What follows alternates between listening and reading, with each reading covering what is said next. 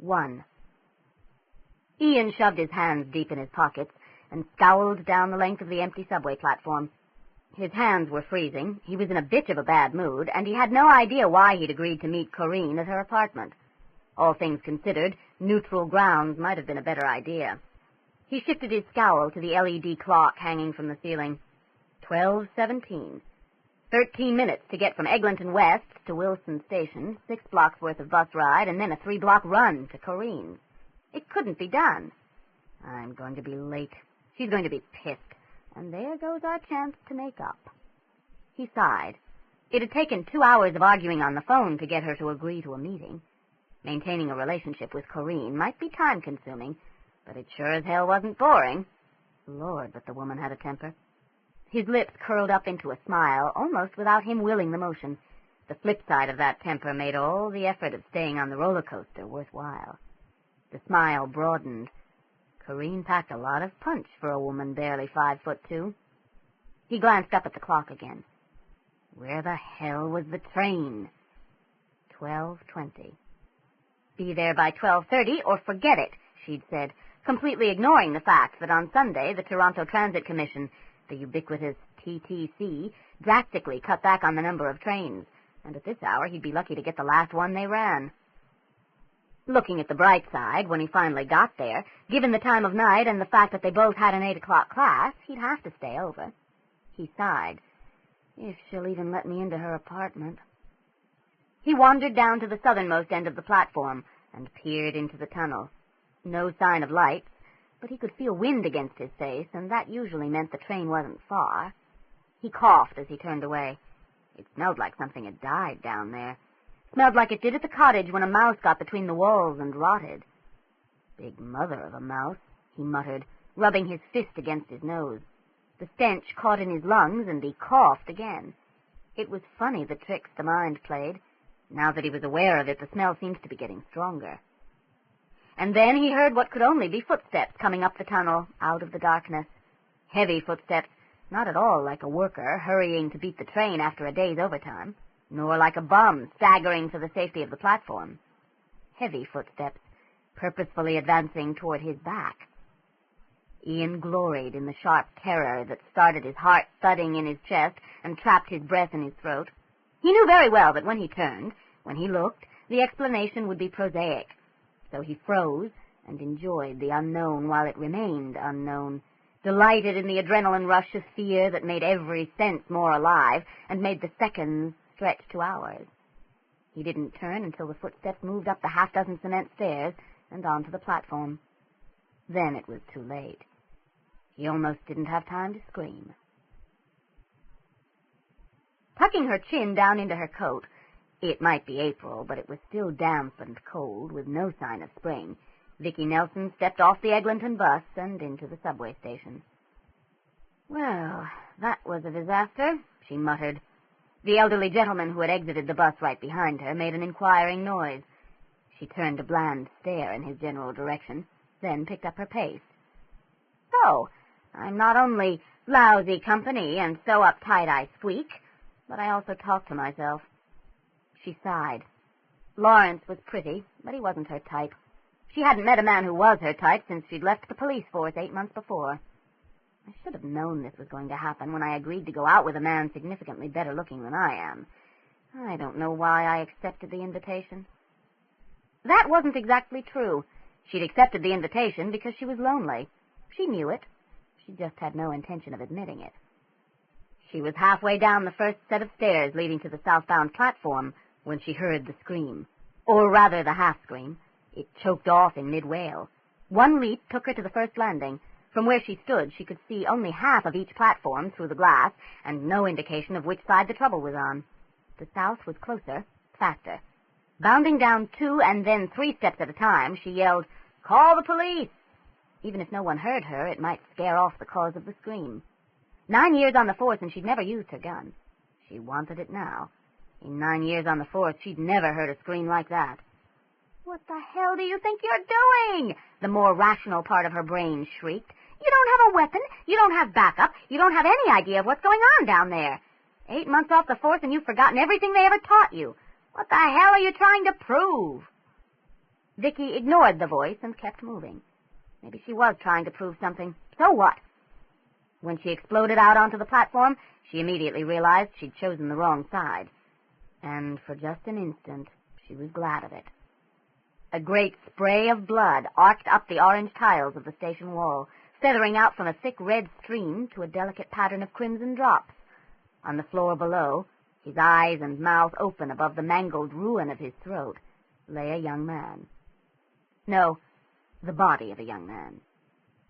The dinner she'd so recently eaten rose to the back of Vicki's throat, but walls built during the investigations of other deaths slammed into place, and she forced it down. The wind in the tunnel began to pick up, and she could hear the northbound train approaching. It sounded close. Sweet Jesus, that's all we need. At 12:35 on a Sunday night, it was entirely possible that the train would be nearly empty, no one would get off, and no one would notice the corpse and the blood-spattered wall down at the southernmost end of the northbound platform. Given the way of the world, however, it was more likely that a group of children and a little old lady with a weak heart would pile out of the last carriage and come face to face with the staring eyes and mutely screaming mouth of a fresh corpse.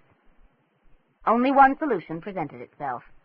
The roar of the train filled the station as, heart pounding and adrenaline singing in her ears, Vicki leapt down onto the southbound tracks. The wooden step over the live rail was too far away, almost centered in the line of concrete pillars, so she jumped, trying not to think of the however many million volts of electricity the thing carried, turning her to charcoal.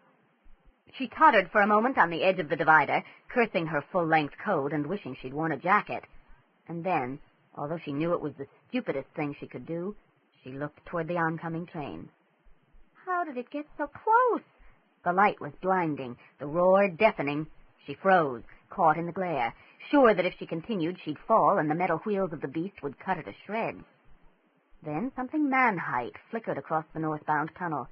She didn't see much, just a billowing shadow, black against the glowing headlight, but it jerked her out of immobility and down onto the track. Cinders crunched under her boots, metal rang, then she had her hands on the edge of the platform and was flinging herself into the air. The world filled with sound and light, and something brushed lightly against her soul. Her hands were sticky, covered with blood, but it wasn't hers, and at the moment that was all that mattered. Before the train stopped, she'd flung her coat over the body and grabbed her ID. The center man stuck his head out. Vicki flipped the leather folder in his direction and barked, "Close the doors, now!" The doors, not quite open, closed. She remembered to breathe again, and when the center man's head reappeared, snapped, "Have the driver get the police on the radio. Tell them it's at 10:33. Never mind what that means." She saw the question coming. "They'll know. And don't forget to tell them where it is." People had done stupider things in emergencies. As he ducked back into the train, she looked down at her card case and sighed, then lifted one gory finger to push her glasses back up her nose. A private investigator's ID meant absolutely nothing in a case like this, but people responded to the appearance of authority, not the particulars. She moved a little farther from the body. Up close, the smell of blood and urine, the front of the boy's jeans was soaked, easily overcame the metallic odors of the subway. A lone face peered out through the window of the closest car. She snarled at it and settled down to wait. Less than 3 minutes later, Vicki heard the faint sound of sirens up on the street. She almost cheered. It had been the longest 3 minutes of her life. She'd spent them thinking, adding together the spray of blood and the position of the body, and not liking the total. Nothing that she knew of could strike a single blow strong enough to tear through flesh like tissue paper and fast enough that the victim had no time to struggle. Nothing. But something had, and it was down in the tunnels. She twisted until she could see into the darkness beyond the end of the train. The hair on the back of her neck rose. What did the shadows hide? She wondered. Her skin crawled, not entirely because of the cold. She'd never considered herself an overly imaginative woman, and she knew the killer had to be long gone. But something lingered in that tunnel. The distinctive slam of police boots against tile brought her around, hands held carefully out from her sides. Police called to a violent murder, finding someone covered in blood standing over the body, could be excused if they jumped to a conclusion or two. The situation got chaotic for a few minutes, but fortunately 4 of the 6 constables had heard of Vicki Nelson, and after apologies had been exchanged all around, they got to work. Mike coat over the body, had the driver call the police, and waited. Vicki watched Police Constable West, scribbling madly in his occurrence book, and hid a grin. She could remember being that young and that intense. Barely. When he looked up, she nodded at the body and asked, "Do you want to see?" No." After a second, he added a little sheepishly, "That is, we shouldn't disturb anything before homicide gets here." Homicide. Vicki's stomach lurched, and her mood nosedived. She'd forgotten she wasn't in charge, forgotten she was nothing more than a witness first on the scene, and that only because she'd done some pretty stupid things to get there. The uniforms had made it seem like old times.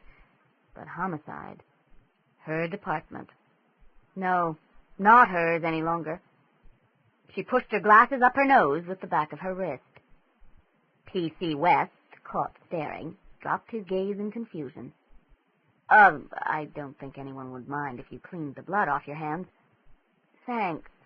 Vicki managed to smile, but ignored the unasked question.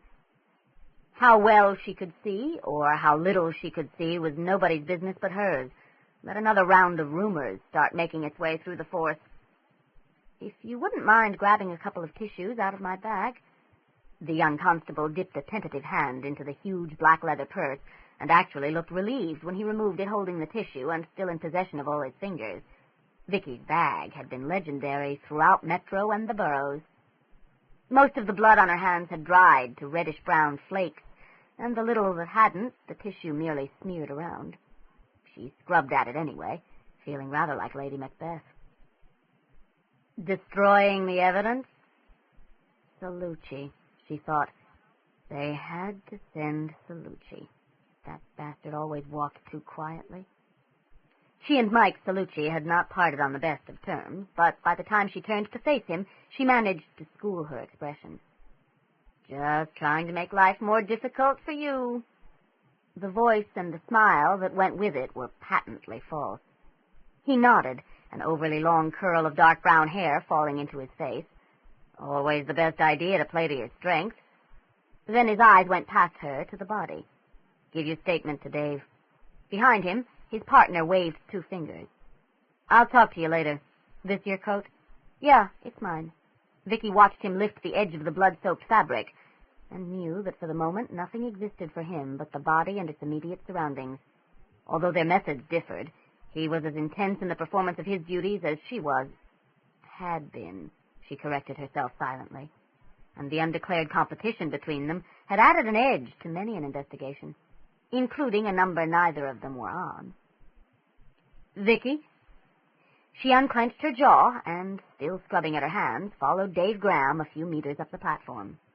Dave, who had been partnered with Mike Celluci for only a month when Vicki left the force, and the final screaming match had occurred, smiled a little self-consciously and said, "How about we just do this by the book?" Vicki released a breath she didn't know she'd been holding. "Sure, that'd be fine." Taking refuge from emotions in police procedure, a worldwide law enforcement tradition. While they talked, the subway train, now empty of passengers, pulled slowly out of the station.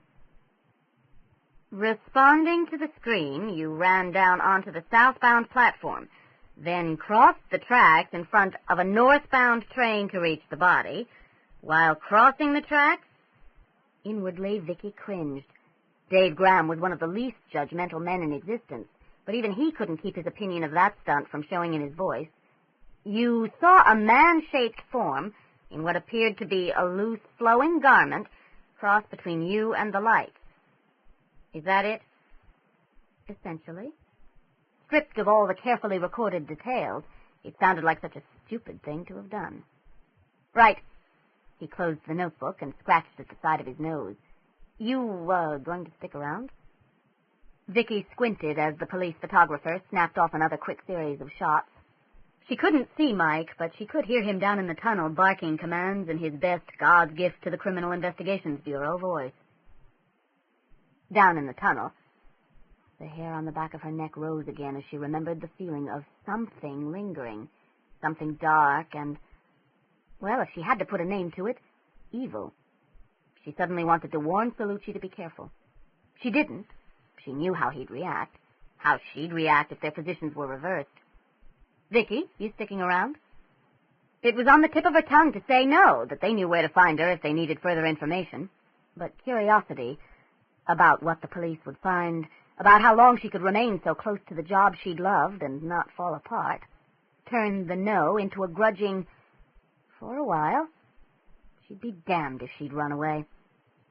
As she watched, Celluci came up the stairs onto the platform and spoke to the ident man, sweeping one arm back along the tracks. The ident man protested that he needed a certain amount of light to do his job, but Celluci cut him off. With a disgusted snort, he picked up his case and headed for the tunnel. Charming as ever, Vicki thought, as Celluci scooped her coat off the floor and made his way toward her, detouring slightly around the coroner's men who were finally zipping the body into its orange plastic bag. "Don't tell me," she called as soon as he was close enough, her voice carefully dry, almost sarcastic, and hopefully showing no indication of the churning emotions that had her gut tied in knots. "The only prints on the scene are mine." There were, of course, a multitude of prints on the scene, none of which had been identified. That was for downtown. But the bloody handprints Vicki had scattered around were obvious. "Dead on, Sherlock." He tossed her the coat, and the blood trail leads into a workman's alcove and stops. Vicki frowned as she reconstructed what had to have happened just before she reached the platform. "You checked the southbound side?" "That's where we lost the trail." His tone added, "Don't teach Grandpa to suck eggs." He held up a hand to forestall the next question. "I had one of the uniforms talk to the old man while Dave was dealing with you, but he's hysterical. He keeps going on about Armageddon. His son-in-law is coming to pick him up, and I'll go see him tomorrow." Vicki shot a glance across the station, where the old man who had followed her off the bus and down the stairs sat talking to a policewoman. Even at a distance, he didn't look good.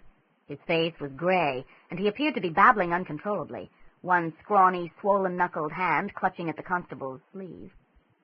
Turning her attention back to her companion, she asked, "What about the subway? You closed it for the night?" "Yeah." Mike waved toward the end of the platform. "I want Jake to dust that alcove." Intermittent flashes of light indicated the photographer was still at work. "It's not the sort of case where we can get in and out in a couple of minutes." He shoved his hands into his overcoat pockets and scowled. Although the way the Transit Commission squawked, you'd think we were shutting it down in rush hour to pick up someone for littering. "What sort of case is it?" Vicki asked, as close as she could get to asking if he, too, felt it, whatever it turned out to be. He shrugged. "You tell me. You seem to have gone to a great deal of trouble to land right in the middle of this." "I was here," she snapped. "Would you have preferred that I ignore it?" "You had no weapon, no backup, no idea of what was going down." Celluci ticked off an identical litany to the one she'd read herself earlier. "You can't have forgotten everything in 8 months. And what would you have done?" She spat through clenched teeth. "I wouldn't have tried to kill myself just to prove I still could." The silence that fell landed like a load of cement blocks, and Vicki gritted her teeth under its weight. Was that what she'd been doing? She looked down at the toes of her boots, then up at Mike. At 5'10", she didn't look up to many men, but Celluci at 6'4" practically made her feel petite. She hated feeling petite. "If we're going to rehash my leaving the force again, I'm out of here." He held up both hands in a gesture of weary surrender. "You're right, as usual. I'm sorry. We're not going to rehash anything." "You brought it up." She sounded hostile. She didn't care. She should have followed her instincts and left the moment she'd given her statement. She had to have been out of her mind, putting herself in this position, staying in Celluci's reach. A muscle in his jaw jumped. "I said I was sorry. Go ahead, be Superwoman if you want to. But maybe," he added, his voice tight, "I don't want to see you get killed. Maybe I'm not willing to toss aside 8 years of friendship." "Friendship?" Vicki felt her eyebrows rise. Celluci drove his hands into his hair, yanking them through the curls, a gesture he used when he was trying very hard to keep his temper. "Maybe I'm not willing to toss aside 4 years of friendship and 4 years of sex because of a stupid disagreement." "Just sex? That's it?" Vicki took the easy way out, ignoring the more loaded topic of their disagreement. A shortage of things to fight about had never been one of their problems. "Well, it wasn't just sex to me, Detective." They were both yelling now. "Did I say it was just sex?" He spread his arms wide, his voice booming off the tiled walls of the subway station. It was great sex, okay? It was terrific sex. It was... What? T.C. West, his fair skin deeply crimson, jumped. You're blocking the body, he stammered. Growling an inaudible curse, Celluci jerked back against the wall. As the gurney rolled by, the contents of the fluorescent orange bag lolling a little from side to side, Vicki curled her hands into fists and contemplated planting one right on Mike Celluci's classically handsome nose. Why did she let him affect her like this? He had a definite knack for poking through carefully constructed shields and stirring up emotions she thought she had under control. Damn him anyway. It didn't help that this time he was right. A corner of her mouth twitched up. At least they were talking again. When the gurney had passed, she straightened her fingers, laid her hand on Celluci's arm, and said, "Next time I'll do it by the book." It was as close to an apology as she was able to make, and he knew it. Why start now? He sighed. Look, about leaving the force. You're not blind, Vicki. You could have stayed. Celluci. She ground his name through clenched teeth. He always pushed it just that one comment too far. Never mind. He reached out and pushed her glasses up her nose. Want a lift downtown? She glanced down at her ruined coat. Why not? As they followed the gurney up the stairs, he punched her lightly on the arm. Nice fighting with you again. She surrendered. The last 8 months had been a punitive victory at best, and grinned. I missed you, too. The Monday papers had the murder spread across page 1. The tabloid even had a color photograph of the gurney being rolled out of the station, the body bag an obscene splotch of color amid the dark blues and grays. Vicki tossed the paper onto the growing to-be-recycled pile to the left of her desk and chewed on a thumbnail. Celluci's theory, which he'd grudgingly passed on while they drove downtown, involved PCPs and some sort of strap-on claws. Like that guy in the movie. That was a glove with razor blades, Celluci. Whatever. Vicki didn't buy it, and she knew Mike didn't really either. It was just the best model he could come up with until he had more facts. His final answer often bore no resemblance to the theory he'd started with. He just hated working from zero. She preferred to let the facts fall into the void and see what they piled up to look like. Trouble was, this time they just kept right on falling. She needed more facts. Her hand was halfway to the phone before she remembered and pulled it back. This had nothing to do with her any longer. She'd given her statement, and that was as far as her involvement went. She took off her glasses and scrubbed at one lens with a fold of her sweatshirt. The edges of her world blurred until it looked as if she were staring down a foggy tunnel. A wide tunnel, more than adequate for day-to-day living. So far, she'd lost about a third of her peripheral vision. So far. It could only get worse. The glasses corrected only the nearsightedness. Nothing could correct the rest. Okay, this one's Celluci's. Fine. I have a job of my own to do, she told herself firmly. One I can do. One she'd better do. Her savings wouldn't last forever, and so far her caseload had been embarrassingly light, her vision forcing her to turn down more than one potential client. Teeth gritted, she pulled the massive Toronto white pages onto her lap. With luck, the F. Chan she was looking for, inheritor of a tidy sum of money from a dead uncle in Hong Kong, would be one of the 26 listed. If not, there were over 3 full pages of Chan's, 16 columns, approximately 1,856 names, and she'd bet at least half of those would have a foo in the family. Mike Celluci would be looking for a killer right now. She pushed the thought away. You couldn't be a cop if you couldn't see. She'd made her bed. She'd lie in it. Terry Neal sagged against the elevator wall, took a number of deep breaths, and when she thought she'd dredged up a sufficient amount of energy, raised her arm just enough so she could see her watch. 12:17, she moaned. Where the hell has Monday gone? And what's the point in going home? I've got to be back here in 8 hours. She felt the weight of the pager against her hip and added a silent prayer that she would actually get the full 8 hours. The company had received its pound of flesh already today. The damned beeper had gone off as she'd slid into her car back at 4:20. So maybe, just maybe, they'd leave her alone tonight. The elevator door hissed open, and she dragged herself forward into the underground garage. Leaving the office, she murmured, "Take 2. Squinting a little under the glare of the fluorescent lights, she started across the almost empty garage, her shadow dancing around her like a demented marionette. She'd always hated the cold, hard light of the fluorescents. The world looked decidedly unfriendly, thrown into such sharp-edged relief. And tonight, she shook her head. Lack of sleep made her think crazy things.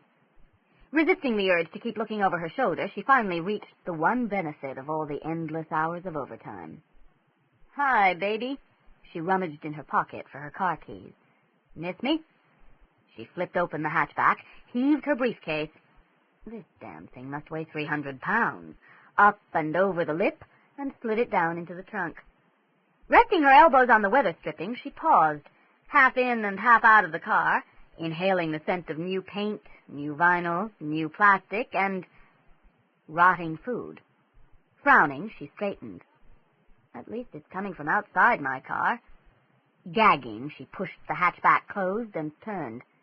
Let security worry about the smell tomorrow. All she wanted to do was get home. It took a moment for her to realize she wasn't going to make it. By the time the scream reached her throat had been torn away, and the scream became a gurgle as her severed trachea filled with blood. The last thing she saw as her head fell back was the lines of red dribbling darkly down the sides of her new car. The last thing she heard was the insistent beep, beep, beep of her pager. And the last thing she felt was a mouth against the ruin of her throat. On Tuesday morning, the front page of the tabloid screamed, "Slasher strikes again!" A photograph of the coach of the Toronto Maple Leafs stared out from under it, the cut line asking, not for the first time that season, if he should be fired, the Leafs being once again at the very bottom of the worst division in the league. It was a kind of strange layout at which the paper excelled. "Fire the owner," Vicki muttered, shoving her glasses up her nose and peering at the tiny print under the headline. Story page 2, it said. And on page 2, complete with a photo of the underground garage and a hysterical account by the woman who had found the body, was a description of a mutilated corpse that exactly matched the one Vicki had found in the Eglinton West station. Damn. Homicide investigator Michael Celluci, the story continued, says there is little doubt in his mind that this is not a copycat case, and whoever killed Perry Neal also killed Ian Reddick on Sunday night. Vicki strongly suspected that was not at all what Mike had said, although it might have been the information he imparted. Mike seldom found it necessary to cooperate with or even hide his distaste for the press, and he was never that polite. She read over the details again, and a nameless fear ran icy fingers down her spine. She remembered the lingering presence she'd felt, and knew this wouldn't be the end of the killing. She'd dialed the phone almost before she came to a conscious decision to call. "Mike Celluci, please." "What?" No message." And what was I going to tell him, she wondered as she hung up, that I have a hunch this is only the beginning? He'd love that. Tossing the tabloid aside, Vicki pulled the other city paper toward her. On page 4, it ran much the same story, minus about half the adjectives and most of the hysteria. Neither paper had mentioned that ripping a throat out with a single blow was pretty much impossible. If I could only remember what was missing from that body. She sighed and rubbed at her eyes. Meanwhile, she had 5 Fu-chans to visit. There was something moving in the pit. Deverne Jones leaned against the wire fence and breathed beer fumes into the darkness, wondering what he should do about it. It was his pit, his first as foreman. They'd be starting the frames in the morning, so that when spring finally arrived, they'd be ready to pour the concrete. He peered around the black lumps of machinery. And there was something down there, in his pit. Briefly, he wished he hadn't decided to swing by the site on his way home from the bar. It was after midnight, and the shape he'd seen over by the far wall was probably just some poor wino looking for a warm place to curl up where the cops would leave him alone. The crew could toss the bum out in the morning, no harm done. Except they had a lot of expensive equipment down there, and it might be something more. Damn. He dug out his keys and walked over to the gate. The padlock hung open. In the damp and the cold, it sometimes didn't catch, but he'd been the last man out of the pit, and he'd checked it before he left. Hadn't he? Damn again. It had just become a very good thing he'd stopped by. Hinges screaming in protest, the gate swung open. Deverne waited for a moment at the top of the ramp to see if the sound flushed his quarry. Nothing. A belly full of beer and you're a hero, he thought, just sober enough to realize he could be walking into trouble and just drunk enough to not really care. Halfway down into the pit, his eyes growing accustomed to the darkness, he saw it again. Man-shaped, moving too quickly to be a wino, it disappeared behind one of the dozers.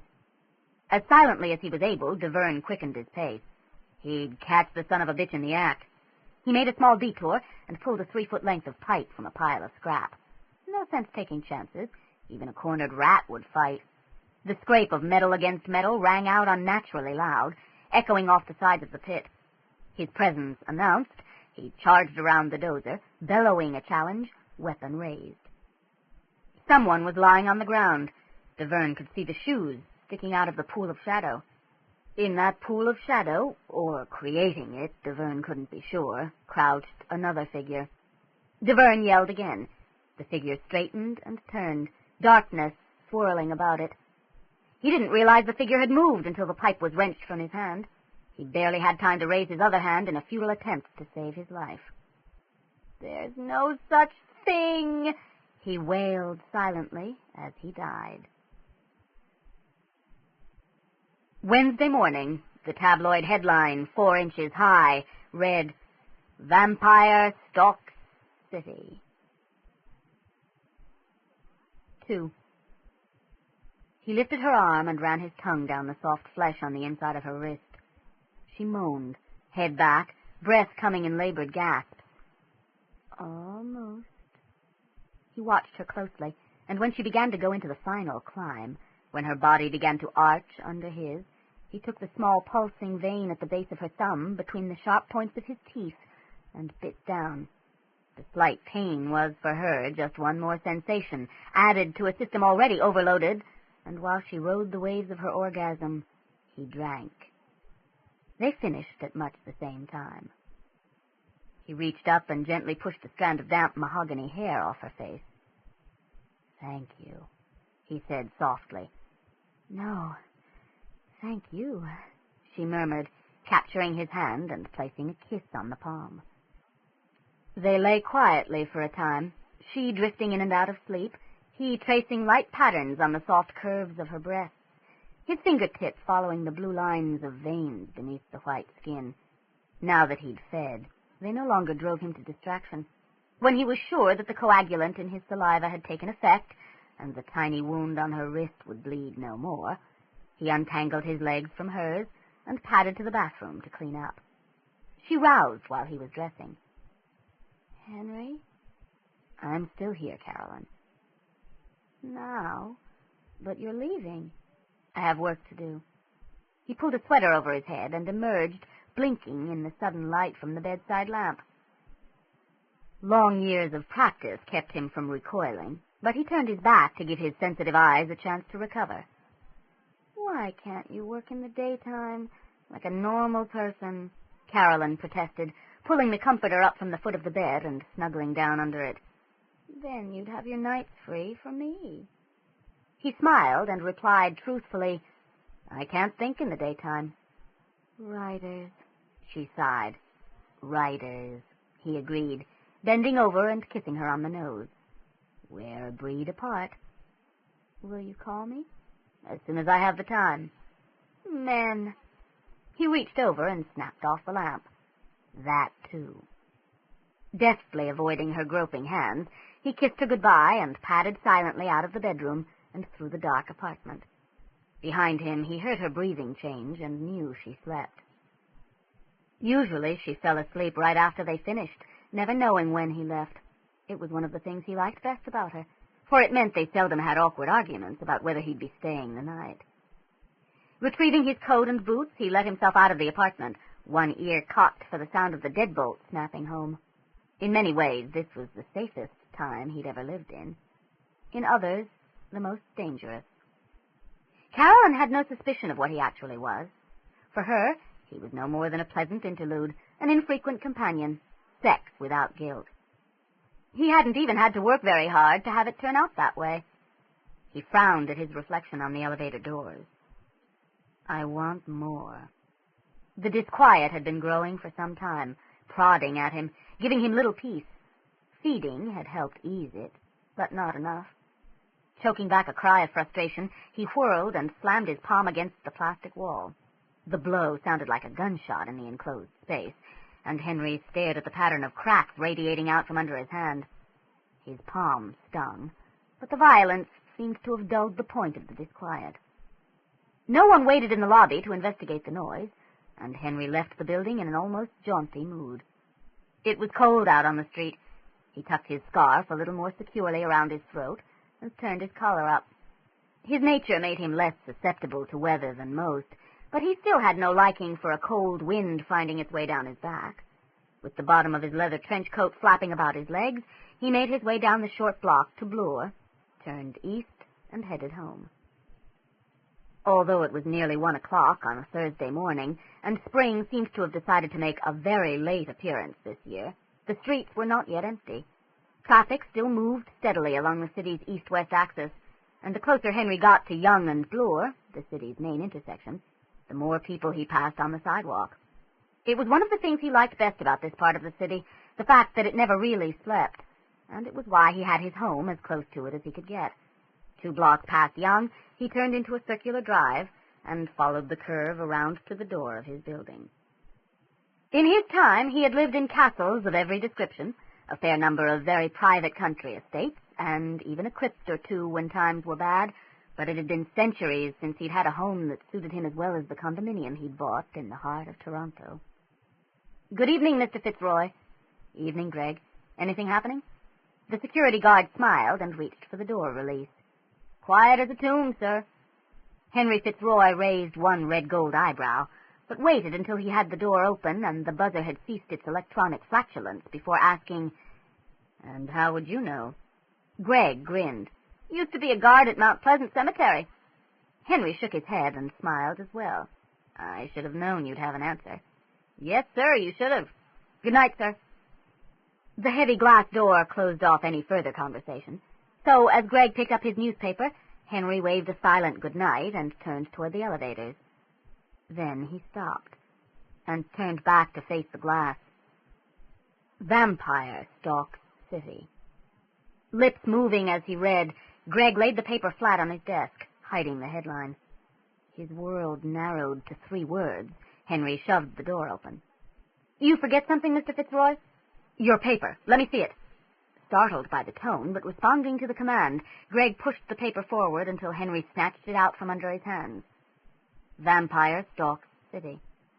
Slowly, making no sudden movements, Greg slid his chair back, putting as much distance as possible between himself and the man on the other side of the desk. He wasn't sure why, but in 63 years and 2 wars, he'd never seen an expression like the one Henry Fitzroy now wore. And he hoped he'd never see it again, for the anger was more than human anger, and the terror it invoked more than human spirit could stand. Please, God, don't let him turn it on me. The minutes stretched, and paper tore under tightening fingers. Mr. Fitzroy? Hazel eyes, like frozen smoke, lifted from their reading. Held by their intensity, the trembling security guard had to swallow once, twice, before he could finish. You can, keep the paper. The fear in Greg's voice penetrated through the rage. There was danger in fear. Henry found the carefully constructed civilized veneer that he wore over the predator and forced it back on. I hate this kind of sensationalism. He slapped the paper down on the desk. Greg jumped, and his chair hit the back wall. ending retreat. This playing on the fears of the public is irresponsible journalism. Henry sighed and covered the anger with a patina of weary annoyance. 450 years of practice made the false face believable, regardless of how uncomfortable the fit had grown lately. They make us all look bad. Greg sighed in turn and wiped damp palms on his thighs, snatching at the explanation. I guess writers are kind of sensitive about that, he offered. Some of us, Henry agreed. You sure about the paper? That I can keep it? No problem, Mr. Fitzroy. I checked the hockey scores first thing. His mind had already begun to dull what he had seen, adding rationalizations that made it possible, that made it bearable. But he didn't slide his chair back to the desk until the elevator door had closed and the indicator light had begun to climb. Muscles knotted with the effort of standing still, Henry concentrated on breathing, on controlling the rage rather than allowing it to control him. In this age, his kind survived by blending in, and he'd made a potentially fatal mistake by letting his reaction to the headline show. Allowing his true nature to emerge in the privacy of an empty elevator could do little harm, but doing so before a mortal witness was quite another matter. Not that he expected Greg to suddenly start pointing his finger and screaming vampire. Helping to dampen the rage was the guilt he felt at terrifying the old man. He liked Greg. In this world of equality and democracy, it was good to meet a man willing to serve. The attitude reminded him of the men who'd worked on the estate when he was a boy and took him back, for a little while at least, to a simpler time. Barriers firmly in place, he got off the elevator at the 14th floor, holding the door so Mrs. Hughes and her mastiff could get on. The big dog walked past him, stiff-legged, the hairs on the back of his neck up, and a growl rumbling deep in his throat. As always, Mrs. Hughes made apologetic sounds. I really don't understand this, Mr. Fitzroy. Owen is usually such a sweet dog. He never... Owen! The mastiff, trembling with the desire to attack, settled for maneuvering his huge body between his owner and the man in the door, putting as much distance as possible between her and the perceived threat. Don't worry about it, Mrs. Hughes. Henry removed his hand, and the door began to slide closed. You can't expect Owen to like everybody. Just before the door shut completely, he smiled down at the dog. The mastiff recognized the baring of teeth for what it was, and lunged. Henry managed a slightly more honest smile as the frantic barks faded down toward the lobby.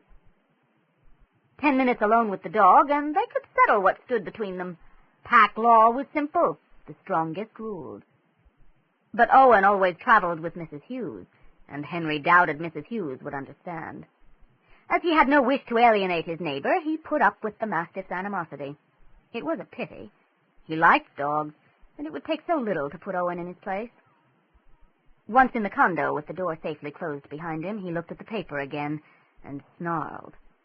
Vampire stalks city. The bodies of Terry Neal and Deverne Jones had been found drained of blood. The headline appeared to be accurate, and he knew he wasn't doing it. With a sudden snap of his wrist, he flung the paper across the room and took a minor satisfaction in watching the pages flutter to the floor like wounded birds. Damn, damn, damn! Crossing to the window, he shrugged out of his coat and tossed it on the couch, then yanked back the curtains that blocked the city from view. Vampires were a solitary breed, not seeking each other out, nor keeping track of where their brothers and sisters roamed. Although he suspected he shared his territory with others of his kind, there could be a score, moving, living, feeding among the patterns of light and shadow that made up the night, and Henry would be no more aware of it than the people they moved among. And worse, if the killer was a vampire, it was a child, one of the newly changed, for only the newly changed needed blood in such amounts and would kill with such brutal abandon. Not one of mine, he said to the night, his forehead resting against the cool glass. It was as much a prayer as a statement. Every one of his kind feared that they would turn loose just such a monster, an accidental child, an accidental change. But he'd been careful, never feeding again until the blood had had a chance to renew, never taking the risk that his blood could be passed back. He would have a child someday, but it would change by choice, as he had done, and he would be there to guide it, to keep it safe. No, not one of his. But he could not let it continue to terrorize the city. Fear had not changed over the centuries, nor had people's reactions to it, and a terrorized city could quickly bring out the torches and sharpened stakes, or the 20th century laboratory equivalent. And I no more want to be strapped to a table for the rest of my life than to have my head removed and my mouth stuffed with garlic, he told the night. He would have to find the child, before the police did, and their answer raised more questions than it solved. Find the child and destroy it, for without a blood bond he could not control it. And then, he raised his head and bared his teeth, I will find the parent. Morning, Mrs. Coppolos.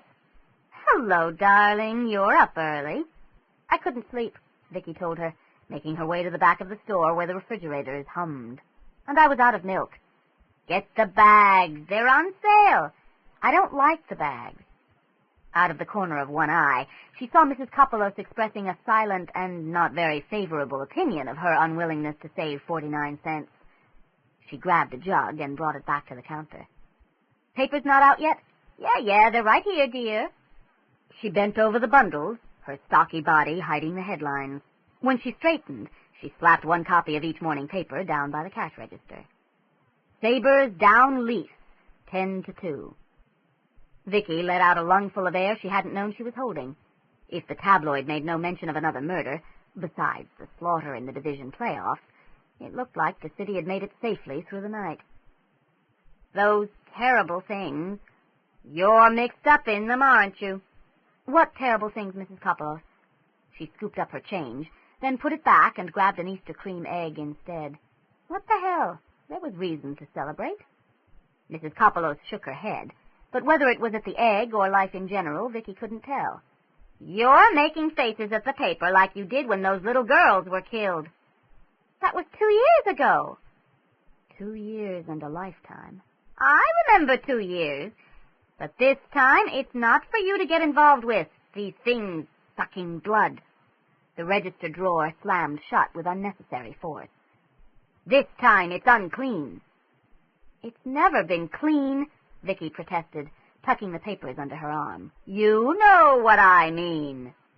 The tone left no room for argument. Yeah, I know what you mean.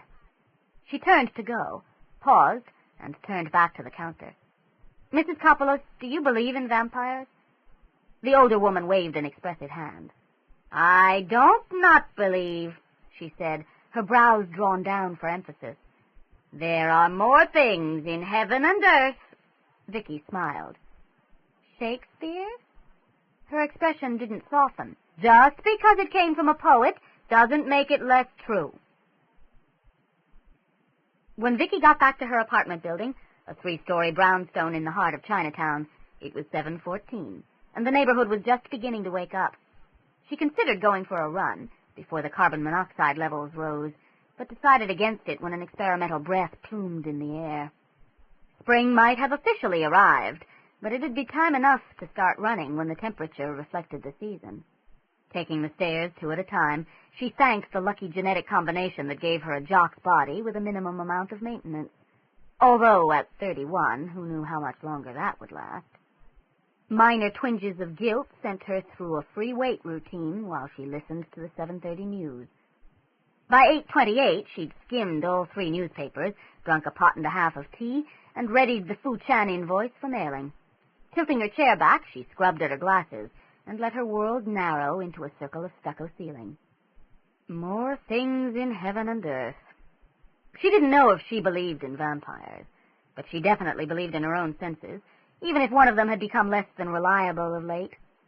Something strange had been down that tunnel, and nothing human could have struck that blow. A phrase from Wednesday's newspaper article kept running through her head. A source in the coroner's office reports that the bodies of Terry Neal and Deverne Jones had been drained of blood. She knew it was none of her business. Brandon Singh had always been at his desk at the coroner's office every morning at 8:30. He had a cup of tea and a bagel and was, until about 8:45, perfectly approachable. Although she no longer had any sort of an official position to call from, coroners were government appointments, And she was still a taxpayer. She reached for her address book. Hell, after Celluci, how bad could it be? Dr. Singh, please. Yes, I'll hold. Why do they ask? Vicki wondered, shoving at her glasses with her free hand. It's not like you have a choice. Dr. Singh here? Brandon, it's Vicki Nelson. His weighty Oxford accent, his telephone voice, lightened. Victoria, good to hear from you. Been keeping busy since you left the force? Pretty busy, she admitted, swinging her feet up on a corner of the desk. Dr. Brandon Singh was the only person since the death of her maternal grandmother back in the 70s to call her Victoria. She'd never been able to decide whether it was old-world charm or sheer perversity, as he knew full well how much she disliked hearing her full name. I've started my own investigations company. I had heard a rumor to that effect, yes. But rumor... In her mind's eye, Vicki could see his long surgeon's hands cutting through the air. Rumor also had you stone blind and selling pencils on a street corner. Not quite. Anger leached the life from her voice. Brandon's voice warmed in contrast. Victoria, I am sorry. You know I'm not a tactful man, never had much chance to develop a bedside manner. It was an old joke, going back to their first meeting over the autopsy of a well-known drug pusher. Now then.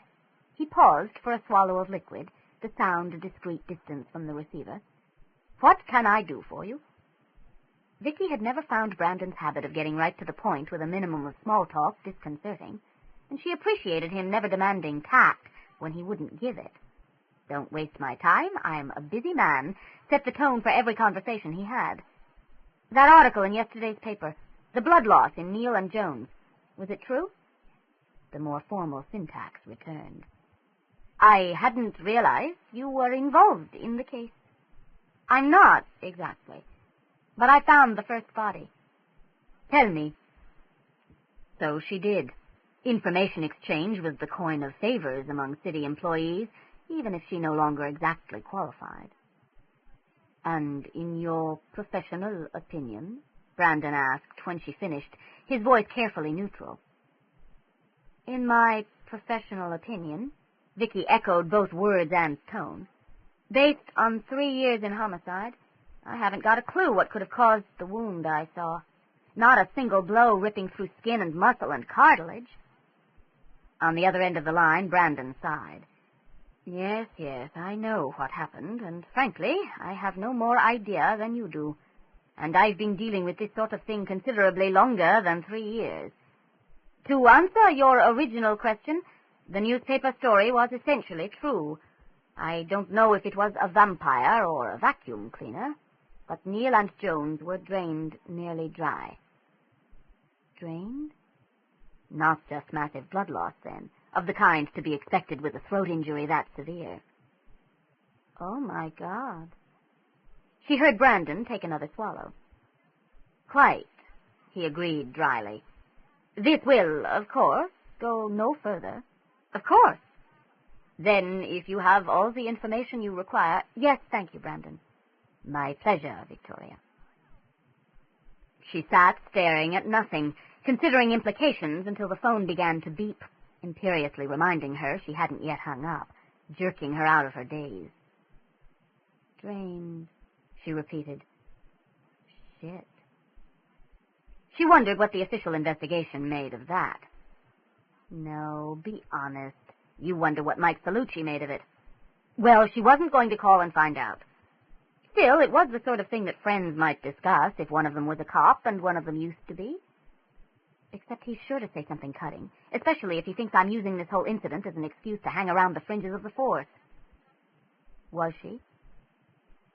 She thought about it while she listened to the 3-year-old upstairs running back and forth across the living room. It was a soothing, all-is-right with the universe kind of sound, and she used its staccato beat to keep her thoughts moving, to keep her from bogging down in the self-pity that had blurred a good part of the last 8 months. No, she decided at last. She was not using these deaths as a way of trying to grab on to some of what she'd had to give up. She was curious, plain and simple. Curious the way anyone would be in a similar circumstance, the difference being that she had a way to satisfy her curiosity. And if Celluci doesn't understand that, she muttered as she dialed, he can fold it sideways and stick it up his... Good morning. Mike Celluci, please. Yes, I'll hold. Someday, she tucked the phone under her chin and tried to peel the paper off a very old lifesaver. I'm going to say no. I won't hold, and send somebody's secretary into strong hysterics. Celluci. Morning. It's Vicki. Yeah. So? He definitely didn't sound thrilled. You complicating my life with another body, or is this a social call at... Vicki checked her watch during the pause while Celluci checked his. 9:02. 8:58. He ignored her. On a Thursday morning. No body, Celluci. I just wondered what you'd come up with so far. That's police information, Vicki, and in case you've forgotten, you're not a cop anymore. The crack hurt, but not as much as she expected. Well, two could play at that game. Come to a dead end, eh? A full stop? She flipped over pages of the newspaper loud enough for him to hear the unmistakable rustle. Paper seems to have come up with an answer. Shaking her head, she held the receiver away from her ear in order not to be deafened by a forcefully expressed opinion of certain reporters, their ancestors and their descendants. She grinned. She was definitely enjoying this. Nice try, Mike, but I called the coroner's office and that report was essentially correct. Well, why don't I just read my report to you over the phone? Or I could send someone over with a copy of the file, and no doubt you and your Nancy Drew detective kit can solve the case by lunch. Why don't we discuss this like intelligent human beings over dinner? Over dinner? Good God, was that my mouth? Dinner? Oh, well, in for a penny, in for a pound, as Granny used to say. Yeah, dinner, you know, where you sit down in the evening and stuff food in your mouth. Oh, dinner. Why didn't you say so? Dickie could hear the smile in his voice, and her mouth curved up in answer. Mike Celluci was the only man she'd ever met whose moods changed as quickly as hers. Maybe that was why... You buying? He was also basically a cheap bastard. Why not? I'll deduct it as a business expense. Consulting with the city's finest. He snorted. Took you long enough to remember that. I'll be by about 7. I'll be here. She hung up, pushed her glasses up her nose, and wondered just what she thought she was doing. It had seemed while they talked... All right, while we indulged in the verbal sparring that serves us for conversation. Almost like the last 8 months and the fights before hadn't happened. Or maybe it was just that their friendship was strong enough to pick up intact from where it had been dropped. Or maybe, just maybe, she'd managed to get a grip on her life. And I hope I haven't bitten off more than I can chew, she muttered to the empty apartment. 3. Stumbling to the right to avoid annihilation by a loaded backpack, Norman Birdwell careened into a stocky young man in a leather York University jacket and found himself back in the corridor outside the lecture hall. Shifting his grip on the plastic handle of his attaché, he squared his narrow shoulders and tried again. He often thought that exiting students should be forced to move in orderly rows through the left side of the double doors so that students arriving early for the next class could enter unopposed through the right. By sliding sideways between two young women who, oblivious to Norman's presence, continued discussing the sexist unfairness of birth control and blow-dryers, he made it into the room and headed for his seat. Norman liked to arrive early so he could sit in the exact center of the third row, his lucky seat ever since he'd written a perfect first-year calculus paper in the spot. He was taking this evening sociology class because he'd overheard two jocks in the cafeteria mention it was a great way to meet girls. So far, he wasn't having much luck. Straightening his new leather tie, he wondered if perhaps he should ask for a jacket. As he slid into his seat, his attaché jammed between two chairbacks in the second row and jerked out of his hand. Bending to free it, his mechanical pencil slid free of his pocket protector and rolled back into the darkness. Oh, fuck, he muttered, dropping to his knees. He'd been experimenting with profanity lately, hoping it would make him sound more macho. There'd been no noticeable success.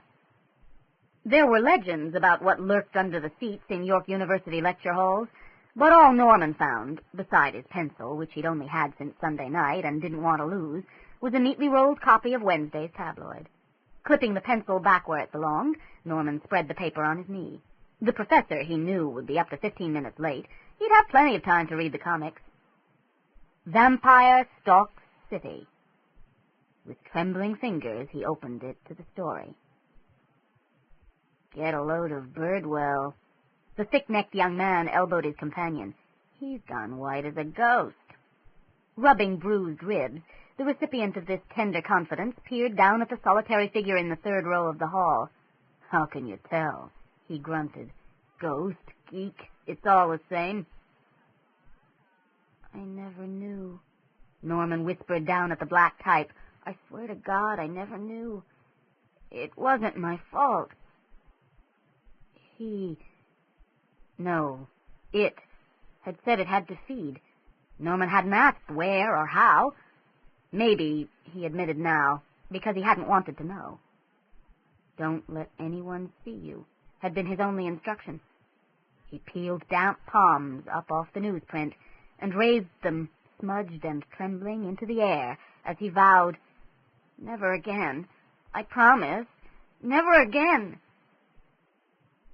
The gong sounded for another order of Peking duck, and while it reverberated through the restaurant, a mellow undertone to the conversations occurring in at least 3 different languages, Vicki raised a spoonful of hot and sour soup to her lips and stared speculatively at Mike Celluci. He'd been almost charming for this, the first half-hour of the evening, and she'd had about as much of it as she could take. She swallowed and gave him her best, "Don't give me any bullshit, buddy, I'm on to you," smile. So, still holding tight to that ridiculous angel dust and Freddy Krueger claws theory? Celluci glanced down at his watch.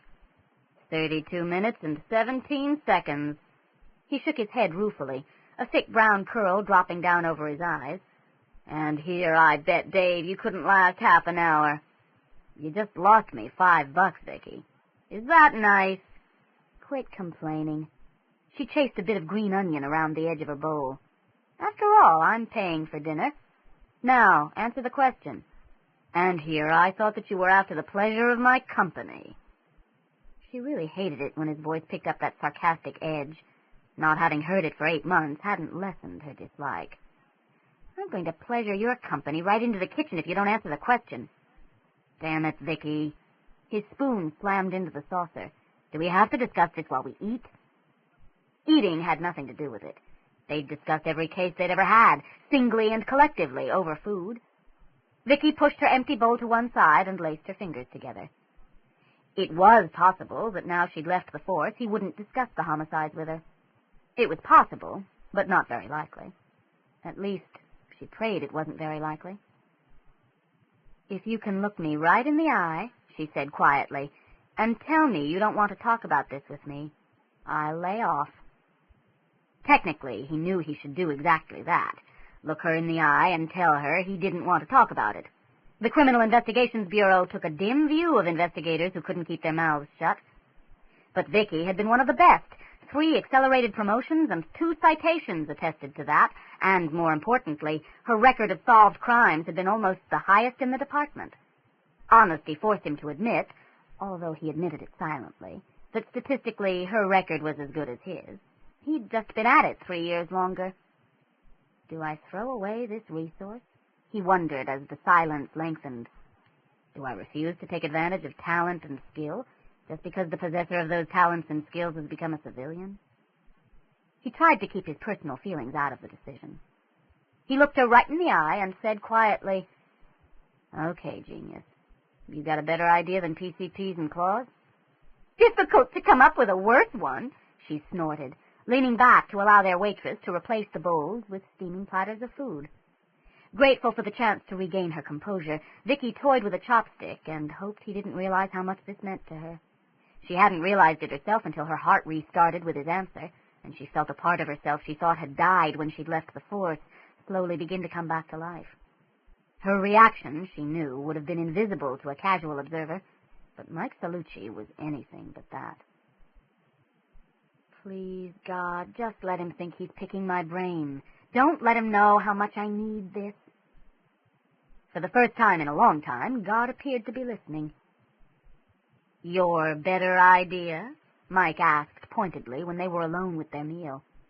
If he'd noticed her relief, he gave no sign, and that was good enough for Vicki. "It's a little hard to hypothesize without all the information," she prodded. He smiled, and she understood, not for the first time, why witnesses of either gender were willing to spill their guts to this man. "Hypothesize. Big word. You've been doing crossword puzzles again." "Yeah, between tracking down international jewel thieves. Spill it, Celluci." If anything, there had been fewer clues at the second scene than at the first. No prints, save the victims, no trail, no one who saw the killer enter or exit the underground garage. And the scene was hours old by the time we arrived. "You said the trail at the subway led into a workman's alcove?" He nodded, scowling at a snow pea. "Blood all over the back wall. The trail led into the alcove, but nothing led out." "Behind the back wall?" "You thinking of secret passageway?" A little sheepishly, she nodded. "All things considered, that would be an answer I could live with." He shook his head, and the curl dropped forward again. "Nothing but dirt. We checked." Although Deverne Jones had been found with a scrap of torn leather clutched in his fist, dirt was pretty much all they'd found at the third site. Dirt and a derelict that babbled about the apocalypse. Wait a minute. Vicki frowned in concentration, then shoved her disturbed glasses back up her nose. Didn't the old man at the subway say something about the apocalypse? Nope. Armageddon. Same thing. Celluci sighed with exaggerated force. "You trying to tell me that it's not one guy, it's 4 guys on horses? Thanks, you've been a lot of help." "I suppose you've checked for some connection between the victims? Something to hang a motive on?" "Motive!" He slapped his forehead with the heel of his hand. "Now, why didn't I think of that?" Vicki stabbed at a mushroom and muttered, "Smart ass." No connections, no discernible motive. We're still looking." He shrugged, a succinct opinion of what the search would turn up. "Cults?" "Vicki, I've talked to more weirdos and space cases in the last few days than I have in the last few years." He grinned. Present company excepted, of course. They were almost back to her apartment, her hand tucked in the crook of his arm to guide her through the darkness, when she asked, "Have you considered that there might be something in this vampire theory?" She dug her heels in at his shout of laughter. "I'm serious, Celluci." "No, I'm serious, Celluci. You're out of your mind." He dragged her back into step beside him. "Vampires don't exist." "You're sure of that?" "There are more things don't," he warned. "Start quoting Shakespeare at me." "I've had the line quoted at me so often lately, I'm beginning to think police brutality is a damned good idea." They turned up the path to Vicki's building. "You've got to admit that a vampire fits all the parameters." Vicki no more believed it was a vampire than Celluci did, but it had always been so easy to rattle his cage. He snorted. "Right. Something's wandering around the city in a tuxedo muttering, 'I want to drink your blood.' You got a better suspect?" "Yeah, a big guy on PCPs with clip-on claws." "You're not back to that stupid theory again." "Stupid? Yeah, stupid. You wouldn't recognize a logical progression of facts if they bit you on the butt. At least I'm not so caught up in my own cleverness that I'm blind to outside possibilities." "Outside possibilities? You have no idea of what's going on. Neither do you." They stood and panted at each other for a few seconds. Then Vicki shoved her glasses up her nose and dug for her keys. "You staying the night?" It sounded like a challenge. "Yeah, I am." So did the response. Some time later, Vicki shifted to reach a particularly sensitive area and decided as she got the anticipated inarticulate response that there were times when you really didn't need to see what you were doing, and night blindness mattered not in the least. Captain Raymond Roxborough looked down at the lithe and cowering form of his cabin boy and wondered how he could have been so blind. Granted, he had thought young Smith very pretty, what with his tousled blue-black curls and his sapphire eyes, but never for a moment had he suspected that the boy was not a boy at all. Although the captain had to admit it was a neat solution to the somewhat distressing feelings he'd been having lately. "I suppose you have an explanation for this?" he drawled, leaning back against his cabin door and crossing sun-bronzed arms across his muscular chest. The young lady, girl really, for she could have been no more than 17, clutched her cotton shirt to the white swell of bosom that had betrayed her, and with the other hand pushed damp curls, the other legacy of her interrupted wash, off her face. "I needed to get to Jamaica," she said proudly, although her low voice held the trace of a quaver. "And this was the only way I could think of." "You could have paid for your passage," the captain suggested dryly, his gaze traveling appreciatively along the delicate curve of her shoulders. "I had nothing to pay with." He straightened and stepped forward, smiling. "I think you underestimate your charms." "Come on, Smith, kick him right in his windswept desire." Henry Fitzroy leaned back in his chair and rubbed at his temples. Just how much of a shit did he want the captain to be? Should the hero's better nature overcome his wanton lust? Or did he even have a better nature? And how much of a hero would he be without one? "And frankly, my dear," he sighed, "I don't give a damn." He saved the night's work, then shut down the system. Usually he enjoyed the opening chapters of a new book, getting to know the characters, warping them to fit the demands of the plot. But this time, rolling his chair back from the desk, he stared out his office window at the sleeping city. Somewhere out there, hidden by the darkness, a hunter stalked. Blinded, maddened, driven by bloodlust and hunger. He'd sworn to stop it, but he hadn't the slightest idea how to start. How could the location of random slaughter be anticipated? With another sigh, he stood. There'd been 24 hours without a death. Maybe the problem had taken care of itself. He grabbed his coat and headed out of the apartment. The morning paper should be out by now. I'll grab one and... Waiting for the elevator, he checked his watch. 6:10. It was much later than he'd thought. And trust I can make it back inside without igniting. Sunrise was around 6:30, if he remembered correctly. He wouldn't have much time, but he had to know if there had been another killing, if the load of completely irrational guilt he carried for not finding and stopping the child had gotten any heavier. The national paper had a box just outside his building. The headline concerned a speech the Prime Minister had just made in the Philippines about North-South relations. "And I bet he works on the South until at least mid-May," Henry said, drawing his leather trench coat tighter around his throat as a cold wind swept around the building and pulled tears from his eyes. The tabloid's closest box was down the block and across the street. There wasn't really any need to look for the other local paper. Henry had every face in the tabloid's headline. He waited at the light while the opening volley of the morning rush hour laid a nearly solid line of moving steel along Bloor Street, then crossed, digging for change. Leafs lose big.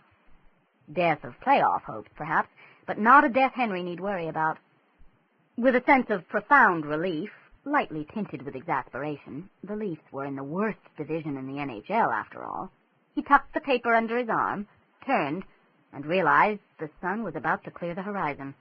He could feel it trembling on the edge of the world, and it took all his strength not to panic. The elevator, the red light, the headlines, all had taken more time than he had. How had he allowed this to happen after more than 450 years of racing the sun to safety was not important now. Regaining the sanctuary of his apartment was the only thing that mattered. He could feel the heat of the sun on the edges of his consciousness. Not a physical presence, not yet, although that and the burning would come soon enough, but an awareness of the threat, of how close he stood to death. The light he needed was red again, a small mocking sun in a box. The pounding of his heart counting off the seconds, Henry flung himself onto the street. Brakes squealed, and the fender of a wildly swerving van brushed against his thigh like a caress. He ignored the sudden pain and the driver's curses, slammed his palm against the hood of a car almost small enough to leap, and dove through a space barely a prayer wider than his twisting body. The sky turned gray, then pink, then gold. Leather soles slamming against the pavement, Henry raced along shadow, knowing that fire devoured it behind him and lapped at his heels. Terror fought with the lethargy that daylight wrapped around his kind, and terror won. He reached the smoked glass door to his building seconds before the sun. It touched only the back of one hand, too slowly snatched to safety. Cradling the blistered hand against his chest, Henry used the pain to goad himself toward the elevator. Although the diffused light could no longer burn, he was still in danger. "You all right, Mr. Fitzroy?" The guard frowned with concern as he buzzed open the inner door. Unable to focus, Henry forced his head around to where he knew the guard would be. "Migraine," he whispered, and lurched forward. The purely artificial light in the elevator revived him a little, and he managed to walk down the corridor, dragging only a part of his weight along the wall. He feared for a moment that the keys were beyond his remaining dexterity, but somehow he got the heavy door open, closed, and locked behind him. Here was safety. Safety. That word alone carried him into the shelter of the bedroom, where thick blinds denied the sun. He swayed, sighed, and finally let go, collapsing across the bed and allowing the day to claim him. "Vicki, please!" Vicki frowned. A visit to the ophthalmologist never put her in what could be called a good mood, and all this right eye, left eye focusing was giving her a major headache. "What?" she growled through gritted teeth, only incidentally a result of the chin rest. "You're looking directly at the test target. So?" Dr. Anderson hid a sigh, and, with patience developed during the raising of 2 children, explained, not for the first time, her tone non-committal and vaguely soothing.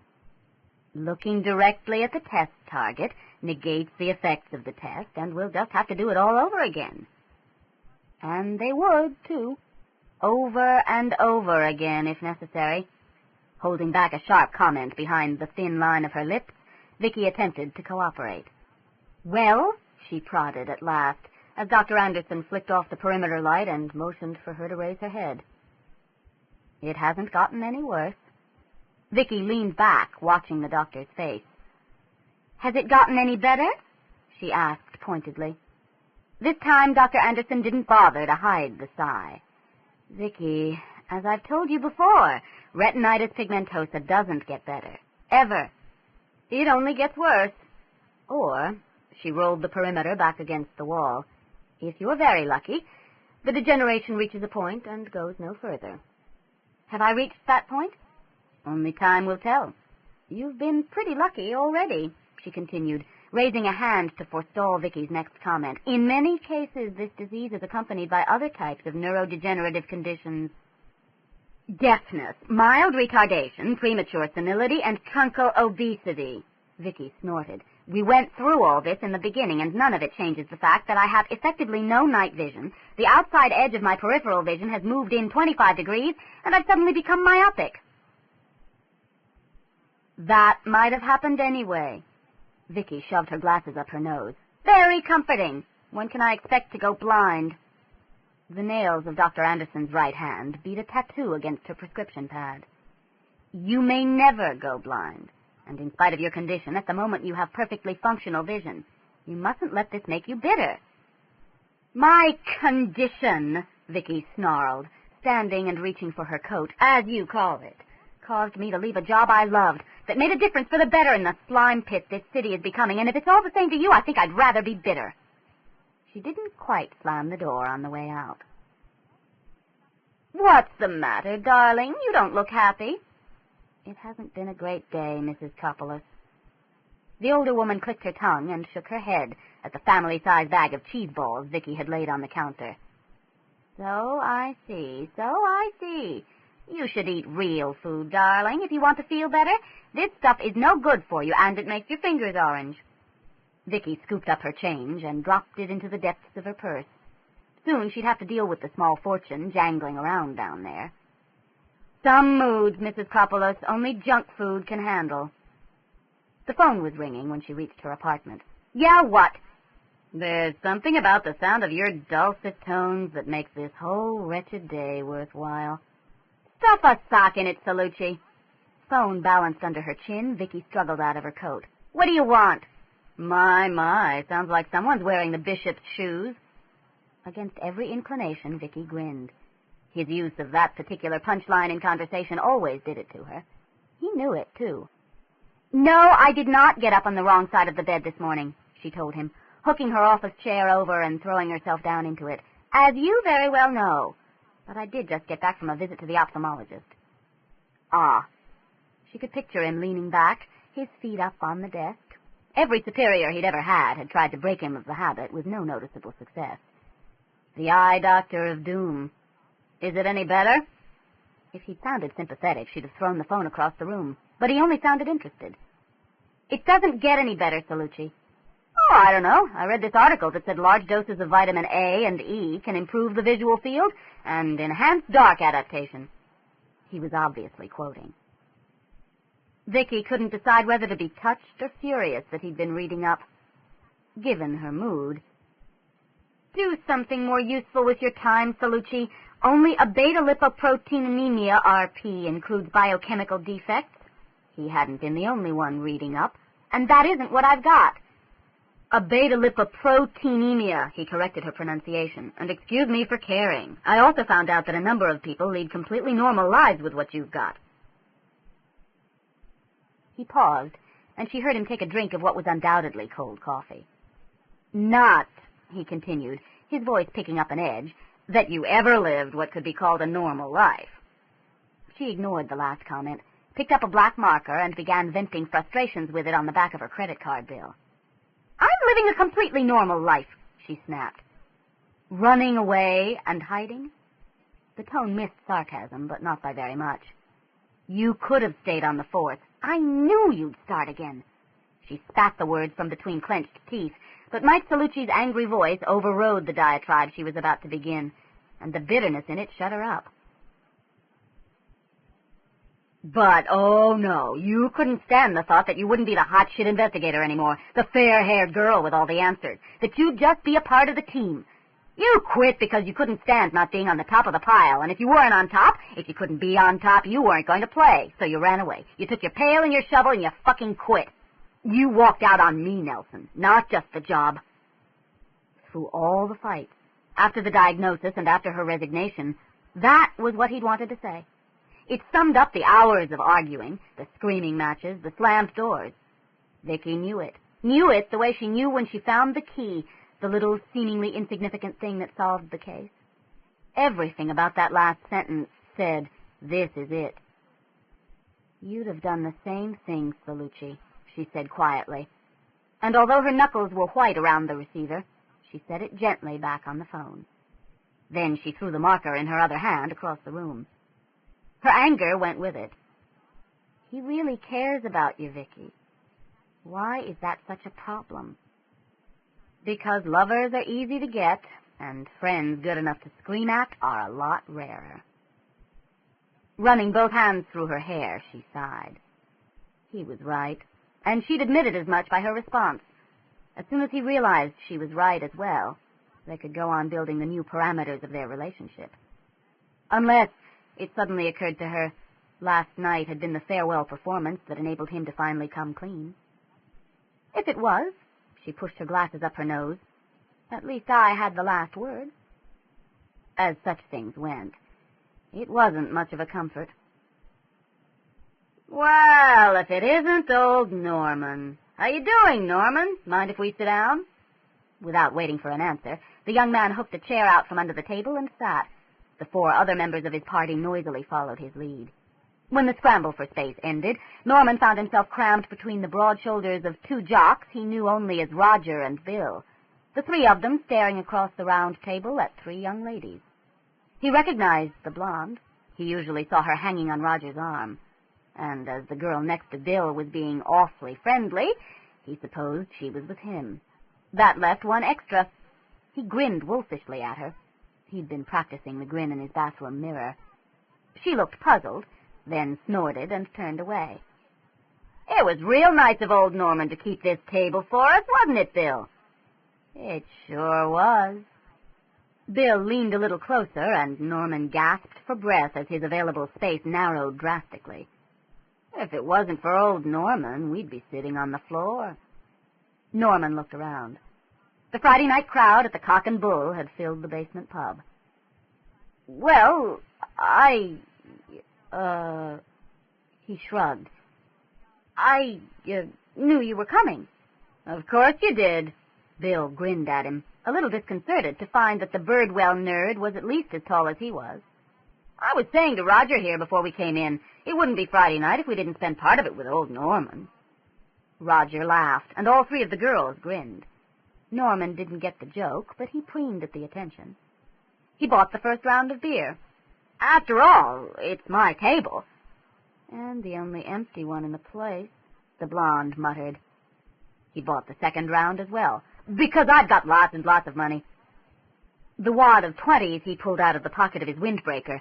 $5,000 in small unmarked bills had been the third thing he'd asked for, caused a simultaneous dropping of jaws around the table. "Jesus Christ, Norman, what did you do, rob a bank?"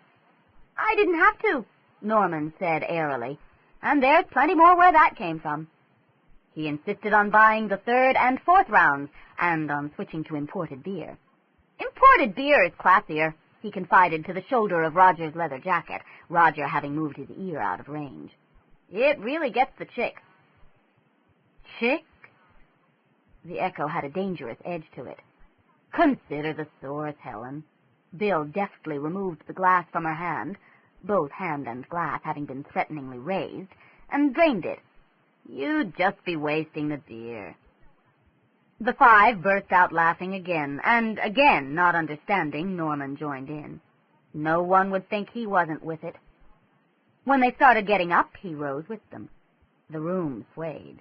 He'd never had 4 beers in quick succession before. In fact, he wasn't entirely certain he'd ever had 4 beers before. "Where are we going?" "We are going to a private party," Bill told him, a beefy hand pushing him back into his seat. "You just stay here, Norman." Roger patted him on the other shoulder. Confused, Norman looked from one to the other. They were leaving without him? "Jesus, it's like kicking a puppy," Bill muttered. Roger nodded in agreement. Look, Norman, it's invitation only. We'd bring you if we could." They were leaving without him. He pointed across the table, his voice an accusatory whine. "But she's supposed to be for me." Expressions of guilty sympathy changed to disgust, and Norman quickly found himself alone. Helen's voice drifting back from the door, somehow audible in spite of the noise level in the pub. "I'd give him back his beer if I didn't hate vomiting so much." Trying unsuccessfully to flag the waitress, Norman scowled into the beer rings on the table. She was supposed to be for him. He knew she was. They were cheating him. With the tip of a shaking finger, he drew a 5-pointed star in the spilled liquid on the tabletop, his vows of the day before forgotten. He'd show them. His stomach protested suddenly, and he lurched toward the bathrooms, hand clutched over his mouth. "I'll show them," he thought, his head dangling over the toilet. "But maybe not tonight." Henry handed the young man seated just inside the door a 20. "What's on for tonight?" He didn't quite have to yell to make himself heard over the music, but then the night was young. "The usual." 3 rolls of tickets were pulled from the cavernous left pocket of the oversized suit jacket, while the money slid into the right. A number of after-hours clubs had been switching to tickets, so that if, or more likely when, they were busted, they could argue that they hadn't been selling drinks, just tickets. "Guess it'll have to be a usual, then." "Right, 2 trendy waters." The pair of tickets changed hands. "You know, Henry, you're paying a hell of a lot for piss and bubbles." Henry grinned down at him and swept an arm around the loft. "I'm paying for the ambiance, Thomas." "Ambiance my ass," Thomas snorted genially. "Hey, I just remembered. Alex got a case of halfway decent burgundy." It wouldn't have taken a stronger man than Henry Fitzroy to resist. "No, thanks, Thomas. I don't drink wine." He turned to face the room, and just for a moment saw another gathering. The clothes, peacock-bright velvets, satins, and laces, turned the length of the room into a glittering kaleidoscope of color. He hated coming to court, and would appear only when his father demanded it. The false flattery, the constant jockeying for position and power, the soul-destroying balancing act that must be performed to keep both the block and the pyre at bay, all this set the young Duke of Richmond's teeth on edge.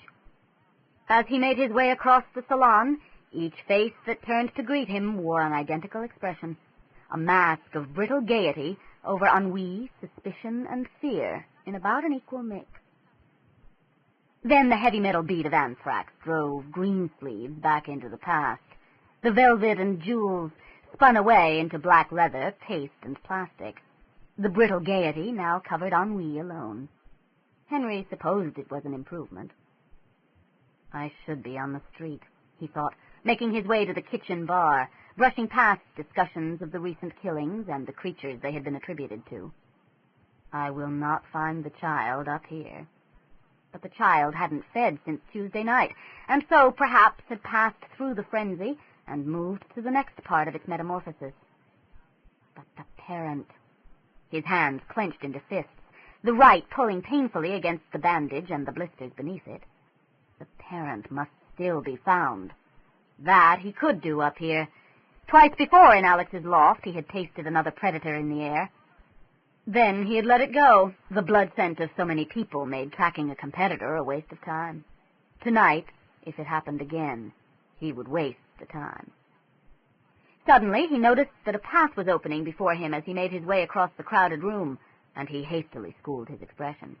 The men and women gathered here, with faces painted and precious metals dangling, were still close enough to their primitive beginnings to recognize a hunter walking among them.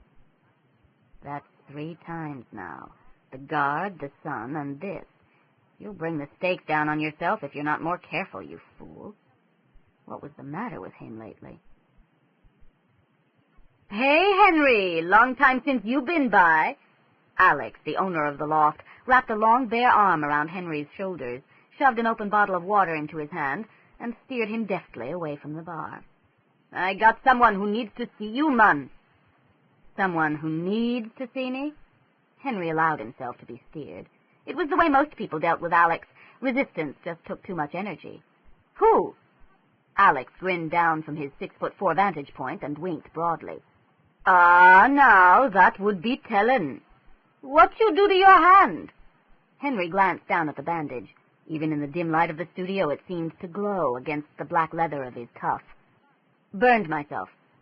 Burns is bad stuff, man. Were you cooking? You could say that. His lips twitched, although he sternly told himself it wasn't funny.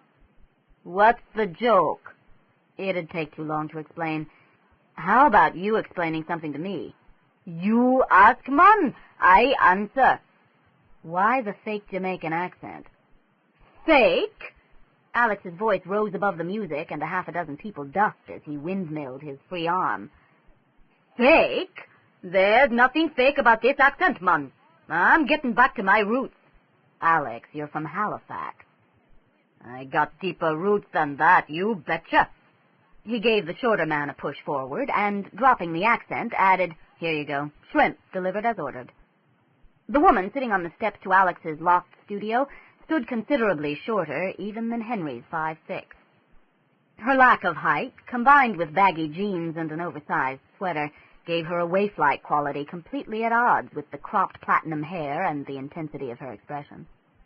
Sliding out from Alex's arm, Henry executed a perfect 16th-century court bow, not that anyone in the room could identify it as such. Isabel, he intoned gravely. Isabel snorted, reached out, grabbed his lapels, and yanked his mouth against hers.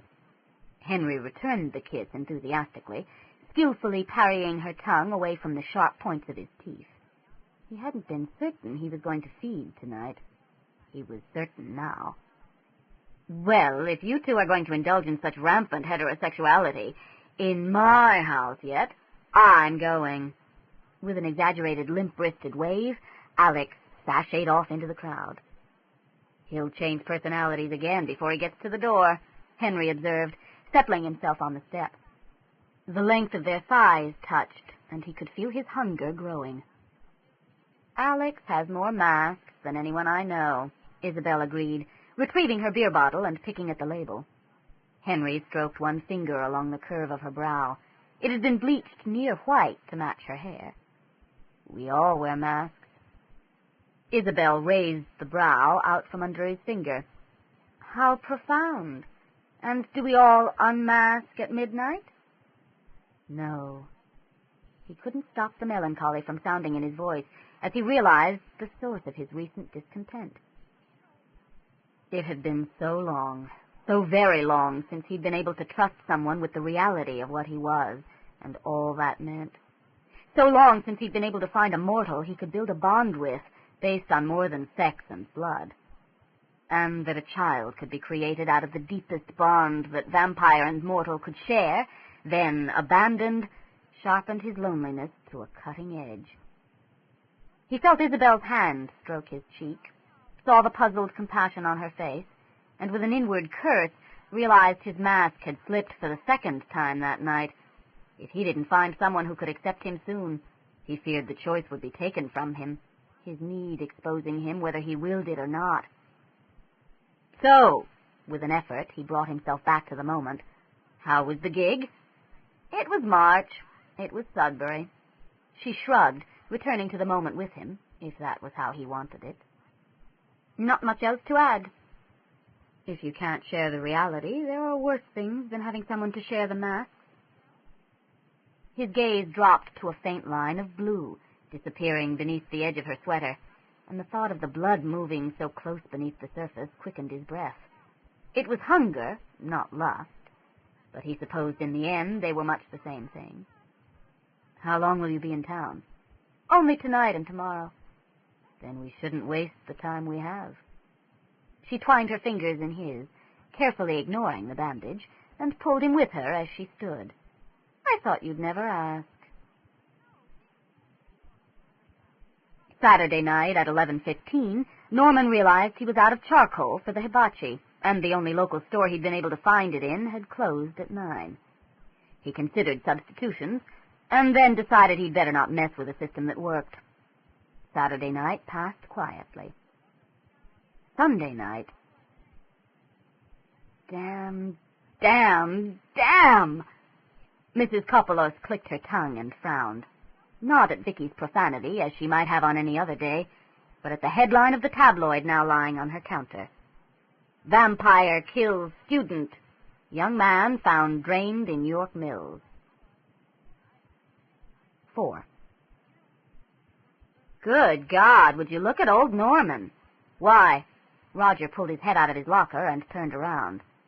He could feel his jaw quite literally drop. Good God, doesn't quite cover it, my man. I wish Bill were here to see this. Where is he? Roger shrugged, not taking his eyes from the sartorial splendor of Norman Birdwell. Beats me, but he'll shit if he misses this. Norman, conscious of eyes upon him, threw a bit more of a swagger into his walk. The chain hanging from his new black leather jacket chimed softly against the small of his back. He squinted down at the sterling silver toe caps on his authentic-style cowboy boots and wondered if maybe he shouldn't have gotten spurs as well. His new black jeans, tighter than he'd ever worn before, made an almost smug shick sound as the inseams rubbed together. He'd shown them. Thought he wasn't cool, did they? Thought he was some kind of a nerd, did they? Well, they'd be thinking differently now. Norman's chin went up. They wanted cool? He'd show them cold. Tonight he was going to ask for a red Porsche. He'd learn to drive later. What the hell is that? Roger grinned. Now, aren't you glad you weren't any later? He asked, shoving a friendly elbow into Bill's ribs. Kinda takes your breath away, doesn't it? If you mean it makes me want to gag, you're close. Bill sagged against his locker and shook his head. How the hell is he paying for all of that? So go ask him. Why not? Bill straightened and stepped away from his locker just as Norman passed by. Norman saw him, allowed their eyes to meet for a second, then moved on, chortling silently to himself, Ha! Snubbed you. Let's see how you like it. The question of payment dead in his mouth, Bill stood staring until Roger moved up beside him and slugged him in the arm. Hey, what's wrong? Bill shook his head. There's something different about Birdwell. Roger snorted. Yeah, new threads and an attitude, but underneath he's the same old Norman the nerd. Yeah, I guess you're right. But he wasn't. and it wasn't something Bill could explain.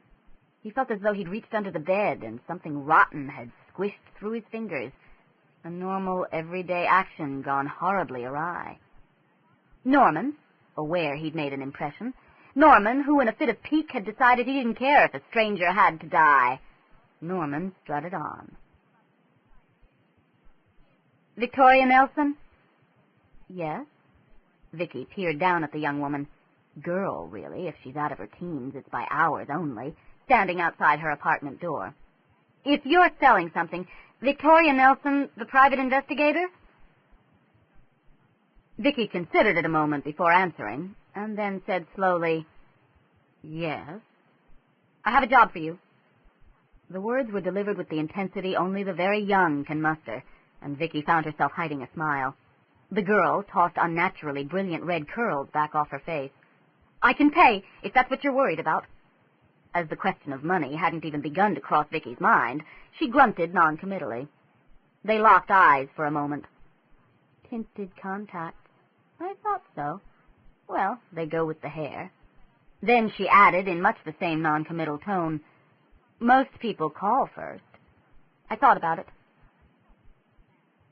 The shrug was so minimal as to be almost non-existent, and her voice was completely non-apologetic. I figured the case would be harder to turn down in person. Vicki found herself holding the door open wider. I suppose you'd better come in. Work wasn't so scarce she had to take jobs from children, but it wouldn't hurt to hear what the girl had to say. Another 30 seconds in the hall, and Mr. Chin will be showing up to see what's going on.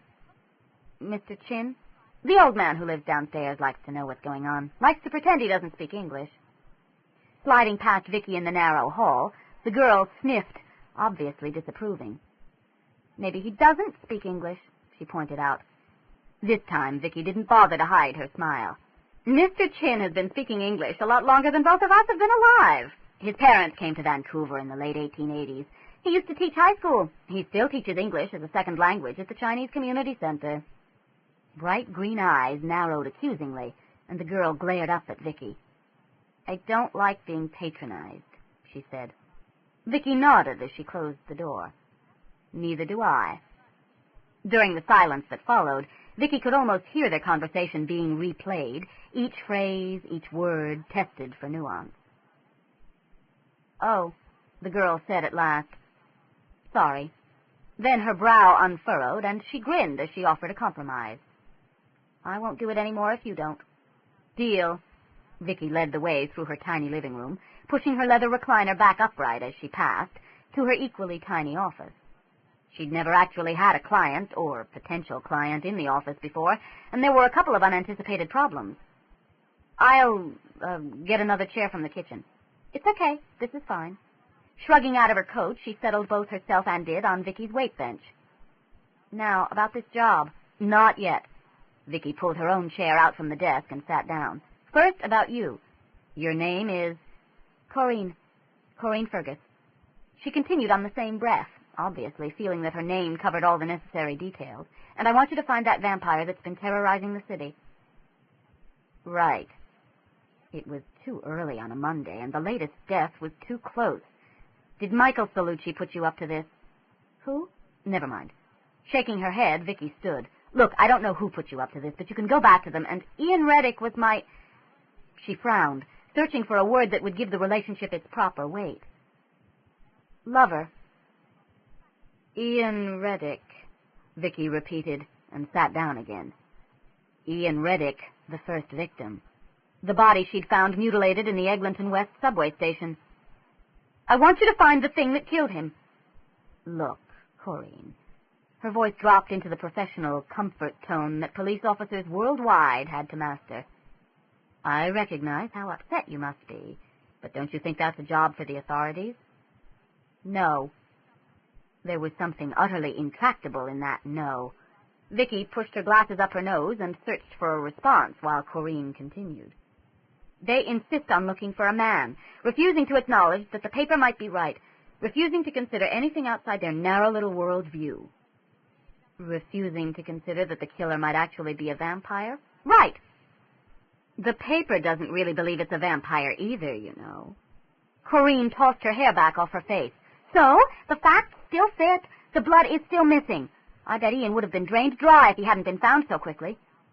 She doesn't know it was me, thank God. And again she saw him, his face a cliched mask of terror above the gaping red wound that was his throat. Gaping red wound. No, more as though the whole front of his throat had been ripped away. Not ripped through, ripped away. That was what had been missing, the incongruity that had been nagging at her for over a week now. Where was the front of Ian Reddick's throat? So will you? Vicki slowly surfaced from memory. Let me get this straight. You want me to find Ian's killer, working under the assumption that it really is a vampire? Bats, coffins, the whole bit? Yes. And once I've found it, I drive a stake through its heart? Creatures of the night can hardly be brought to trial, Corinne pointed out reasonably, but with a martial light in her eye. Ian must be avenged. Don't get sad, get even. It was a classic solution to grief, and one Vicki didn't altogether disapprove of. Why me? She asked. Corinne sat up straighter. You were the only female private investigator in the Yellow Pages. That at least made sense, and explained the eerie coincidence of Corinne showing up in the office of the woman who'd found Ian's body. Out of all the gin joints in all the... She couldn't remember the rest of the quote, but she was beginning to understand how Bogart had felt. It wouldn't be cheap. What am I cautioning her for? I am not going vampire hunting. I can afford the best. Daddy pays me a phenomenal amount of guilt money. He ran off with his executive assistant when I was in junior high. Vicki shook her head. Mine ran off with his secretary when I was in 6th grade, and I never got a cent out of him. Times change. Was she young and pretty? He, Corinne corrected. And yes, very pretty. They've opened a new law practice in the Bahamas. As I said, times change. Vicki pushed her glasses up her nose and sighed. Vampire hunting. Except it wouldn't have to be that. Just find whoever or whatever killed Ian Reddick. Exactly what she'd be doing if she was still on the force. Lord knew they were undermanned and could use the help. Corinne, who had kept her gaze locked on the older woman's face, smiled triumphantly and dug for her checkbook. Michael Celluci, please. One moment. Vicki tapped her nails against the side of the phone as she waited for the call to be put through.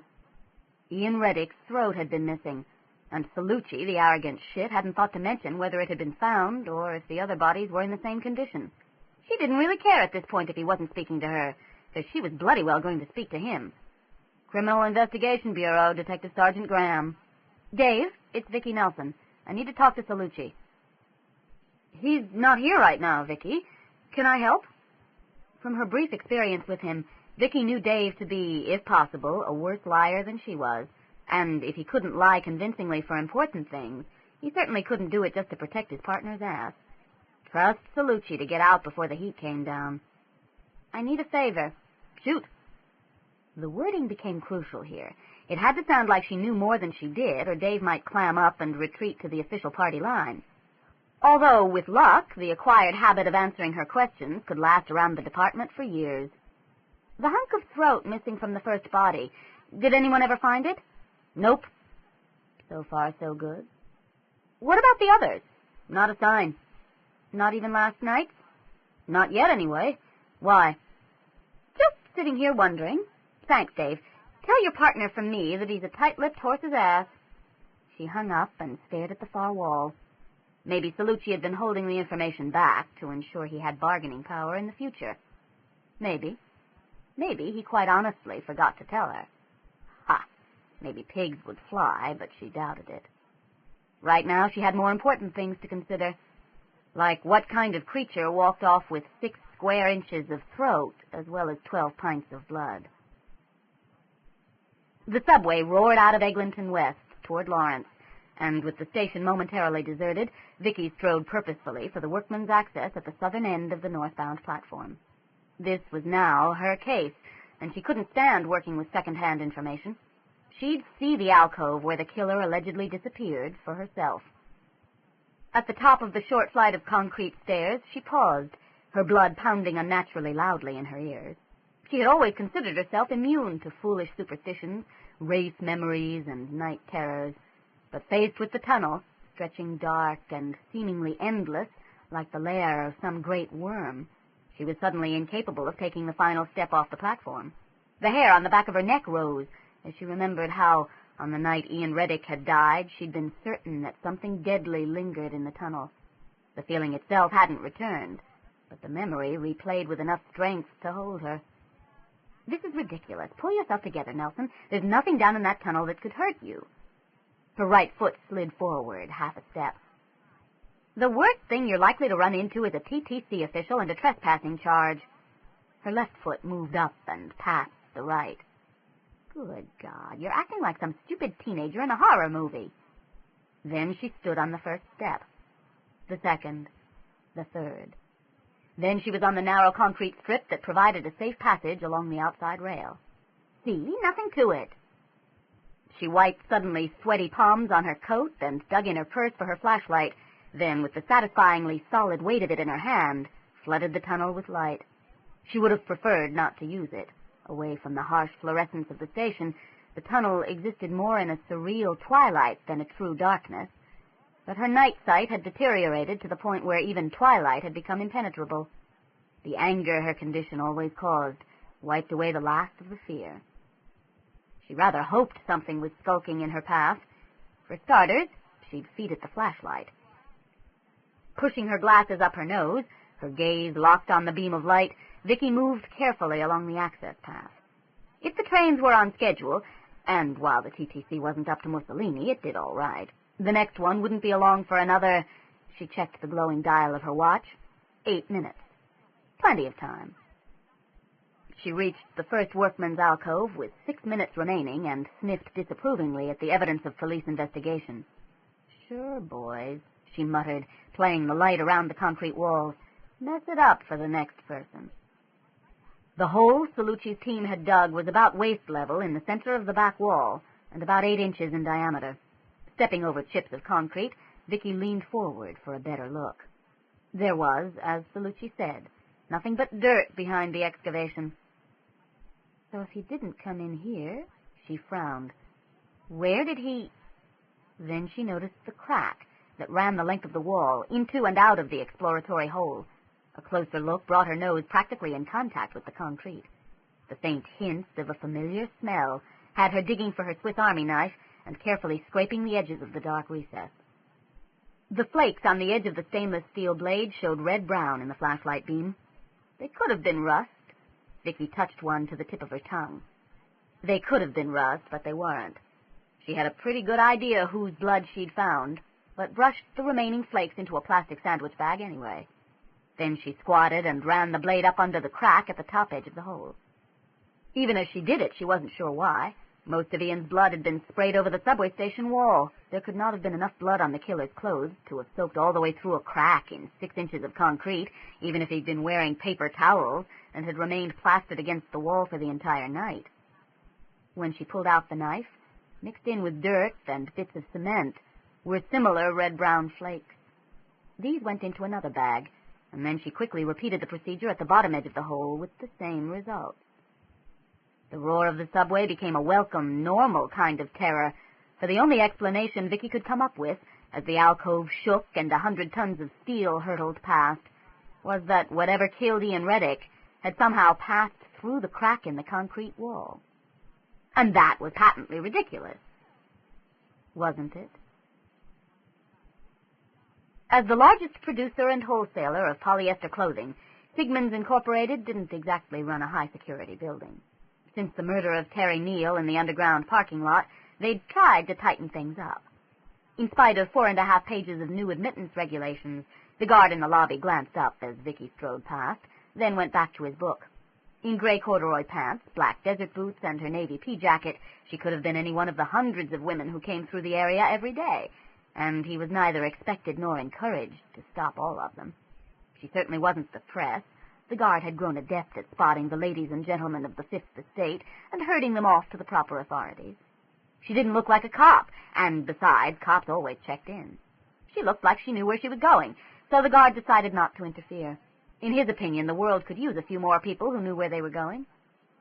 At 2:30 in the afternoon, the underground parking garage was empty of people. which explained pretty much exactly why Vicki was there at that time. She stepped off the elevator and frowned up at the whining fluorescent lights. Why the hell don't they have security cameras down here? She wondered, as the echoes of her footsteps bounced off the stained concrete walls. Even without the scuffed and faded chalk marks, she could tell where the body had fallen. The surrounding cars had been crammed together, leaving an open area over 3 spaces wide, as if violent death were somehow contagious. She found what she'd come looking for, tucked almost under an ancient rust-and-blue sedan. Her lower lip caught between her teeth. She pulled out her knife and knelt beside the crack. The blade slid in its full 6 inches, but the bottom of the crack was deeper still. The red-brown flakes that came up on the steel had most certainly not dropped off the rack. She sat back on her heels and frowned. I really, really don't like the looks of this. Fishing a marble from the bottom of her bag, she placed it on one of the remaining chalk marks and gave it a little push. It rolled toward the wall, moving away from the crack at almost a 45-degree angle. Further experiments produced similar results. Blood, or for that matter anything else, could not have traveled from the body to the crack in any way that might be called natural. Not that there's anything even remotely natural about any of this, she muttered, tucking this 3rd sandwich bag of dried blood in beside the others and crawling after her marble. Rather than go back through the building, she climbed up the steeply graded driveway and out onto St. Clair Avenue West. "Excuse me." The attendant in the booth looked up from his magazine. Vicki waved a hand back down the drive in the general direction of the underground garage. "Do you know what's under the bottom layer of concrete?" He looked in the direction she indicated, looked back at her, and repeated, "Under the concrete?" "Yeah." "Dirt, lady." She smiled and eased around the barricade. "Thanks. You've been a great help. I'll show myself out." The chain-link fence protested slightly and sagged forward under Vicki's weight as she peered down into the construction site. It was, at the moment, little more than a huge hole in the ground, filled with smaller holes, filled with muddy water. All the machinery appeared to have been removed, and work stopped. Whether because of the murder or the weather, Vicki had no way of knowing. "Well," she shoved her hands down into the pockets of her coat, "there's definitely dirt. If there was any blood, it was beyond finding." "No problem, Vicki." Rajit Mohadevan tucked the 3 sandwich bags into the pocket of her lab coat. "I can run them through before I head home tonight, with no one the wiser. Are you going to be around the building?" "No." Vicki saw the flicker of sympathy across the researcher's face, but decided to ignore it. Rajit was doing her a favor, after all. "If I'm not at home, you can leave a message on the machine." "Same number?" "Same number." Rajit grinned. "Same message?" Vicki found herself grinning back. The last time the police lab had called her at home had been in the worst of the fights between her and Celluci. "Different message." "Pity." Rajit gave an exaggerated sigh of disappointment as Vicki headed for the door. "I've forgotten a few of the places you told him to stuff his occurrence book." She sketched a salute, a reminder of the old days, when Vicki had been an intense young woman in a uniform, and returned to the report she'd been filling out before the interruption. Walking down the hall, the familiar white tiles of the corridor wrapping around her like an old friend, Vicki considered heading through the tunnel to headquarters and checking to see if Celluci were at his desk. She could tell him about the cracks, find out if he'd been withholding any more information from her, and...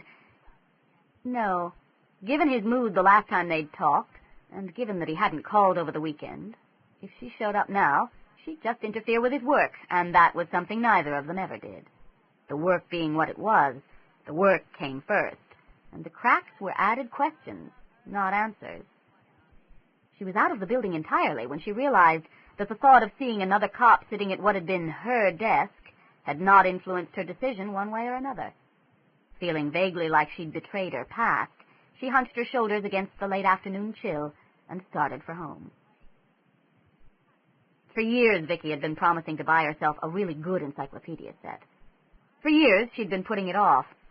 The set she had, she'd bought at the grocery store for $5.99 a volume, with every $10 worth of groceries. It didn't have a lot to say about vampires. Legendary creatures. Central Europe. Vlad the Impaler, Bram Stoker. Vicki pushed her glasses up her nose and tried to remember the characteristics of Stoker's Dracula. She'd seen the play years ago and thought she might have read the book in high school, only a lifetime or two back. He was stronger, faster. His senses were more acute. She flicked the points off on her fingertips. He slept all day, came out at night, and he hung around with a guy who ate flies and spiders. Making a disgusted face, she turned back to the encyclopedia. The vampire, she read, was said to be able to turn into bats, wolves, mist, or vapor. The ability to turn to mist or vapor would explain the cracks, she realized. The victim's blood, being heavier, would precipitate out to coat the narrow passageway. And a creature that rises from the grave should have no trouble moving through earth. Marking her place with an old phone bill, she heaved herself out of the recliner and turned the television on, suddenly needing sound in the apartment. "This is crazy," she muttered, opening the book again and reading while she paced. Fantasy and reality were moving just a little too close for comfort, definitely too close for sitting still. The remainder of the entry listed the various ways of dealing with the creatures, from ash stakes through mustard seed to the crucifix, going on in great detail about staking, beheading, and burning. Vicki allowed the slender volume to fall closed and raised her head to look out the window. In spite of the streetlight glowing less than 3 meters from her apartment, she was very conscious of the darkness pressing against the glass. For a legendary creature, the methods of its destruction seemed to be taken very seriously indeed. Behind the police barricade, something crouched low over the piece of sidewalk where the fourth body had been found, although the night could hide no secrets from him, and, unlike the others who had searched, he knew what to search for. He found nothing. "Nothing," Henry murmured to himself as he stood. "And yet there should be something here. A child of his kind might be able to hide its tracks from human hunters, but not from kin." He lifted his head, and his nostrils flared to check the breeze. A cat. No, 2. On hunts of their own. Rain that would fall before morning. And... He frowned, brows drawing down into a deep V. And what? He knew the smell of death in all its many manifestations, and laid over the residue of this morning's slaying was a faint miasma of something older, more foul, almost familiar. His memories stretched back over 450 years. Somewhere in there.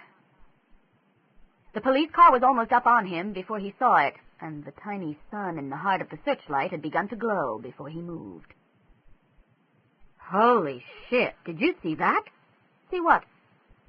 Auxiliary Police Constable Wodowich stared out her window at the broad fan of light spilling out from the top of the slowly moving car. "I don't know." P.C. Harper leaned forward over the steering wheel and peered past his partner. "I could have sworn I saw a man standing inside the barricades just as I flipped the light on." Wodowich snorted. "Then we'd still be able to see him. Nobody moves that fast. And besides," she waved a hand at the view out the window, "there's nowhere to hide in that." That included the sidewalk, the barricades, and an expanse of muddy lawn. Although black shadows streamed away from every irregularity, none were large enough to hide a man. "Think we should get out and look around?" "You're the boss." "Well..." Nothing moved amid the stark contrast of light and shadow. Harper shook his head. The night had been making him jumpy lately, exposing nerves and plucking at them. "I guess you're right. There's nothing there." "Of course I'm right." The car continued down the block, and she reached over to shut the searchlight off. "You're just letting all this vampire stuff in the press get to you." "You don't believe in vampires, do you?" "Of course not." Wodowich settled more comfortably into her seat. "Don't tell me you do." It was Harper's turn to snort. "I," he told her dryly, "have been audited." Back on the lawn, one of the shadows lay, face pressed against the dirt, and remembered. The scent was stronger here, mixed a third part with earth and blood, and it brushed away the centuries. It was London, 1593. Elizabeth was on the throne and had been for some time. He'd been dead for 57 years. He'd been walking back from the theater, having just seen the premiere presentation of Richard III. On the whole, he'd enjoyed himself, although he had a feeling the playwright had taken a few liberties with the personality of the king. Out of a refuse-strewn alleyway, a young man had stumbled, thin and disheveled, but darkly handsome, very drunk, and clinging about him like his own personal bit of fog had been that same smell. Henry had already fed from a whore behind the theater, but even if he hadn't, he would not have fed from this man. The scent alone was enough to make him wary. The not-quite-sane glitter in the dark eyes had only added further warning. "Most humbly, I beg your pardon." His voice, the voice of an educated man, had been slurred almost beyond understanding. "But I have been in hell this night, and am having some small difficulty in returning." He giggled then, and executed a shaky bow in Henry's direction. "Christopher Marlowe, at your service, my lord. Can you spare a few coppers for a drink?" Christopher Marlowe, Henry repeated softly, into a night more than 400 years after that unhappy man had died. He rolled onto his back and gazed up at the clouds, closing ranks over the stars. Although he had read the play just after its posthumous publication in 1604, he wondered tonight, for the first time, just how much research Marlowe had done before writing the tragical history of Dr. Faustus. "Vicki, it's Rajit. Sorry to call so late. It's 11:15 Monday night. I guess you've gone to bed. But I figured you'd want to know the results of the tests. You have positive matches with both Ian Reddick and Terry Neal. I don't know what you found, but I hope it helps." 5. Although the police department refuses to issue a statement at this time, the coroner's office has confirmed that Mark Thompson, the 5th victim, has also been drained of blood. A resident who wishes to remain nameless, living in the area of Don Mills Road and St. Denis Drive, swears he saw a giant bat fly past his balcony just moments before the body was found. Jesus H. Christ. Vicki punched the paper down into a tightly wadded mass and flung it at the far wall. Giant bats. No surprise he wants to remain nameless. Shit. The sudden shrill demand of the phone lifted her about 4 inches out of her chair. Scowling, she turned on it, but at the last instant remembered that the call might be business and modified her response accordingly. A snarled, "What?" seldom impressed potential clients. "Private Investigations, Nelson speaking." "Have you seen this morning's paper?" The voice was young, female, and not instantly identifiable. "Who is this, please?" "It's me, Corinne Fergus. Have you seen this morning's paper?" "Yes, Corinne, I have, but—" "Well, that proves it then, doesn't it?" "Proves what?" Tucking the phone under her chin, Vicki reached for her coffee. She had a feeling she was going to need it. "About the vampire. There's a witness. Someone saw it." Corinne's voice had picked up a triumphant tone. Vicki took a deep breath. "A giant bat could be anything, Corinne. A blowing garbage bag, the shadow of an airplane, laundry falling off another balcony." "And it could also be a giant bat. You are going to talk to this person, aren't you?" It wasn't really a question, and although Vicki had been deliberately not thinking about trying to find an unnamed source in the rabbit warren of apartments and townhouses around St. Denis Drive, talking to this person was the next logical step.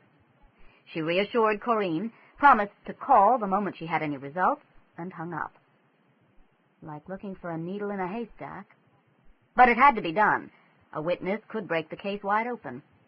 She finished her coffee and checked her watch. There was one thing she wanted to check before she hit the pavement. 8:43. Cutting it close, but Brandon should still be at his desk. He was.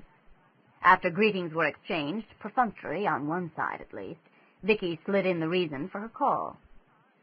"And you and I both know you found things that you haven't told the papers." "That's very true, Victoria." The coroner didn't even pretend not to understand. "But, as you know very well, I won't be able to tell these things to you either. I'm sorry, but you're no longer a member of the constabulary. But I have been hired to work on the case." Quickly she outlined the pertinent parts of Corinne's visit for him. leaving out any mention of the young lady's personal belief as to the supernatural identity of the killer, as well as the latest phone call. "You've been hired as a private citizen, Victoria, and as such you have no more right to information than any other private citizen." Vicki stifled a sigh and considered how best to approach this. When Brandon Singh meant no, he said it straight out with no frills, and then he hung up. As long as he remained willing to talk, he remained willing to be convinced. "Look, Brandon, you know my record. You know I have as good a chance as anyone in the city of solving this case. And you know you want it solved. I'll stand a better chance if I have all available information." "Granted, but somehow this smacks of vigilantism." "Vigilantism? Trust me, Brandon, I am not going to dress up in some silly costume and leap around making the city safe for decent people." She doodled a bat symbol on her notepad, then hastily crumpled the page up and tossed it away. Under the circumstances, bats were not a particularly apt motif. "All I'm doing is investigating. I swear I'll hand over everything I turn up to violent crimes." "I believe you, Victoria." He paused, and Vicki, fidgeting with impatience, jumped into the silence. "With a killer of this caliber on the loose, can the city afford not to have me on the case, even in an auxiliary position?" "Think highly of yourself, don't you?" She heard the smile in his voice and knew she had him. Dr. Brandon Singh believed in using every available resource, and while he personally might have preferred a less intuitive approach than hers, he had to admit that Vicki Nelson represented a valuable resource indeed. If she thought highly of herself, it wasn't without cause. "Very well," he said at last, his tone even more portentous than usual, as though to make up for his earlier lapse. "But there's very little the papers don't have, and I don't know what use you'll be able to make of it." He took a deep breath, and even the ambient noise on the phone line seemed to fall silent to listen. "We found, in all but the first wound, a substance very like saliva." "Very like saliva?" Vicki interjected. "How could something be very like saliva?" "Something can't. But this was. What's more, everybody so far, including that of young Reddick, has been missing the front half of the throat." "I'd already discovered that." "Indeed." For a moment Vicki was afraid he'd taken offense at her interruption, but he continued. "The only other item kept from the press concerns the third body, the large man, Deverne Jones. He was clutching a torn piece of thin membrane in his hand." "Membrane?" "Yes." "Like a bat wing?" "Remarkably similar, yes." It was Vicki's turn to breathe, deeply. Something very like saliva and a bat wing.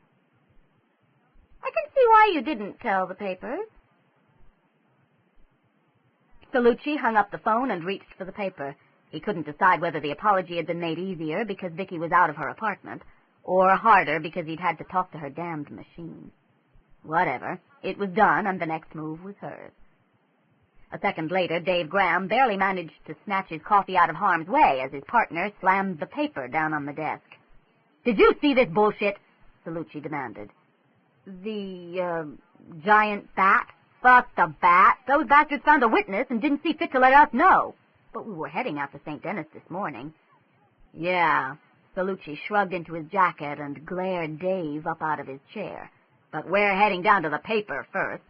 A witness could blow this case wide open, and I don't want to piss away my time if they've got a name." "A name of someone who sees giant bats," Dave muttered, but he scrambled into his own coat and followed his partner out into the hall. "You think it really could be a vampire?" he asked as he caught up. Celluci didn't even break stride. "Don't you start," he growled. "Who is it?" "It's the police, Mr. Bowen. We need to talk to you." Celluci held his badge up in line with the spy eye and waited. After a long moment, he heard a chain being pulled free and 3 locks snapped off.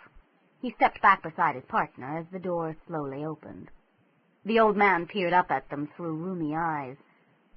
"You Detective Sergeant Michael Celluci?" "Yes, but..." Surely the old man's eyesight hadn't been good enough to read that off his ID. She said you'd probably show up this morning. He opened the door wider and moved back out of the way. Come in. Come in. The detectives exchanged puzzled looks as they entered the tiny apartment. While the old man relocked the door, Celluci looked around. Heavy blankets had been tacked up along one wall, over the windows and the balcony door, and every light in the place was on. There was a Bible on the coffee table and a water glass beside it that smelled of scotch. Whatever the old man had seen, it had caused him to put up the barricades and reach for reassurance. Dave settled himself carefully on the sagging couch. Who said we'd be here this morning, Mr. Bowen? Young lady who just left. In fact, I'm surprised you didn't pass her in the parking lot. Nice girl. Real friendly. Did this nice, real friendly girl have a name? Celluci asked through clenched teeth. The old man managed a wheezy laugh. She said you'd react like that. Shaking his head, he picked a business card off his kitchen table and dropped it into Celluci's hand. Leaning over his partner's shoulder, Dave barely had a chance to read it before Celluci closed his fist. What else did Miss Nelson say?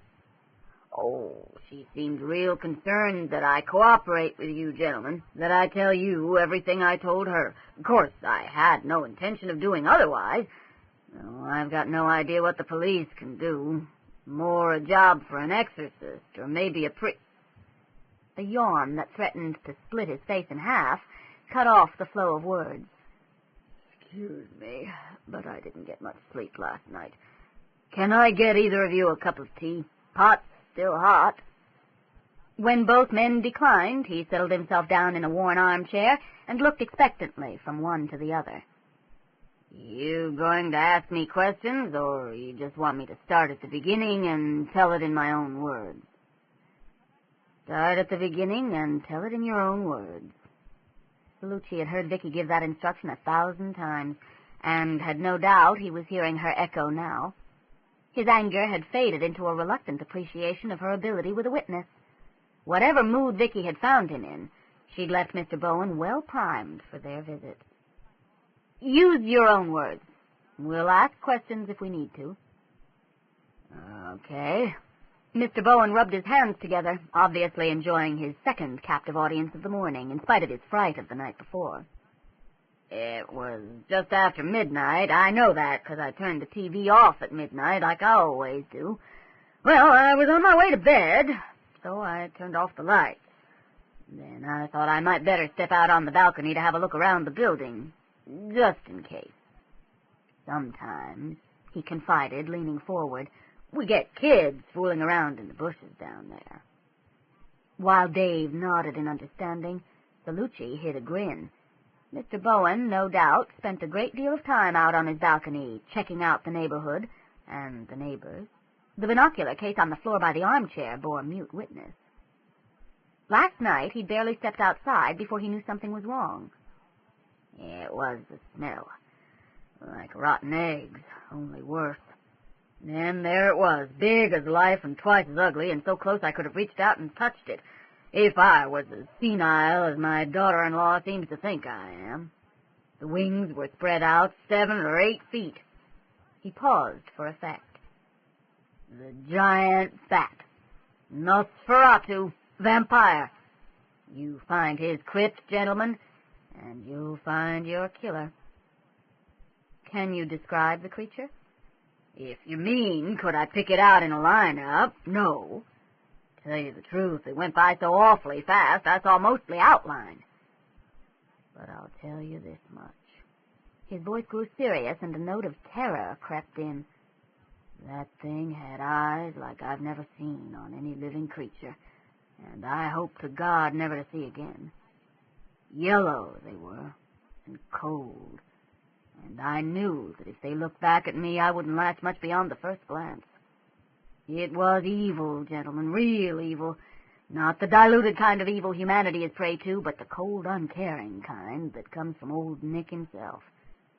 Now, I'm old, and death and me's gotten pretty chummy over the last few years.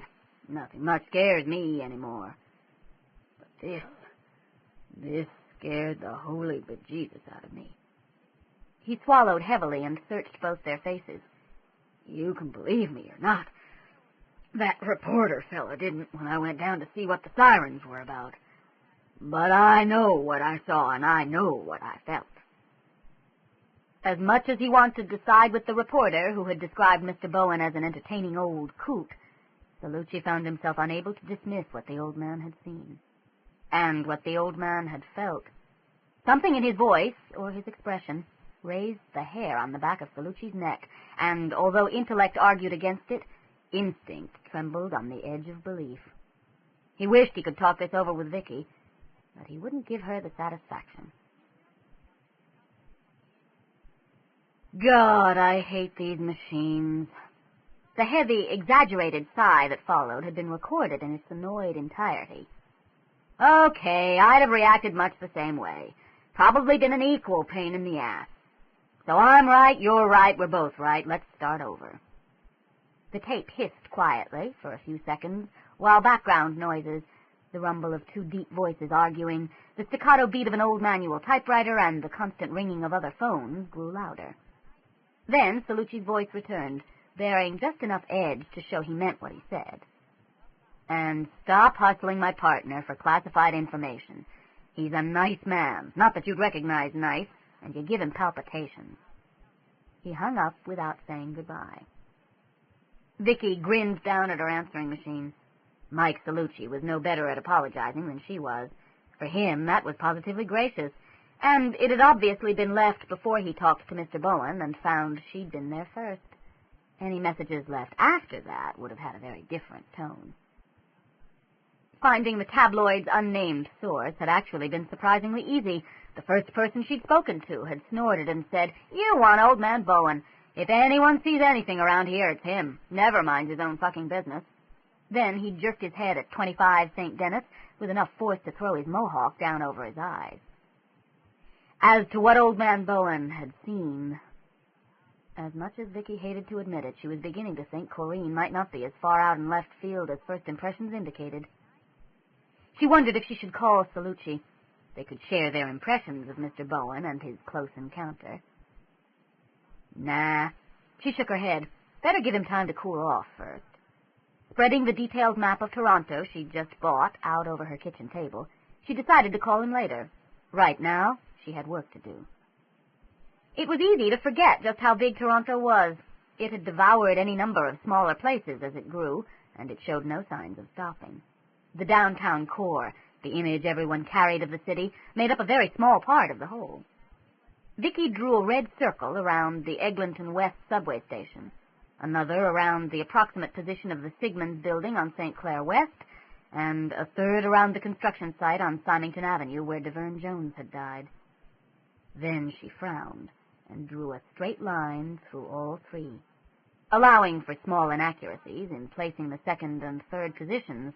The line bisected all three circles, running southwest to northeast across the city. The two new deaths appeared to have no connection to the first three, but seemed to be starting a line of their own. And there was more. No one could be that stupid, Vicki muttered, digging in her desk for a ruler. The first two deaths were essentially the same distance apart as the fourth and the fifth, far from exact by mathematical standards, but too close to be mere coincidence. No one could be that stupid, she said again, smacking the ruler against her palm. The second line ran northwest to southeast, and it measured out in a circle that centered at Woodbine and Mortimer. Vicki was willing to bet any odds that between midnight and dawn a sixth body would turn up to end the line. Just west of York University, the lines crossed. X marks the spot. Vicki pushed her glasses up her nose, frowned, and pushed them up again. It was too easy. There had to be a catch. All right. Tossing the ruler onto the map, she ticked off points on her fingers. First possibility, the killer wants to be found. Second possibility, the killer is just as capable of drawing lines on a map as I am, has set up the pattern to mean nothing at all, and is sitting in Scarborough busting a gut laughing at the damn fool police who fell for it. For purposes of this exercise, she and the police were essentially the same. Possibility 3. She stared at the third finger as though it might have an answer. We're hunting a vampire, even as the vampire is hunting us. And who the hell knows how a vampire thinks? Celluci was as capable as she of drawing lines on a map, but she reached for the phone anyway. Occasionally, the obvious escaped him. To her surprise, he was in. His reaction came as no surprise at all. Teach your grandmother to suck eggs, Vicki. So can I assume Toronto's finest will be gathered tonight at Mortimer and Woodbine? You can assume whatever you want. I've never been able to stop you. But if you think you and your little Nancy Drew detective kid are going to be anywhere near there, think again. What are you going to do? How dare he dictate to her? Arrest me? If I have to, yes. His tone said he'd do exactly that. You are no longer on the force. You are virtually blind at night, and you are more likely to end up as the corpse than the hero. I don't need you babying me, Celluci. Then act like an adult and stay home. They slammed the receivers down practically simultaneously. He knew she'd be there, and she knew he knew it. Moreover, she had no doubt that if their paths crossed, he'd lock her away on trumped-up charges for her own safety. Better than even odds said that, having been forewarned, he'd lock her up now if he thought he could get away with it. He was right. She was virtually blind at night. But the police were hunting a man, and Vicki no longer really believed a man had anything to do with these deaths. Blind or not, if she was there, she might even the odds. Now, what to do until dark? Maybe it was time to do a little detecting and find out what the word was on the street. At least he didn't scream about Mr. Bowen, she muttered as she shrugged back into her coat. Yo, Victory, long time no see. Yeah, it's been a couple of months. Have you been, Tony? Tony shrugged thin shoulders under his jean jacket. I've been okay. You clean?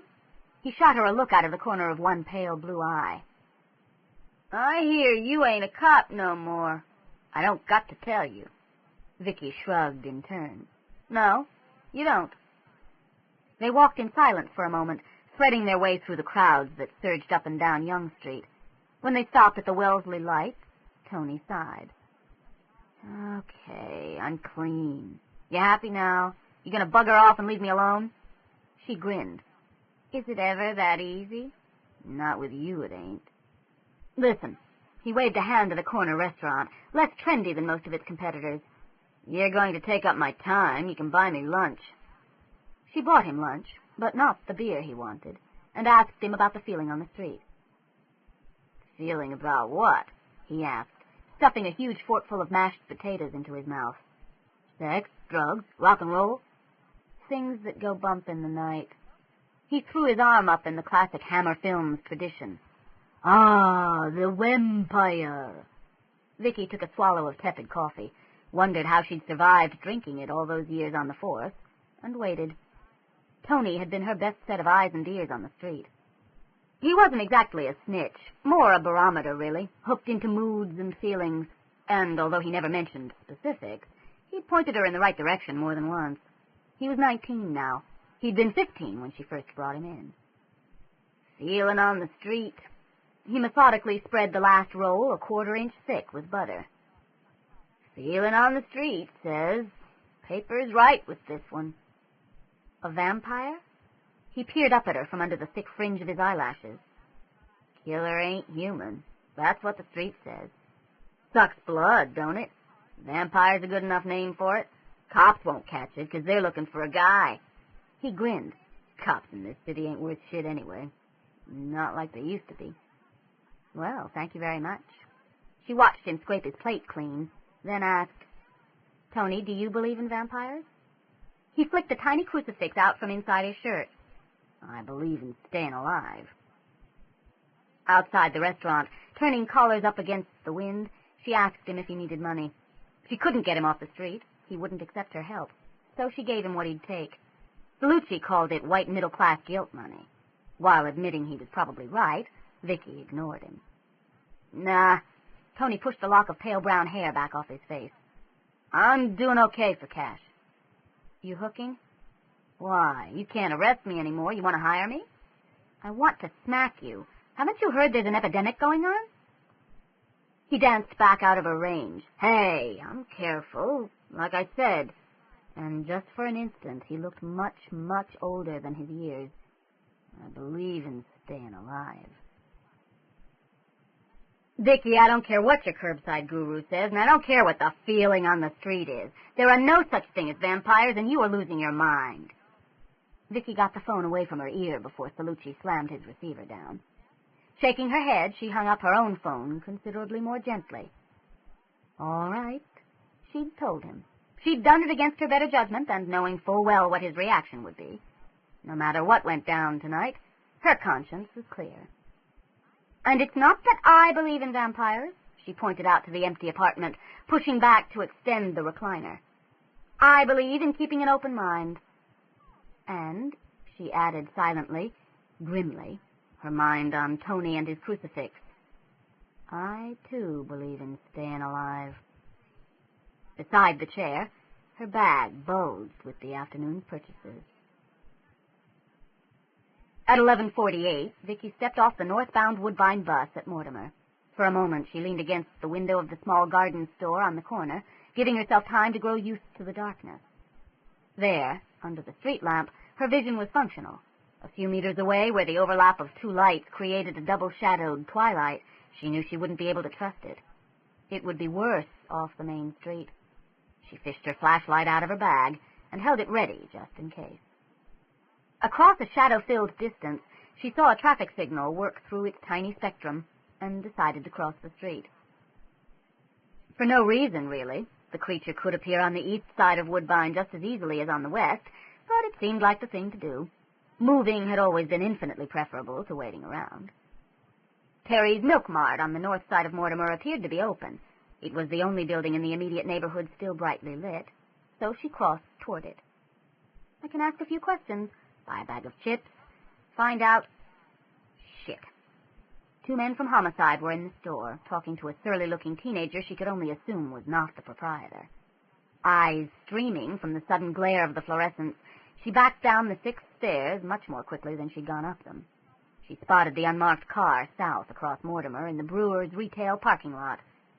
Trust the government to light a square of asphalt at almost midnight, and headed in the opposite direction, willing to bet long odds that Celluci had included her in his instructions to his men. If she remembered correctly, the houses that lined the street were small, virtually identical, detached 2-story single-family dwellings. Not the sort of neighborhood you'd think would attract a vampire. Not that she expected the creature to actually put in an appearance on Woodbine. The street was too well lit, too well traveled, with too great a possibility of witnesses. No, she was putting her money on one of the quiet residential streets tucked in behind. At Holborn, for no reason she could think of, she turned west. The street lights were farther apart here, and she hurried from one island of sight to the next, trusting to bureaucracy and city planning to keep the sidewalk under her feet. She slipped at one point on a pile of dirt, her bag sliding off her shoulder and slamming hard edges against her knees. Her flashlight beam played over a tiny construction site where a skinny house was rising to fill what had once, no doubt, been a no larger than average side yard. The creature had killed under circumstances like these once before, but somehow she knew it wouldn't again. She moved on. The sudden scream of a siren sent her heart up into her throat, and she spun around, flashlight raised like a weapon. Back at the corner, a fire engine roared from the station, and tires squealing turned north up Woodbine. Nerves a bit shot, are they, Vicki? She muttered to herself, taking a long, calming breath. Blood pounded in her ears almost loud enough to echo, and sweat glued her gloves to her palms. Still a bit shaky with reaction, she made her way to the next streetlight and leaned back against the pole. The spill of light reached almost to the house, not quite far enough for Vicki to see the building. The bit of lawn she could see looked well cared for, in spite of the spring mud, and along one edge, roses, clipped short to survive the cold, waited for spring. It was a working-class neighborhood, she knew, and, given the lawn, Vicki was willing to bet that most of the families were Italian or Portuguese, as both cultures cared about and for the land. If that was the case, many of the houses would be decorated with painted icons of saints, or of the Madonna, or of Christ himself. She wondered how much protection those icons would offer when the killer came. Up the street, 2 golden circles marked a slow-moving car. To Vicki, they looked like the eyes of some great beast, for the darkness hid the form that followed, and the headlights were all she could see. But then, she didn't need to see more to identify it as a police car. Only police on surveillance ever drove at that precise, unchanging speed. She'd done it herself too many times to mistake it now. Fighting the urge to dive out of sight, she turned and strode confidently up the walk toward the house, digging in her bag for an imaginary set of keys. The car purred by behind her. Making her way back to the sidewalk, Vicki doubted that her luck could last. Celluci had to have saturated this area with his men. Sooner or later, she had to run into someone she knew, probably Celluci himself, and she wasn't looking forward to explaining just what she was doing roaming about in the middle of a police manhunt. She continued west along Holborn, marshalling her arguments. I thought you could use an extra pair of eyes. But then, so could she. I doubted you'd be prepared to deal with a vampire. True, but it'd go over like rats in the drunk tank. You have no right to keep me away. Except that he did. Every right. It was why there were laws against suicide. So what am I doing out here anyway? And is this more or less stupid than charging down into a subway station to single-handedly challenge God knows what? The darkness pressed close around her, waiting for an answer. What am I trying to prove? That in spite of everything, I can still be a fully functioning member of society? She snorted. On the other hand, there are a number of fully functioning members of society I'm not likely to run into out here tonight. Which brought the silent interrogation back around to just what was she trying to prove, and Vicki decided to leave it there. Things were tough enough without bogging them down further in introspection. At the corner of Woodmount, she paused. The triple line of streetlights disappeared into the distance to either side, and straight ahead. The suspended golden globes were all she could see. Casting about like a hound for a scent, she drew in a deep lungful of the cold night air. All she could smell was earth, damp and musty, freshly exposed by the end of winter. Normally she liked the smell. Tonight, it reminded her of the grave, and she pulled her jacket tighter around her to ward off a sudden chill. In the distance, there was the sound of traffic, and farther off still, a dog barked. There seemed little to choose between the directions, so she turned to her left and headed carefully back south. A car door slammed. Vicki's heart slammed up against her ribs in response. This was it. She was as sure of it as she'd ever been of anything in her life. She started to run, slowly at first, well aware that a misstep would result in a fall or worse. Her flashlight remained off. She needed the stations of the streetlights to guide her, and the flashlight beam confined her sight. At Baker Street, she rocked to a halt. Where now? Her other senses strained to make up for near blindness. Metal screamed against wood, nails forced to release their hold. East. She turned and raced toward it, stumbled, fell, recovered, and went on, trusting her feet to find a path she couldn't see. 50 running paces from the corner, shadow sight marked something crossing her path. It slipped down the narrow drive between 2 buildings, and when Vicki followed, responding to the instinct of the chase, she could see red taillights burning about 100 yards away. It smelled as if something had died at the end of the lane, like the old lady who'd been found the 3rd week of last August, but who'd been killed in her small airless room around the 1st of July. She could hear the car engine running, movement against the gravel, and a noise she didn't want to identify. The evil that had lingered in the subway tunnel had been only the faintest after-image of the evil that waited for her here. A shadow, its parameters undefined, passed between Vicki and the taillight. Her left hand trailing along a wall of fake brick siding, and her right holding the flashlight out before her like the handle of a lance, Vicki pounded up the drive, paying no attention to the small, shrill voice of reason that demanded to know just what the hell she thought she was doing. Something shrieked, and the sound drove her back a half-dozen steps. Every dog in the neighborhood began to howl. Ignoring the cold sweat beading her body and the knot of fear that made each breath a labored fight, Vicki forced herself to move forward again. The 6 steps regained, then 6 more. Half sprawled across the trunk of the car, she turned on the flashlight. Horror flickered just beyond the beam's farthest edge, where a wooden garage door swung haphazardly from a single twisted hinge. Darkness seemed to move within the darkness. and Vicki's mind shied away from it so quickly and with such blind panic that it convinced her nothing lingered there at all. Caught in the light, a young man crouched, one arm flung up to shield his eyes from the glare. At his feet, a body, a bearded man, late 30s, early 40s, blood still draining from the ruined throat, thickening and congealing against the gravel. He had been dead before he hit the ground, for only the dead fall with that complete disregard of self that gives them the look of discarded marionettes. All this Vicki took in at a glance. Then the crouching man stood, his open coat spreading and bracketing him like great black leather wings. He took a step toward her, face distorted and eyes squinted nearly shut. Blood had stained his palms and fingers a glistening crimson. Scrambling in her purse for the heavy silver crucifix she'd acquired that afternoon, and not really, God help her, expected to need, Vicki drew breath to scream for backup. Or maybe just to scream. She never found out which, for he took another step toward her, and that was all she saw for some time. Henry caught the young woman as she fell, and eased her gently to the gravel. He hadn't wanted to do that, but he couldn't allow her to scream. There were too many things he couldn't explain to the police. She saw me bending over the body, he thought, as he snapped off the flashlight and shoved it into her purse. His too sensitive eyes welcomed the return of night. They felt as though they'd been impaled with hot iron. Got a good look at me, too. Damn. Common sense said he should kill her before she had a chance to expose him. He had strength enough to make it look no different from the other death. He would be safe again, then. Henry turned and looked past the body. Meat now, nothing more, into the torn earthen floor of the garage where the killer had fled. This night had proven the deaths were in no way his responsibility. Damn. He said it aloud this time, as approaching sirens and a car door slamming at the end of the drive reminded him of the need for immediate action. Dropping to one knee, he heaved the unconscious young woman over a shoulder and grabbed up her bag in his free hand.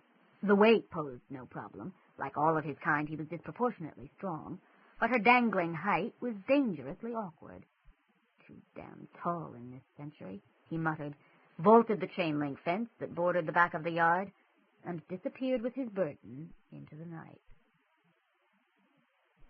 6. Dumping the contents of the huge black purse out on his coffee table, Henry dropped to his knees and rummaged through the mess for something that looked like ID, a wallet, a card case, anything.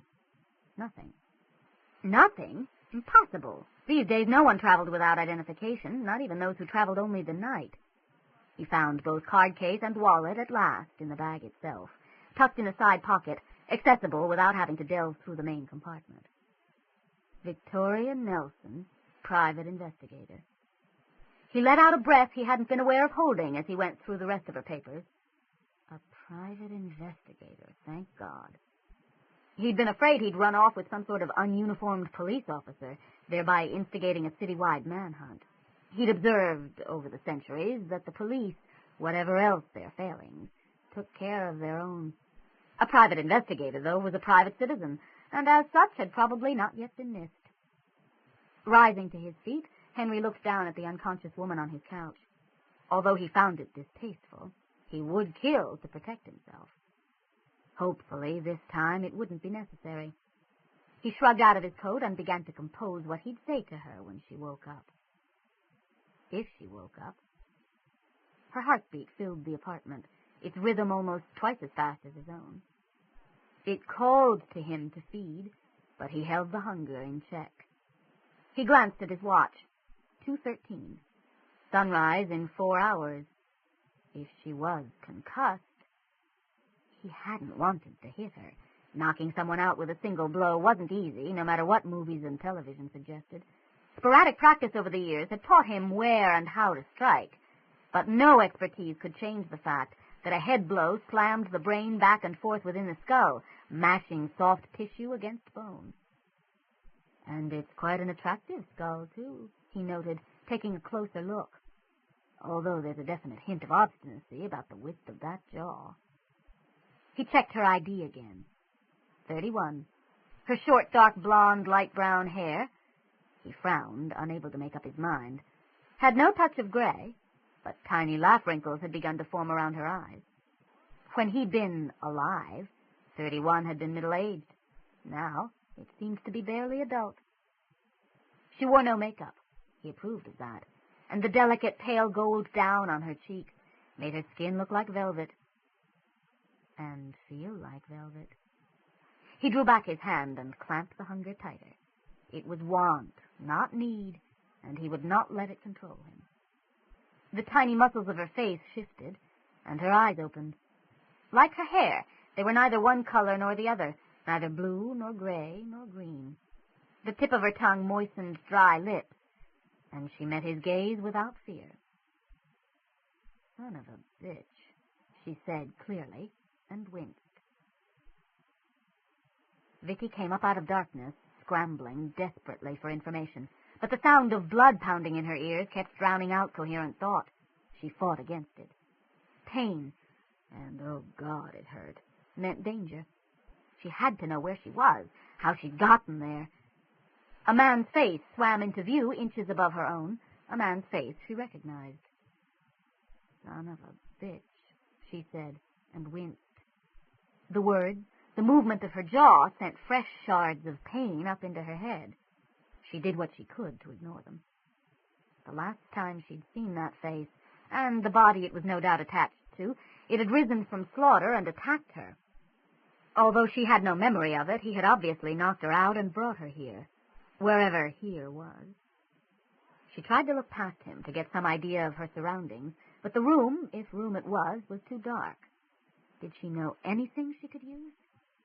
I'm fully clothed, lying on a couch in the company of an insane killer, and although the rest of my body appears to be functional, my head feels like it's taken too many shots on goal. There seems to be only one thing she could do. She threw herself off the couch. Unfortunately, gravity proved stronger than the idea. When she hit the floor, a brilliant fireworks display left after images of green and gold and red on the inside of her eyelids, and then she sank into darkness again.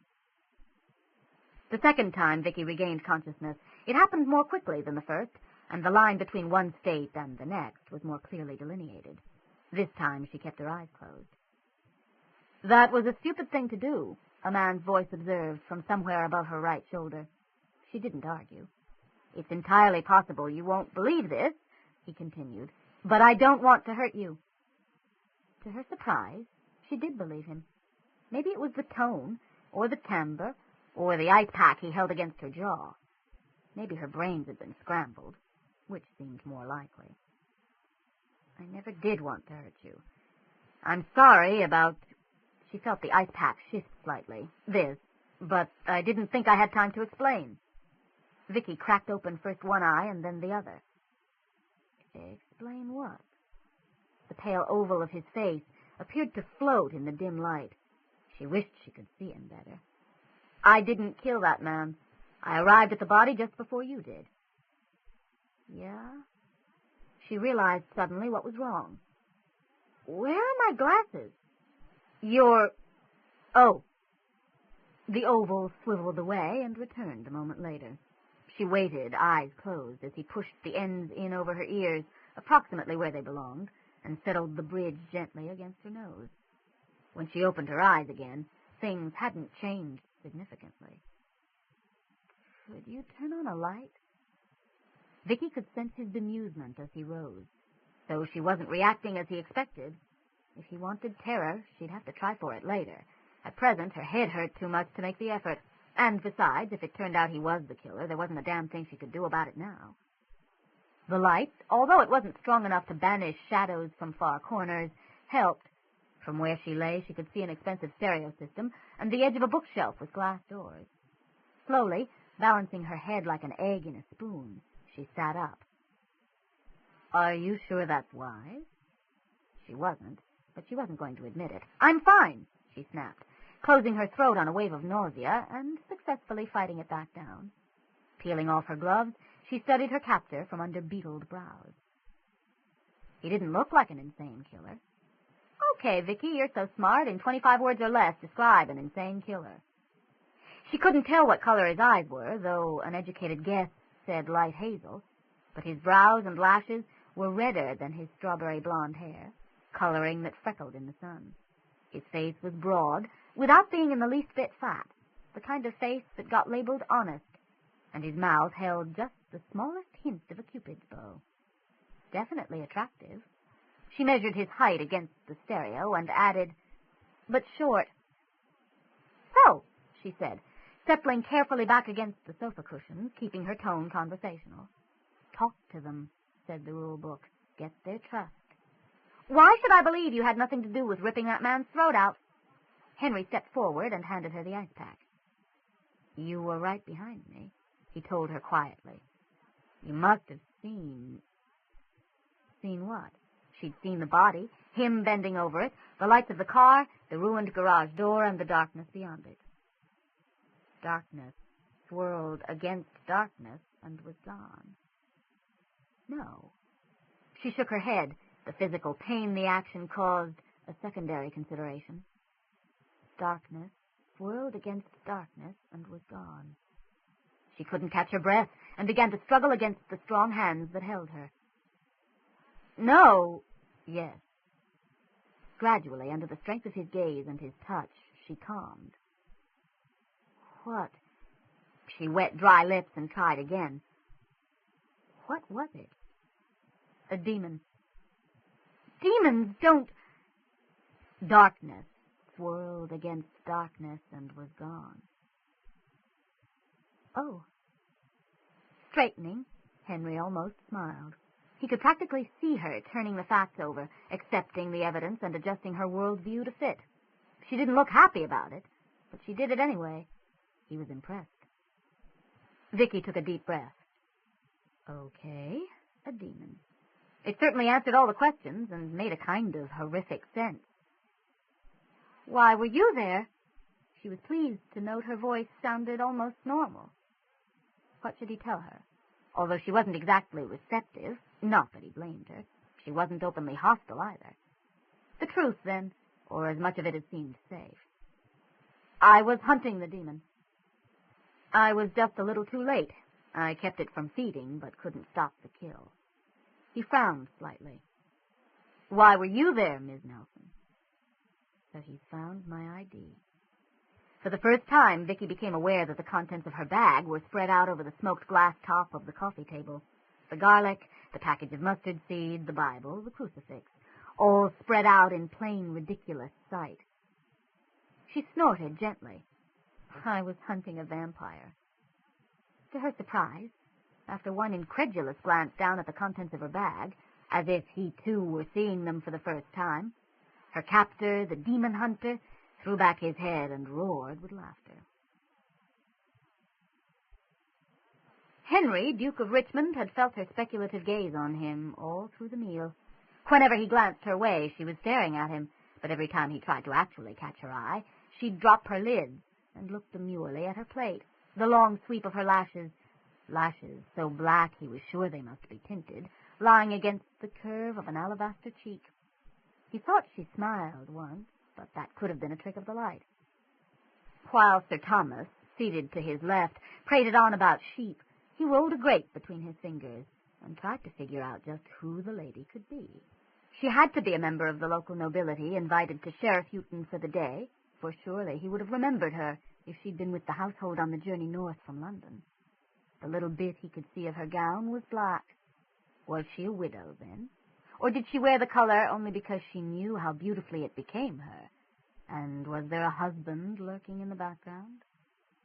For the first time in weeks, he was glad that Surrey had decided against journeying to Sheriff Houghton with him. Women never look at me when he's around. There, she smiled, I'm sure of it. He wiped the crushed grape off against his hose and reached for his wine, emptying the delicate Venetian glass in one frantic swallow. He couldn't stand it any longer. Sir Thomas? Of course the best ram for the purpose is... Yes, my lord.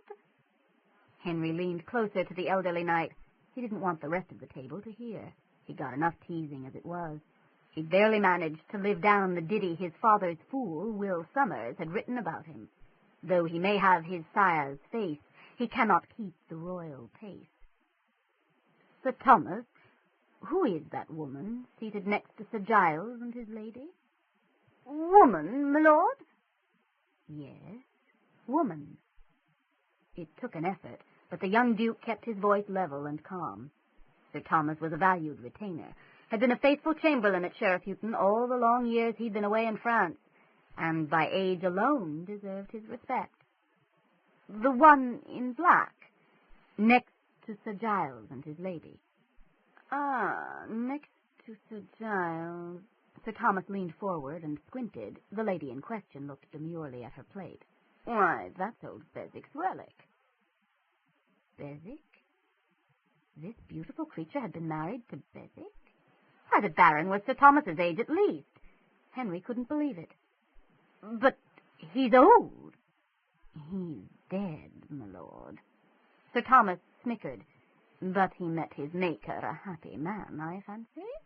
She's a sweet thing, though, and seems to take the old goat's death hard. Saw little enough of her when he was alive, and less now. How long were they married? Month? No, 2. And she lives at Bezic Castle? Sir Thomas snorted. If you can call that mouldering ruin a castle, yes, my lord. If you can call this heap a castle. Henry waved a hand at the great hall, relatively unchanged since the 12th century. You can call anything a castle. This is a royal residence, Sir Thomas protested huffily. She did smile. I saw her clearly. She smiled at me. And where she dwells, it would be heaven come to earth. Henry murmured dreamily, forgetting for a moment where he was, losing himself in that smile. Sir Thomas gave a great guffaw of laughter, choked on a mouthful of ale, and had to be vigorously pounded on the back, attracting the attention Henry had been hoping to avoid. You should be more careful of excitement, good Sir Knight, chided the Archbishop of York, as those who had hurried to the rescue moved back to their places. Not me, your grace, Sir Thomas told the prelate piously.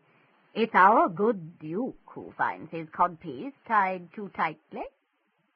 As he felt his face redden, Henry cursed the Tudor coloring that showed every blush as though he were a maiden, and not a man full 16 summers old. Later, when the musicians began to play up in the old minstrel's gallery, Henry walked among his guests, trying, he thought successfully, to hide his ultimate goal. They'd be watching him now, and 1 or 2, he knew, reported back to his father. As he at last crossed the hall toward her, she gathered her black and silver skirts in one hand and headed for the open doors and the castle courtyard. Henry followed. She was waiting for him, as he knew she would be, on the second of the broad steps, far enough away from the door to be in darkness, close enough for him to find her. It is hot in the hall, isn't it? She turned toward him, her face and bosom glimmering pale white. It is August. Yes, it is. They weren't, in fact, the only couple to seek a respite from the stifling, smoky hall, but the others discreetly moved away when they saw the Duke appear. You, aren't afraid of night chills? Well, I love the night. Her voice reminded him of the sea, and he suspected it could sweep him away as easily. Inside, under torchlight, he had thought her not much older than he, but outside, under starlight, she seemed ageless. He wet lips gone suddenly dry, and searched for something more to say. You weren't at the hunt today? No. You don't hunt, then? In spite of the darkness, her eyes caught and held his. Oh, but I do. Henry swallowed hard and shifted uncomfortably. His codpiece was now, indeed, too tight. If 3 years at the French court had taught him nothing else, he had learned to recognize an invitation from a beautiful woman. Hoping his palm had not gone damp, he held out a hand. Have you a name? He asked as she laid cool fingers across his. Christina. Vampire? Henry stared at Christina in astonishment. I was making a joke. Were you? She turned from the window, arms crossed under her breast. It is what Norfolk calls me. Norfolk is a jealous fool. Henry suspected his father had sent the Duke of Norfolk to keep an eye on him, to discover why he continued at Sheriff Houghton, a residence he made no pretense of liking, into September. He also suspected that the only reason he hadn't been ordered back to court was because his father secretly approved of his dalliance with an older and very beautiful widow. He wasn't fool enough to think his father didn't know. Is he? Perhaps. Ebony brows drew down into a frown. Have you never wondered, Henry, why you only see me at night? As long as I get to see you. Have you never wondered why you have never seen me eat or drink? You've been to banquets, Henry protested, confused. He had only been making a joke. But you have never seen me eat or drink, Christina insisted. And this very night you yourself commented on my strength. Why are you telling me this? His life had come to revolve around the hours they spent in his great canopied bed. She was perfect. He wouldn't see her otherwise. Norfolk has named me vampire. Her eyes caught his and held them, although he tried to break away. The next step will be to prove it. He will say to you, if I am not as he names me, then surely I will come to you by day. She paused, and her voice grew cold. And you, wondering, will order it. And either I will flee and never see you again, or I will die. I would never order you. You would, if you did not believe me vampire. This is why I tell you. Henry's mouth opened and closed in stunned silence. And when he finally spoke, his voice came out a shrill caricature of his normal tone. But I've seen you receive the sacrament. I'm as good a Catholic as you are, Henry. Better, perhaps, as you have more to lose while the king's favor wanes toward the Mass. She smiled a little sadly. I am not a creature of the devil. I was born of two mortal parents. He had never seen her in daylight. He had never seen her eat or drink. She possessed strength far beyond her sex or size. But she received the sacraments, and she filled his nights with glory.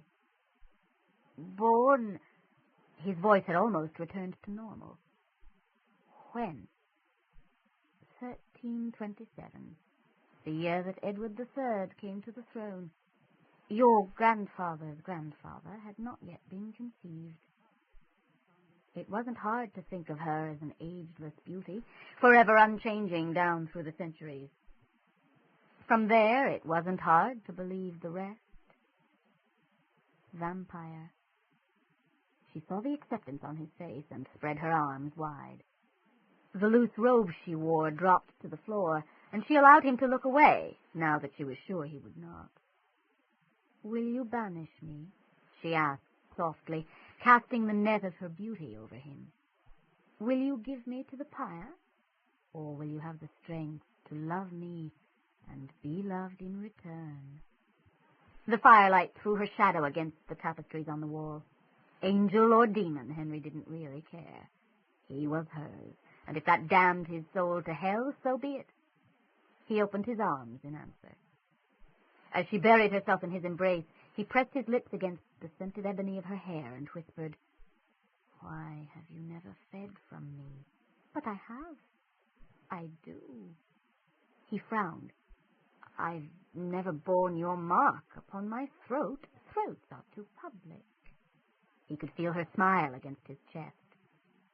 And your throat is not the only part of your body I have put my mouth against.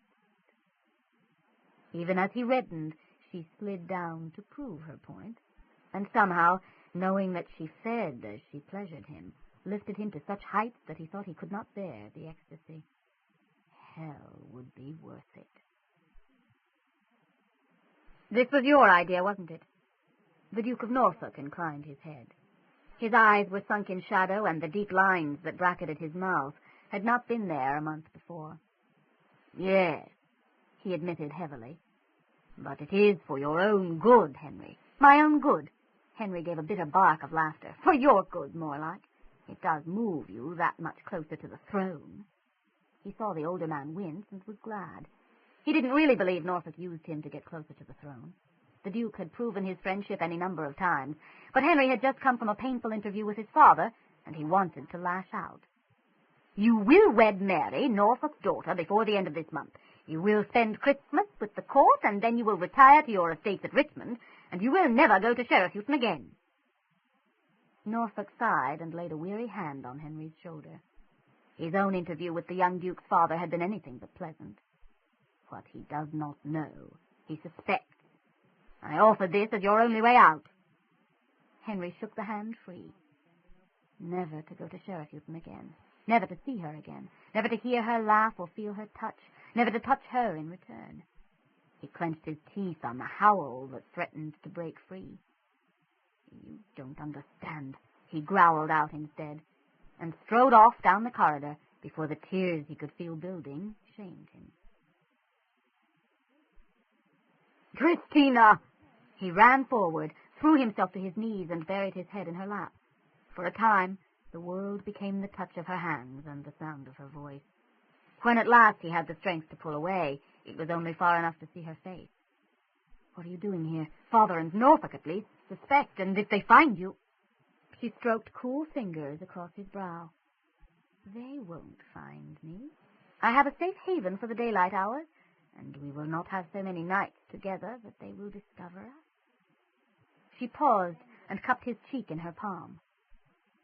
"I am going away, but I could not leave without saying goodbye." "Going away?" Henry repeated stupidly. She nodded, her unbound hair falling forward. "It has become too dangerous for me in England." "But where?" "France, I think, for now." He caught up her hands in both of his. "Take me with you. I cannot live without you." A wry smile curved her lips. "You cannot exactly live with me," she reminded him. "Live, die, unlive, undie." He leapt to his feet and threw his arms wide. "I don't care as long as I'm with you." "You're very young." The words lacked conviction, and he could see the indecision on her face. She wanted him. Oh, blessed Jesu and all the saints, she wanted him. "How old were you when you died?" he demanded. She bit her lip. 17. "I shall be 17 in 2 months." He threw himself back on his knees. "Can't you wait that long?" 2 months. "Just 2?" He couldn't keep the triumph from his voice. "Then you will have me for all eternity." She laughed then and pulled him to her breast. "You think highly of yourself, my lord." "I do," he agreed, his voice a little muffled. "If your lady wife should come in, Mary, she has rooms of her own and is happy to stay in them." Still on his knees, he pulled her to the bed. 2 months later, she began to feed nightly, taking as much as he could bear each night. Norfolk posted guards on his room. Henry ordered them away, for the first time in his life, his father's son. 2 months after that, while revered doctors scratched their heads and wondered at his failing, while Norfolk tore the neighborhood apart in a fruitless search, she pulled him to her breast again, and he suckled the blood of eternal life. "Let me get this straight. You're the bastard son of Henry VIII?" "That's right." Henry Fitzroy, once Duke of Richmond and Somerset, Earl of Nottingham and Knight of the Garter, leaned his forehead against the cool glass of the window and looked down at the lights of Toronto. It had been a long time since he'd told the story. He'd forgotten how drained it left him. Vicki looked down at the book of the Tudor age, spread open on her lap, and tapped the paragraph. "It says here you died at 17. Shaking off his lethargy, Henry turned to face her. "Yes, well, I got better." "You don't look 17. She frowned. "Mid-20s, I'd say. No, younger." He shrugged. "We age, but we age slowly." "It doesn't say so here, but wasn't there some mystery about your funeral?" One corner of her mouth quirked up at his surprised expression, the best she could manage, considering the condition of her jaw. "I have a B.A. in history." "Isn't that an unusual degree for a person in your line of work?" He meant for a private investigator, she realized, but it had been just as unusual for a cop. If she had a nickel for every time someone, usually a superior officer, had dragged out that hoary old chestnut, "Those who fail to learn from history are doomed to repeat it," she'd be a rich woman. "It hasn't slowed me down," she told him a little pointedly. "The funeral?" "Yes, well, it wasn't what I'd been expecting, that's for certain." He clasped his hands together to still their shaking, and although he fought it, the memories caught him up again. Waking, confused and disoriented, slowly he became aware of his heartbeat and allowed it to pull him back to full consciousness. He'd never been in a darkness so complete, and in spite of Christina's remembered reassurance, he began to panic. The panic grew when he tried to push the lid off the crypt and found he couldn't move. Not stone above him, but rough wood embracing him so closely that the rise and fall of his chest brushed against the boards. All around, the smell of earth. Not a noble's tomb, but a common grave. Screaming until his throat was raw, he twisted and thrashed through the little movement he had, but although the wood creaked once or twice, the weight of earth was absolute. He stopped then, for he realized that to destroy the coffin and lie covered only in the earth would be infinitely worse. That was when the hunger began. He had no idea how long he lay, paralyzed with terror, frenzied need clawing at his gut, but his sanity hung by a thread when he heard a shovel blade bite into the dirt above him. "You know," he said, scrubbing a hand across his face, terror still echoing faintly behind the words, "there's a very good reason most vampires come from the nobility. A crypt is a great deal easier to get out of. I've been buried good and deep, and it took Christina 3 days to find me and dig me free." Sometimes, even 4 centuries later, when he woke in the evening, he was back there, alone, in the dark, facing eternity. "So your father," Vicki paused. She had trouble with this next bit. "Henry VIII really did suspect?" Henry laughed, but the sound had little humor. "Oh, he more than suspected.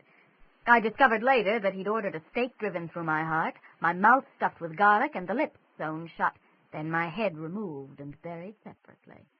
Thank God Norfolk remained a true friend until the end." "You saw him again?" "A couple of times. He understood better than I thought." "What happened to Christina?" "She guided me through the frenzy that follows the change. She guarded me during the year I slept as my body adapted to its new condition. She taught me how to feed without killing. And then she left." "She left?" Vicki's brows flew almost to her hairline. "After all that, she left?" Henry turned again to look out at the lights of the city. She could be out there. He'd never know. Nor, he had to admit a little sadly, would he care. "When the parent-child link is over, we prefer to hunt alone. Our closest bonds are formed when we feed, and we can't feed from each other." He rested his hand against the glass. "The emotional bond, the love, if you will, that causes us to offer our blood to a mortal, never survives the change." "But you could still—" "Yes, but it isn't the same." He shook himself free of the melancholy and faced her again. "That also is tied too closely to feeding." "Oh. Then the stories about vampiric, prowess," Henry supplied with a grin, "are true. But then, we get a lot of time to practice." Vicki felt the heat rise in her face, and she had to drop her gaze. 450 years of practice. Involuntarily, she clenched her teeth, and the sudden sharp pain from her jaw came as a welcome distraction. "Not tonight. I've got a headache." She closed the book on her lap and carefully set it aside, glancing down at her watch as she did. 4:43. I've heard some interesting confessions in my time, but this one... The option, of course, existed to disbelieve everything she'd heard, to get out of the apartment and away from a certified nutcase, and call for the people in the white coats to lock Mr. Fitzroy, bastard son of Henry VIII, etc., away where he belonged. Except she did believe, and trying to convince herself she didn't would be trying to convince herself of a lie. "Why did you tell me all this?" she asked at last. Henry shrugged. The way I saw it, I had two options. I could trust you, or I could kill you. If I trusted you first, he spread his hands, and discovered it was a bad idea, I could still kill you before you could do me any harm. Now, wait a minute, Vicki bridled. I'm not that easy to kill. He was standing at the window, 10, maybe 12 feet away. Less than a heartbeat later, he sat beside her on the couch, both hands resting lightly around her neck.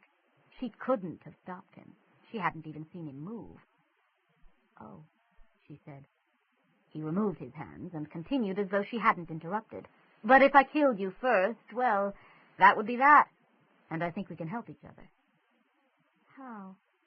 Up close, he became a little overwhelming, and she had to fight the desire to move away. Or move closer. 450 years develops a forceful personality, she observed, shifting her gaze to the white velvet upholstery. The demon hunts at night. So do I. But the one who calls the demon is mortal and must live his life during the day. You're suggesting that we team up until the demon is captured? Yes. She brushed the nap of the velvet back and forth, and then looked up at him again. Light hazel eyes. I was right. Why do you care? About catching the demon? Henry stood and paced back to the window. I don't, not specifically, but the papers are blaming the killings on vampires and are putting us all in danger. Down below, the headlights of a lone car sped up Jarvis Street. Until just recently, even I thought it was one of my kind. A child, abandoned, untrained. What, purposefully left to fend for itself? Perhaps. Perhaps the parent had no idea there was a child at all. I thought you said there had to be an emotional bond. No, I said the emotional bond did not survive past the change. I didn't say that it had to exist. My kind can create children for as many bad or accidental reasons as yours. Technically, all that is needed is for the vampire to feed too deeply and for the mortal to feed in return. For the mortal to feed in return? How the hell would that happen? He turned to face her. I take it, he said dryly, you don't bite. Vicki felt her cheeks burn and hurriedly changed the subject. You were looking for the child? Tonight? Henry shook his head. No, tonight I knew, and I was looking for the demon. He walked to the couch and leaned over it toward her, hands braced against the pale wood inlaid in the arm. When the killings stop, the stories will stop, and vampires will retreat back into myths and race memory. We prefer it that way. In fact, we work very hard to keep it that way. If the papers convince their readers we are real, they can find us. Our habits are too well known. He caught her gaze, held it, and grimly bared his teeth. I, for one, don't intend to end up staked for something I didn't do. When he released her, and she refused to kid herself, she couldn't have looked away if he hadn't allowed it. Vicki swept the stuff on the coffee table back into her bag and stood. Although she faced him, she focused on the area just over his right shoulder. I have to think about this. She kept her voice as neutral as she could. What you've told me, well, I have to think about it. Lame, but the best she could do. Henry nodded. I understand. Then I can go? You can go. She nodded in turn, and reaching into her pocket for her gloves, made her way to the door. Victoria. Vicki had never believed that names held power, nor that speaking names transferred that power to another, but she couldn't stop herself from pivoting slowly around to face him again. Thank you for not suggesting I tell all this to the police. She snorted. The police? Do I look stupid? He smiled. No, you don't. He's had a long time to perfect that smile, she reminded herself, trying to calm the sudden erratic beating of her heart. She fumbled behind her for the door, got it open, and made her escape. Despite proximity, she took a moment on the other side to catch her breath. Vampires. Demons. They don't teach you about this sort of shit at the police academy. 7. Because the streets in the inner city were far from dark, and as she'd managed so well out at Woodbine with much less light, Vicki decided to walk home. She turned her collar up against the wind, shoved her gloved hands deep in her pockets, more out of habit than for additional warmth, and started west along Bloor Street. It wasn't that far, and she needed to think. The cool air felt good against her jaw and seemed to be easing the pounding in her head. Although she had to be careful about how heavily her heels struck the pavement, walking remained infinitely preferable to the jostling she'd receive in the back of a cab. And she needed to think. Vampires and demons.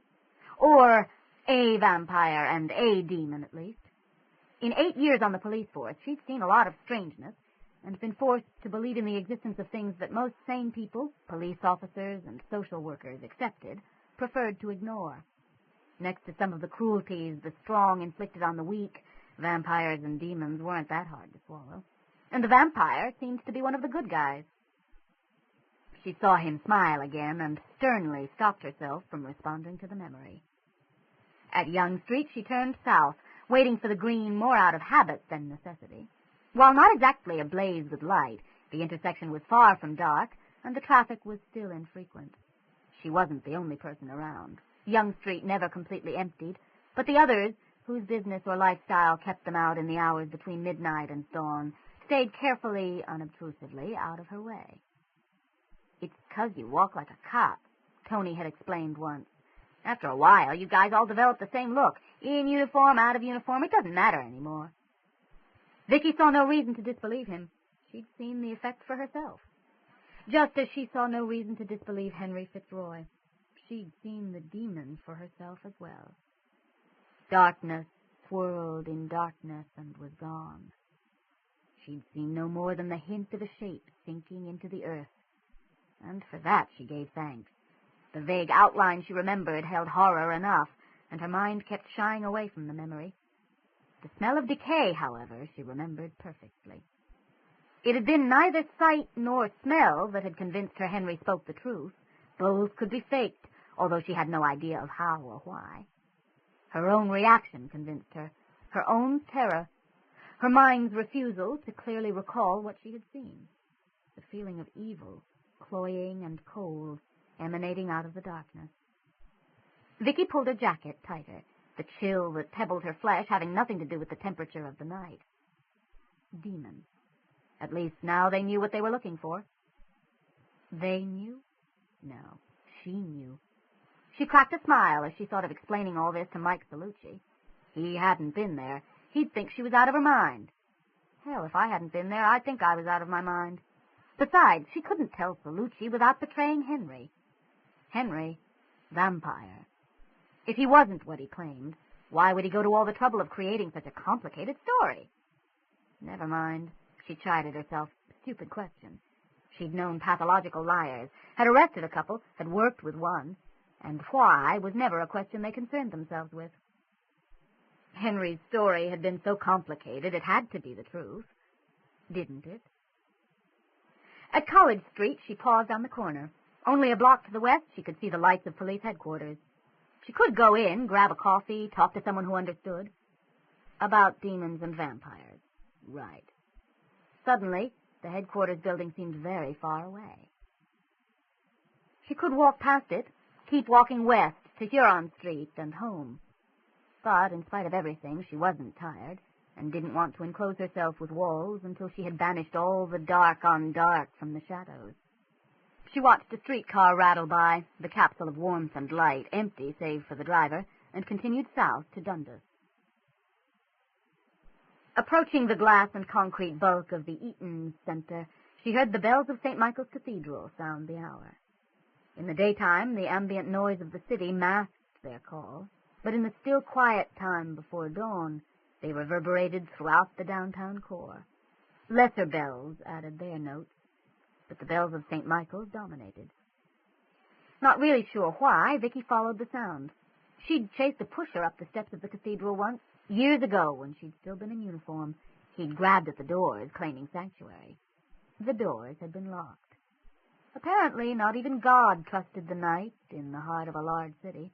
The pusher had fought all the way back to the car, and he hadn't thought it at all funny when Vicki and her partner insisted on referring to him as Quasimodo. She expected the heavy wooden doors to be locked again, but to her surprise, they swung silently open. Just as silently, she slipped inside and pulled them closed behind her. "Quiet, please," warned a cardboard sign mounted in a gleaming brass floor stand. "Holy Week Vigil in progress." Her rubber-soled shoes squeaking faintly against the floor, Vicki moved into the sanctum. Only about half of the lights were on, creating an unreal, almost mythical twilight in the church. Vicki could see, but only just, and only because she didn't attempt to focus on anything outside the specific. A priest knelt at the altar, and the first few rows of pews held a scattering of stocky women dressed in black, looking as though they'd been punched out of the same mold. The faint murmur of voices, lifted in what Vicki assumed was prayer, and the fainter click of beads, did nothing to disturb the heavy hush that hung over the building. Waiting. It felt like they were waiting. For what, Vicki had no idea. The flickering of open flame caught her eye, and she slipped down a side aisle until she could see into an alcove off the south wall. 3 or 4 tiers of candles in red glass jars rose up to a mural that gleamed under a single spotlight. The Madonna, draped in blue and white, held her arms wide as though to embrace a weary world. Her smile offered comfort, and the artist had captured a certain sadness around the eyes. Like many of her generation, Vicki had been raised vaguely Christian. She could recognize the symbols of the church, and she knew the historical story, but that was about it. Not for the first time, she wondered if maybe she hadn't missed out on something important. Peeling off her gloves, she slid into a pew. "I don't even know if I believe in God," she admitted apologetically to the mural. "But then, I didn't believe in vampires before tonight." It was warm in the cathedral, and the nap she'd had that afternoon seemed very far away.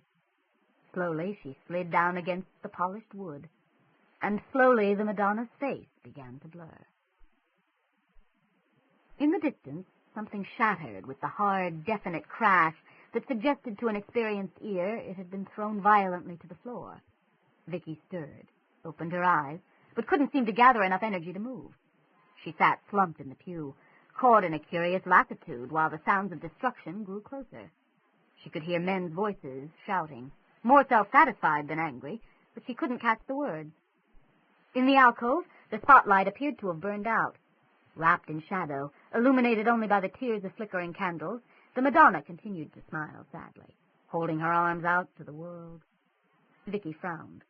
The candles were squat and white, the wax dribbling down irregular sides to pool and harden in the metal holders and on the stone floor. But the candles were enclosed.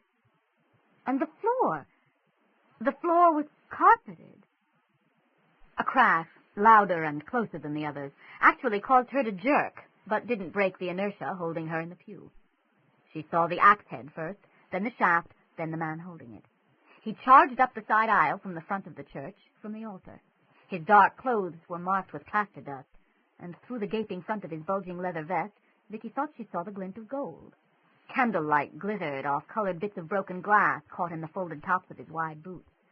Sweat had darkened his short hair, blunt cut to follow the curve of his head, and his lips were drawn back to reveal the yellow slabs of his teeth. He rocked to a halt at the entrance to the alcove, caught his breath, and raised the axe. It stopped short of the Madonna's smile, the haft slapping into the upraised hand of the young man who had suddenly appeared in its path. The axeman swore and tried to yank the weapon free. The axe stayed exactly where it was. From Vicki's point of view, it appeared that the young man twisted his wrist a gentle half-turn and then lowered his arm. But he must have done more, for the axeman swore again, lost his grip, and almost lost his footing. He stumbled back, and Vicki got her first good look at the young man now holding the axe across his body. Henry. The tiers of flickering candle flame behind him brought out the red-gold highlights in his hair and created almost a halo around his head. He wore the colors of the Madonna, wide bands of snowy white lace at collar and cuff, a white shirt billowing through the slashed sleeves of his pale blue jacket. His eyes, deep in shadow, narrowed, and his hands jerked up. The axe haft snapped. The sound of its shattering reverberated through the alcove, closely followed by the rattle of both pieces striking the floor. Vicki didn't see Henry move, but the next thing she knew, he had the axeman hanging from his fist by the front of his vest, feet dangling a foot off the marble floor. "The Blessed Virgin is under my protection," he said, and the quiet words held more menace than any weapon. The axeman's mouth opened and closed, but no sound emerged. He hung limp and terrified. When dropped, he collapsed to his knees, apparently unable to take his eyes from Henry's face. To Vicki, the vampire looked like an avenging angel, ready to draw a flaming sword at any moment and strike down the enemies of God. The axeman apparently agreed, for he moaned softly and raised trembling hands in entreaty. Henry stepped back and allowed his captive to look away. "Go," he commanded. Still on his knees, the axeman went, scrambling backward until he moved from Vicki's line of sight. Henry watched him go a moment longer, then turned, made the sign of the cross, and knelt. Above his bowed head, Vicki met the painted eyes of the Madonna. Her own grew heavy, and of their own volition, slid slowly closed. When she opened them again a second later, the spotlight had returned, the candles were back in their red glass containers, and a red-gold head remained bowed beneath the mural. The inability to move seemed gone, so she pulled herself to her feet and slid out of the pew, heading toward the alcove. "Henry..." At the sound of his name, he crossed himself, stood, and turned to face her, pulling closed his black leather trench coat as he moved. "What?" He shook his head, put his finger to his lips, and, taking her arm gently in one hand, led her out of the sanctum. "Did you have a pleasant nap?"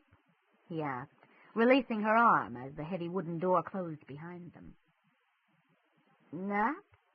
Vicki repeated, running a hand up through her hair. I guess I did." Henry peered up into her face with a worried frown.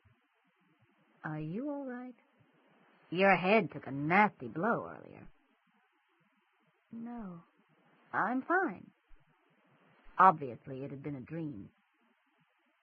"You don't have an accent." He'd had one in the dream. "I lost it years ago. I came to Canada just after World War I. Are you sure you're all right?" "I told you I'm fine." She started down the cathedral steps. Henry sighed and followed. He seemed to remember reading that sleeping after a concussion was not necessarily a good thing, but he'd entered the church right behind her, and she hadn't been asleep very long. "It was just a dream," Vicki told herself firmly, as the two of them headed north. "Vampires and demons I can handle, but holy visions are out." Although why she should dream about Henry Fitzroy defending a painting of the Virgin Mary from what looked like one of Cromwell's Roundheads, she had no idea. Maybe it was a sign. Maybe it was the blow she'd taken on the head. Either way, her few remaining doubts about his ex-royal bastard highness seemed to have vanished, and while she was more willing to bet on her subconscious working it out than on God intervening, she decided to keep an open mind, just in case. "Wait a minute. You followed me!" Henry smiled guardedly. "I just told you a secret that could get me killed. I had to see how you were dealing with it." In spite of her pique, Vicki had to admit he made sense. "And?" He shrugged. "You tell me." Vicki pushed the strap of her bag back up on her shoulder. "I think," she said slowly, "that you're right. We could accomplish more working together. So, for now, you've got yourself a partner." She stumbled over a dark crack in the pavement, righted herself before Henry could help, and added dryly, "But I think you should know that generally I only work days." It wasn't the time to tell him why. Not yet. Henry nodded. "Days are fine. I, myself, being a little sensitive to sunlight, prefer to work nights. Between us, we have the entire 24 hours covered. And speaking of days," he shot a quick glance to the east where he could feel dawn approaching. "I have to go. Can we discuss this tomorrow evening?" "When?" "About 2 hours after sunset. It'll give me time to grab a bite." He was gone before she had time to react, or agree. "We'll see who plays straight man to whom tomorrow night," she snorted and turned west toward home.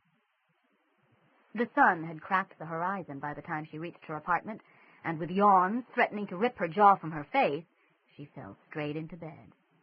Only to be rudely awakened about 45 minutes later. "Where have you been?" Celluci punctuated each word with a vigorous shake. Vicki, whose reactions had never been particularly fast when first roused from sleep, actually let him finish the sentence before bringing her arms up between his and breaking his grip on her shoulders. "What the hell are you talking about, Celluci?"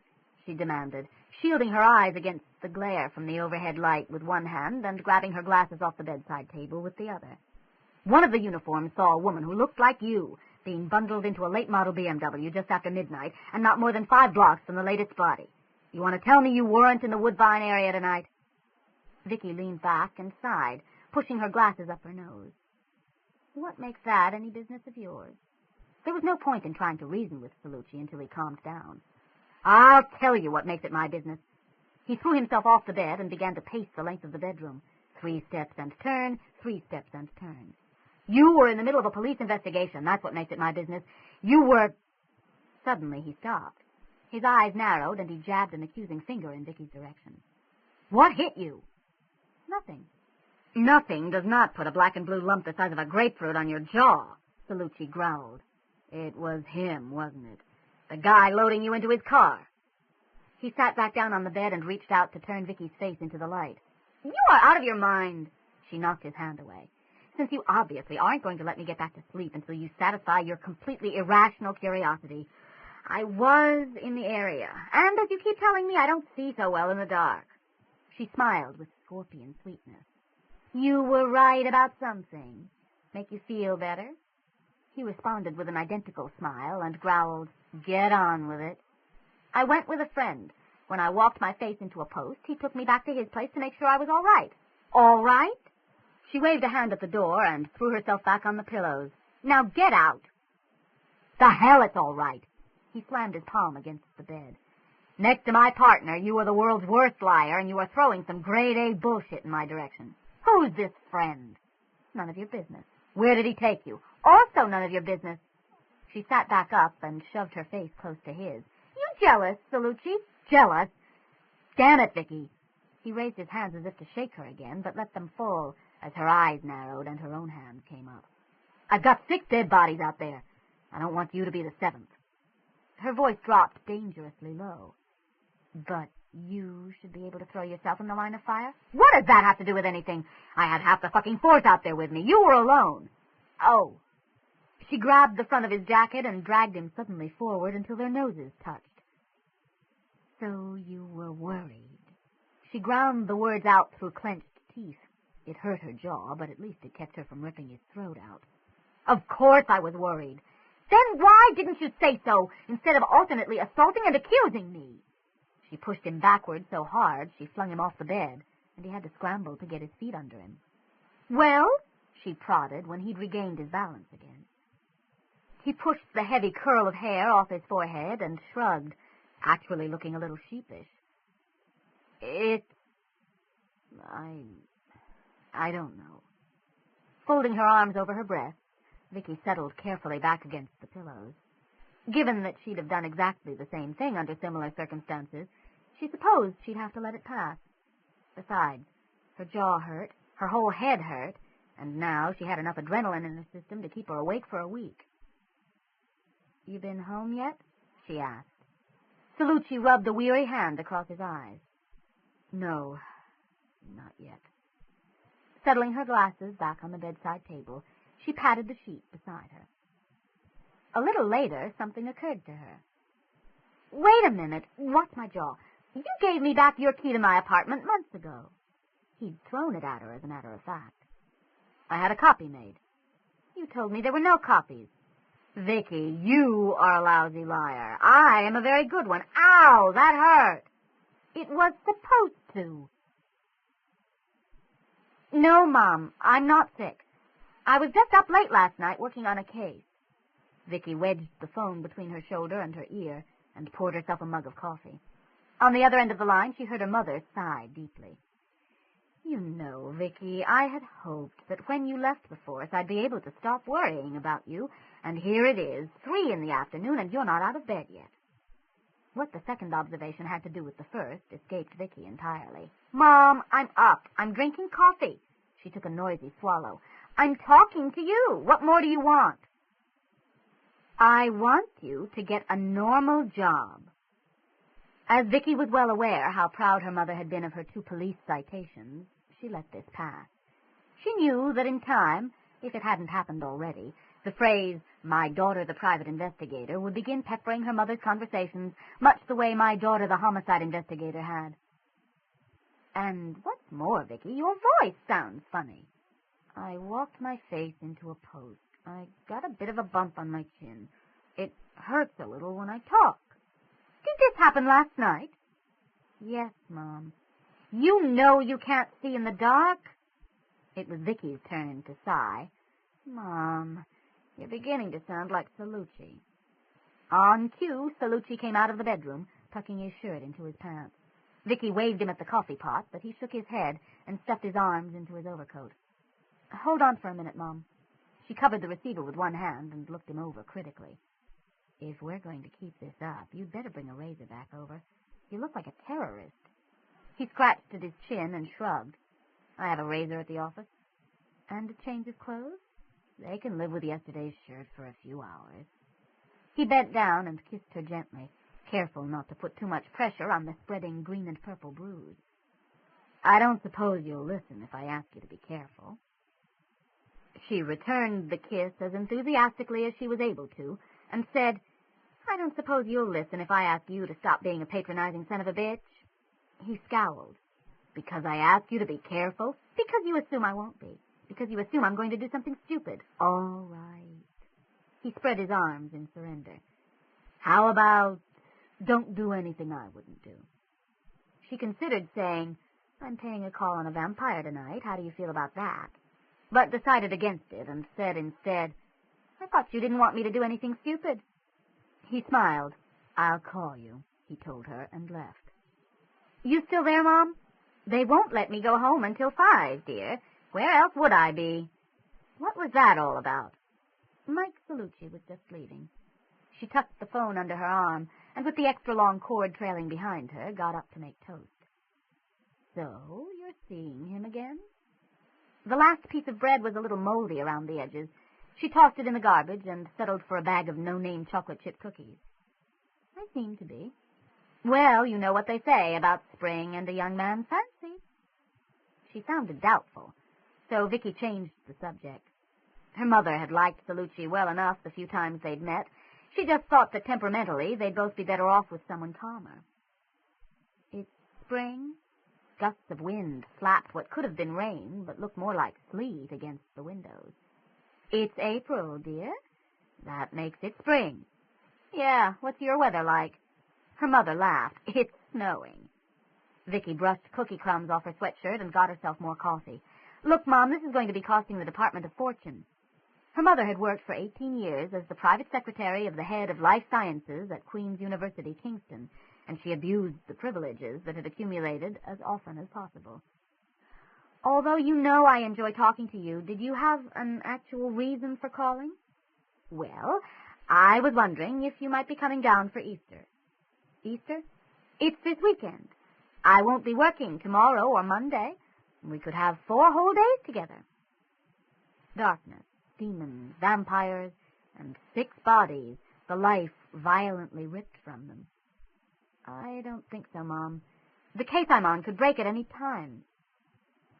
After listening to a few more platitudes and promising to stay in touch, Vicki hung up and went to her weight bench to work off equal parts of cookies and guilt.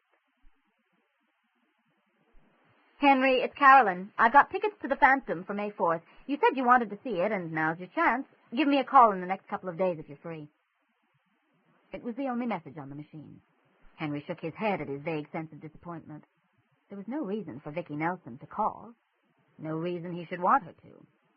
"All right." He glared at his reflection in the antique mirror over the telephone table. "You tell me why I trusted her." "Circumstance?" He shook his head. "No. Circumstance said I should have disposed of her. A much neater solution with much less risk. Try again. She reminded you of someone? If you live long enough, and you will, everyone will remind you of someone." Turning away from the mirror, he sighed and ran his fingers through his hair. He could deny it all he wanted, but she did remind him of someone, not in form, perhaps, but in manner. Ginevra Tresky had been the first mortal he had trusted after the change.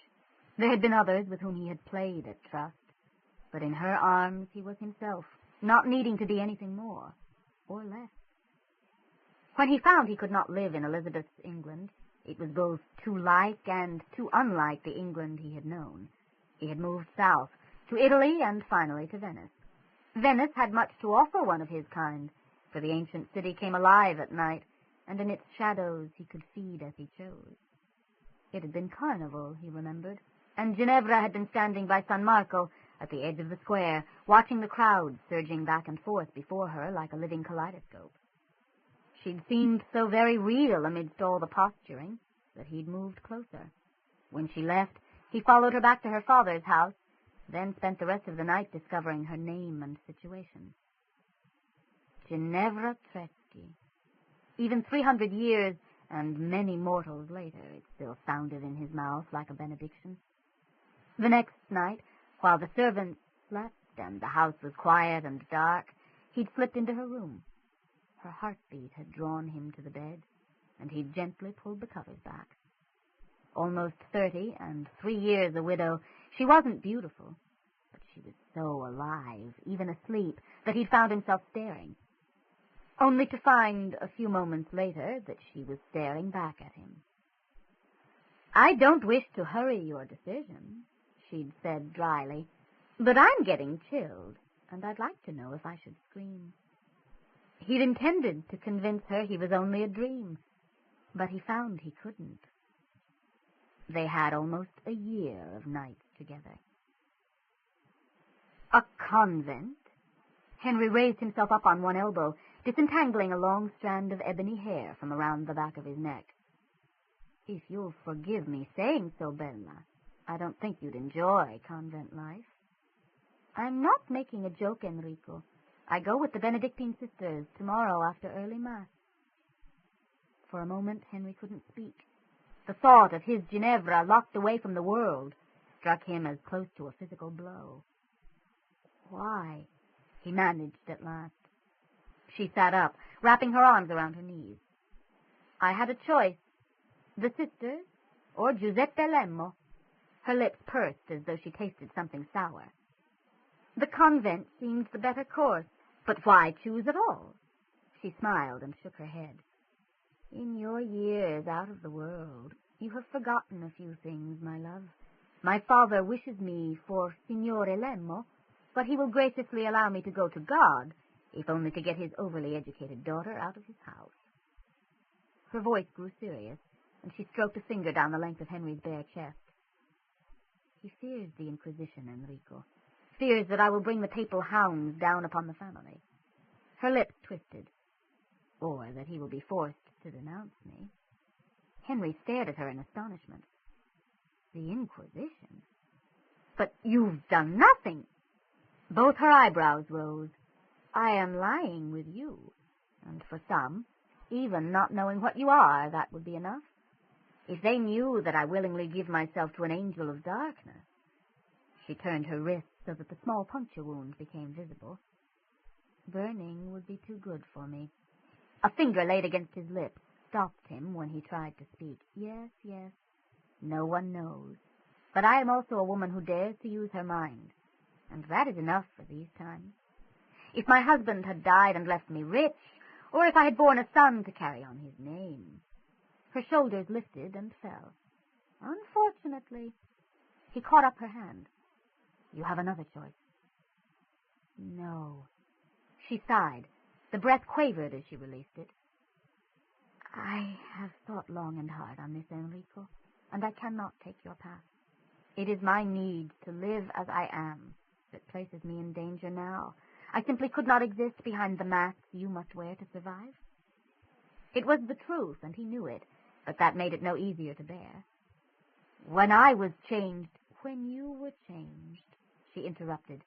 "From what you have told me, the passion was so great it left no room for rational thought, no room to consider what would happen after.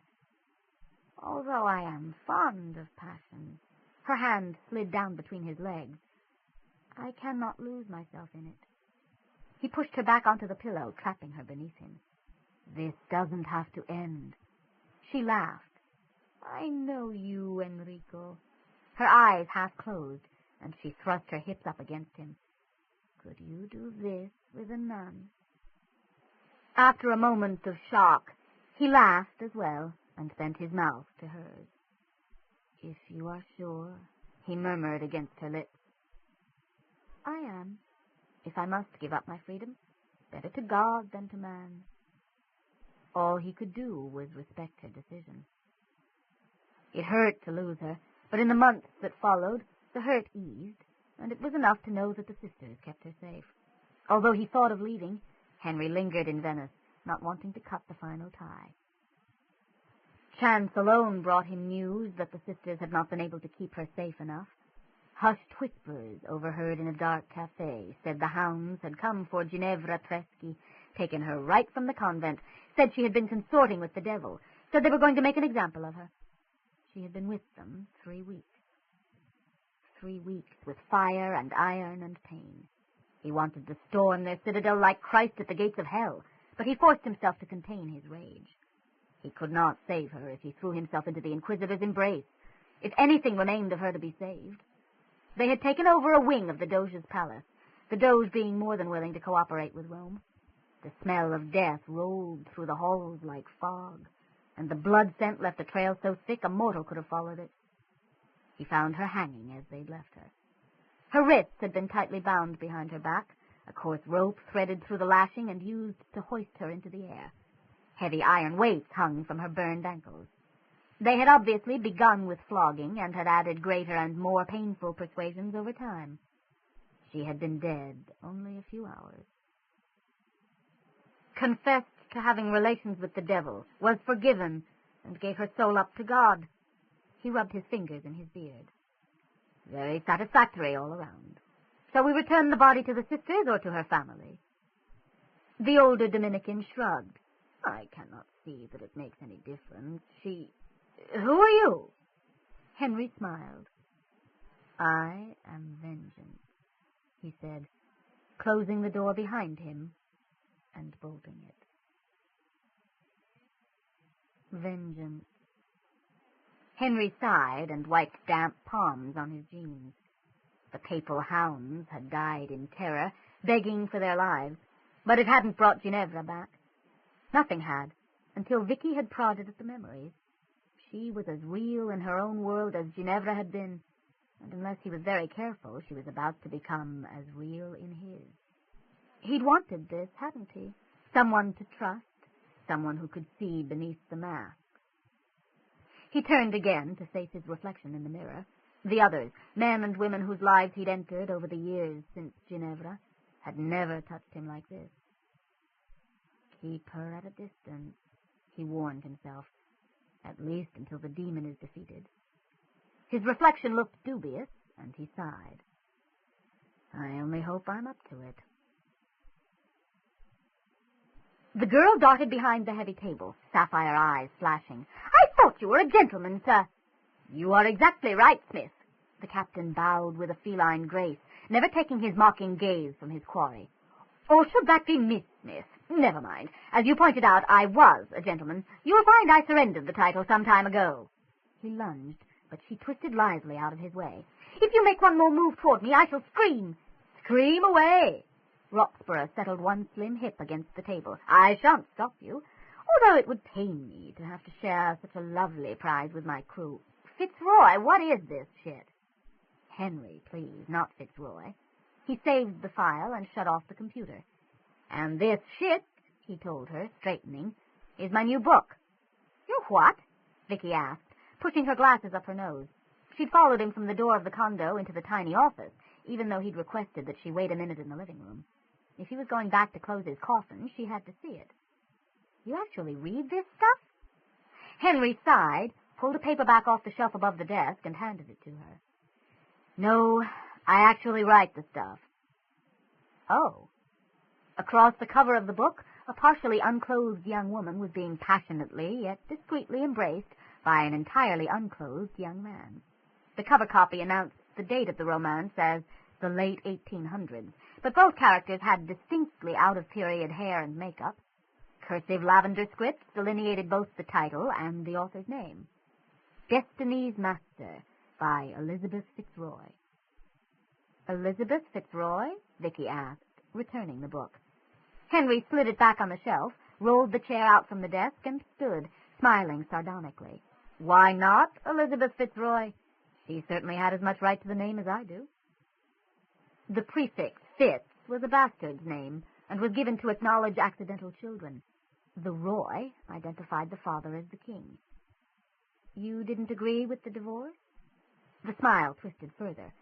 I was always a loyal subject of the king, my father. He paused and frowned as though trying to remember. He sounded less mocking when he started speaking again. I liked Her Gracious Majesty, Queen Catherine. She was kind to a very confused little boy who'd been dumped into a situation he didn't understand and he didn't ever much care for. Mary, the Princess Royal, who could have ignored me or done worse, accepted me as her brother. His voice picked up an edge. I did not like Elizabeth's mother, and the feeling was most definitely mutual. Given that all parties concerned have now passed to their eternal reward, no, I did not agree with the divorce. Vicki glanced back at the shelf of paperbacks as Henry politely but inexorably ushered her out of his office. I suppose you've got a lot of material to use for plots, she muttered dubiously. I do, Henry agreed, wondering why some people had less trouble handling the idea of a vampire than they did a romance writer. I suppose you can get even with any number of people in your past this way. Of all the strange scenarios Vicki had imagined occurring during this evening's conference with the over 4-century-old vampiric bastard son of Henry VIII, none had included discovering that he was a writer of, what was the term? Bodice rippers. He grinned and shook his head. If you're thinking of my relatives, I got even with most of them. I'm still alive. But that's not why I write. I'm good at it. I make a very good living doing it, and most of the time I enjoy it. He waved her to the couch and sat down at the opposite end. I could exist from feeding to feeding, and I have, but I infinitely prefer living in comfort than in some rat-infested mausoleum. But if you've been around for so long, Vicki wondered, settling down into the same corner she'd vacated early that morning, why aren't you rich? Rich? Vicki found his throaty chuckle very attractive, and also found herself speculating about... A mental smack brought her wandering mind back to the business at hand. Oh, sure, he continued. I could have bought IBM for pennies in whenever, but who knew? I'm a vampire. I'm not clairvoyant. Now, he picked a piece of lint off his jeans. May I ask you a question? Be my guest. Why did you believe what I told you? Because I saw the demon, and you had no logical reason to lie to me. There was no need to tell him about the dream or vision in the church. It hadn't had much to do with her decision anyway. That's it? I'm an uncomplicated sort of a person. Now, she mimicked his tone. Enough about us. How do we catch a demon? Very well, Henry agreed silently. If that's how you want it. Enough about us. We don't. I do. He inclined his head toward her end of the couch. You catch the man or woman calling it up. Fine. Tackling the source made perfect sense to Vicki, and the farther she could stay from that repulsive bit of darkness, the happier she'd be. She perched her right foot on her left knee and clasped both hands around the ankle. How come you're so sure we're dealing with a single person, not a coven or a cult? Focused desire is a large part of what pulls the demon through, and most groups just can't achieve the necessary single-mindedness. He shrugged. Given the success rate, the odds are good it's just one person. She mirrored his shrug. Then we go with the odds. Any distinguishing characteristics I should look for? Henry stretched his arm out and drummed his fingers against the upholstery. If you're asking, does a certain type of person call up demons? No. Well, he frowned as he reconsidered. In a way, yes. Without exception, they're people looking for an easy answer, a way to get what they want without working for it. You just described a way of life for millions of people, Vicki told him dryly. Could you be a little more specific? The demon is being asked for material goods. It wouldn't need to kill if it remained trapped in the pentagram answering questions. Look for someone who's suddenly acquired great wealth, money, cars, And demons can't create, so all that has to come from somewhere. We could catch him for possession of stolen goods? They couldn't mark every bit of cash in existence, but luxury cars, jewels, and stocks, all were traceable. Vicki's pulse began to quicken as she ran over the possibilities now open to investigation. Yes! Her hands curled into fists and punched the air triumphantly. It was only a matter of time. They had him. Or her. One more thing, Henry warned, trying not to smile at her. What did they call it? Shadow boxing? The more contact this person has with demon kind, the more unstable he or she is going to get. Yeah? Well, it's another trait to look for, but you've got to be pretty damned unstable to stand out these days. What about the demon? The demon isn't very powerful. Vicki snorted. You might be able to rip a person's throat out with a single blow. She paused, and Henry nodded, answering the not quite asked question. But no one else I know could. This demon is plenty powerful enough. Henry shook his head. Not as demons go. It has to feed every time it's called in order to have an effect on things in this world. So the deaths were it feeding? Completely random? They didn't mean anything to the person controlling the demon, if that's what you're asking. If the demon had been killing business or personal rivals of a single person, the police would have found him or her by now. No, the demon chose where and whom to feed on. Vicki frowned. But there was a definite external pattern. My guess is that the demon being called is under the control of another, more powerful demon, and has been attempting to form that demon's name on the city. Oh.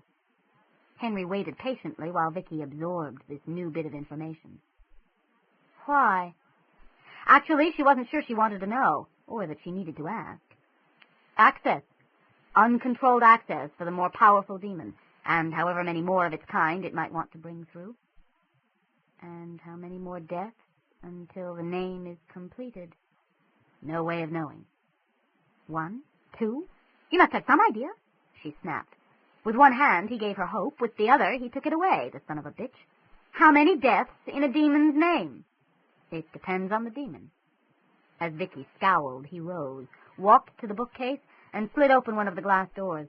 The book he removed was about the size of a dictionary, bound in leather that might have once been red before years of handling had darkened it to a worn and greasy black.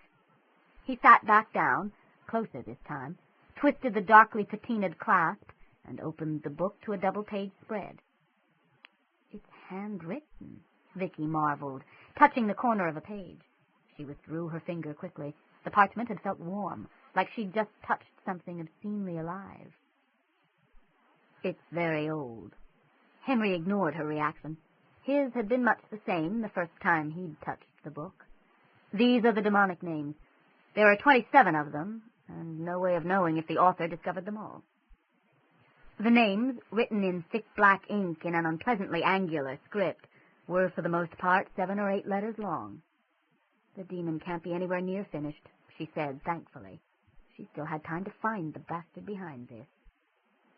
Henry shook his head, hating to dampen her enthusiasm. It wouldn't be laying out the entire name, just the symbol for it. He flipped ahead a few pages.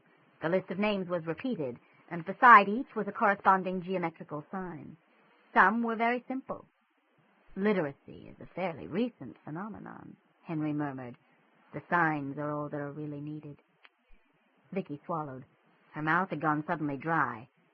Some of the signs were very simple. Silently, Henry closed the book and replaced it on the shelf. When he turned to face her again, he spread his arms in a helpless gesture. Unfortunately, he said, I can't stop the demon until after it kills again. Why not? Because I have to be there ready for it. And last night it completed the second part of the pattern. Then it could have completed... No, we'd know if it had. But the next death, the death that starts the pattern again, it could complete... No, not yet. Not even the least complicated of the names could be finished so quickly. You were ready for it last night. He'd been there just as she had. Why didn't you stop it then? But then why didn't she? Stop it? The laugh had little humor in it. It moved so fast I barely saw it. But the time after next, now that I know what I'm facing, I'll be waiting for it. I can trap it and destroy it. That sounded encouraging, if there was a time after next. You've done this before? She needed reassurance, but Henry, who knew he could make her believe anything he chose to tell her, found he couldn't lie. Well, no. He'd never been able to lie to Ginevra either. Another similarity between the two women he'd just as soon not have found. Vicki took a deep breath and picked at the edge of her sweater. Henry, how bad will it get if the named demon gets free? How bad? He sighed and sagged back against the bookcase. At the risk of being considered facetious, all hell will break loose. 8. Norman glanced around the Cock and Bull and frowned. Thursday, Friday, and Saturday nights, the nights he'd set aside for seriously trying to pick up chicks, he arrived early to be sure of getting a table. So far, this had meant by 9:30 or 10, someone would have to share with him. Tonight, the Thursday before the long Easter weekend, the student pub was so empty it looked as if he'd have no company all night. It isn't cool to go home for Easter, he thought smugly, running a finger up and down the condensation on his glass of diet ginger ale. His parents had been disappointed, but he'd been adamant. The really cool guys hung out around the university all weekend, and Norman Birdwell was now really cool. He sighed. They didn't, however, apparently hang out at the Cock and Bull. He'd have given up and gone home long ago, except for the redhead who held court at the table in the corner. She was absolutely beautiful, everything Norman had ever wanted in a woman, and he had long adored her from across the room in their comparative religions class. She wasn't very tall, but her flaming hair gave her a presence, and inches in other areas made up for her lack of height. Norman could imagine ripping off her shirt and just gazing at the softly mounded flesh beneath. She'd smile at him in rapt adoration, and he'd gently reach out to touch. His imagination wasn't up to much beyond that, so he replayed the scene over and over as he stared across the room. A beer or two later, and voices at the corner table began to rise. "But I'm telling you there's evidence," the redhead exclaimed, "for the killer being a creature of the night. Get real, Corinne." Her name was Corinne. Norman's heart picked up an irregular rhythm, and he leaned forward, straining to hear more clearly. "What about the missing blood?" Corinne demanded. "Every victim sucked dry." "A psycho," snorted one of her companions. "A giant leech," suggested another. "A giant leech that slimes along the streets of the city until it finds a victim and then... whoop!" He sucked back a beer, suiting the action to the word. The group at the table groaned and buried him in thrown napkins, and then Corinne's voice rose over the babble. "I'm telling you there was nothing natural about these deaths." "Nothing natural about giant leeches, either," muttered a tall blonde woman in a bright pink flannel shirt. Corinne turned on her. "You know what I mean, Janet, and I'm not the only person who thinks so, either. You're talking about the stories in the newspapers? Vampire Stalk City and all that?" Janet sighed expansively and shook her head. "Corinne, they don't believe that bullshit. They're just trying to sell papers." "It isn't bullshit," Corinne insisted, slamming her empty mug down on the table. "Ian was killed by a vampire." Her mouth thinned into an obstinate line, and the others at the table exchanged speaking glances. One by one, they made excuses and drifted away. Corinne didn't even look up as Norman sat down in Janet's recently vacated chair. She was thinking of how foolish all her so-called friends would look when her private investigator found the vampire and destroyed him. They'd soon stop laughing at her then. Norman, after taking a few moments to work out the best things to say, tried a tentative, "Hi." The icy stare he received in response discouraged him a little, but he swallowed and went on. He might never get another chance like this. "I just, wanted you to know that, I believe you." "Believe what?" The question was only slightly less icy than the stare. "Believe, well, you. About the vampires." Norman lowered his voice. "And stuff." The way he said "and stuff" sent chills down Corinne's back. She took a closer look and thought she might vaguely remember him from one of her classes, although she couldn't place which one. Nor could she be sure if her lack of clear memory had more to do with him or with the pitcher of beer she'd just finished. I know, he continued, glancing around to be sure that no one would overhear, that there's more to the world than most people think. And I know what it's like to be laughed at. He ground out the last words with such feeling that she had to believe them, and believing them, to believe the rest. It doesn't matter what we know. She poked him in the chest with a fingernail, only a slightly less brilliant red than her hair. We can't prove anything. I can. I've got completely incontestable proof in my apartment. He grinned at her look of surprise and nodded, adding emphasis. And the best part of it is, he thought, almost rubbing his hands in anticipation, it isn't a line. I do have the proof, and when I show her, she'll fall into my arms, and... Once again, his imagination balked, but he didn't care that fantasy failed him. Soon he'd have the reality. You can help me prove that a vampire murdered Ian? The brilliant green eyes blazed, and Norman, transfixed, found himself stammering. The vampire. Caught up in the proof he could offer her, he'd forgotten she expected vampires.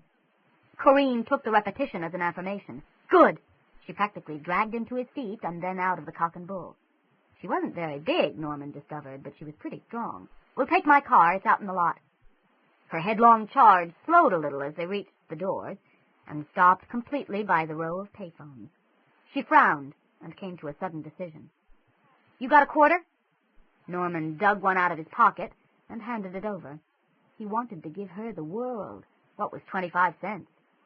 As Corinne dialed, he inched toward her until by the time she started to speak, he stood close enough to hear perfectly.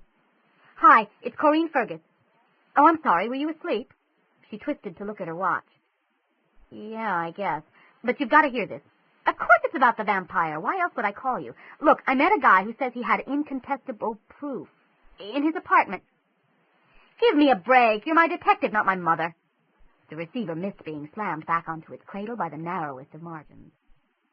Some people, she muttered, are just so bitchy when you wake them up. Come on. She gave him a little push in the direction of the parking lot. Ian's death will be avenged even if I have to do it all myself. Norman, suddenly realizing that he, and not the vampire Corinne seemed fixated on, had been in some small part responsible for Ian's death, wondered what he should do next. Nothing, he decided, hurriedly buckling his seatbelt as Corinne pulled out with a squeal of rubber. She's coming to my apartment, that's the main thing. Once she's there, I can handle the rest. His chest puffed out as he thought of what he'd achieved. When I show her, she'll be so impressed she'll forget about the vampire and Ian both. Norman's apartment was in a cluster of identical high-rises, perched on the flat land west of York University, and completely out of sync with their surroundings. He pointed out the visitors' parking, and with one eye on the York Regional Police car that had been following her for the last quarter mile, Corinne pulled into the first empty spot and shut the motor off. The police car kept going, and Corinne, well aware she shouldn't have been driving at all after sharing 3 pitchers of beer, heaved a sigh of relief. While Norman fumbled with his keys, she stared through the glass doors at the beige and brown lobby and wondered how he could tell he was in the right building. In the elevator, she drummed her fingers against the stainless steel wall. If she hadn't been feeling so sorry for herself back in the pub that her mind had been on hold, she'd have never gone anywhere with Norman Birdwell. She'd realized who he was the moment she saw him under the bright lights in the parking lot. If York University had a definitive geek, he was it. Except... She frowned, remembering. Except he'd really sounded like he knew something. And for Ian's sake, she had to follow every lead. Maybe there was more to him than met the eye. She glanced at Norman, who was smiling at her in a way she didn't like, and realized suddenly where he fit in. He was the vampire's Renfield, the human servant who not only eased his master's way in the modern world, but who, on occasion, procured. Her hand went to her throat and the tiny gold crucifix her grandfather had given her at her first communion. If Norman the geek Birdwell thought he was procuring her as a late-night snack for his undead master, he was in for a bit of a surprise. She patted her purse and the comforting bulge of a squirt gun filled with holy water. She wasn't afraid to use it either, and she'd seen enough vampire movies to know what the effect would be. Holy water wouldn't affect Norman, of course, but then Norman wasn't much of a threat. When I started this, I wanted to change to the 14th floor, Norman told her, managing to get his keys in the lock in spite of his trembling hands. I'm actually bringing a girl back to my apartment. Because the 14th floor is really the 13th, but they didn't have any empties, so I'm still on 9. There's a lot of psychic significance in the number 9, Corinne muttered, pushing past him into the apartment. The entranceway, with its coat closet and plastic mat, opened into one big room that didn't appear to contain a coffin. An old sofa, covered in a handmade afghan, was pushed up against one wall, and a blue metal trunk served as a coffee table. Tucked over in a corner, by the door that led to the balcony, was a square plastic fan and a tiny desk buried beneath computer equipment. At the other end of the room, stove, fridge, and sink made a half-turn around a chrome and vinyl table with 2 matching chairs. Corinne's nose wrinkled. The whole place looked spotless, but there was a distinctly funny smell. Then she noticed that every available flat surface held at least one solid air freshener, little plastic mushrooms, shells, and fake crystal candy dishes. The combined effect was somewhat overpowering. "Can I take your coat?" He had to raise his voice to be heard over the noise of the stereo in the apartment upstairs. "No." She sneezed and dug a tissue out of her pocket. "Do you have a bathroom?" All the beer seemed to have suddenly passed through her system. "Oh, yes." He opened a door that led to both a walk-in closet and the bathroom. "In here." "She's freshening up," he thought, almost dancing as he neatly hung up his own coat. "There's a girl in my bathroom, and she's freshening up." He cleaned the apartment every Thursday, just in case this happened. And now it had. Wiping damp palms against his thighs, he wondered if he should get out the chips and dip. No, he decided, trying to settle himself in a nonchalant position on the sofa. That would be for later. For after. Coming out of the bathroom, Corinne had a look around the huge closet. Still no coffin. It looked like she was safe. Norman's clothes were hung neatly by type, shirts together, pants together, a gray polyester suit hanging in solitary splendor. His shoes, a pair of brown loafers and a pair of spotless sneakers, were lined up, toes to the wall. Although she didn't quite have the nerve to check his dresser drawers, Corinne figured Norman as the type who'd fold his underwear. Tucked into one corner, looking very out of place, was a hibachi perched across the top of a plastic milk crate. She would have investigated the contents of the crate, except the smell behind the smell of plastic roses seemed to originate from that corner, and mixed with the beer, it made her feel a little ill. Probably some lab project he's working on at home. Her mind produced a vision of Norman in a long white coat, attaching wires to the electrodes in the neck of his latest creation, and she had to stifle a giggle as she came out into the main room. She didn't like the look that crossed Norman's face as she perched on the other end of the couch, and she began to think she'd made a big mistake coming up here. "Well?" she demanded. "You said you had something to show me, something that would prove the existence of the vampire to the rest of the world." If he wasn't Renfield, she had no idea what he was up to. Norman frowned. Had he said that? He didn't think he'd said that. I do have something to show you, but it's not exactly a vampire." Corinne snorted and stood, heading for the door. Yeah, I'd bet. Something to show her, indeed. If he showed it to her, she'd cut it off. "No, really." Norman stood as well, tottering a little on the heels of his cowboy boots. "What I can show you will prove that supernatural forces are at work in this city. It can't be a very big step from that to vampires, can it?" No. In spite of the whiny tone, he really did sound like he knew what he was talking about. "I suppose not. So won't you sit down again?" He took a step toward her, and she took 3 steps back. "No, thanks. I'll stand." She could feel her grip on her temper slipping. "What do you have to show me?" Norman drew himself up proudly, and after a little fumbling, managed to slip his thumbs behind his belt loops. This would impress her. "I can call up demons." Demons? He nodded. She'd be his now, and forget all about her dead boyfriend and her stupid vampire theory. Corinne added a conical hat with stars and a magic wand to her earlier vision of Norman and the monster, and this time couldn't stop the giggle from escaping. Nerves, as much as anything, prompted the reaction, for despite his reputation, she almost believed he spoke the truth, and was ready to be convinced. Norman had no way of knowing that. "She's laughing at me. How dare she laugh at me after I was the only one who didn't laugh at her? How dare she?" Incoherent with hurt and anger, Norman dove forward and grabbed Corinne's shoulders, thrusting his mouth at hers with enough force to split his upper lip against her teeth. He didn't even feel that small pain as he began to grind his body from mouth to hips, down the soft, yielding length of her. He'd teach her not to laugh at him. The next pain forced the breath out of him and sent him staggering backward, making small mewling sounds. Tripping on the edge of the trunk, he sat, clutching his crotch and watching the world turn red and orange and black. Corinne jabbed at the elevator button for the lobby, berating herself for being so stupid. Calling up demons, yeah, right, she snarled, kicking at the stainless steel wall, and I almost believed him. It was just another pickup line. Except that just for a moment, as he grabbed her, his face had twisted, and for that moment she'd been truly afraid. He almost hadn't looked human. And then the attack became something she had long ago learned to deal with, and the moment passed. Men are such bastards, she informed the elderly and somewhat surprised East Indian gentleman waiting at the ground floor. At the door, she discovered that one of her new red leather gloves had fallen out of her jacket pocket during the scuffle and was still in Norman's apartment. Great, just great.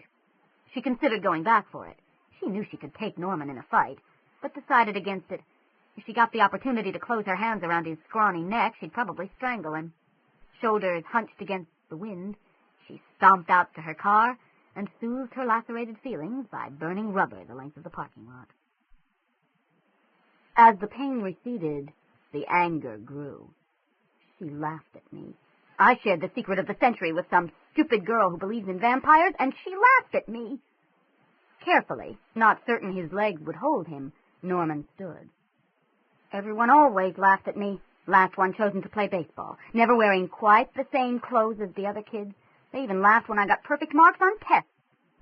He'd stopped telling them all about it eventually, about the A+ papers, about the projects used as study aids by the teachers, about winning the science fair 3 years in a row, about reading War and Peace over the weekend. They weren't interested in his triumphs. They always laughed. Just like she laughed. The anger burned away the last of the pain. Knees carefully apart, Norman shoved the trunk up against the wall, then grabbed the Afghan off the sofa and hung it on the half-dozen hooks he'd put over the apartment door. The heavy wool would trap most of the odors before they could reach the hall. For the rest, he opened the balcony door about 2 inches and used one of the mushroom-shaped air fresheners to keep it from slamming closed. Ignoring the sudden stream of cold air and the increase in noise from above, he pushed the fan up tight against the crack and turned it on. Then he went into the closet for the hibachi and the plastic milk crate. The tiny barbecue he set up as close as he could to the fan. He built a pyramid of 3 charcoal briquettes, soaked them in starter fluid, and dropped in a match. The fan and the high winds around the building took care of almost all of the smoke, and as he'd disconnected his smoke detector and the 4 that covered the 9th floor hallway, he didn't worry about the small amount of smoke that remained. He let the fire burn down while he got out the colored chalk to draw the pentagram. No wax tile flooring doesn't hold chalk well, so Norman actually used chalk pastels. It didn't seem to make a difference. At each of the 5 corners of the pentagram, he set 2 candles, a black one 9 inches high and a red one 6 inches high.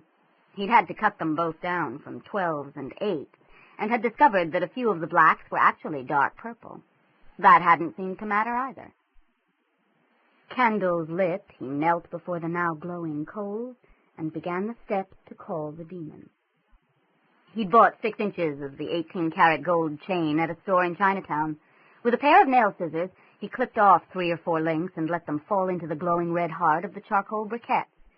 Norman knew that the hibachi couldn't possibly deliver enough heat to melt even that little bit of gold, but although he sifted the remaining ash every time, there was never an answering gleam of metal.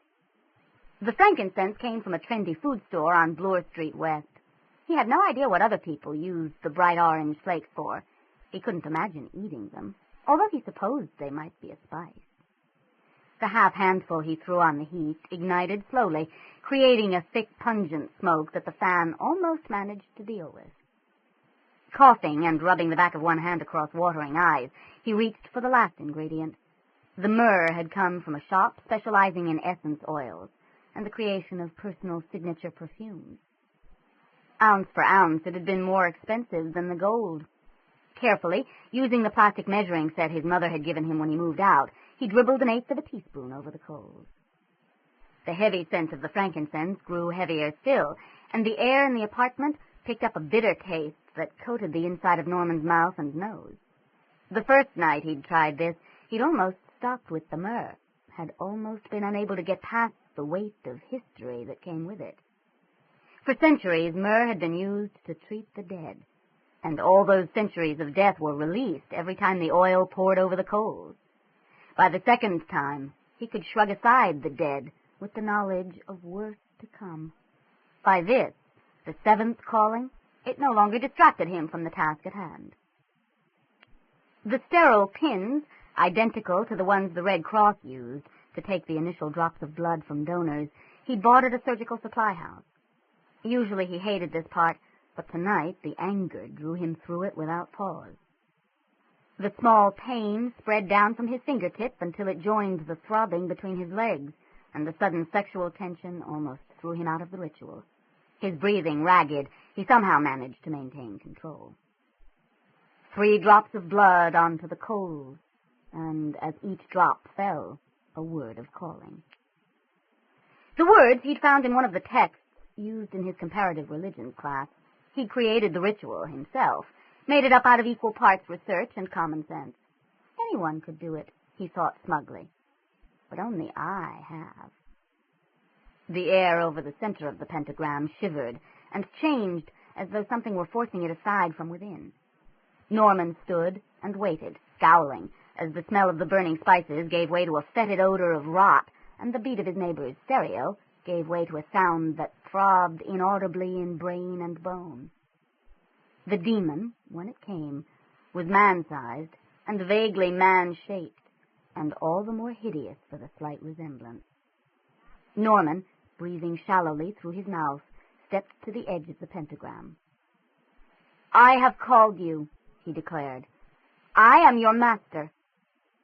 The demon inclined its head, and its features shifted with the movement as if it had no skull beneath the moist covering of skin. "You are master," it agreed, although the fleshy hole of a mouth didn't adapt its constant motion to utter the words. "You must do as I command." The huge and lidless yellow eyes scanned the perimeters of its prison. "Yes," it admitted at last. "Someone laughed at me tonight. I don't want her to ever laugh at me again." The demon waited silently, awaiting further instruction, its color changing from muddy black to greenish brown and back again. "Kill her." There, he'd said it. He clenched his hands to stop their trembling. He felt 10 feet tall, invincible. He'd taken charge at last, and accepted the power that was his by right. The throbbing grew more powerful until his whole body vibrated with it. "Kill who?" the demon asked. The mildly amused tone dragged him back to earth, shaking with fury. "Don't laugh at me!" He stepped forward, and remembering just in time, twisted his foot at an awkward angle to avoid crossing the pentagram. The demon's answering lunge brought them almost nose to nose. "Ha!" Norman spat the word forward even as he retreated back. "You're just like them. You think you're so great and you think I'm shit. Well, just remember, you're in there and I'm out here. I called you. I control you. I am the master."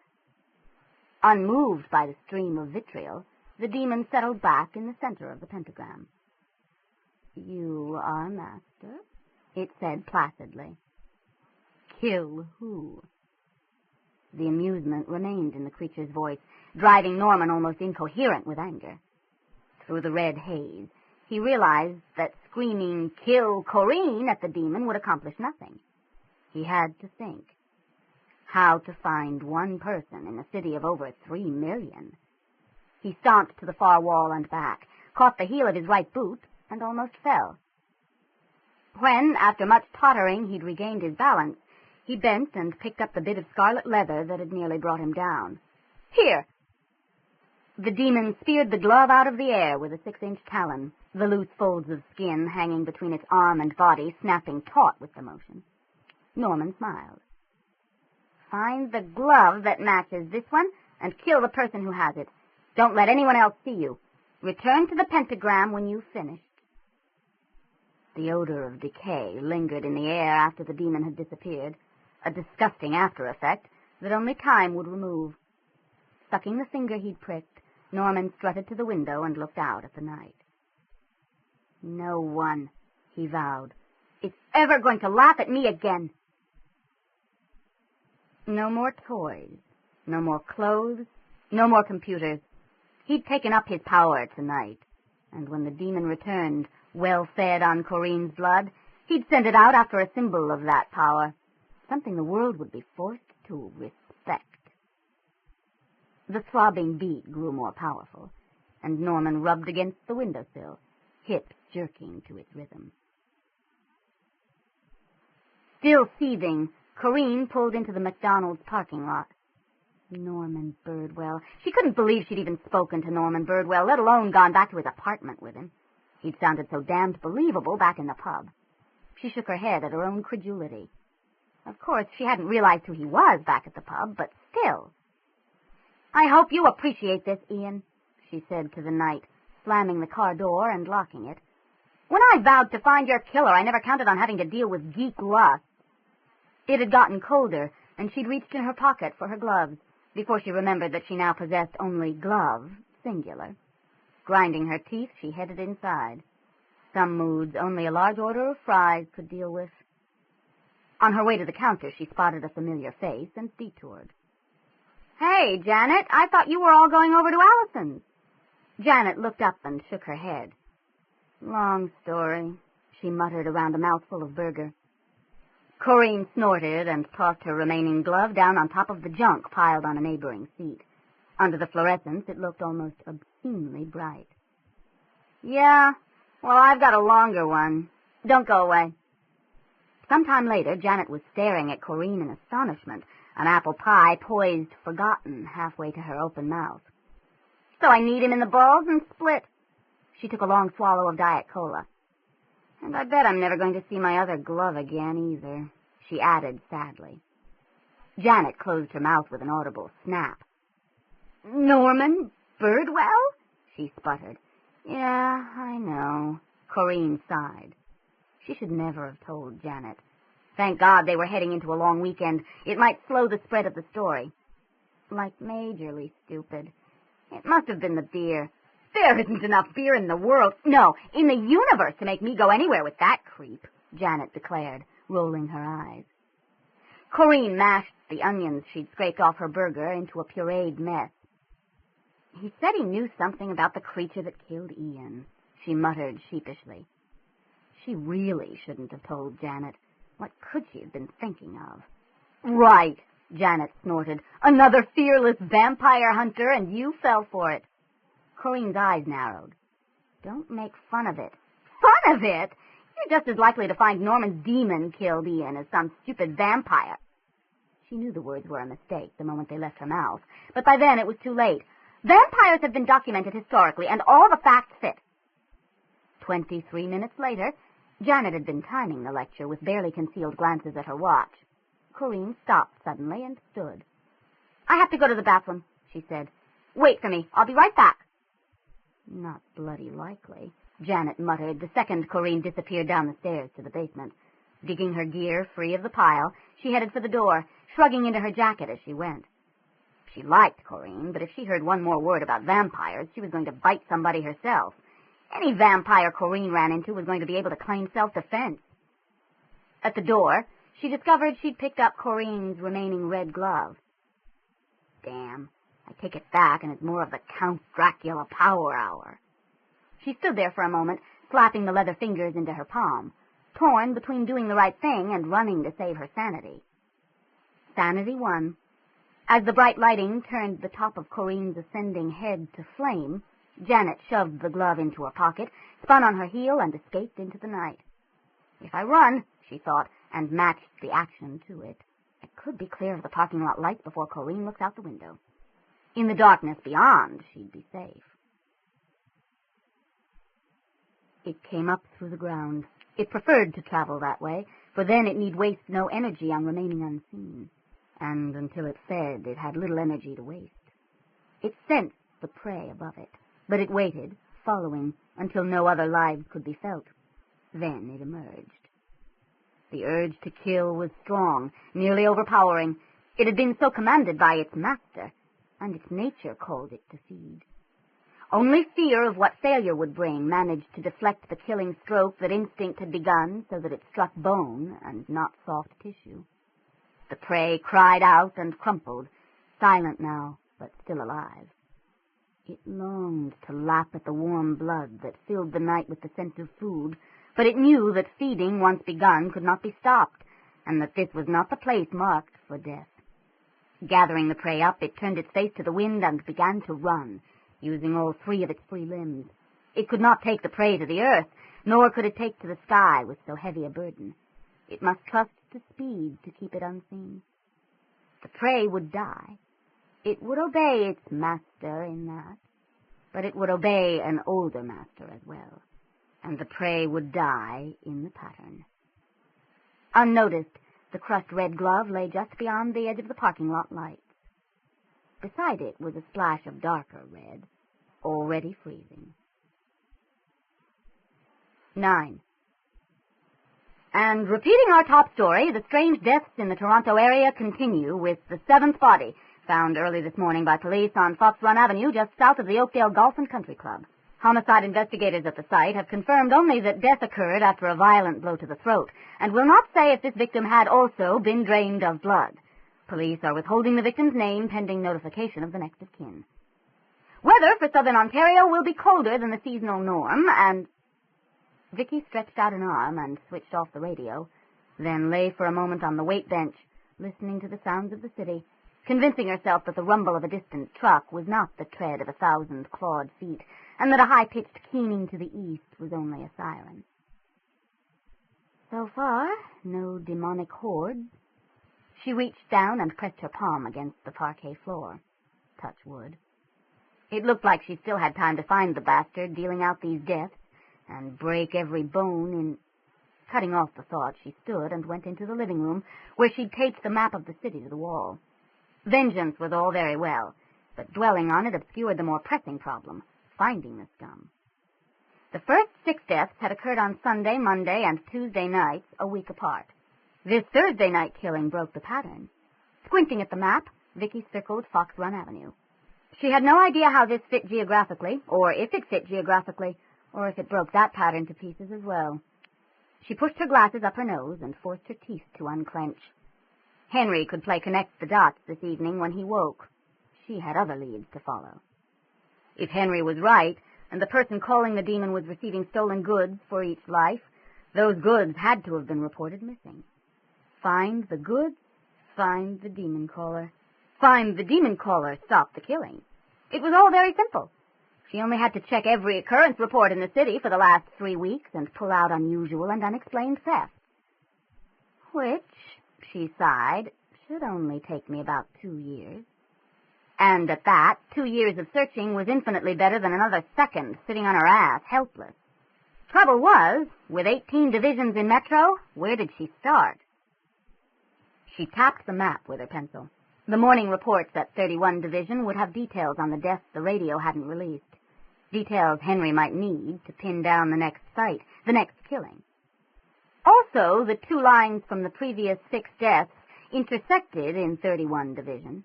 That might be meaningless now, but it was still a place to begin. Clutching the bag containing the 4 donuts, 2 strawberry jelly and 2 chocolate glazed, in one hand, and the bag with the accompanying coffees in the other, Vicki lowered her head and rounded the corner onto North Finch Drive. With the York Finch Hospital at her back, nothing stood between her and a vicious northwest wind but the police station and a few square miles of industrial wasteland. Squat and solid, 31 Division made a lousy windbreak. A patrol car rolled out of the station parking lot as she approached, and she paused to watch it turn east on Finch Avenue. At 9:20 on Good Friday morning, traffic was sparse, and it would be easy to get the mistaken impression that the city had taken this opportunity, a religious holiday observed by only about a third of its population, to sleep in. The city, as Vicki well knew, never did anything that restful. If traffic complaints were down, then domestic complaints would be up, as loving families spent the entire day together. And in the Jane Finch corridor, the direction the car had been heading, where there were few jobs to take a holiday from, and tempers teetered on the edge on the best of days, Back when she was in uniform, she'd spent almost a year working out of 31. Remembering certain highlights as she continued toward the station, she found she didn't miss police work at all. Well, if it isn't Vicki Nelson, gone but not forgotten, what brings you out to the ass end of the city? Just the thought of seeing your smiling face, Jimmy. Vicki set the 2 bags on the counter and pushed her glasses up her nose with frozen fingers. It's spring, and like the swallows, I'm returning to Capistrano. Is the Sarge around? Yeah, he's in the none of her damned business what he's in. The bellow would have shaken a less solidly constructed building, and following close behind it, Staff Sergeant Stanley Iljohn rolled into the duty area, past Jimmy and up to the counter.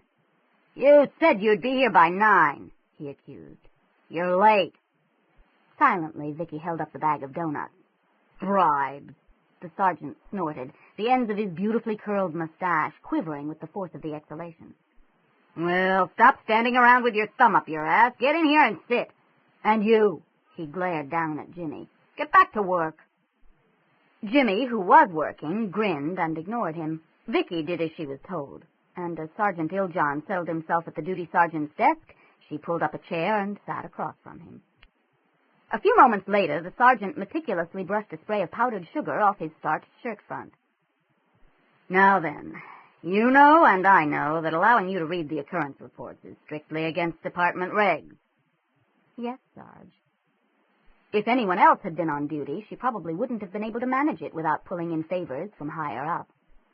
And we both know that you're blatantly trading on the reputation you built as a hotshot miracle worker to get around those regs. Yes, Sarge. Iljohn had been the first to recommend her for an advanced promotion and had seen her arrest record as proof of his assessment. When she'd left the force, he'd called her, grilled her on her plans, and practically commanded her to make something of her life. He hadn't exactly been supportive, but his brusque goodwill had been something to lean on when Mike Celluci had accused her of running away.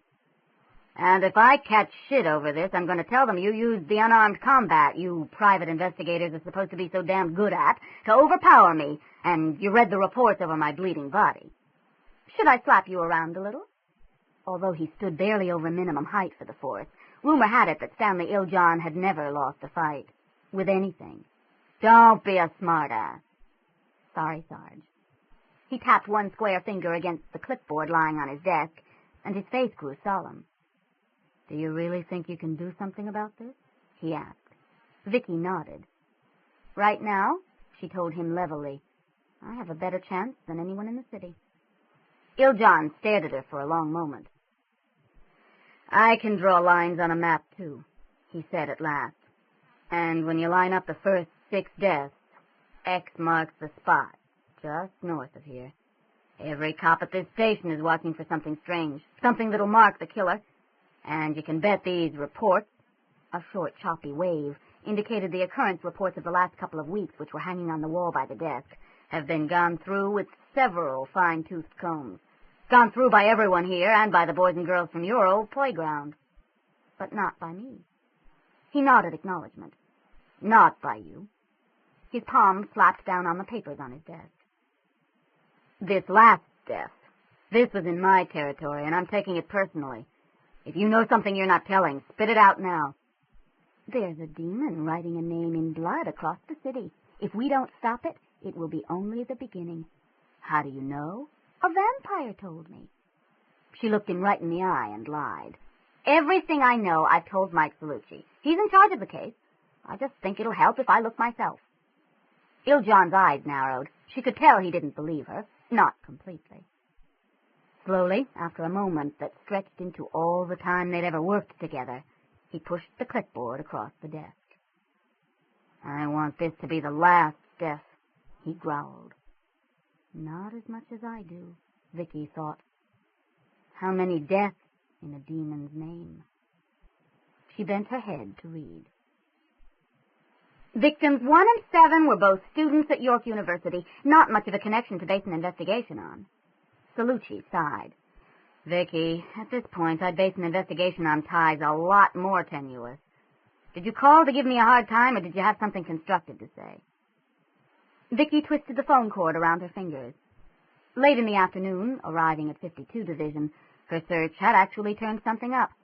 One of the uniforms coming in off shift change had overheard her talking to the duty sergeant about unusual cases and had filled her in on one he'd taken the call for. Trouble was, she couldn't figure out how to present the information to Celluci. "So you'll be concentrating the search at York?" she asked instead. He sighed again. "Yeah, for now." "Why?" She took a deep breath. There really wasn't an easy way to do this. "Don't ask me how I know, because you wouldn't believe me. But there's a very good chance the person you're looking for will be wearing a black leather jacket. A $900 black leather jacket." "Jesus Christ, Vicki, it's a university. Half the fucking people there will be in black leather jackets. Not like this one. I've got a full description for you." "And where did you get it? Out of a fortune cookie?" Vicki opened her mouth, then closed it again. This was just too complicated. "I can't tell you," she said at last. "I'd be compromising my sources." "You hold back information on me, Vicki, and I'll compromise sources you never knew you had. Listen, asshole, you can choose to believe me or not, but don't you dare threaten me." She spit out the description of the jacket and slammed the receiver down. All right, she'd done her duty by telling the police what she knew. Fine, they could act on it or not, and Mike Celluci could go straight to hell. Except that was what she was desperately trying to prevent. Grinding her teeth in frustration, she kicked the kitchen chair into the living room, and, panting slightly, stood looking down at the twisted piece of furniture. Life used to be a lot simpler, she told it, sighed, and went back to the phone. York University was the only connection they had, and Corinne Fergus was a student there. She probably wouldn't be able to help. Celluci was right, the irritating SOB. Finding one leather jacket on campus would be like finding one honest politician. But it certainly couldn't hurt to check. "Corinne Fergus, please." "I'm sorry, but Corinne's not in right now. Can I take a message?" "Do you know when she'll be back?" "Afraid not. She left this morning to stay with friends for a few days." "Is she all right?" If that child had gotten herself hurt going up to some strange man's apartment, well, she's a little shook. She was like really good friends with the girl whose body they found last night. Bad enough, coming so soon after Ian, but thank God that was all it was. "When she comes home, could you tell her Vicki Nelson called?" "Sure thing. That all?" "That's all." And that was all, unless Henry had come up with something concrete. This one, or this one. Henry looked from the map to the page of symbols. "Can you find the next point in the pattern?" Vicki bent over the table as far away as possible from the grimoire. She hesitated to say the ancient book exuded an aura of evil. That sounded so horror novel cliché. But she noticed that even Henry touched it as infrequently as possible. Henry, busy with protractor and ruler, laughed humorlessly. "The next 3 points in 3 possible patterns," he pointed out. Great. Vicki straightened and shoved her glasses up her nose. More complications. "Where do we go first?" "Where do I go first?" Henry corrected absently.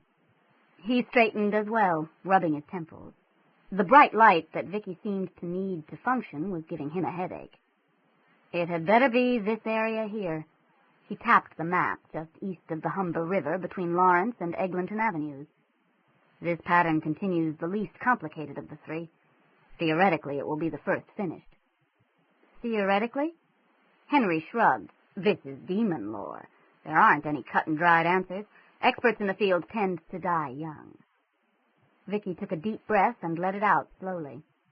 There were never any cut-and-dried answers. She should know that by now. "So you've never actually done this sort of thing before?"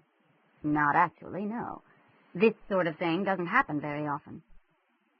"Then if you don't mind my asking," she flicked a finger at the grimoire, still carefully keeping her distance, "why do you own one of these?" Henry looked down at the book, although Vicki could tell from his expression he wasn't really seeing it. "I took it from a madman," he said harshly, "and I don't wish to speak of it now." "All right." Vicki fought the urge to back away from the raw anger in Henry's voice. "You don't have to. It's okay." With an effort, he put the memory aside and managed what he hoped was a conciliatory smile. "I'm sorry. I didn't mean to frighten you." She stiffened. "You didn't." The smile grew more genuine. "Good."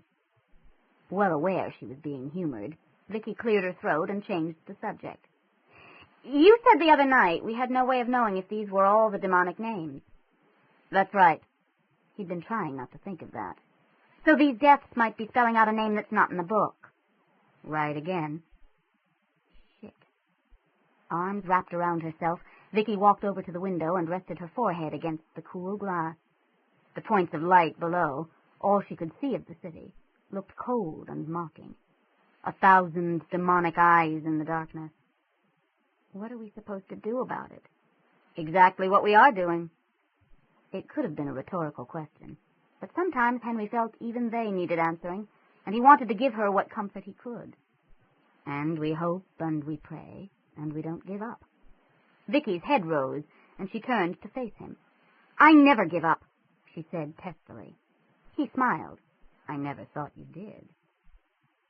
He really does have a phenomenal smile, Vicki thought, appreciating the way his eyes crinkled at the corners.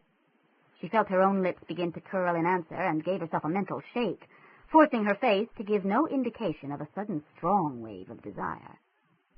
450 years of practice, a body in its mid-20s, supernatural prowess.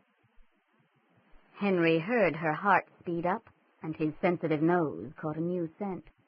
He hadn't fed for 48 hours, and he would need to soon. If she wants me, it would be foolish to deny her.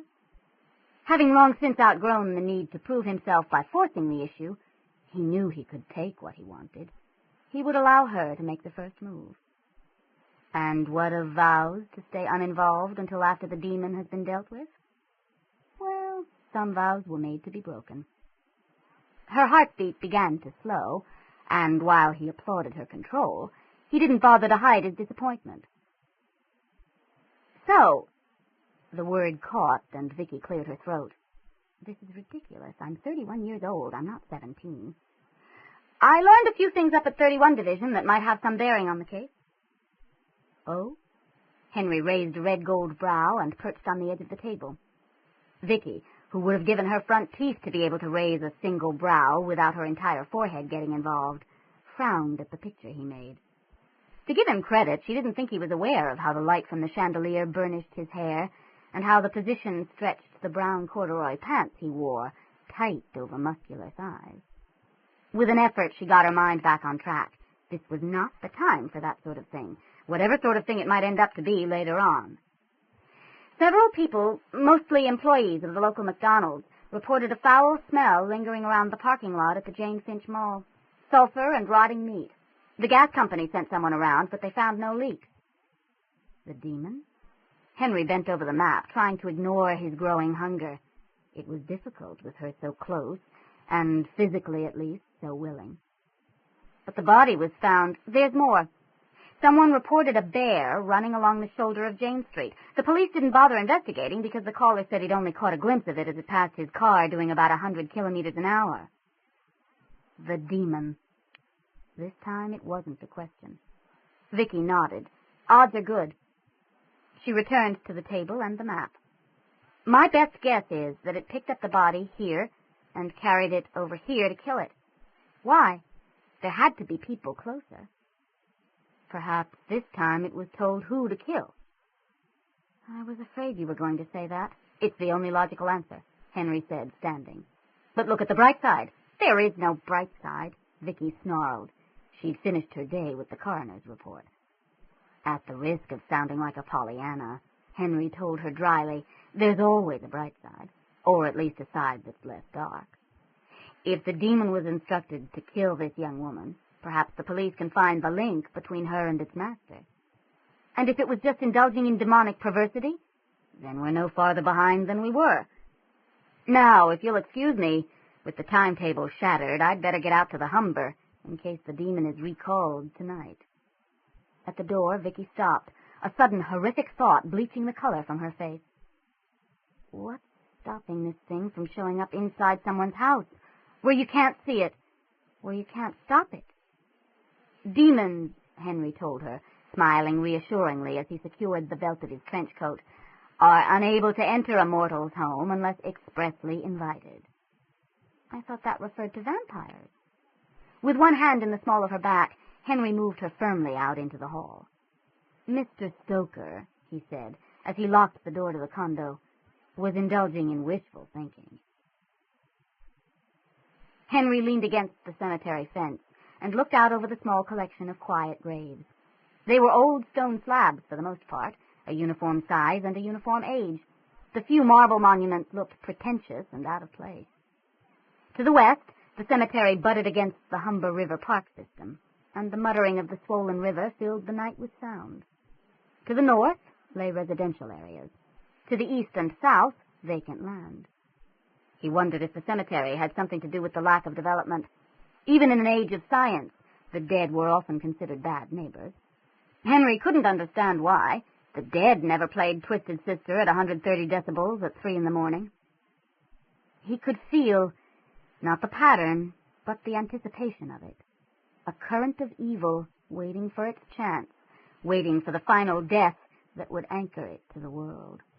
This feeling, which raised the hair on the back of his neck and made him snarl, was strong enough to convince him that he'd chosen correctly. This name would be the first to finish, this demon lord the first to break free of the darkness and begin the slaughter. He must stop the lesser demon in the few seconds between its appearance and the killing blow, for once the blood struck the ground, he'd have its demonic master to contend with. Unfortunately, the pattern allowed for a wider area than he could watch all at once, so he'd done the only thing he could, walking a pentagram well outside the boundaries the pattern demanded, leaving the last 6 inches unclosed. When the demon entered, to attack a life within it or carrying a life in from outside, he'd close it. Such an ephemeral prison wouldn't last more than a few seconds, but should give him control long enough to get to the demon and stop it. Henry sighed and turned up the collar of his coat. Temporarily. Trouble was, the lesser demons were pretty much interchangeable. If he stopped this one, there was nothing stopping its master from calling up another. Fortunately, these demons, like most bullies, weren't fond of pain, and he might be able to convince it to talk. If it can talk. He shoved his hands in his pockets and sagged against the fence. Rumor had it that not all of them could. There was an added complication he hadn't mentioned to Vicki because he knew she'd scoff. Tonight, all over the world, millions of people were crying that Christ was dead. This century might have lost its ability to see the power in believing, but Henry hadn't. Most religions had marked a day of darkness on the calendar, and given the spread of the Christian church, this was among the most potent. If the demon returned before Christ rose again, it would be stronger, more dangerous, harder to stop. He checked his watch. 11:40. Bound by centuries of tradition, the demon would be called, if it was called at all tonight, at midnight. According to Vicki, all the previous deaths had occurred between midnight and 1 o'clock. He wondered how the police had missed such an obvious clue. The wind snapped his coat around his knees and lifted bright strands of his hair. Like all large predators, he could remain motionless for as long as the hunt required, senses straining for the first sight or sound or scent of prey.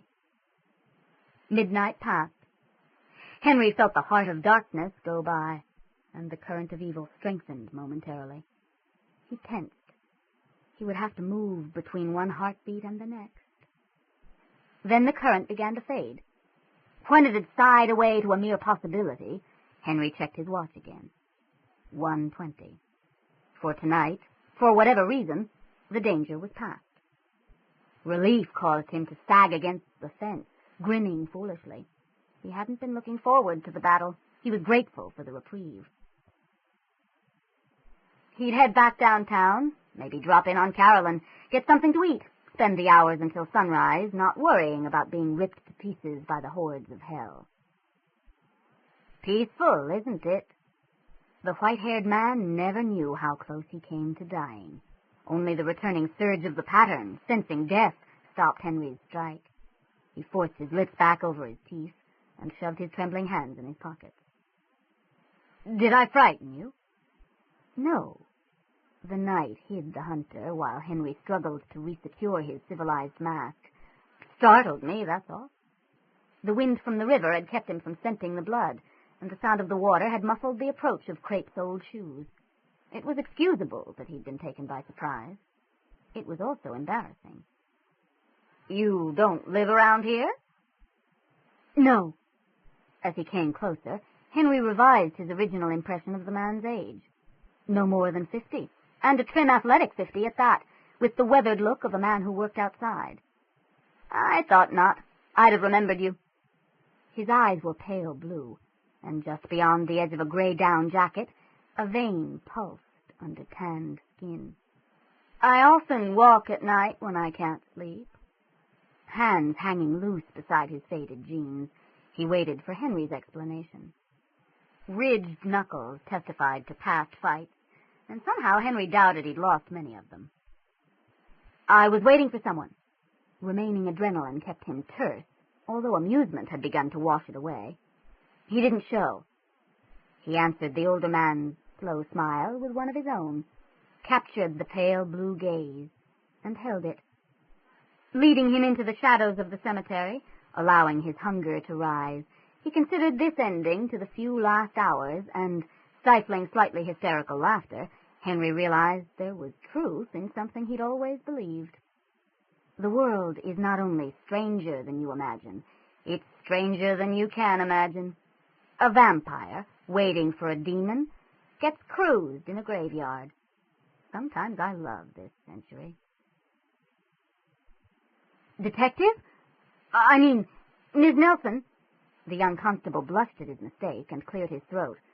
"The, sergeant says you might want to hear about the call I had this morning." Vicki glanced up from the stack of occurrence reports and pushed her glasses up her nose. She wondered when they'd started allowing children to join the force, or when 20 had started looking so damned young. Standing a little straighter, the constable began to read from his notes.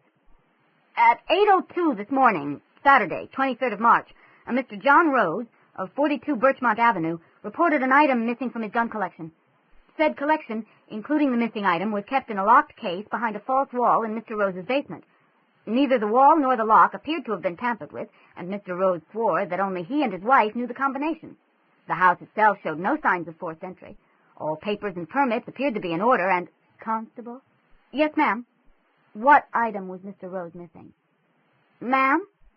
Vicki sighed. She'd had a sleepless night and a long day. "What kind of gun?" "Oh." The constable blushed again and peered down at his handwriting. "The missing item was a Russian assault rifle, an AK-47, with ammunition, ma'am." "Shit." "Yes, ma'am." "I don't believe it." Norman kicked the newspaper box, the toe of his running shoe thudding into the metal with a very satisfactory boom. He'd stopped to read the front-page story about the 7th victim and discovered that the stupid demon had killed the wrong girl. What was worse, it had killed the wrong girl Thursday night, and here it was Saturday before he found out. Corrine had been walking around alive for 2 extra days. The throbbing, which had not disappeared with the demon as it always had before, grew louder. He dug his change purse out of his pants pocket, muttering, "A decent country would have a decent information service. If he'd known about this yesterday, he'd have called the demon back last night, instead of spending the time on the net looking for someone who could tell him how to operate his new equalizer. Too bad I couldn't take that to class. They'd all notice me then." What really made him angry was that the demon had come back on Thursday and then gone off and gotten him the rifle without ever letting on it had screwed up. When he saw a Saturday paper cost $1.25, he almost changed his mind. But the story was about him in a way. So, grumbling, he fed coins into the slot. Besides, he needed to know what the demon had done so he could find a way to punish it tonight. As long as he had it trapped in the pentagram, there must be something he could do to hurt it. Paper tucked under his arm. He'd have taken 2, but a single weekend edition was bulky enough on its own. He continued into the small corner store for a bag of briquettes. He had only 1 left, and he needed 3 for the ritual. Unfortunately, he was 76 cents short. "What?" "The charcoal is $3.59 plus 25 cents tax, which is coming to $3.84. You have only $3.08. "Look, I'll owe it to you." The old woman shook her head. "Sorry, no credit." Norman's eyes narrowed. "I was born in this country. I've got rights." He reached for the bag, but she swept it back behind the counter. "No credit," she repeated, a little more firmly. He was halfway around the counter after it when the old woman picked up a broom and started toward him. Scooping up his money, he beat a hasty retreat. She probably knows kung fu or something. He shifted the paper under his arm and started back to his apartment. On the way past, he kicked the newspaper box again. The closest bank machine closed at 6. He'd never make it. He'd have to head into the mall tomorrow to find an open one. This was all that old lady's fault. After he worked out a suitable punishment for the demon and made sure that Corinne got hers, maybe he'd do something about the immigrant problem. The throbbing grew louder still. "Look at this!" Scrubbing at her face with her hands, Vicki answered without looking up. "I'd seen it. I brought them over, remember? Is the entire city out of its mind?" "The entire city is scared, Henry." She put her glasses back on and sighed. Although she had no intention of telling him, she'd slept last night with the bedroom light on, and still kept waking, heart in her throat, drenched with sweat, sure that something was climbing up the fire escape toward her window. "You've had since 1536 to come to terms with violent death. The rest of us haven't been so lucky." As if to make up for the lack of news over Good Friday, all 3 of the Saturday papers carried the 7th death as a front-page story, emphasized that this body, too, had been drained of blood, and all 3, the staid national paper finally jumping on the bandwagon, carried articles on vampires, columns on vampires, historical and scientific exploration of vampires, all the while claiming no such creature existed. "Do you know what the result of all this will be?" Henry slapped the paper he held down on the couch, where the pages separated and half of it slithered to the floor. Vicki swiveled to face him as he moved out of her limited field of vision. "Increased circulation?" she asked, covering a yawn. Her eyes ached from a day spent reading occurrence reports, and the news that their demon caller had turned to more conventional weapons had been all she needed to hear. Henry, unable to remain still, crossed the room in 4 angry strides, turned and came back. Bracing his hands on the top of the couch, he leaned toward her. "You're right, people are afraid. The papers, for whatever reasons, have given that fear a name. Vampire." He straightened and ran one hand back through his hair.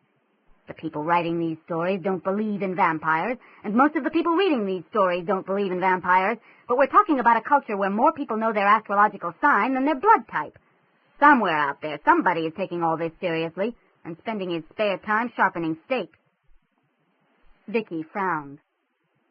It made a certain amount of sense, and she certainly wasn't going to argue for the better natures of her contemporaries. "One of the local stations is showing Dracula tonight." "Oh, great." Henry threw up both hands and began to pace again. "More fuel on the fire. Vicki, you and I both know there's at least one vampire living in Toronto. And personally, I'd rather not have some peasant, whipped into a frenzy by the media, doing something I'll regret based on the tenuous conclusion that he never sees me in the daytime." He stopped and drew a deep breath. "And the worst of it is, there's not a damn thing I can do about it." Vicki pulled herself to her feet and went to stand beside him at the window. She understood how he felt. "I doubt it'll do any good, but I have a friend who writes a human interest column at the tabloid. I'll give her a call when I get home and see if she can diffuse any of this." "What will you tell her?" "Exactly what you told me." She grinned, less the part about the vampire actually living in Toronto. Henry managed a crooked grin in return. "Thank you. She'll likely think you're losing your mind." Vicki shrugged. "I used to be a cop. She thinks I lost my mind ages ago." Her eyes on their reflection in the glass, Vicki realized, for the first time, that Henry Fitzroy, born in the 16th century, stood 4 inches shorter than she did. At least. An admitted snob concerning height, she was a little surprised to discover that it didn't seem to matter. Her ears as red as the young constable's had been that afternoon. She cleared her throat and asked, "Will you be going back to the Humber tonight?" Henry's reflection nodded grimly. "And every night until something happens." Annika Hendel had just come off an exhausting shift in emergency. As she parked her car in the lane behind her house and stumbled up the path, all she could think of was bed. She didn't see them until she'd almost reached the porch. Roger, the elder brother, sat on the top step. Bill, the younger, stood in the frozen garden leaning against the house. Something, it looked like a hockey stick, although the light was too bad to really tell, leaned against the wall beside him. The two of them, and an assortment of friends, rented the place next door, and although Annika had complained to their landlord on a number of occasions about the noise, about the filth, she couldn't seem to get rid of them. They'd obviously spent the night drinking. She could smell the beer. "Morning, Miss Handel." Just what she needed, a confrontation with Tweedledee and Tweedledum. "What can I do for you, gentlemen?" They were usually too dense or too drunk for sarcasm to have any effect, but she hadn't given up hope. "Well?" Roger's smile was a lighter slash across the gray oval of his face. "You can tell us why we never see you in the daytime." Annika sighed. She was too tired to deal with whatever idiot idea they had right now. "I am a night nurse," she said, speaking slowly and enunciating clearly. "Therefore, I work nights." "Not good enough." Roger took another long pull from the bottle in his left hand. His right hand continued to cradle something in his lap. "No one works nights all the time." "I do." This was ridiculous. She strode forward. "Now go back where you came from before I call—" The hand grabbing her shoulders took her completely by surprise. "Call who?" Bill asked, jerking her up against his body. Suddenly frightened, she twisted frantically, trying to free herself. "Us three?" Roger's voice seemed to come from a distance. "I'm just going to stay out here till the sun comes up. Then we'll see." They were crazy. They were both crazy. Panic gave her the strength she needed, and she yanked herself out of Bill's grip. She stumbled on the porch stairs. This couldn't be happening. She had to get to the house. In the house, she'd be safe. She saw Roger stand. She could get by him, push him out of the way. Then she saw the baseball bat in his hand. The force of the blow knocked her back onto the lawn. She couldn't suck enough air through the ruin of her mouth and nose to scream. Her face streaming blood, she scrambled up onto her elbows and knees and tried to crawl back toward the house. "If I can get to the house, I'll be safe." "Sun's coming up. She's trying to get inside." "That's good enough for me." The hockey stick had been sharpened on one end, and with the strength of both men leaning on it, it went through jacket and uniform and bone and flesh and out into the ground. As the first beam of sunlight came up over the garage, Annika Handel kicked once more and was still. "Now we'll see," Roger panted, retrieving his beer. The sunlight moved across the yard, touched a white shoe, and gently spread out over the body. The blood against the frozen dirt burned with crimson light. "Nothing's happening." Bill turned to his brother, eyes wide in a parchment-pale face. "She's supposed to turn to dust, Roger." Roger took 2 steps back and was noisily sick. 10. All stand for the word of the Lord.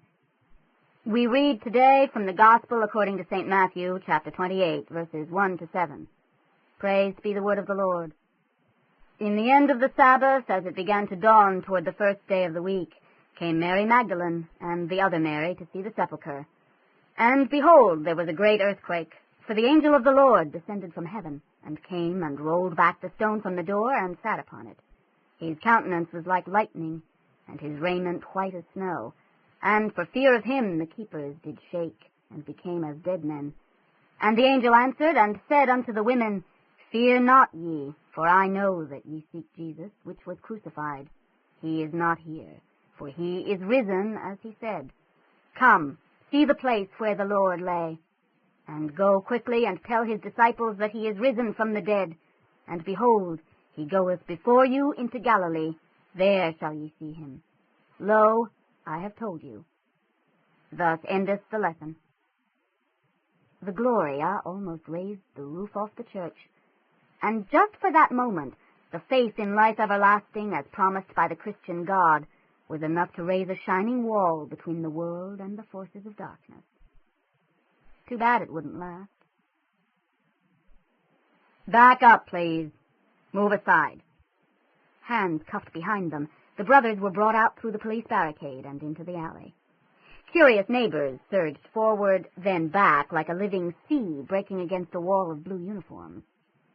Neither man noticed the onlookers. Roger, smelling of vomit, dry-retched constantly, and William cried silent tears, his eyes almost closed. They were shoved, none too gently, into one of the patrol cars, shutters clicking closed in a half-dozen media cameras. Ignoring the reporters' shouted questions, 2 of the constables climbed into the car and, siren hiccuping, maneuvered the crowded length of the back lane. The other 2 added their bulk to the living wall that blocked the view of the yard. "No one speak to the media," the investigator in charge of the case had told them, his tone leaving no room for dissension. The body came out next, the bouncing of the gurney moving it in a macabre parody of life within the body bag. A dozen pairs of lungs exhaled, the shutters closed again, and over it all a television reporter droned in on-the-spot coverage. The faint antiseptic smell of the coroner's equipment left an almost visible track through the damp morning air. "I seen her before the cops stuffed her in the bag," confided a neighbor to an avidly listening audience. She paused, enjoying the feeling of power, and cinched her spring coat more tightly over her plaid flannel nightgown. Her face was all bashed in and her legs were apart.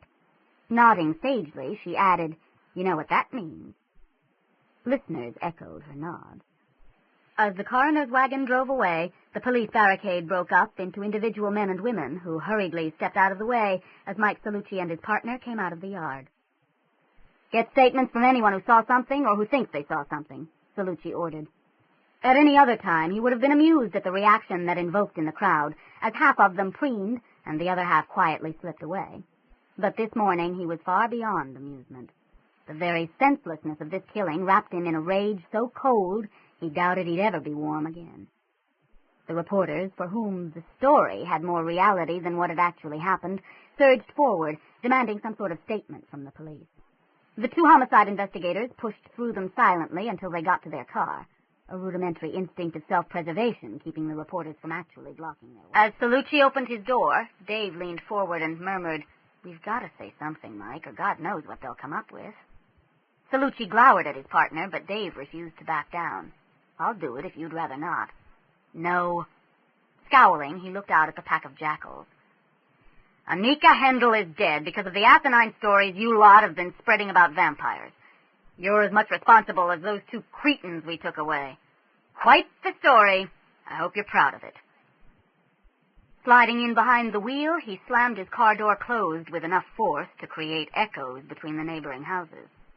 A single reporter moved out of the stunned mass, microphone raised, but Dave Graham shook his head. "I wouldn't," he suggested quietly. Microphone still in the air, the reporter stopped, and the whole pack of them watched as the 2 investigators drove away. The unnatural stillness lasted until the car cleared the end of the alley. Then a voice behind them prodded the pack back into action. "I seen her before the cops stuffed her in the bag." "You still have that friend at the tab?" "Celluci?" Vicki settled back into her recliner, lifting the phone onto her lap. "What the hell are you talking about?"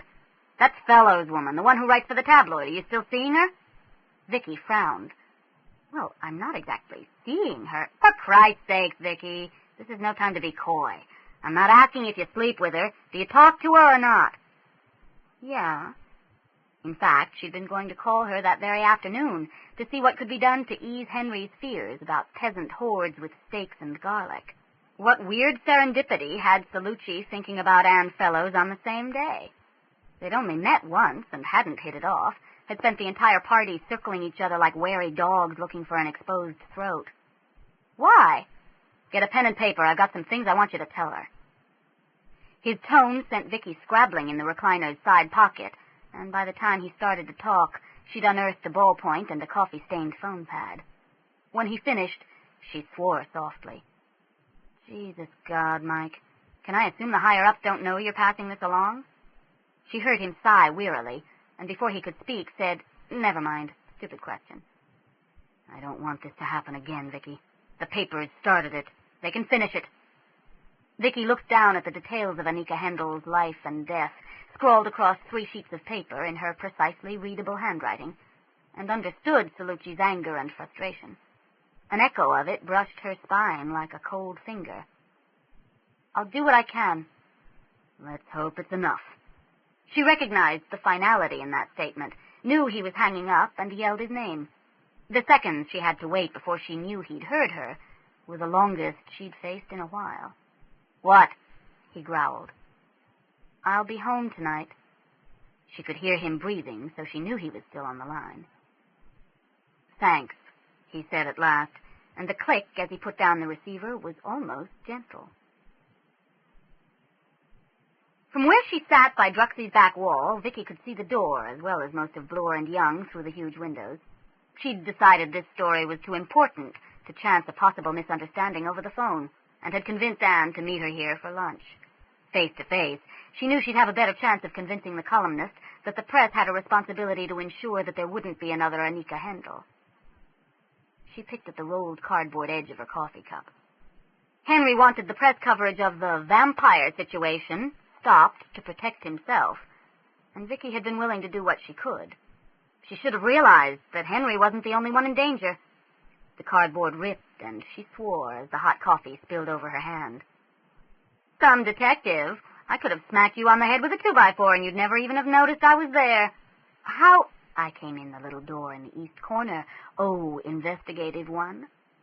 Anne Fellows slid into the seat across from Vicki and dumped the first of 4 packages of sugar into her coffee. "Now, what's so important you had to drag me out in the rain?" Prodding at her pickle with a stir stick, Vicki wondered where to begin. "A woman got killed this morning. I hate to burst your bubble, sweetie, but women get killed every morning. What's so special about this one that you've decided to share it with me?" "This one's different. Have you talked to your paper today? Or heard the news?" Anne rolled her eyes over the edge of her corned beef on a Kaiser. "Give me a break, Vicki. It's Easter Sunday, and I'm off. It's bad enough I have to wallow in this shit all week." "Well, then, let me tell you about Annika Hendel." Vicki glanced down at her notes, more to settle her thoughts than for information. "It started with the newspapers and their vampire stories." "Not you two. You wouldn't believe the nutcases that have been calling the paper the last couple of weeks." Anne took a swallow of coffee, frowned, and put in another sugar packet. "Don't tell me. The kids are scared, and you want me to write that there's no such thing as vampires." Vicki thought of Henry, hidden away from daylight barely 2 blocks from the deli, and then of the young woman who'd been impaled with a sharpened hockey stick, the force of the blow not only killing her, but nailing her to the ground like a butterfly on a pin. "That's exactly what I want you to write," she said, through clenched teeth. She laid out each gruesome detail of Annika's story, as if she were on the witness stand. All emotion leached from her voice. It was the only way she could get through it without screaming or throwing something. Anne put down her sandwich early on, and never picked it back up again. "The press started this," Vicki finished. "It's up to the press to end it." "Why call me?" "There were reporters at the scene. Because you told me once that the difference between a columnist and a reporter is that the columnist has the luxury to not only ask why, but to try to answer it." Anne's eyebrows went up. "You remember that?" "I don't forget much." The 2 women looked down at the notes, and Anne snorted softly. "Lucky you." She scooped them up, and at Vicki's nod, stuffed them in her backpack. "I'll do what I can, but I'm not making any promises. There's screwballs all over this city, and not all of them read my stuff. I suppose I can't ask where you got this information." Much of it had been minutiae not normally released to the press. "Never mind." She stood. "I can work around it without mentioning Celluci's name." "I hope you realize that you've ruined my Sunday." Vicki nodded and crushed her empty cup. "Happy Easter." "Henry Fitzroy is not able to come to the phone at the moment, but if you leave your name and number and a reason for your call after the tone, he'll get back to you as soon as possible. Thank you. If that's you, Brenda, I'll have it done by deadline. Stop worrying." As the tone sounded, Vicki wondered who Brenda was and what it referred to. Then she remembered Captain Macho and the young lady with the heaving bosoms. The concept of a vampire with an answering machine continued to amuse her, even as she recognized its practicality. Creatures of the night, Welcome to the 20th century. Henry, it's Vicki. Look, there's no point in me coming over tonight. We don't know anything new, and I certainly can't help with your stakeout. If something happens, call me. If not, I'll call you tomorrow. She frowned as she hung up. Something about talking to machines made her voice sound like Jack Webb doing narration for old Dragnet episodes. I had a cheese Danish, she muttered, pushing her glasses up her nose. Friday had a cruller. Grabbing up her jacket and her bag, she headed for the door. When Celluci left the station, he'd be expected at his grandmother's to spend Easter Sunday with assorted aunts, uncles, cousins, and offspring. It happened every holiday, and there wasn't an excuse good enough to get him out of it if he wasn't actually working. If he couldn't get what he needed from them, and given what had happened to Anika Hendel, she doubted he could. However supportive and loving his family was, they couldn't understand the anger and the frustration. He'd be over no earlier than 8. She had time to go through at least a division's worth of occurrence reports this afternoon. As she locked the door, the phone began to ring. She paused, staring into the apartment through the 6-inch gap. It couldn't be Henry. It wouldn't be Celluci. Corinne was still out of town. It was probably her mother. She closed the door. She wasn't up to the guilt. As well as all cables, a power bar, and a surge suppressor. In short, a complete system. Vicki tapped the occurrence report with the end of her pencil. What she knew about computers could be easily copied onto the head of a pin and still leave room for a couple of angels to tango. But if she read these numbers correctly, the system that had been lifted out of the locked and guarded computer store made her little clone back at the apartment look like an abacus. Well, if it isn't the winged victory. Vicki's lips drew back in a snarl. She shifted the snarl a millimeter at both ends, almost creating a smile. Staff Sergeant Gowan, what an unexpected pleasure. Not bothering to hide his own snarl, Gowan snatched the reports up off the desk and swung his bulk around to face the duty sergeant. What the fuck is this civilian doing here? He shook the fistful of papers. And where did she get the authorization to read these? Well, the duty sergeant began. Gowan cut him off. Who the fuck are you? This is my station, and I say who comes in and who doesn't. He shoved his gut in Vicki's direction, and she hurriedly stood before he moved the desk so far she was trapped behind it. This civilian has no fucking business being anywhere near this building, no matter what kind of a hot shit investigator she used to be. Don't give yourself a coronary, Staff Sergeant. Vicki shrugged into her jacket and slung her bag over her shoulder. I'm just leaving. Fucking right you're leaving, and you won't be back either, Nelson. Remember that. The veins in his throat bulged, and his pale eyes blazed with hatred. I don't care who you had to blow to get your rank, but you don't have it now. Remember that, too. Vicki felt a muscle jump in her jaw with the effort of maintaining control. In her right hand, the pencil snapped, the crack of the splintering wood ringing through the quiet station like a gunshot. The radio operator jumped, but neither she nor the duty sergeant made a sound. They didn't even seem to be breathing. Moving with brittle precision, Vicki dropped both pieces of pencil in the wastebasket and took a step forward. Her world centered on the 2 watery blue circles under silver-gray brows that glared down at her. She took another step. Teeth clenched so tightly the force hummed in her ears. Go ahead, he sneered. Take a shot at me. I'll have you cuffed so fast your ass will be in holding before your head knows what happened. With tooth and claw, Vicki managed to hold on to her temper. Losing it would accomplish nothing, and, as much as she hated to admit it, Gowan was right. Her rank no longer protected her from him nor from the system. Maneuvering somehow through the red haze of her fury, she managed to get out of the station. On the steps, she began to tremble and had to lean against the brick until it stopped. Behind her, she could hear Gowan's voice raised again. The duty sergeant would be catching the force of his anger, and it infuriated her that there was nothing she could do to stop it. Had she known the staff sergeant would be dropping in at the station on his day off, not even the hordes of hell could have gotten her out there. Desperate to be a detective, Gowan had never made it out of uniform. Ignoring the fact that in many respects the staff sergeants ran the force, he wanted to be an inspector so bad he could taste it, but he'd been passed over twice for promotion and knew he'd never make it now.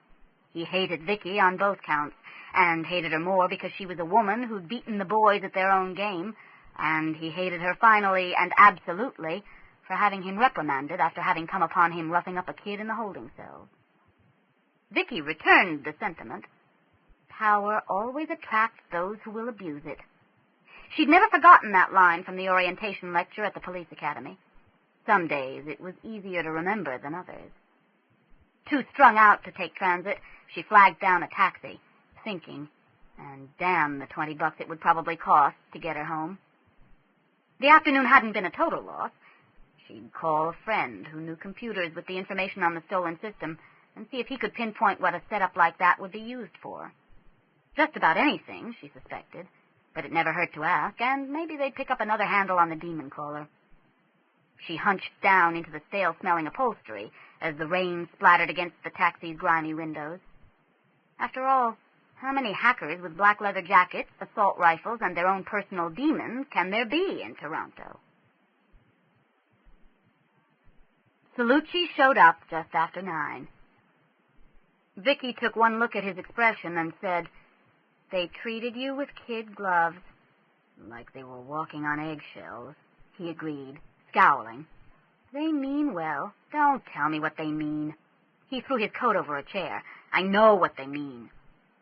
The fight that developed left them both limp and wrung out. When it was over, when its inevitable aftermath was over, Vicki pushed damp hair off Celluci's forehead and kissed him gently. He sighed without opening his eyes, but his arms tightened around her. Snagging the duvet with the tip of one finger, she tugged it over them both, then stretched again and flicked off the light. There was a very good reason a lot of cops turned to substance abuse of one kind or another. Throughout the 4 years of their relationship, until Vicki had left the force, she'd acted as Mike Celluci's safety valve, and he'd done the same for her. Just because the situation had changed, that didn't need to. She didn't know what he'd done during the 8 months they hadn't been speaking. She didn't want to know, either. Shifting his weight a little, she closed her eyes. Besides, all things considered, she'd just as soon not sleep alone. It would be nice to have someone warm to hold on to when the nightmares came. The trees surrounding the graveyard bent almost double in the wind, their silhouettes wild and ragged. Henry shivered. 3 nights of waiting had left him edgy and longing for a confrontation of any kind. Even losing would be better than much more of this. Demonic lore left large pieces to the imagination, and his imagination obligingly kept filling them in. The path of power, still waiting for an anchor, pulsed sullenly, damped down by Easter Sunday and the symbolic rising of Christ. Then it changed. The pulse quickened, the darkness deepening into something other than night. Somewhere, Henry knew, the pentagram had been drawn, the fire had been lit, and the call had begun. He tensed, senses straining, ready to close his own pentagram at the first sign. This was it. The lesser demon, then, if he couldn't stop it, the greater, and with it the end of the world. His right hand rose in the sign of the cross. "Lord, lend your strength," he prayed. The next thing he knew, he was kneeling on the damp ground, tears streaming from light-sensitive eyes as after-images danced in glory on the inside of his lids. The third drop of blood hit the coals, and the air over the pentagram shivered and changed. Norman sat back on his heels and waited. This afternoon he'd found where Corinne lived. The student records at York had been almost insultingly easy to hack into. Tonight there would be no more mistakes, and she'd pay for what she'd done to him. The throbbing in his head grew until it seemed the entire world thrummed with it. He frowned as the shimmering grew more pronounced and a hazy outline of the demon appeared. It almost seemed to be fighting against something, lashing out against an invisible opponent. Its mouth opened in a soundless shriek, and abruptly the pentagram was clear. At that same instant, the coals in the hibachi blazed up with such power that Norman had to throw himself backward or be consumed. The throbbing became a high-pitched whine. He clawed at his ears, but it went on and on and on. After 3 or 4 seconds of 6-foot flames, the tempered steel of the hibachi melted to slag. The flames disappeared, and a gust of wind from the center of the pentagram not only blew the candles out, but threw them against the far wall where they shattered. "That isn't possible," he stammered into the sudden silence. His ears still rang with echoes, but even the throbbing had died, leaving an aching emptiness where it had been.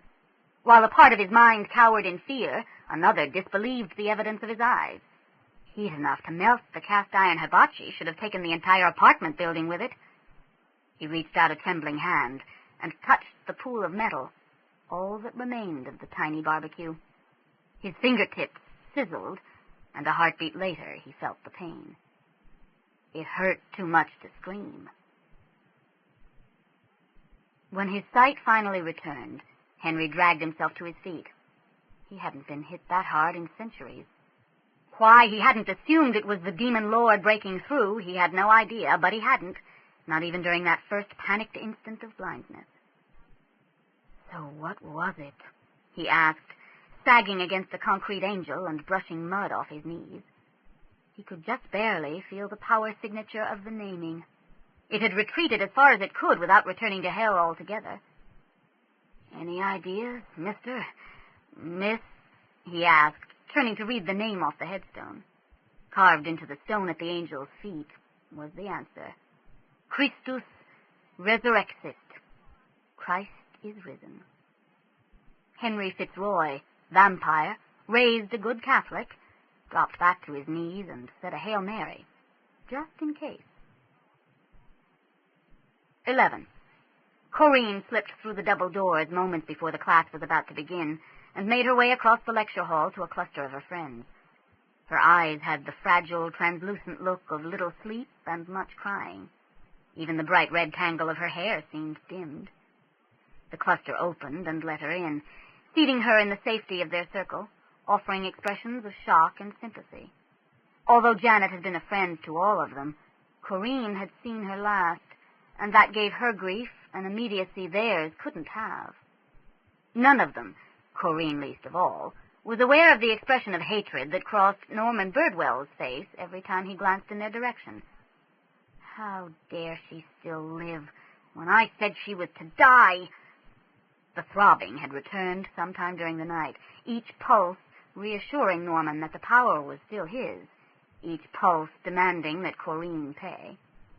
Corinne had become the symbol for everyone who had ever laughed at him, for every slut who'd spread her legs for the football team but not for him, for every jock who pushed him aside as if he wasn't there. Well, he was there, and he'd prove it. He'd turn his demon loose on the lot of them. But first, Corinne had to die. Very carefully, he moved his bandaged hand from his lap to the arm of the chair. After spending a virtually sleepless night, he'd stopped by the student medical center before class. If that's what his student funds paid for, he wasn't impressed. First, they'd made him wait until 2 people who'd arrived before him went in, even though he was obviously in more pain. And then the stupid cow had hurt him when she'd taped down the gauze. They hadn't even wanted to hear the story he'd made up about how he did it. Briefcase awkwardly balanced on his knees, he pulled out the little black book he'd bought in high school to keep girls' phone numbers in. The first 4 or 5 pages had been raggedly torn out, and on the first remaining page, under the word Corinne, he wrote, "The Student Medical Center." From here on, Norman Birdwell was going to get even. He didn't understand what had gone wrong the night before. He'd performed the ritual flawlessly. Something had interfered, had stopped the demon, had stopped his demon. Norman frowned. Obviously, there were things around stronger than the creature he called to do his bidding. He didn't like that. He didn't like that at all. How dare something be able to interfere with him? He could see only one solution. He'd have to get a stronger demon. After the lecture, he made his way to the front of the class and planted himself between the professor and the door. Over the years, he'd learned that the best way to get answers was to block the possibility of escape. "Professor Lee, I need to talk to you." Resignedly, the professor set his heavy briefcase back by the lectern. He tried to be available when his students needed him, recognizing that a few moments of answering questions could occasionally clarify an entire semester's work. But Norman Birdwell would corner him for no better reason than to prove how clever he was. "What is it, Norman?" What was it? The throbbing had grown so loud again it had become difficult to think. With an effort, he managed to blurt out, "It's about my seminar topic. You said earlier that as well as a host of lesser demons, there were also demon lords. Can I assume that the demon lords are the more powerful? Yes, Norman, you can. He wondered briefly what the younger man had done to his fingers. Probably got them caught in a metaphorical cookie jar. Well, how can you tell what you're going to get? I mean, if you call up a demon, how can you ensure that you're going to get a demon lord? Professor Lee's brows rose. This sounded like it was going to be one hell of a seminar, so to speak. The rituals for calling up one of the demon kind are very complicated, Norman. Norman hid a sneer. The rituals were non-specific, but hardly complicated. Of course, he'd never be able to convince the professor that. Professor Lee thought he knew everything. How do they differ for a demon lord? Well, just for starters, you need a name. Where do I find one? I am not going to do your research for you, Norman. The professor picked up his briefcase and headed for the door, expecting Norman to move out of his way. Norman stayed right where he was. Faced with a shoving match or surrender, Professor Lee sighed and surrendered. I suggest you have a word with Dr. Sagara at the University of Toronto's Rare Book Room. She might have something that can help. Norman weighed the worth of that information for a moment, then nodded, stepping back against the blackboard. It was less than he wanted, but it was a beginning, and he still had 10 hours until midnight. Fine. I'll call Dr. Sagara and tell her you'll be coming down. Once safely out in the corridor, the professor grinned. He almost wished he could be there to see the irresistible force come up against the immovable object. Almost. A few flakes of snow slapped wetly against his face as Norman stood waiting for the bus. He shifted his weight from foot to foot, glad he'd worn his sneakers. Cowboy boots, he'd discovered, had next to no insulation against the cold. The black leather jacket kept him reasonably warm, although the fringe kept flapping up and whipping him in the back of the neck. When he saw the bus approaching, he moved to the curb, only to be engulfed by the waiting pack of students and pushed back almost to the end of the line. All his efforts to regain his place met with failure, and finally he gave in, shuffling forward with the line and fuming. Just wait. Norman shifted his grip on his briefcase, ignoring the way it cracked against the shins of the person next to him. When I have my demon lord, there'll be no more lines, no more buses, no more sharp elbows. He glared at the back of the tall, skinny young man attached to the elbow in question. As soon as he got a chance, that guy was going on the list. Vicki allowed herself to be caught up in the rush of students and carried with them out through the back doors of the bus. Intensive eavesdropping during the long trip had taught her two things: that nothing had changed much since she'd gone to university, and that the verb says seemed to have disappeared from common usage.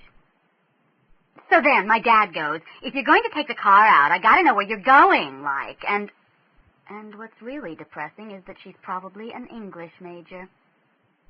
Out on the sidewalk at last, Vicki fastened her jacket and took a quick look back at the bus. The doors were just closing behind the last of the students fleeing the campus, and as she watched, the heavily loaded vehicle lumbered away. Well, that was that, then. No changing her mind for another 40 minutes. She felt a little foolish, but this was the best idea she could come up with. With any luck, the head of the computer science department would be able and willing to tell her who'd be likely to own and use the stolen computer system. Corrine might have had information that could help sort the living needle out of the haystack. After all, she was a student out here. But when Vicki had called her apartment at about 8:30, there had been no answer. Pushing her glasses up her nose, she started across the parking lot, watching for black leather jackets. As Celluci had pointed out, there were a number of them on males and females both. Vicki knew full well that physical characteristics had nothing to do with the ability to commit crime, but she looked anyway. Surely a demon caller must show some outward manifestation of that kind of evil. Norman pushed into the first available seat. His injured hand should have entitled him to one the moment he got on the bus, but not one of his selfish, self-centered fellow students would get up, although he'd glared at all and sundry. Still sulking, he fished his calculator out of his shirt pocket and began to work out the time he'd need to spend downtown. He was at that very moment missing an analytical geometry class. It was the first class he'd ever skipped. His parents would have fits. He didn't care. As much as he'd hoarded every A and A+, he had a complete record of every mark he'd ever received. He'd realized in the last couple of days that some things were more important. Things like getting even. When the bus finally wheezed into the subway station, Norman was deep in a pleasant fantasy of rearranging the world so that jocks and their sort were put where they belonged, and he got the recognition and the women he deserved. Chin up, he strutted down to the trains, oblivious to the raised brows and the snickers that followed him. A Norman Birdwell-run world would be set up to acknowledge the value of Norman Birdwell. Dr. Sagara? What? Norman was a little surprised at the vehemence in the old lady's voice. He hadn't even asked her for anything yet. Professor Lee said I should talk to you. What about? She glared up at him over the edge of her glasses. I'm doing a project on demons. The ones on the board of directors? She sniggered, then shook her head at his complete lack of reaction. That was a joke. Oh! Norman peered down at her, annoyed at the lack of light. Bad enough that the rare book room itself was so dark. A few banks of fluorescence would be a decent start until the whole smelly mess could be transcribed onto a mainframe, but it really was unnecessary to carry the conceit over into the offices. The brass lamp threw a pool of gold onto the desk, but Dr. Sagara's face itself was in shadow. He looked around for a wall switch, but couldn't see one. Well, Dr. Sagara tapped the fingers of one hand against her desk blotter. What does Professor Lee think your project has to do with me? He was singularly non-specific on the phone. I need to find out about demon lords. His voice picked up the rhythm of the throbbing. Then you need a grimoire. A what? I said. She spoke very slowly and distinctly, as though to an idiot. You need a grimoire, an ancient, practically mythological book of demon lore. Norman bent forward, squinting a little as he came within the sphere of the desk lamp. Do you have one? Well, your Professor Lee seems to think I do. Grinding his teeth, Norman wished U of T paid more attention to its retirement regulations. The old lady was obviously senile. Do you? No. She laced her fingers together and leaned back in her chair. But if you really want one, I suggest you contact a young man by the name of Henry Fitzroy. He came to visit me when he first moved to Toronto. Spitting image of his father as a young man. His father had a great love of antiquities, books in particular. Donated a number of the books we have in our collection here. God knows what young Henry inherited. This Henry Fitzroy has a grimoire? Do I look like God? I don't know what he has, but he's your best bet in the city. Norman pulled his electronic address book out of his briefcase. Do you have his number? Yes, but I'm not going to give it to you. You have his name. Look it up. If he's not in the phone book, he obviously doesn't want to be bothered. Norman stared at her in astonishment. She couldn't just not tell him, could she? The throbbing became a kettle drum between his ears. Yes, she could. Good afternoon, young man. Norman continued to stare. Dr. Sagara sighed. Good afternoon, she repeated more firmly. You have to tell me. I don't have to tell you anything. Whining topped her rather considerable list of character traits she couldn't abide. Get out. You can't talk to me like that, Norman protested. I can talk to you any way I like. I have tenure. Now, are you going to leave, or am I going to call library security? Breathing heavily through his nose, he whirled and stamped toward the door. Dr. Sagara watched him go, brows drawn down and two vertical lines cutting into her forehead. Professor Lee would be hearing from her about this. Obviously, he still bore a grudge for that C-. She'll be sorry. Norman charged through the dim quiet of the rare book room and careened off the entrance turnstile. They'll all be sorry. The exit was on the other side of the guard's desk. If anyone laughs at me, they're dead. He slammed into the exit bar and got his briefcase caught between it and the desk. The grinding noise brought a startled exclamation from the guard. No, I don't need your help. Norman snarled. Bandaged hand waving, he yanked at the case and jammed it more tightly. "This is all your fault," he growled, as the guard came around to see what could be done. "If you built these things properly, there'd be room." "If you were more careful going through them," the guard muttered, jiggling the mechanism and hoping he wasn't going to have to call building maintenance. "You can't talk to me like that. It wasn't my fault." In spite of his awkward position, Norman drew himself up and looked the guard right in the eye. "Who is your supervisor?" "What?" The guard, who had never considered himself an imaginative man, had the strangest feeling that something not the least human studied him from behind the furious gaze of the young man. The muscles in his legs felt suddenly weak, and he wanted desperately to look away. "Your supervisor! Who is he? I'm going to register a complaint, and you'll lose your job." "And what?" "You heard me." With a final heave, the briefcase came free, deeply scored down one side. "You just wait." Norman backed out the door, almost running down two students trying to enter. He scowled at the confused guard. "You'll see." He felt better by the time he'd walked to Bloor Street. With every step, he imagined pulling one of those stupid so-called rare books off the shelves, throwing it on the sidewalk in front of him, and kicking it out into traffic. Still breathing a little heavily, he went into the phone booth at the gas station and looked up the name the crazy old woman had given him. Henry Fitzroy had no listed number. Letting the phone book fall, Norman almost laughed. If they thought a minor detail like that could stop him. On the way back to his apartment, he added Dr. Segarra, the library guard, and a surly TTC official to his black book. He didn't worry much about the lack of names. Surely a demon lord would be powerful enough to work without them. Once home, he added his upstairs neighbor, on principle more than anything else, for the heavy metal beat pounding through his ceiling only seemed to enhance the beat pulsing in his head. Breaking into the phone system took him less time than he'd anticipated, even considering that he had to type one-handed. The only Henry Fitzroy listed lived at 278 Bloor Street East, Unit 1407.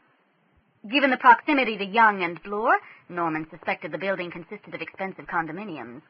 He glanced around at his own tiny apartment. As soon as he called the demon lord, he'd have that kind of address and be living in the style he deserved.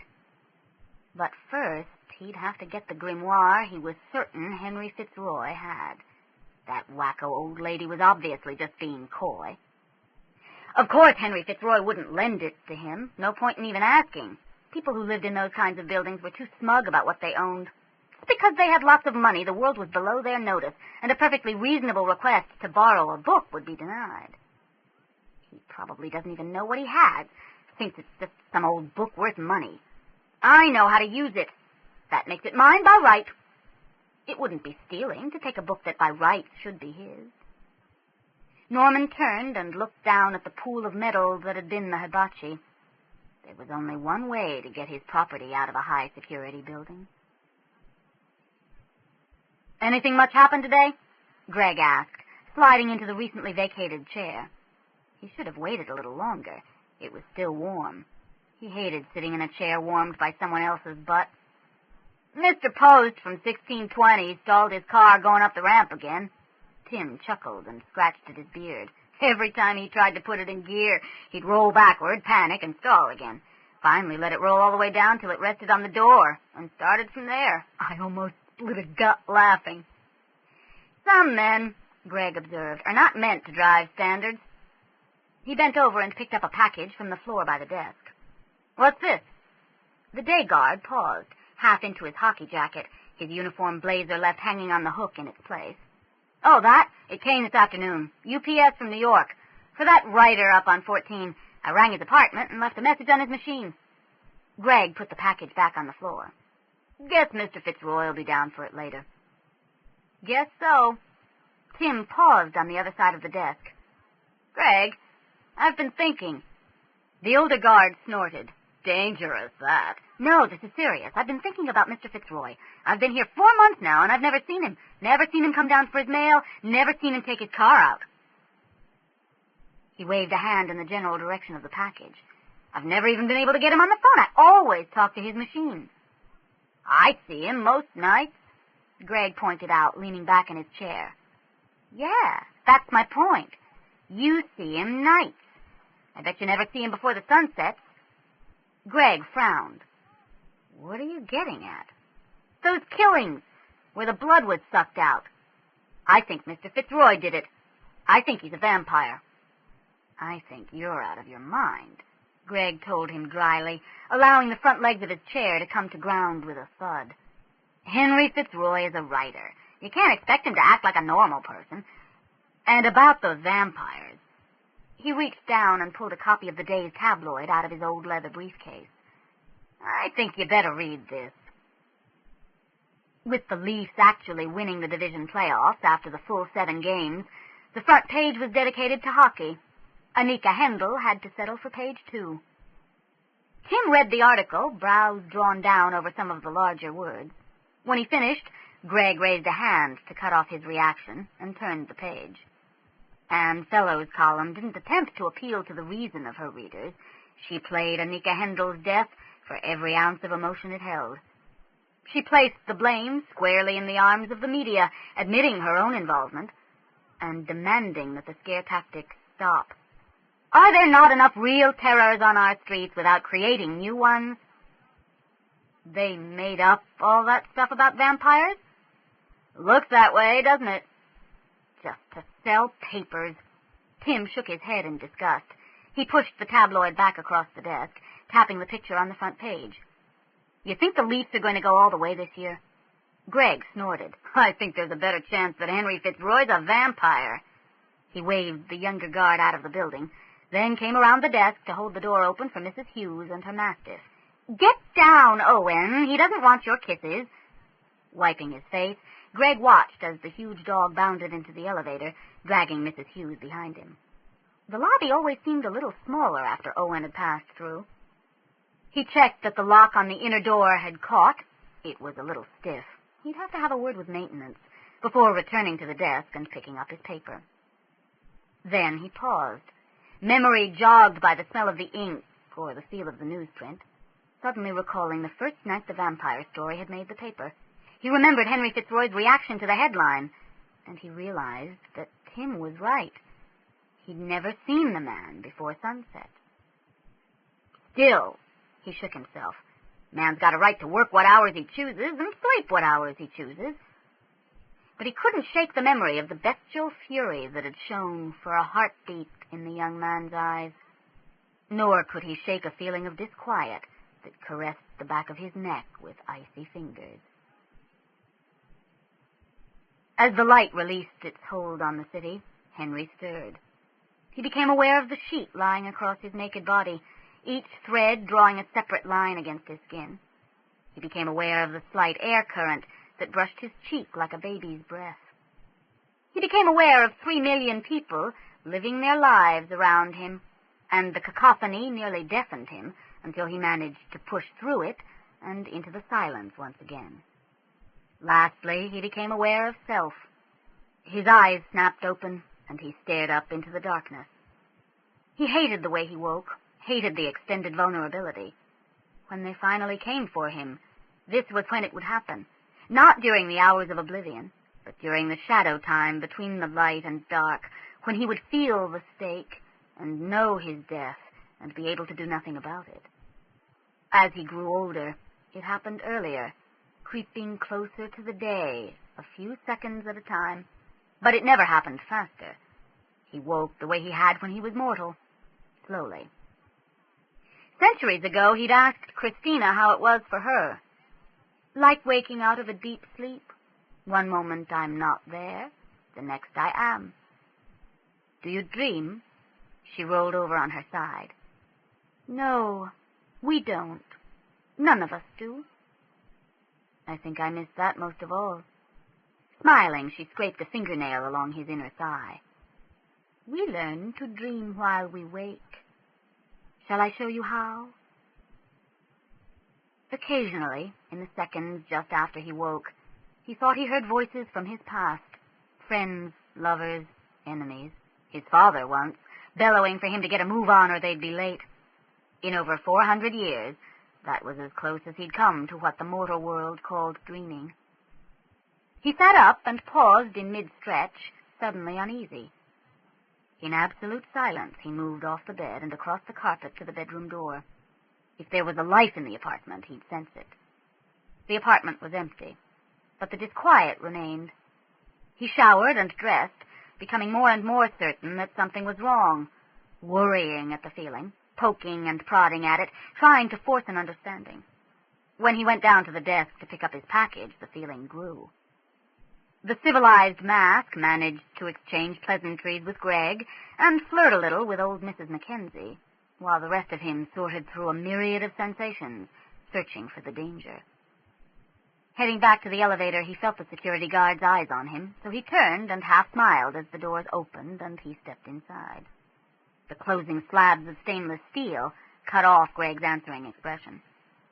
Whatever was bothering the old man, he'd have to deal with later.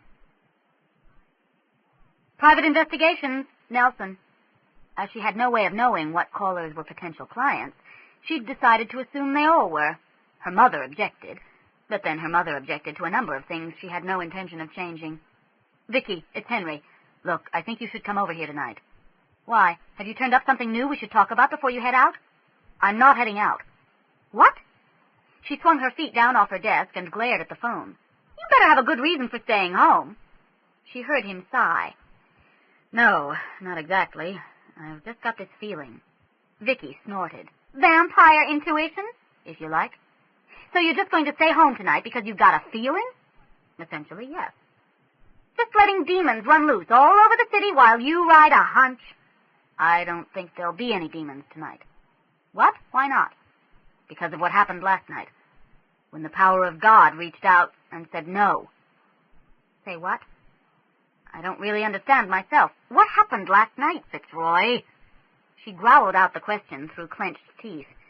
She'd interviewed hostile witnesses who'd been more generous with details. Look, I'll tell you when you get here. He did not want to explain a religious experience to a woman raised in the 20th century over the phone. He'd have enough trouble convincing her of what had happened face to face. Does this feeling have anything to do with what happened last night? No. Then why? Listen, Vicki, over time I've learned to trust my feelings. And surely you've ridden a few hunches in the past. Vicki pushed her glasses up her nose. She didn't have much choice when it came right down to it. She had to believe he knew what he was doing. Believing in vampires had been easier. Okay, I've got a few things to take care of here, but I'll be over as soon as I can. All right. He sounded so different than he had on other occasions that she frowned. Henry, is something wrong? Yes. No. He sighed again. Just come over when you can. Listen, I have a... Damn him! Vicki stared at the receiver, the loud buzz of the dial tone informing her that Henry Fitzroy didn't care what she had. And yet she was supposed to drop everything and hurry over there because he had a feeling. That's just what I need, she muttered, digging around in her bag. A depressed vampire. The list the computer science professor had finally given her held 23 names, students he figured would actually be able to make use of the potential of the stolen computer system. Although, as he pointed out, the most sophisticated of home systems were often used for no better purpose than games. And even you could run one under those parameters, he'd added. He had no idea which ones of the 23 wore black leather jackets. It just wasn't the sort of thing he paid attention to. Have any of them been acting strangely lately? He'd smiled wearily. Ms. Nelson, this lot doesn't act any way but strangely. Vicki checked her watch. 9:27. How had it gotten so damned late? On the off chance that Celluci might finally be at his desk, he hadn't been in since she'd started trying to reach him around 4 in the afternoon, she called headquarters. He still wasn't there, nor was he at home. Leaving yet another message, she hung up. Well, he can't say I didn't try to pass on all relevant information. She tacked the list to the small bulletin board over the desk. Actually, she had no idea how relevant the names were. It was the slimmest of chances they'd mean anything at all. But so far it was the only chance they had, and these 23 names at least gave her a place to start. 9:46. She'd better get over to Henry's and find out just what exactly had happened the night before. The hand of God. Right. Demons and Armageddon aside, she couldn't even begin to guess at what would make such an impression on a 450-year-old vampire. Demons and Armageddon aside, she reached for the phone to call a cab. You're getting awfully blasé about the end of the world. Her hand was actually on the plastic when the phone rang, and her heart leapt up into her throat at the sudden shrill sound. Okay, she took a deep breath. Maybe not so blasé after all. By the third ring, she figured she'd regained enough control to answer it. Hi, honey, have I called at a bad time? I was just on my way out, Mom. Another 5 minutes and she'd have been gone. Her mother had a sixth sense about these things. At this hour? It isn't even 10 yet. I know that, dear, but it's dark. And with your eyes... Mom, my eyes are fine. I'll be staying on well-lighted streets, and I promise I'll be careful. Now, I really have to go. Are you going alone? I'm meeting someone. Not Michael Celluci. No, Mom. Oh. Vicki could practically hear her mother's ears perk up. What's his name? Henry Fitzroy. Why not? Short of hanging up, there was no way she was going to get her mother off the phone, curiosity unsatisfied. What does he do? He's a writer. As long as she stuck to answering her mother's questions, the truth would serve. Her mother was not likely to ask, is he a member of the blood-sucking undead? How does Michael feel about this? How should he feel? You know very well that Mike and I don't have that kind of relationship. If you say so, dear. Is this Henry Fitzroy good-looking? She thought about that for a moment. Yes, he is. And he has a certain presence. Her voice trailed off into speculation, and her mother laughed. It sounds serious. That brought her back to the matter at hand. It is, Mom. Very serious. And that's why I have to go now. Very well. I was just hoping that, as you couldn't make it home for Easter, you might have a little time to spend with me now. I had such a quiet holiday. Watched a bit of television, had supper alone, went to bed early. It didn't help that Vicki was fully aware she was being manipulated. It never had. Okay, Mom, I can spare a few moments. I don't want to put you out, dear. Mother!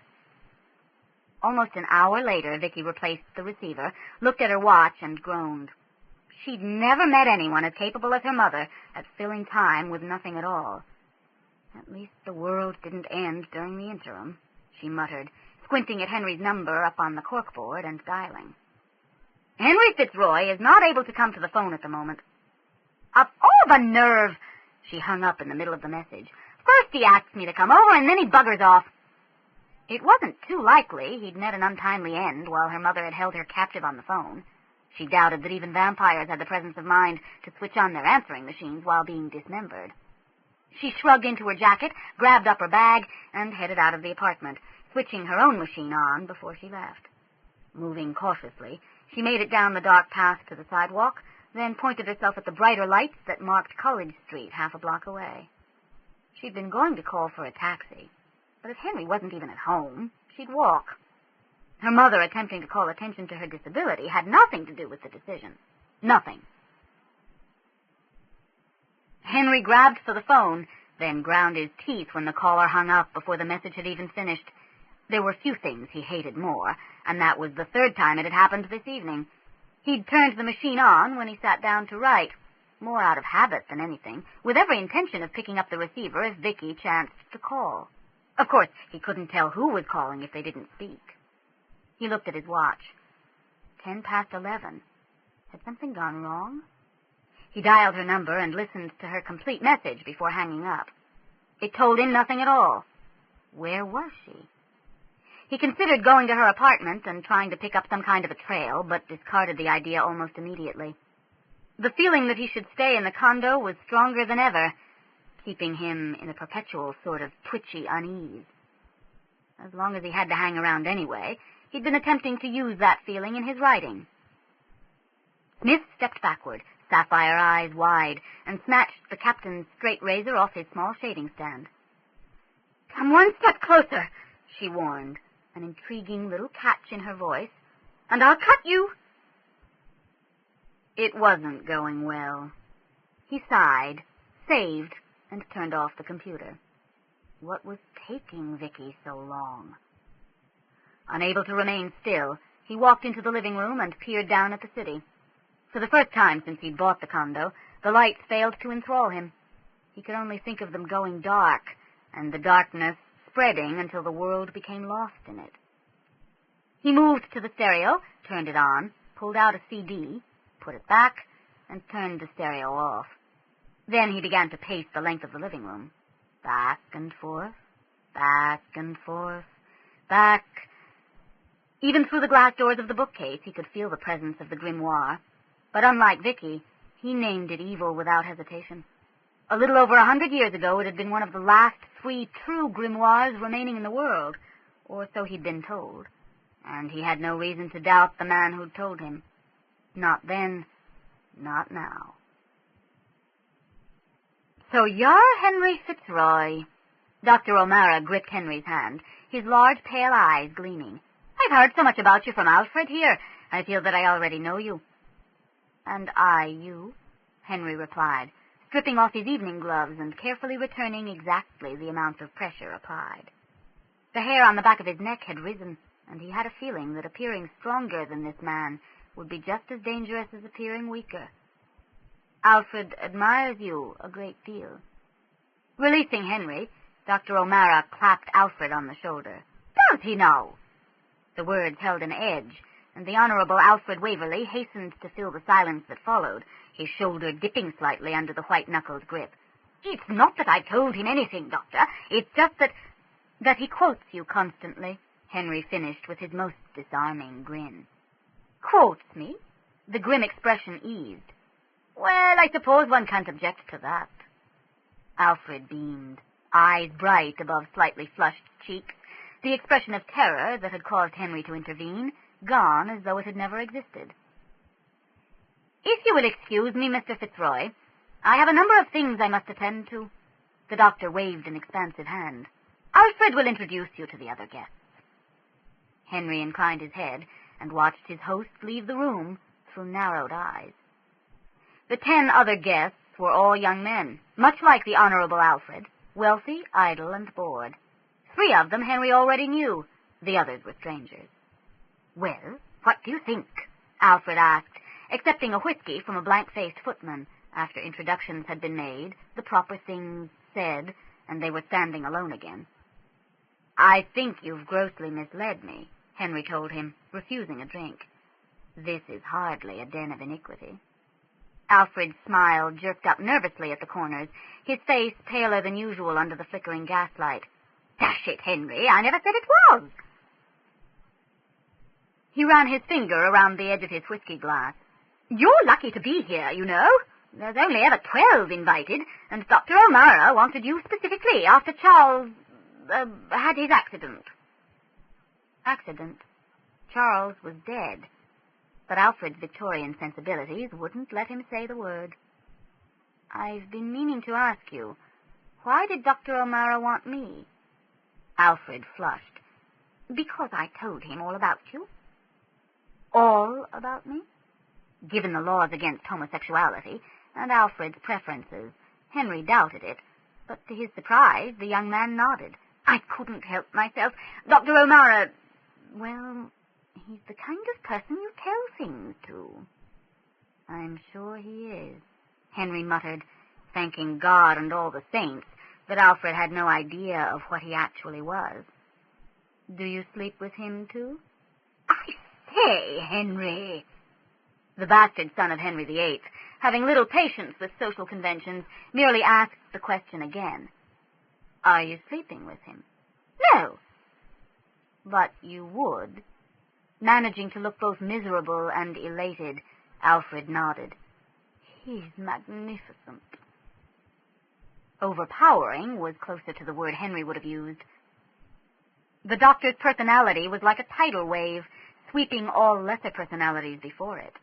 Henry had no intention of being swept, but he could see how he might be if he were the idle young man he appeared to be, could see how the others in the room had been, and he didn't like it. Just after 11, the doctor disappeared, and the gong sounded somewhere in the depths of the house.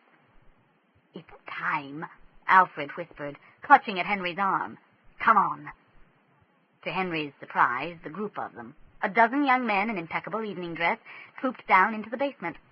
The huge central room had been outfitted with torches, and at one end stood what appeared to be a stone block about waist-high, needing only a knight lying in effigy on its top to complete the resemblance to a crypt. Around him, his companions began stripping off their clothes.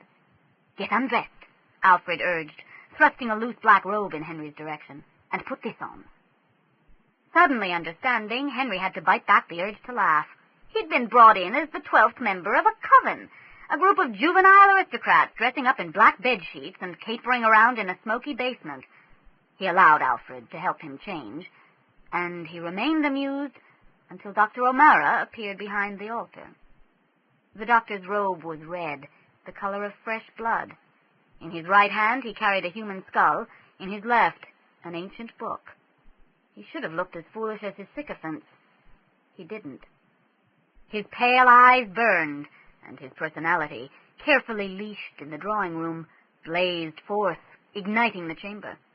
He used his voice to whip the young men to a frenzy, one moment filling the room with thunder, the next dropping it low, wrapping it about them and drawing them close. Henry's disgust rose with the hysteria. He stood in the deepest shadows, well away from the torches, and watched. A sense of danger kept him there, a prickling up and down his spine that told him, no matter how ludicrous this looked, the doctor at least played no game, and the evil that spread from the altar was very real. At midnight, 2 of the anonymous black-clad bodies held a struggling cat upon the stone, while a third wielded the knife. Blood! Blood! Blood! Blood! Henry felt his own need rise as the blood scent mixed with the smell of smoke and sweat. The chant grew in volume and intensity, pulsing like a heartbeat and pounding against him. Robes began to fall, exposing flesh and, surging just below the surface, blood.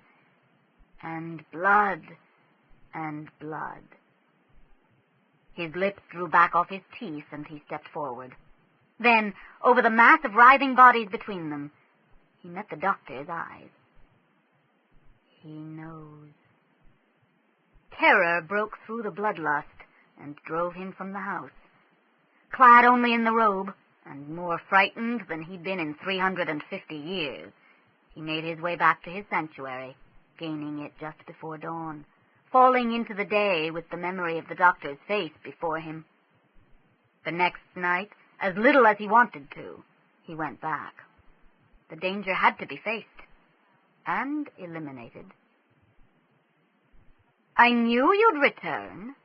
Without rising from behind his desk, Dr. O'Mara waved Henry to a chair. "Please, sit down." Senses straining, Henry moved slowly into the room. Except for the sleeping servants on the 3rd floor, the doctor was the only life in the house.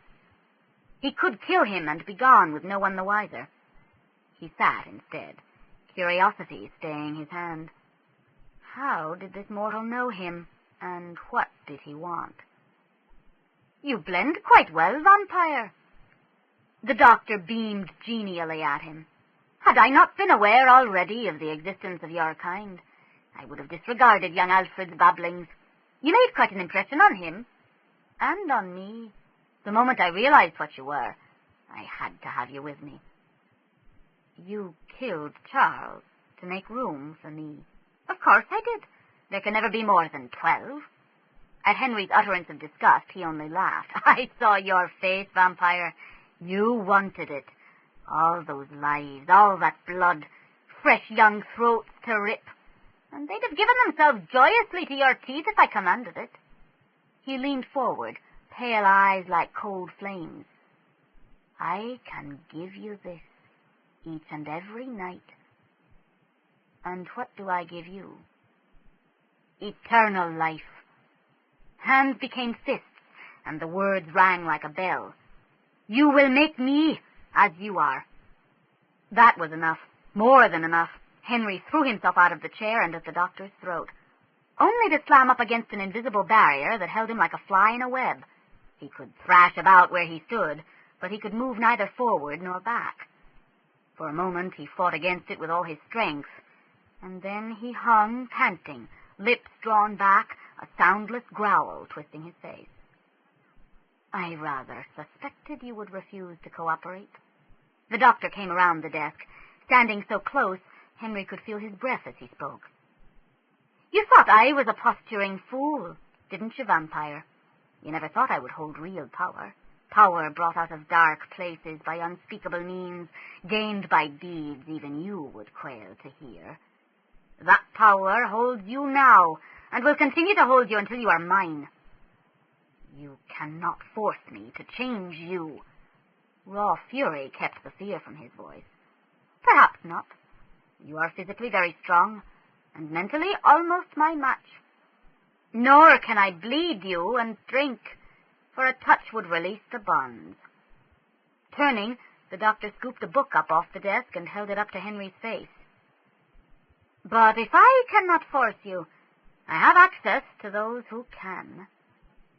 The book, covered in greasy red leather, was the same one he'd held the night before during the ceremony. At such close quarters, the evil that radiated from it struck Henry with almost a physical blow, and he rocked back against the unseen chains that held him. This, said Dr. O'Mara, caressing it lovingly, is one of the last true grimoires left. I have heard there are only 2 others in the world. All the rest are but pale copies of these 3. The man who wrote it sold his soul for the information it contains, but the Prince of Lies collected before he could use the knowledge so dearly bought. If we had the time, dear vampire, I would tell you what I had to do to make it mine, but we do not. You must be mine as well before dawn. The naked desire in his eyes was so consuming that Henry felt sick. He began to struggle, fighting harder when he heard the doctor laugh again and move away. From months of ceremonies, I have drawn what I need to control the demon, the doctor remarked conversationally, rolling up the carpet before the fire. The demon can give me anything save life eternal. You can give me that, so the demon will give me you. He looked up from the pentagram cut into the floor. Can you stand against the Lord of Hell, vampire? I think not. His mouth dry and his breath coming in labored gasps, Henry threw all his strength against the binding. Muscles straining and joint popping, he fought for his life. Just as it seemed he could no longer contain a wail of despair, his right arm moved.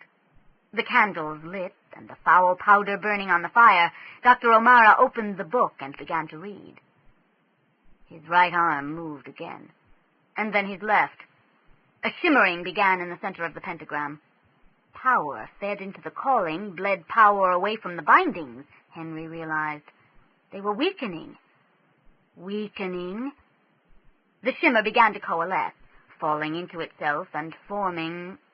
With a howl of rage, Henry tore free and flung himself across the room.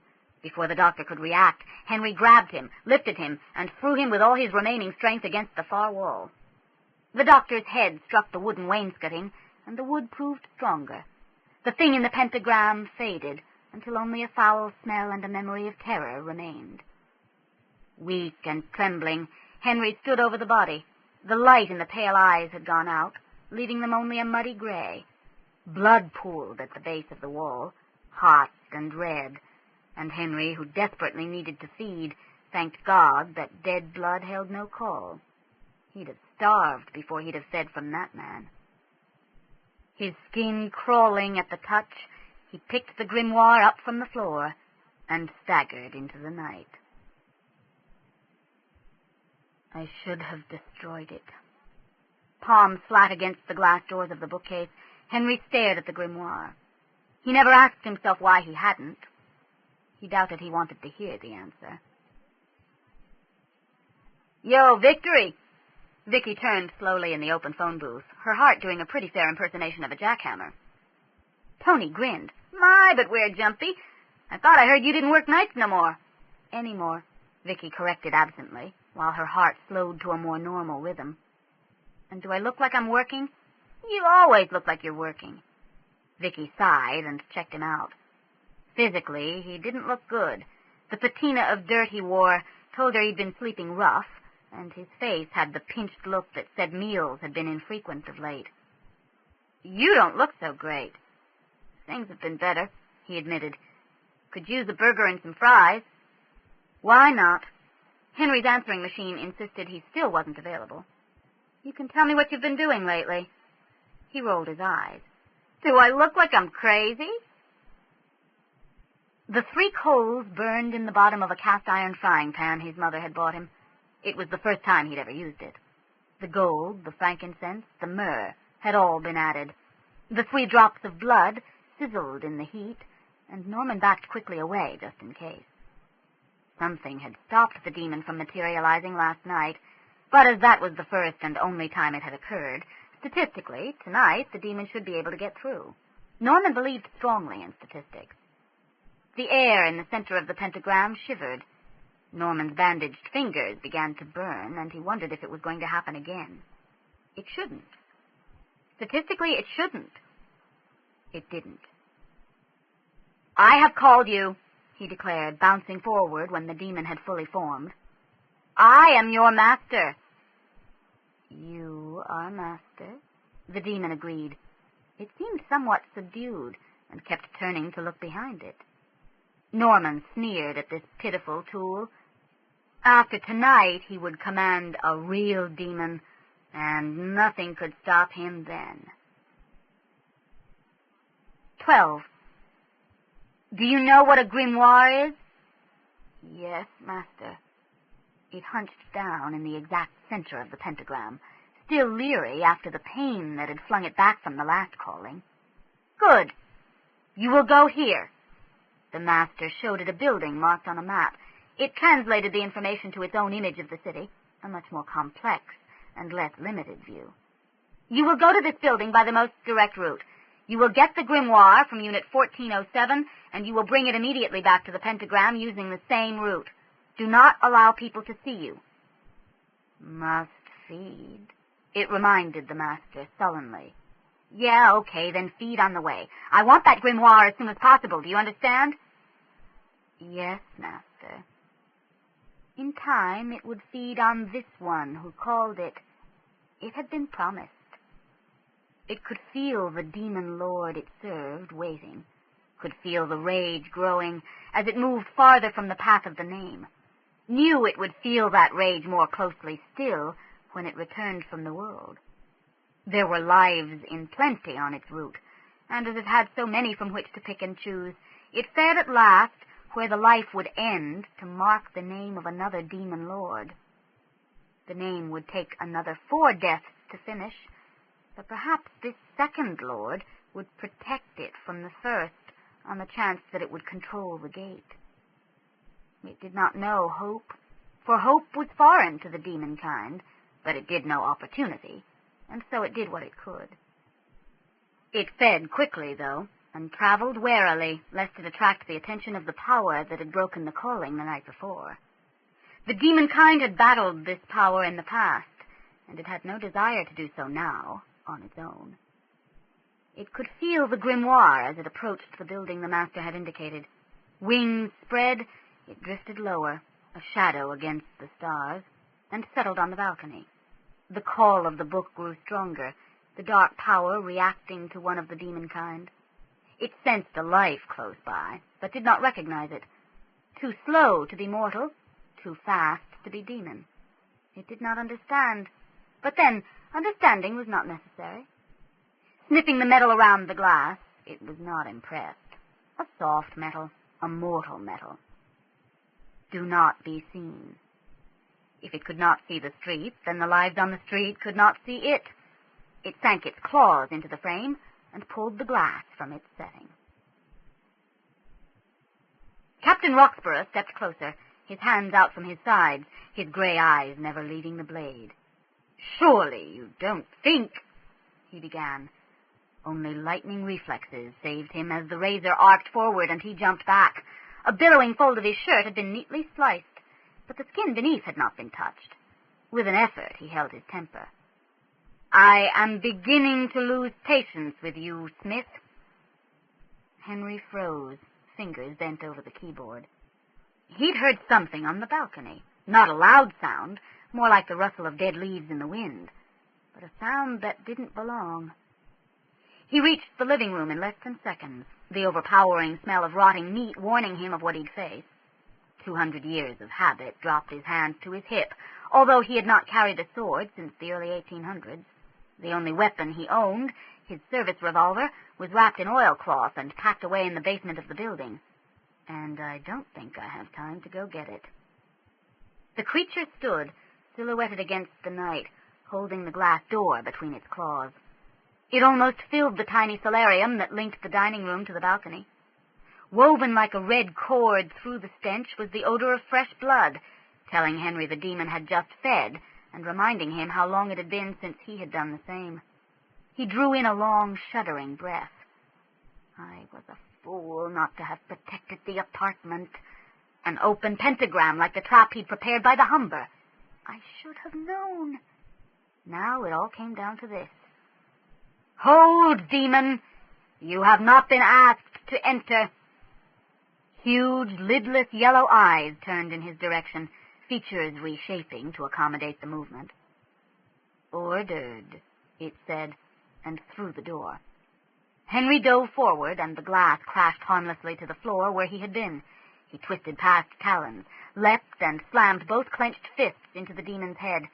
The surface collapsed upon itself like wet cork, absorbing the blow and reforming. The demon's backswing caught him on the way down and flung him crashing through the coffee table.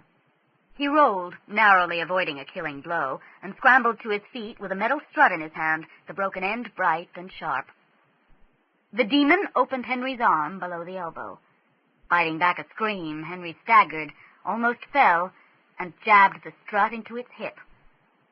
A flap of wing almost held him then, but panic lent him strength, and he kicked his way free, feeling tissue give beneath his heels.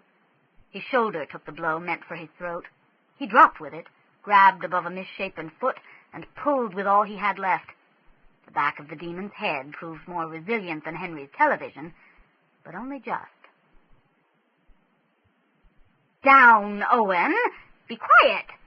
Mrs. Hughes leaned back against the leash, barely managing to snag her door and close it before Owen, barking hysterically, lunged forward and dragged her down the hall. Owen! Shut up! She could hardly hear herself think the dog was so loud. The sound echoed, louder even than it had been in the confines of her apartment, and no matter how extensive the soundproofing between units, noise always seemed to carry in from the hall. She had to get Owen out of the building before he got them thrown out by the residence committee. A door opened at the end of the corridor, and a neighbor she knew slightly emerged. He was a retired military man and had 2 small dogs of his own, both of whom she could hear barking through the open door, no doubt in response to Owen's frenzy. "What's wrong with him?" he yelled, when he was close enough to make himself heard. "I don't know." She stumbled and almost lost her footing when Owen suddenly threw his powerful body up against Henry Fitzroy's door, scrabbling with his claws around the edges, and when that didn't work, trying to dig his way under. Mrs. Hughes attempted to pull him away without much success. She wished she knew what her Owen had against Mr. Fitzroy. Of course, at the moment, she'd settle for knowing they weren't going to be evicted for disturbing the peace. "Owen, sit!" Owen ignored her. "He's never acted like this before," she explained. "All of a sudden, he just started barking, like he'd been possessed. I thought if I got him outside—" "It'd be quieter, anyway," he agreed. "Can I give you a hand?" "Please." Her voice had become a little desperate. Between the 2 of them, they dragged the still barking mastiff into the elevator. "I don't understand this," she panted. "He usually wouldn't hurt a fly." "Well, he hasn't hurt anything but a few eardrums," he reassured her, moving his blocking knee out of the way as the doors closed. "Good luck." He could hear Owen's deep-chested bark still sounding up the elevator shaft, could hear the frenzied barking of his own, too. Then, as suddenly as it began, it stopped. He paused, frowning, heard one final whimper, and then complete and utter silence. Shaking his head, he went inside. Dribbling viscous yellow liquid from a number of wounds, it snatched up the grimoire and limped out onto the balcony. The names and incantations made the book of demon lore an uncomfortable weight, by far the heaviest item it had yet retrieved. And it hurt. The not mortal it had fought had hurt it, Much of its surface changed sluggishly back and forth from gray mottled black to black mottled gray, and its right wing membrane had been torn. It must return the grimoire to the master, but first it needed to feed. The injured membrane could carry it from this high dwelling to the ground, and once there, it must quickly find a life to heal it. There were many lives around. It did not think it would have difficulty finding one to take. It dropped off into the night, yellow fluid glistening where it had been standing. Mrs. Hughes smiled as she listened to Owen bounding around in the bushes. To her intense relief, he'd calmed down in the elevator and had been a perfect lamb ever since. As if aware of her thought, he backed out into a clearing, checked to see where she was, wooffled happily, and bounded off again. She knew she was supposed to keep him on the leash, even in the ravine, but when they came down at night with no one else around, she always let him run, both for his enjoyment and for hers. Neither one of them was happy, moving at the other's pace. Tucking her hands into her pockets, she hunched her shoulders against a sudden chill wind. Spring, she was certain, had arrived before Easter when she was a girl, and they'd never had to wear gloves 16 days into April. The wind made a second pass, and Mrs. Hughes wrinkled her nose in distaste.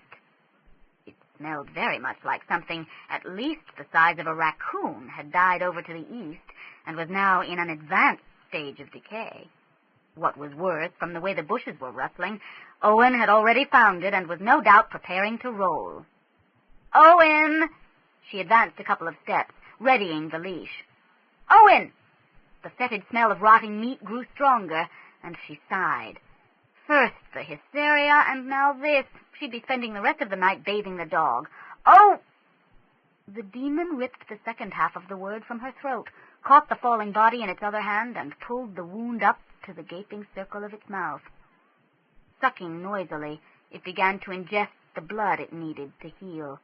It staggered and almost dropped its meal as a heavy weight slammed into it from the back, and claws dragged lines of pain from shoulders to hip. Snarling, drooling red, it turned.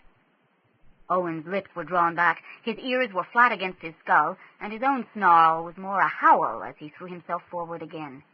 He twisted in midair, spun around by a glancing blow, and landed heavily on 3 legs, blood staining his tan shoulder almost black. Maddened by the demon's proximity, he snarled again, and struck at the dangling bit of wing, crushing it in his powerful jaws. Before the dog could bring his massive neck and shoulder muscles into play, the demon kicked out. One long talon drove through a rib and dragged 6 inches deep through the length of the mastiff's body, spilling a glistening pile of intestines into the dirt. With one last feeble toss of his head, Owen managed to tear the already injured wing membrane further. Then the light blazing in his eyes slowly dimmed, and with a final hate-filled growl, he died. Even in death, his jaws kept their hold, and the demon had to rip them apart before it could be free. 10 minutes later, a pair of teenagers, searching for a secluded corner, came down into the ravine. The path had a number of steep and rocky spots, and with eyes not yet adjusted to the darkness, it was doubly treacherous. The young man walked a little out in front, trailing her behind him at the end of their linked hands, not from any chivalrous need to test the path. He was just the more anxious to get where they were going.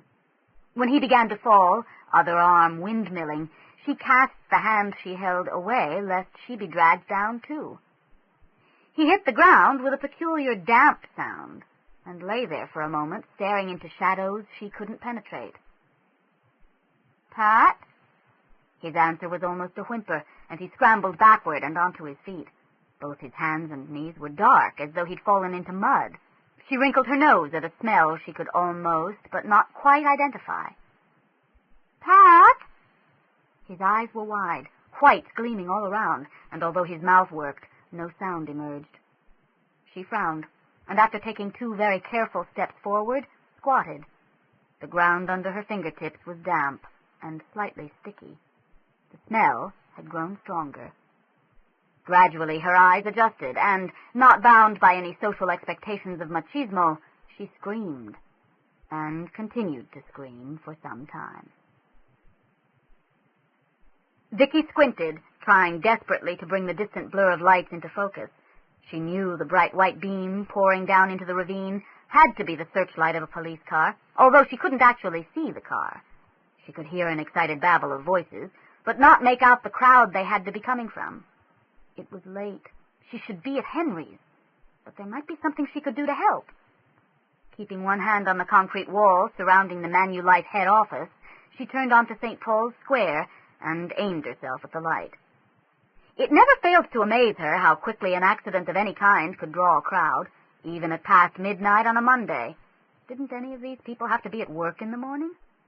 2 more police cars screamed past, and a couple of young men running up the street to watch nearly knocked her down. She barely noticed either of them. Past midnight. Fingers skimming along the concrete, she began to move faster until one of the voices rising out of the babble stopped her in her tracks. Her throat gone, just like the others. Henry had been wrong. The demon had killed again tonight. Although why here, practically at the heart of the city, miles from any of the possible names? Henry, and the feeling that kept him at his apartment tonight. Damn!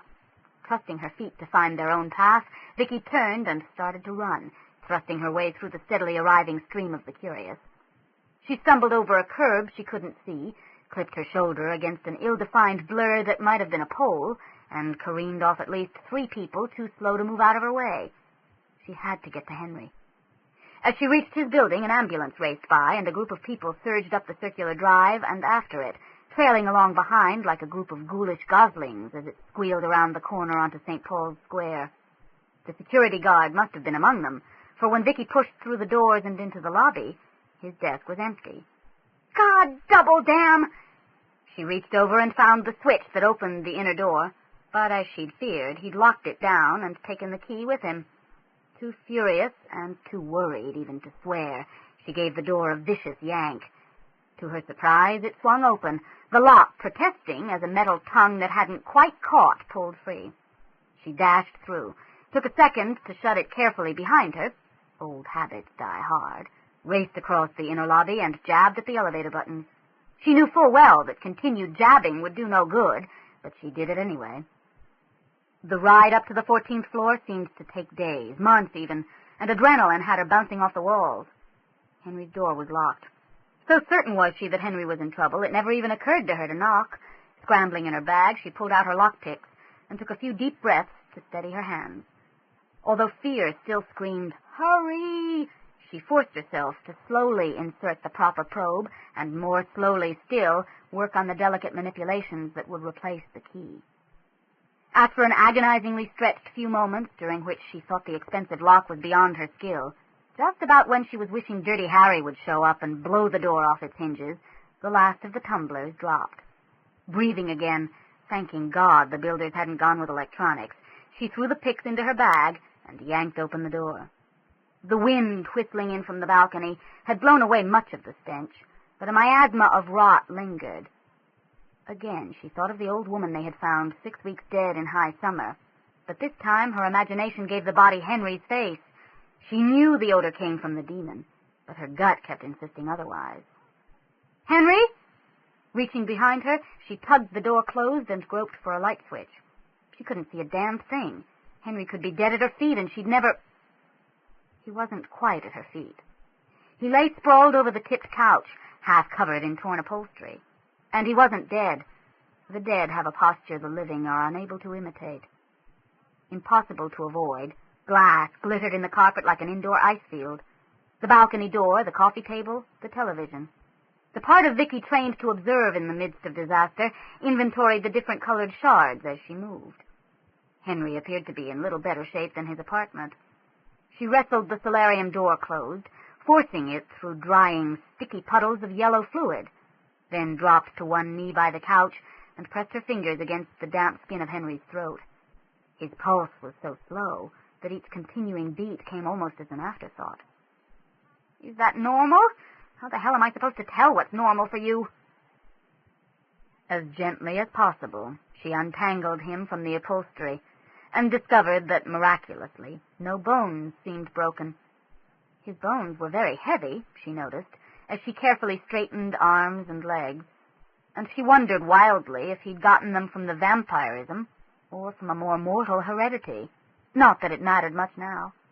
He'd been cut and gouged in a number of places, both by the shards of glass and by what she had to assume were the demon's talons.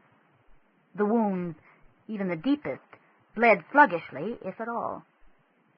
His skin was cool and damp. His eyes had rolled back, and he was completely unresponsive. He was in shock. And whatever the validity of the vampire legends, Vicki knew they were wrong about one thing. Henry Fitzroy was no more undead than she was. He was dying now. Damn, damn, damn!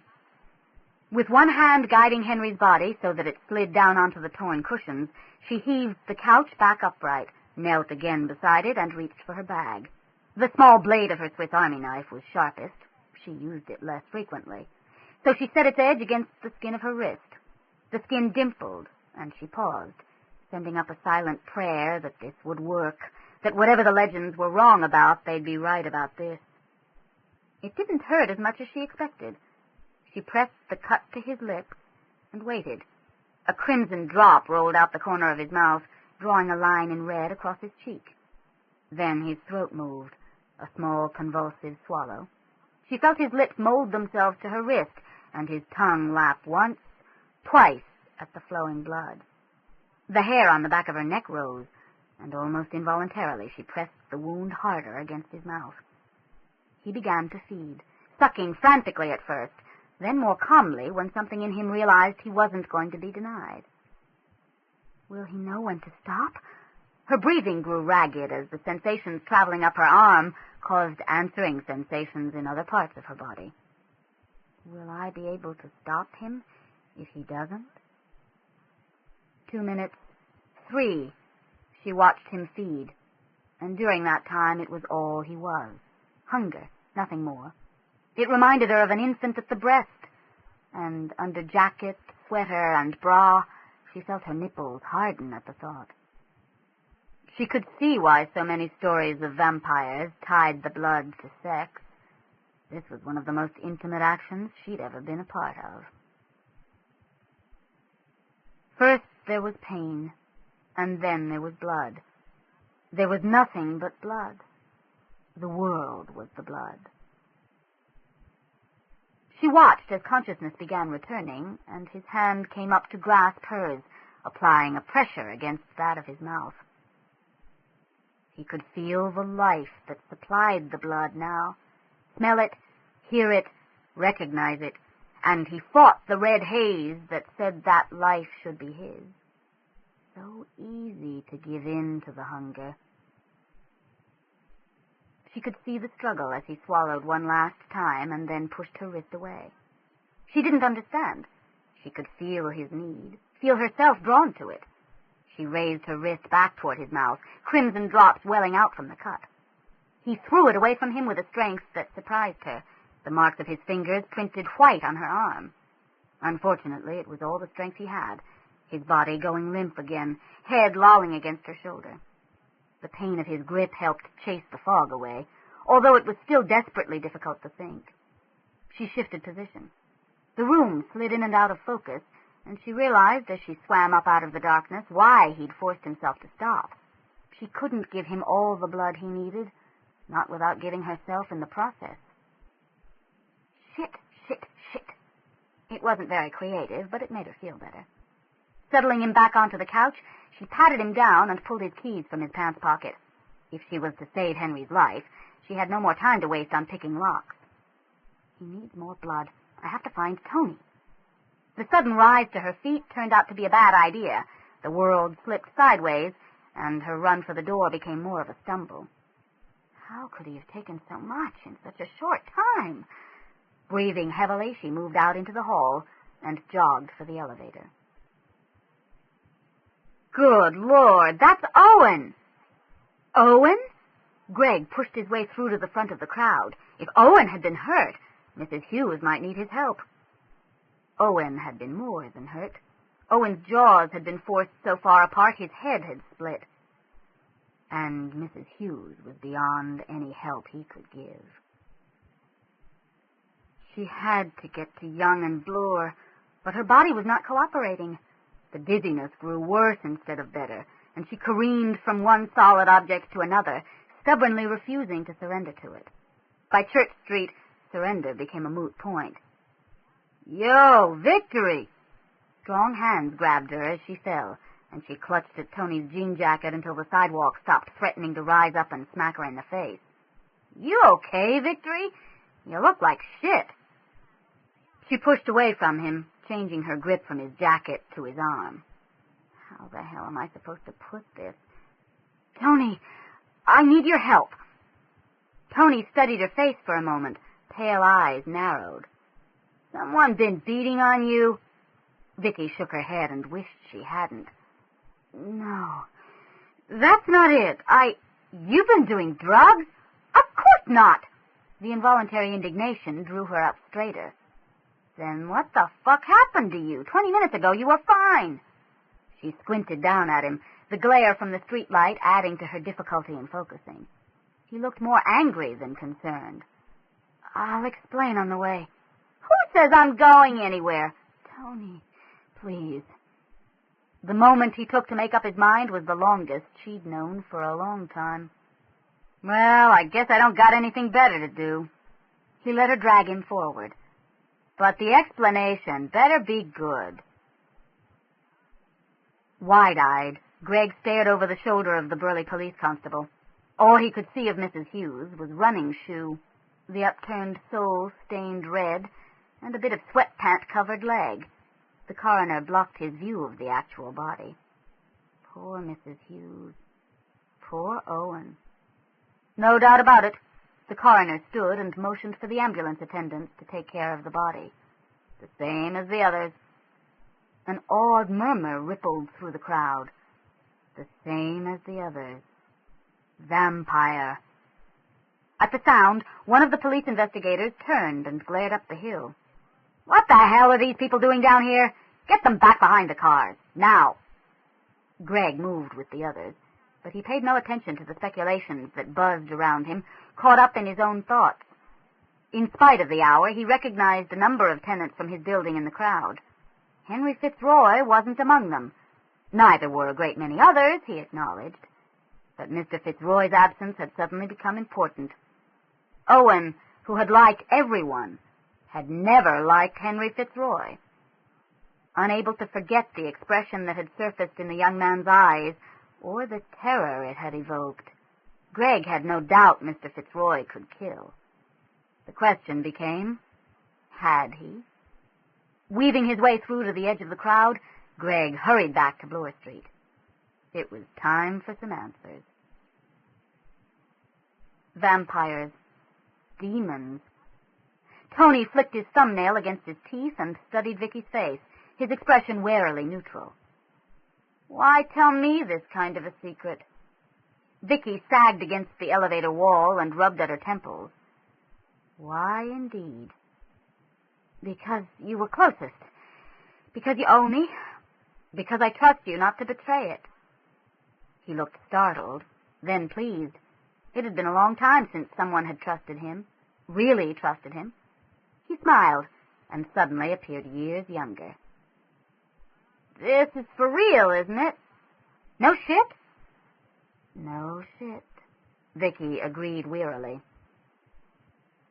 Picking his way carefully through the glass, Tony walked over to the couch and stared down at Henry, his eyes wide. "He doesn't look much like a vampire. What were you expecting, a tuxedo and a coffin?" There had been no change while she'd been gone, and if he looked no better, at least he looked no worse. "Hey, chill out, Victory. This is all kind of weird, you know." She sighed and brushed a lock of red gold hair back off Henry's forehead. "I know. I'm sorry. I'm worried." "It's okay." Tony patted her arm as he came around the couch. "I understand worried." He took a deep breath and rubbed his palms against his jeans. "What do I have to do?" She showed him where to kneel, then put the point of her knife against his wrist. "Maybe I'd better do it myself," he suggested when she hesitated. "Maybe you had." His blood looked very red against the pale skin, and Vicki felt his hand tremble as she guided the cut to Henry's mouth. What the hell am I doing? She wondered as he began to suck, and Tony's expression became almost beatific. I'm pimping for a vampire.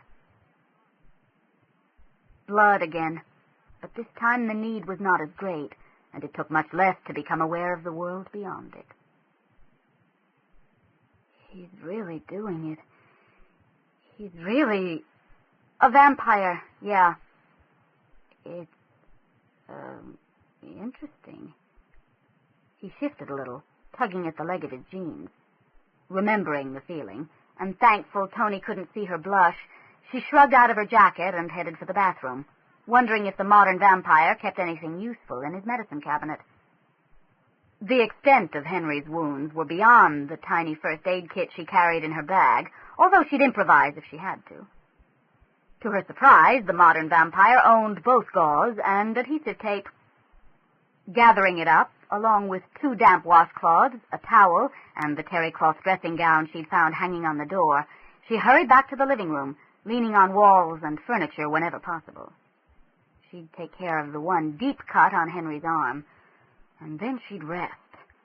Maybe for a couple of days. Fumbling a little with his keys, Greg opened the locker in the recreation room and pulled the croquet stake out of its box. It's just a precaution, he told himself, studying the point.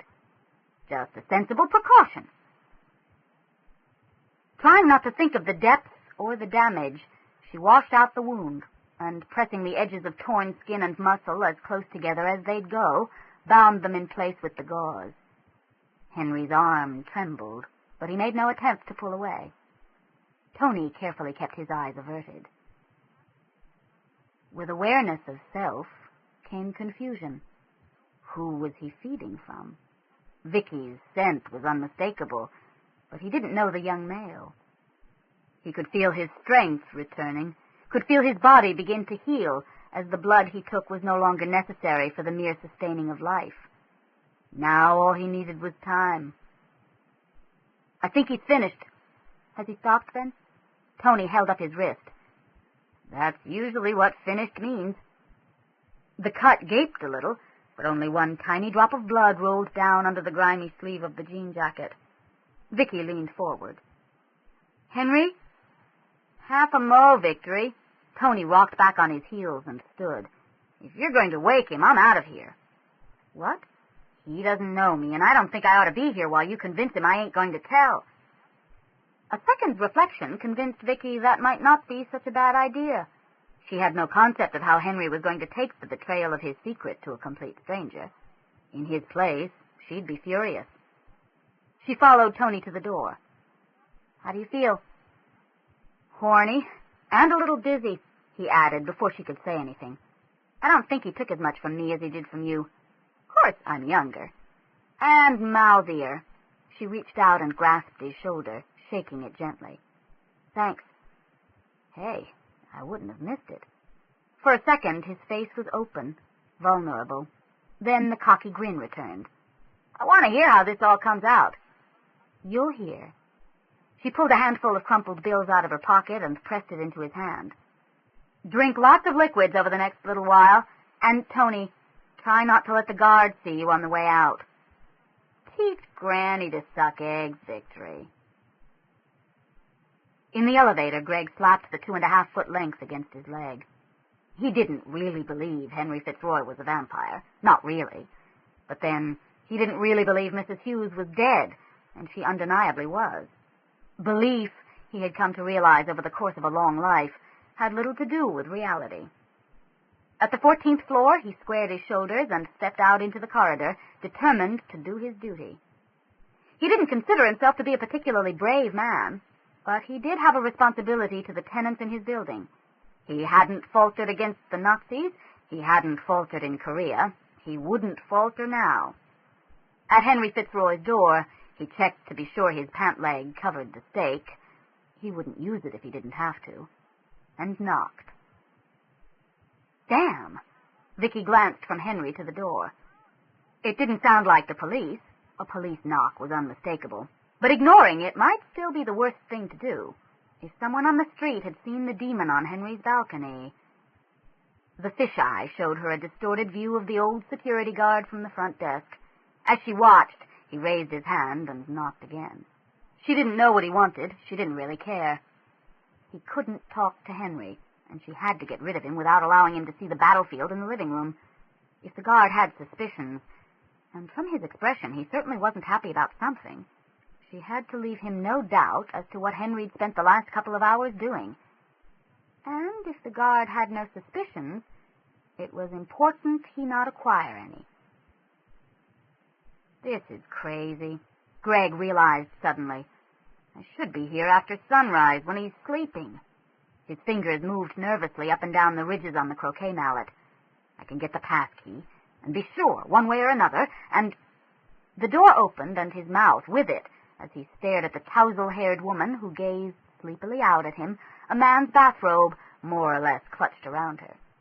Vicki had turned off all the lights except the one directly behind her in the front hall, hoping its dazzle would block anything her body didn't. She filled the space between the door and the molding, leaning on both, and, just to be on the safe side, let the upper edge of the bathrobe slide a little lower. She wasn't intending to blind the guard with her beauty, but if she read the elderly man correctly, this was exactly the kind of situation that would embarrass him most. So maybe it was a stupid idea. It was also the only thing she could come up with. "Can I help you?" she asked, covering a not entirely faked yawn. No. That is Mr. Fitzroy home?" "He is." Vicki smiled and pushed her glasses up her nose. The robe shifted a little further of its own volition. "But he's sleeping. He's kind of..." She paused, just long enough for the guard's ears to finish turning scarlet. "Exhausted." "Oh!" Greg cleared his throat and wondered how he could gracefully get out of this. It was obvious that Henry Fitzroy hadn't been out of his apartment in the last few hours. It was equally obvious he hadn't been driving fangs into this young woman's neck or most other parts of her anatomy, which Greg wasn't looking at. There was an incident in the ravine, and I just thought he might have seen something or heard something, as he's usually up at night. I know his windows don't face that way." "I don't think he noticed anything. He was..." Again the pause. Again the blush rose on the guard's face. "Busy." "Look, I'm real sorry I bothered you. I'll talk to Mr. Fitzroy another time." He looked so depressed, Vicki impulsively put out a hand. "This incident, did it happen to someone you knew?" Greg nodded, responding to the sympathy in her voice. "Mrs. Hughes and Owen. Owen was her dog. They lived just down at the end of the hall." He pointed, and Vicki's breath caught in her throat when she saw what was in his hand. He followed her gaze and grew even redder. The brightly painted stripes on the top of the croquet stake seemed to mock him. He'd forgotten he was carrying it. "Kids," he hurriedly explained. "They leave stuff lying around all over. I'm just taking this back where it goes." "Oh." With an effort, she forced her gaze away from the stake. Showing too much interest in it would ruin everything, and ripping it out of his hand and throwing it down the elevator shaft, which is what she wanted to do, could probably be considered showing too much interest. "I'm sorry about the woman and her dog," she managed. He nodded again. "So am I." Then he straightened, and Vicki could practically see duty and responsibility settling back onto his shoulders. "I've got to get back to my post. I'm sorry I bothered you. Good night, ma'am." "Good night." He waited until he heard her turn the lock, and then he headed back to the elevator. As the doors slid closed behind him, he looked down at the stake and shook his head. The last time he'd been so embarrassed, he'd been 19, it was World War II, and he'd wandered into the Wren's bathroom by mistake. Vampires. Ha! I must be getting senile. Vicki sagged against the inside of the door, reaction weakening her knees. That had been too close. Flipping the living room light back on, she picked her way carefully back to Henry. His eyes were open, and he had flung one arm up to shield them from the glare. "Feeling better?" she asked. "That depends." "Better than what?" He swung his legs off the couch and dragged himself up into a sitting position. He hadn't felt this bad in a very long time. Vicki reached out and steadied him when he almost toppled. Apparently, Mr. Stoker didn't exaggerate when he mentioned the recuperative powers of vampires. Henry tried a smile. It wasn't particularly successful. Mr. Stoker was a hack. He rotated his shoulders and stretched out both legs. Everything seemed to work, although not well and not without pain. Who was the boy? His name's Tony. He's been on the street since he was a kid. He's very good at accepting people for what they are. Even vampires? She studied his face. He didn't look angry. Even vampires. And he knows what it's like to want to be left alone. You trust him? Implicitly, or I'd have thought of something else. Someone else. Although what or who, she had no idea. She hadn't even thought of Celluci. Not once. Which only goes to prove that even half-conscious, I'm smarter than I look. Celluci's reaction would not have been supportive. I suppose I could have robbed the Red Cross. You needed more, but you couldn't, he interrupted quietly. If I'd taken more, I'd have taken it all. His eyes, below the purple and green bruise that marked his forehead, were somber. Too much blood from one person, and we risk losing control. I could feel your life, and I could feel the desire rising to take it. She smiled then. She couldn't help it. What? Henry saw nothing to smile about. They'd both come very close to death this night. A line from a children's book just popped into my head. It's not like he's a tame lion. You're not at all tame, are you? For all you look so civilized. He thought about it for a moment. No, I guess by your standards I'm not. Does that frighten you? Both brows went up and fell again almost immediately. She was just too tired to maintain the expression. Oh, please. He smiled then and lifted her hand, turning the wrist to the light. Thank you, he said, one finger softly tracing the line of the vein. Every hair on Vicki's body stood on end, and she had to swallow before she could speak. You're welcome. I'd have done the same for anyone. Still holding her hand, his smile grew slightly puzzled. You're wearing my dressing gown. Pushing her glasses up her nose, Vicki tried not to glance at the pile of clothing dumped on the dining room table. It's a long story. She let him pull her down beside him and nervously wet her lips. Her skin throbbed under his hand. And he's not even touching anything interesting. Then his expression changed, and she twisted to see what had caused such a look of horrified disbelief. One door of the wall unit, glass still surprisingly intact, swung open. The demon, Henry told her, his voice echoing his expression, has the grimoire. 13. Henry lurched to his feet and stood swaying. I must! Vicki reached up and guided him down onto the couch as he fell. Must what? You're in no shape to go anywhere. I must get the grimoire back before the demon lord is called. He shook off her hands and stood again, shoulders set. If I begin now, I might be able to track the demon. In order to carry the grimoire, it must maintain a physical form. Track it how? Scent. Vicki glanced at the balcony and back to Henry. Forget it. It has wings. It'll be flying. I don't care what you are. You can't track something if there's nothing for it to leave its scent on.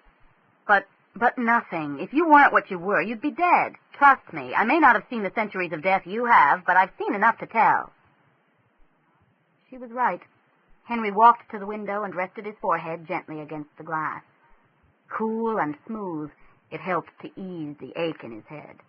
Everything worked, but everything hurt. He couldn't remember the last time he'd felt this weak or in this much pain, and his body, now that the initial rush of energy that came with feeding had passed, was insisting he rest and allow it to heal. You saved my life, he admitted. Then don't throw it away. Vicki felt a faint echo of warmth surging up from the cut on her wrist. She ignored it. Maybe they'd get a chance to continue where they'd left off, but this certainly was not the time. And anything more energetic than heavy petting would probably kill both of us. Scooping up her clothes, she moved into the kitchen and pulled one of the louvered doors closed. You did what you could. Now let someone else take over. You see anyone else around? Henry managed half a smile. No. She was right about that as well. He'd had his chance and failed. Fine. She zipped up her jeans and shrugged out of the bathrobe. You can join me after sunset if you're mobile by then. Give me a day of rest and I should be back to normal. Okay, not quite normal, he amended at Vicki's snort of disbelief, but well enough to function. That'll do. I'll leave a message on your machine as soon as I know where I'm likely to be.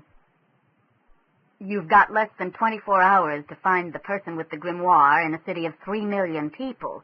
You may have been a good cop, Vicki. I was the best, she informed him, carefully stretching the neck of her sweatshirt around her glasses. All right, you were the best, but you weren't that good. No one is. Maybe not. Her tone argued the point, even if her words didn't. But while you were spending your nights waiting for the demon to strike, I haven't been spending my days just sitting on my butt. Carefully picking her way through the glass, she came back to the couch and sat down to put on her shoes. One of the items the demon picked up was a state-of-the-art computer system. Apparently, they don't make them smarter or faster than this particular machine. I went out to York University today. Enough bits and pieces have pointed in that direction to convince me there's a connection, and spoke to the head of the computer science department. He gave me a list of 23 names, students who could really make a system like that sing. She straightened and pushed her glasses up her nose. So, instead of 1 in 3 million, I've got 1 in 23, in about 20,000. Terrific. Henry tore off the ruin of his shirt as he walked back across the room. Dropping carefully onto the couch, he tossed the ball of fabric at the destroyed face of the television. 1 in 23 in 20,000. Those aren't impossible odds. What's more, I won't have to deal with all 20,000. The men and women on the list are part of a pretty narrowly defined group. If I can't find them, I think I can flush them out. In a day? Because if that grimoire is used tomorrow night, that's all the time you have before the slaughter begins. Her chin rose and her brows drew down. So what do you suggest? I give up because you don't think it can be done? You thought you could defeat the lesser demon, remember? Her eyes swept over his injuries. You're not exactly infallible where this stuff is concerned. Henry closed his eyes. Her words cut deeper than any other blow he'd taken tonight. She was right. It was his fault the grimoire had been taken. His fault the world faced pain and death on a scale few mortal minds could imagine. Henry, I'm sorry. That was uncalled for. But true. She'd moved closer. He could feel her heartbeat tremble the air between them. Her hand closed lightly around his, and he waited for the platitudes that would do nothing to ease his guilt. Yes, she agreed. His eyes snapped open. But you wouldn't have lived as long as you have if you hadn't figured out how to learn from your mistakes. When I find this person, I'm going to need you for backup. Well, thank you very much. Just what he needed, being patronized by someone whose ancestors had no doubt been grubbing out a living on a peasant's plot when he'd been riding beside a king. He pulled his hand out from under hers and tried not to wince when the motion twisted the wound in his arm. Before you get snooty, Your Royal Highness, perhaps you should consider who the hell else I can use. Trust me on this one. Suspicion of demon calling is not likely to impress the police. I don't even think it's a crime. What about young Tony? Tony goes his own way. Besides, this isn't the sort of thing he can help me with. So I'm the only game in town? We're the only game in town. They locked eyes for a moment, and Vicki suddenly realized that was a stupid thing to do. All the stories, all the movies about vampires warned against it. For a moment she felt herself teetering on the edge of an abyss, and she fought against the urge to throw herself into the depths. Then the moment passed, the abyss replaced with a pair of tired hazel eyes, and she realized, her heart beating a little more quickly, that it had been the man, not the vampire she'd been reacting to. Or perhaps the man as vampire, or the vampire as man, or something. Wonderful. The city, the world even, is about to go up in flames, and I'm thinking with my crotch. I'm going to need an early start. I'd better get going. Perhaps you had. There were several dozen things left unsaid. He watched her shrug into her jacket, the sound of her heartbeat nearly overpowering. Had he taken even a little more blood from her, he wouldn't have been able to stop himself from taking her life as well. That feeding was the sweetest of all to his kind, and acquiring a taste for it had brought down many a vampire. Bringing him the boy had saved them both. She truly was a remarkable woman.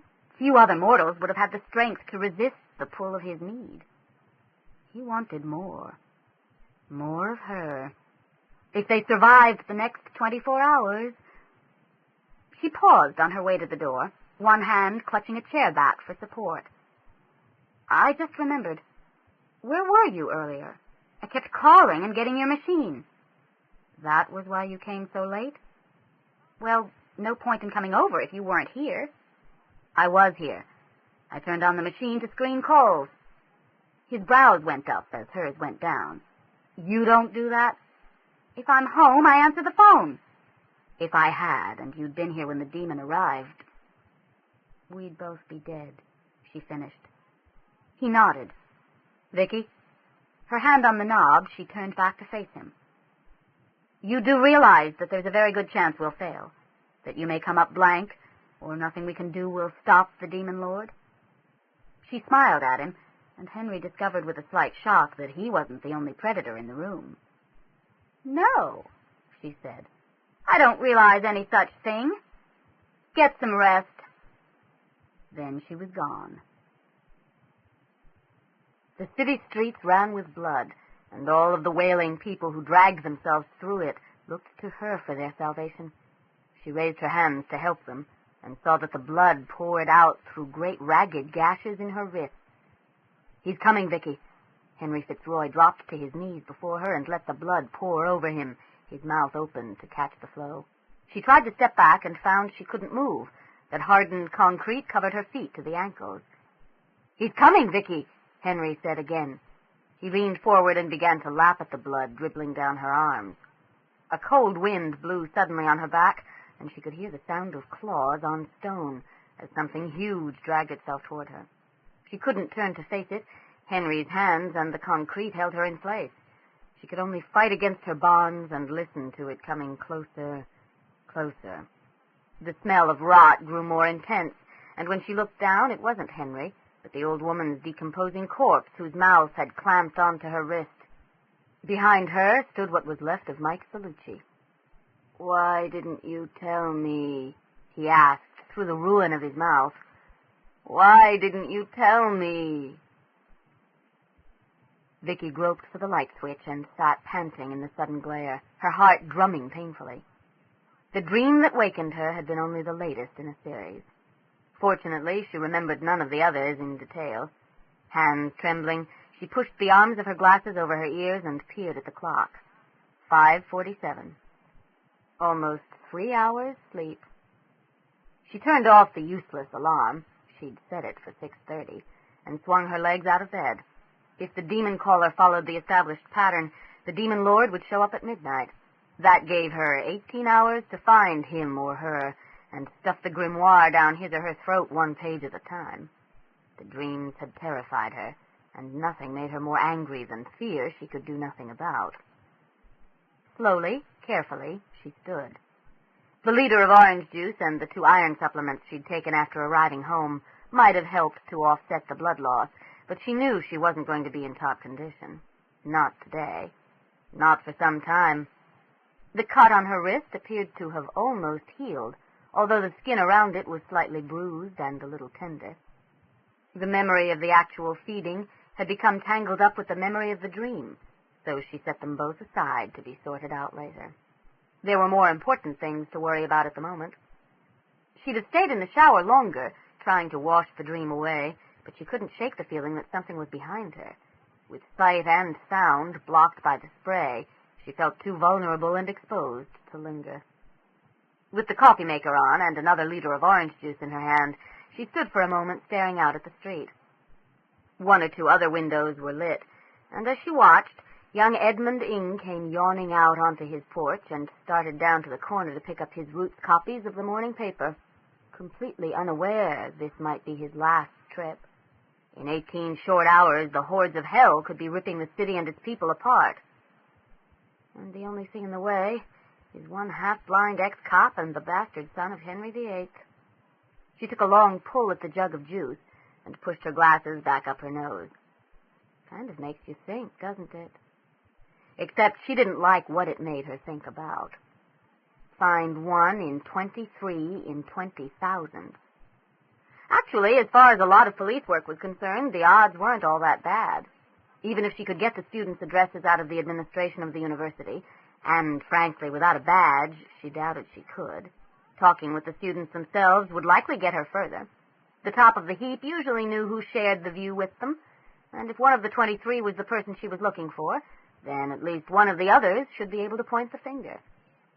Of course, the possibility existed that she'd assembled all the bits and pieces into the wrong picture, that she was not only barking up the wrong tree, but searching in the wrong forest entirely. Sweat prickled along her spine, and she resisted the urge to turn. She knew the apartment was empty, that nothing stood behind her, and she wasn't going to give in to phantoms. There were enough real terrors to spend fear on. There was time for breakfast before she headed up to York. No point in arriving empty at an empty campus. At 6:35, scrambled eggs eaten and a second cup of coffee nearly gone, she phoned Mike Celluci, let it ring 3 times, and hung up. What was she going to tell him? That she thought she knew who the killer was? She'd known that since the night out at Woodbine when she'd met Henry. That one of 23 computer geniuses out at York University was calling up demons in his or her spare time, and that if not stopped was going to call up more than he or she could handle and destroy the world. He'd think she'd flipped. Everything comes back to the demon. Everything. Shit. The computer that pointed, however tenuously, to one of those 23 students had no tie to the murders Celluci worked on, except through the demon. And how do I know about the demon? A vampire told me. She drained the mug and set it down on the table with more force than was absolutely necessary. The handle broke off in her hand. With a quick jerk of her arm, she threw the piece across the room and listened with satisfaction as it smashed into still smaller pieces against the wall. The satisfaction faded a heartbeat later. One half-blind ex-cop and the bastard son of Henry VIII, she repeated, as it sank in. Really sank in that she wasn't a cop anymore.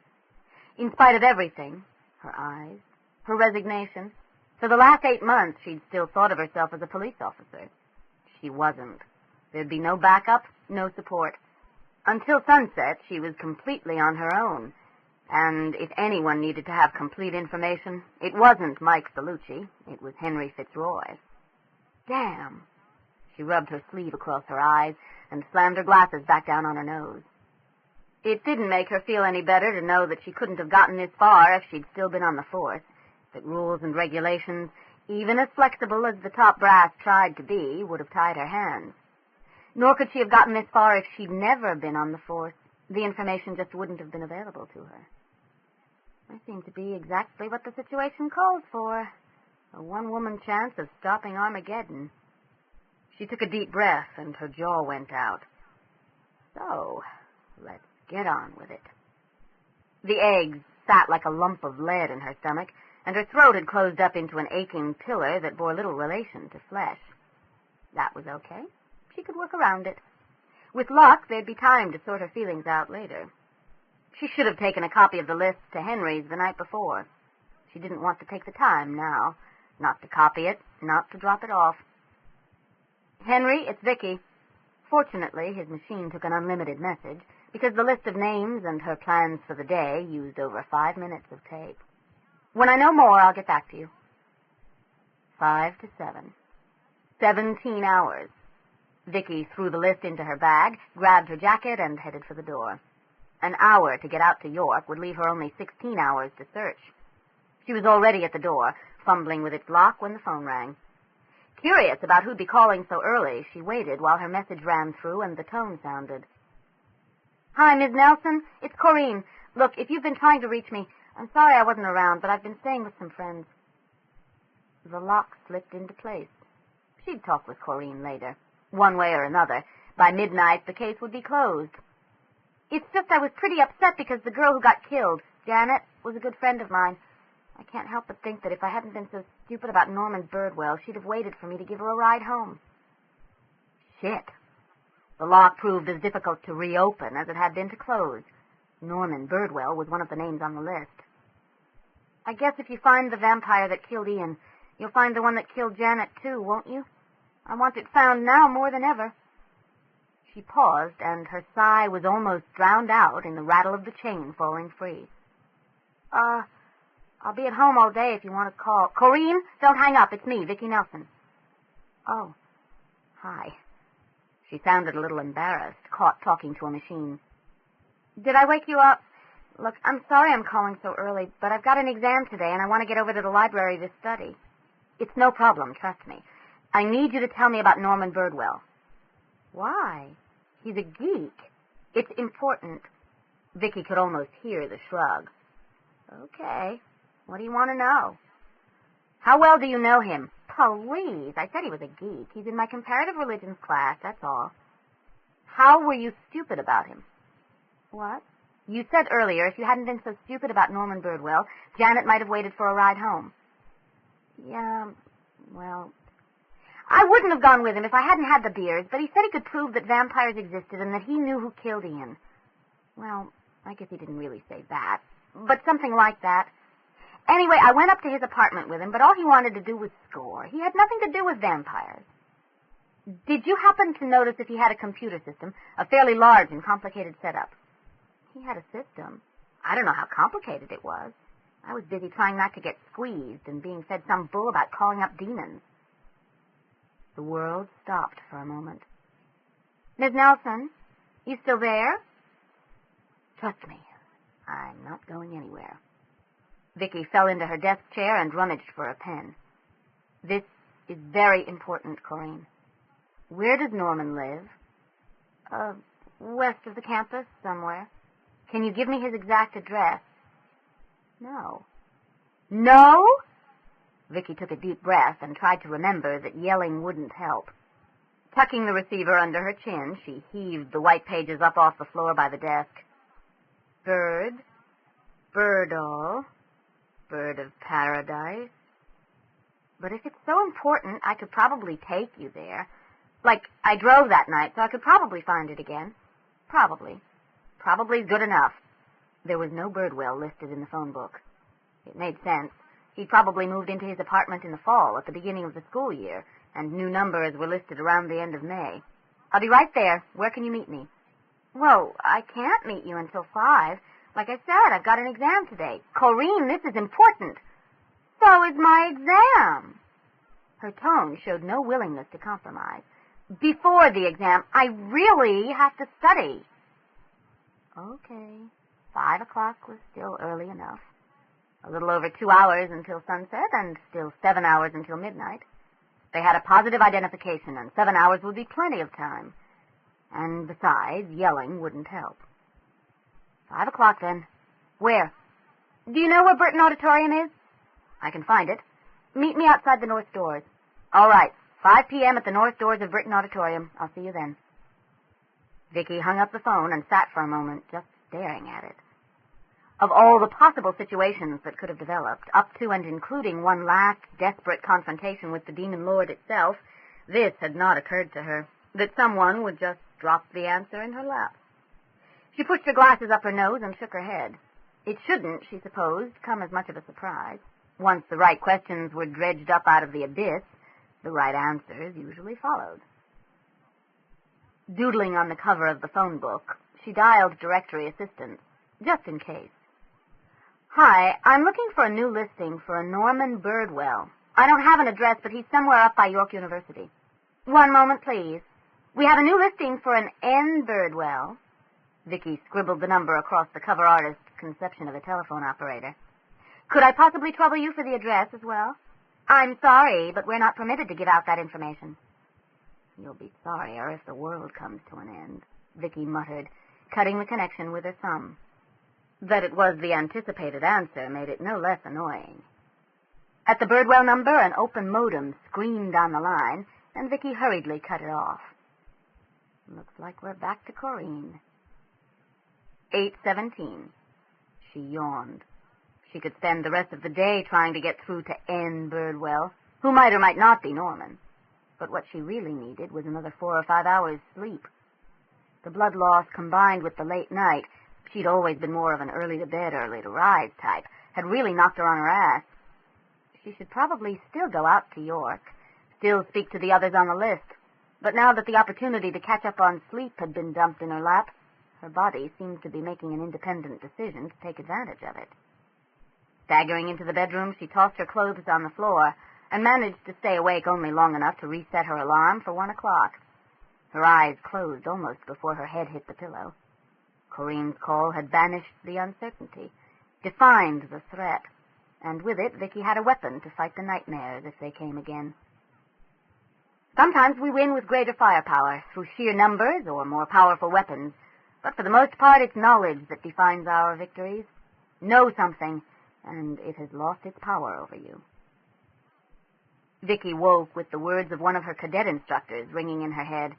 He'd been much given to purple prose and almost Shakespearean speeches, but what had redeemed him in the eyes of the cadets was not only that he believed strongly in everything he said, but that most of the time he was right. The monster had a name: Norman Birdwell. Now it could be beaten. After a bowl of soup, a toasted tomato sandwich, and another iron supplement, she called Henry. "So the moment Corinne gets me to some kind of an address, I'll call and let you know. From the sound of it, he's not going to be that difficult to take care of if there's no demon around. I'll have Corinne take me back to York, and I'll wait for you there." With her finger on the disconnect, she sat listening to the dial tone, staring off into the distance, trying to make up her mind.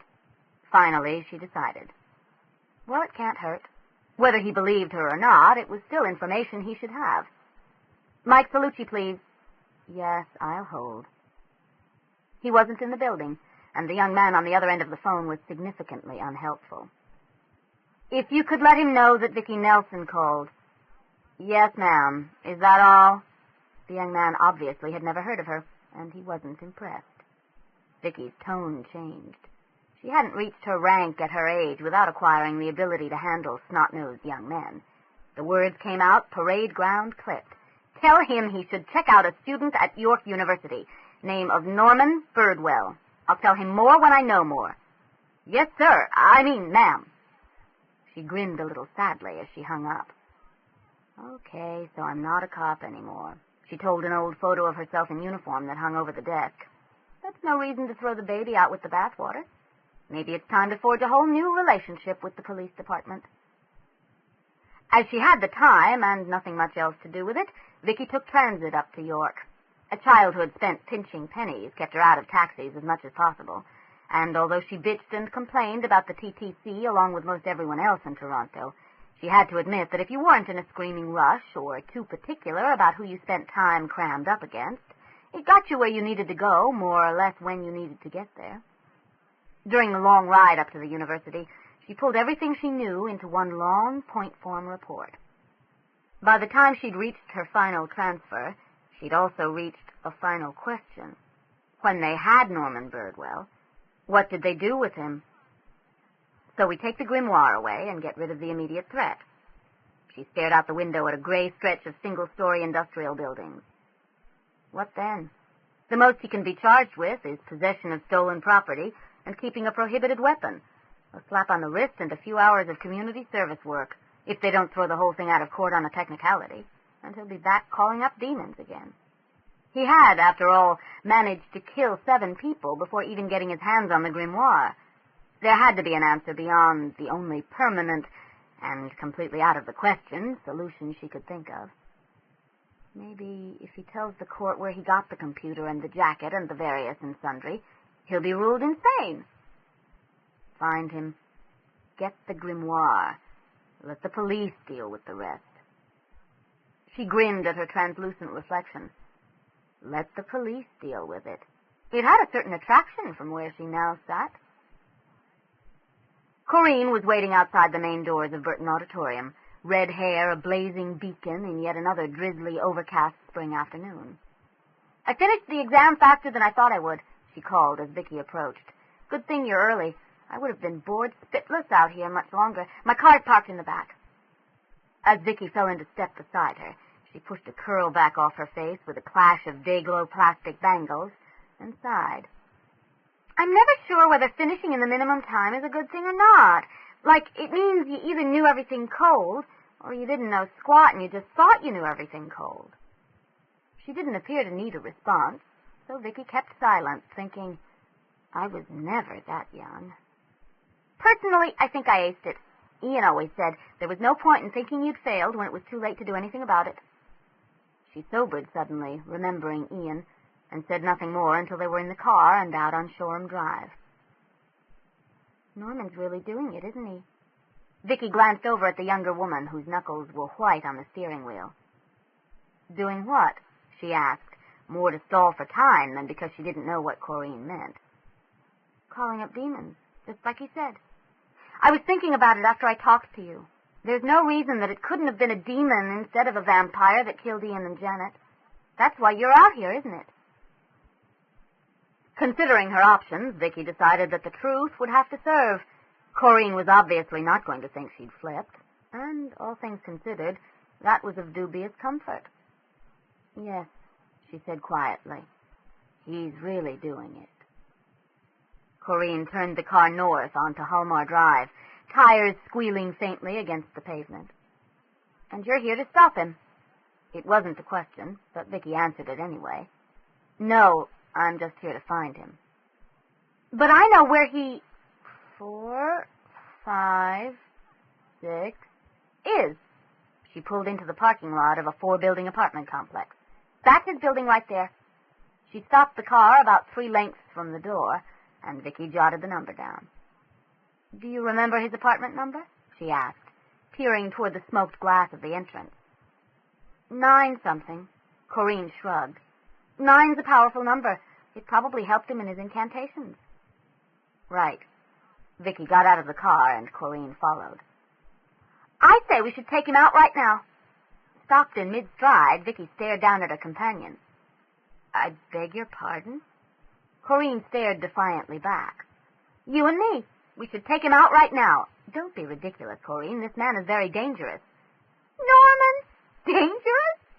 She snorted derisively. His demon might be dangerous, but Norman is a geek. I can take him out myself if you're not interested. When she started walking again, Vicki stepped in front of her. Hold it right there. This is no time for amateur heroics. Amateur heroics? Corinne's voice rose an octave. You're fired, Ms. Nelson. Turning on one heel, she circumvented Vicki's block and stomped toward the building. Sighing, Vicki followed. She'd save actual physical restraint as a last resort. After all, she can't even get into the building. The inner door to the lobby was ajar, and Corinne barged through it like Elliot Ness going after Capone. On her heels, Vicki reached out to stop her. Corinne, freeze, both of you. The young man who emerged from behind the potted palm was unprepossessing in the extreme. Tall and thin, he carried himself as though parts of his body were on loan from someone else. A plastic pocket protector bulged with pens, and his polyester pants stopped roughly 2 inches above his ankles. Corinne rolled her eyes and headed directly for him. Norman, don't be such a... Corinne! Vicki's hand on her shoulder rocked her to a halt. Perhaps we'd better consider doing as Mr. Birdwell suggests. Grinning broadly, Norman raised the stolen AK-47. Vicki had no intention of betting anyone's life on the very visible magazine being empty, not when the police report had included missing ammunition. One of the building's 4 elevators was in the lobby, doors open. Norman motioned the 2 women into it. I was looking out my window and I saw you in the parking lot, he told them. I knew you were here to stop me. Well, you're right, Corinne began, but fell silent as Vicki's grip on her arm tightened. Vicki had very little doubt that she could get the gun away from Norman without anyone, except possibly Norman, getting hurt, but she sure as hell wasn't going to do it in an elevator with what appeared to be stainless steel walls. Forget the initial burst. The ricochets would rip all 3 of them to shreds. She kept her grip on Corinne's arm as they walked down the hallway to Norman's apartment, the barrel of the Russian assault rifle waving between them like some sort of crazed indicator switch. Don't let anyone open their door, she prayed. I can handle this if everyone just stays calm. As she couldn't count on neighbors not diving suddenly into the line of fire, she'd have to wait until they were actually in the apartment before making her move. Norman's place was unlocked. Vicki pushed Corinne in ahead of her. The moment he closes the door, she heard the click, dropped Corinne's arm, spun around, and was pushed to one side as Corinne charged past her and threw herself at their captor. Damn it! She ducked a wildly swinging elbow and tried to shove Corinne down out of the line of fire. The dark, almost blue metal of the barrel scraped across her glasses. She caught one quick glimpse of Norman's fingers, white around the pistol grip. Corinne clutched at her shoulder. She didn't see the steel-reinforced butt arc around outside her limited periphery. It missed the thinner bone of her temple by a hair, smashing into her skull, slamming her up against the wall, plummeting her down into darkness. Brows drawn down into a deep V, Celluci fanned the phone messages stacked on his desk, checking who they were from. 2 reporters, an uncle, Vicki, the dry cleaners, one of the reporters again, and again. Growling wordlessly, he crumpled them up and shoved them into his pocket. He didn't have time for this kind of crap. He'd spent the day combing the area where the latest victim and her dog had been found. He'd talked to the 2 kids who'd found the body, and most of the people who lived in a 4-block radius. The site had held a number of half-obliterated footprints that suggested the man they were looking for went barefoot, had 3 toes, and very long toenails. No one had seen anything, although a drunk camped out farther down in the ravine had heard a sound like a sail luffing and had smelled rotten eggs.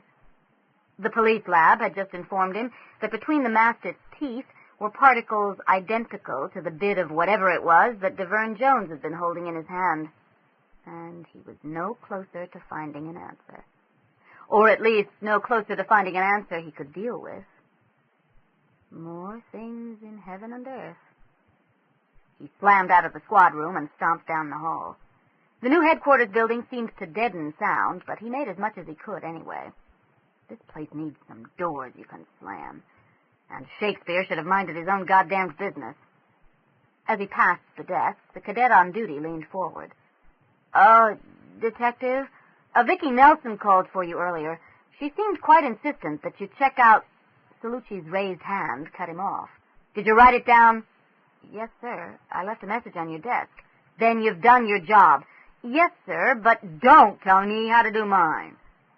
The cadet swallowed nervously, Adam's apple bobbing above his tight uniform collar. No, sir. Scowling, Celluci continued stomping out of the building. He needed to be alone to do some thinking. The last thing he needed right now was Vicki. 14. Henry stepped out of the shower and frowned at his reflection in the full-length mirror. The lesser cuts and abrasions he'd taken the night before had healed. The greater were healing and would give him no trouble. He unwrapped the plastic bag from around the dressing on his arm and poked gently at the gauze. It hurt, and would, he suspected, continue to hurt for some time. But he could use the arm if he was careful. It had been so many years since he'd taken a serious wound that his biggest problem would be remembering it before he caused himself more pain. He turned a little sideways and shook his head. Great green splotches of fading bruises still covered most of his body. Looks familiar, actually. The lance tip caught him under the right arm, lifting him up and out of the saddle. For a heartbeat, he hung in the air. Then, as the roar of the watching crowd rose to a crescendo, he crashed down to the ground. The sound of his armor slamming against the packed earth of the lists rattled around inside his head, much as his head rattled around inside his helmet. He almost wouldn't mind the falls, if only they weren't so thrice-damned loud. He closed his eyes, just until all the noise stopped. When he opened them again, he was looking up into the face of Sir Gilbert Talboys, his mother's husband. Where the devil did he come from, he wondered. Where did my helmet go? He liked Sir Gilbert, so he tried to smile. His face didn't seem to be functioning. Can you rise, Henry? His Grace, the King, is approaching. There was an urgency in Sir Gilbert's voice that penetrated the ringing in Henry's ears. Could he rise? He wasn't exactly sure. Everything hurt, but nothing seemed broken. The king, who would not be pleased that he had been unseated, would be even less pleased if he continued to lie in the dirt. Teeth clenched, he allowed Sir Gilbert to lift him into a sitting position, then, with help, heave him to his feet. Henry swayed, but somehow managed to stay standing, even after all supporting hands had been removed. His vision blurred, then refocused on the king, resplendent in red velvet and cloth of gold, advancing from the tournament stand. Desperately, he tried to gather his scattered wits. He had not been in his father's favor since he had unwisely let it be known that he considered Queen Catherine the one true and only Queen of England. This would be the first time his father had spoken to him since he had taken up with that Lutheran slut. Even 3 years later, the French court still buzzed with stories of her older sister Mary, and Henry could not believe that his father had actually put Anne Boleyn on the throne. Unfortunately, King Henry VIII had done exactly that. Thanking God that his armor prevented him from falling to one knee, he doubted he'd be able to rise, or, for that matter, control the fall, Henry bowed as well as he was able, and waited for the king to speak. "You carry your shield too far from your body. Carry it close, and a man cannot get his point behind it." Royal hands, flashing with gold and gems, lifted his arm and tucked it up against his side. "Carry it here." Henry couldn't help but wince as the edge of his coutel dug into a particularly tender bruise. "You're hurting, are you?" "No, sire." Admitting to pain would not help his case. "Well, if you aren't now, you will be later." The king chuckled low in his throat. Then red gold brows drew down over deep-set and tiny eyes. "We were not pleased to see you on the ground." This would be the answer that counted. Henry wet his lips. At least the bluff King Hal persona was the easiest to deal with. "I am sorry, sire, and I wish it'd been you in my place." The heavy face reddened dangerously. "You wished to see your sovereign unseated?" The immediate area fell completely silent, courtiers holding their breath. "No, sire, for if it had been you in my saddle, it would have been Sir John on the ground." King Henry turned and stared down the lists at Sir John Gage, a man 10 years his junior and at the peak of his strength and stamina. He began to laugh. "Aye, true enough, lad. But the bridegroom does not joust, for fear he break his lance." Staggering under a jocular slap on the back, Henry would have fallen but for Sir Gilbert's covert assistance. He laughed with the others, for the king had made a joke. But although he was thankful to be back in favor, all he could really think of was soaking his bruises in a hot bath. Henry lifted an arm. A little thinner, perhaps, but definitely the same shade. Rolling his shoulder muscles, he winced as one of the half-healed abrasions pulled. Injuries that had once taken weeks or sometimes months to heal now disappeared in days. Still, a good set of tournament armor would have come in handy last night. Last night. He had taken more blood from Vicki and her young friend than he usually took in a month of feeding. She had saved his life, almost at the expense of her own, and he was grateful. But it did open up a whole new range of complications. New complications that would just have to wait until the old ones had been dealt with. He strapped on his watch. 8:10. Maybe Vicki had called back while he was in the shower. She hadn't. "Great. Norman Birdwell, York University, and I'll call you back. So call already." He glared at the phone. The waiting was the worst part of knowing that the grimoire was out there and likely to be used. He dressed. 8:20. Still no calls. His phone books were buried in the hall closet. He dug them out, just in case. No Norman Birdwell. No Birdwell of any kind. Her message tied him to the apartment. She expected him to be there when she called. He couldn't go out and search on his own. Pointless in any case when she was so close. 8:56. He had most of the glass picked up. The phone rang. "Vicki, please do not hang up. You are talking to a Henry slammed the receiver down hard enough to crack the plastic. Damn!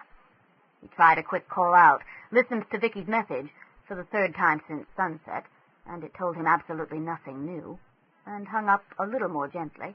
Nothing appeared to be damaged except for the casing. 9:17.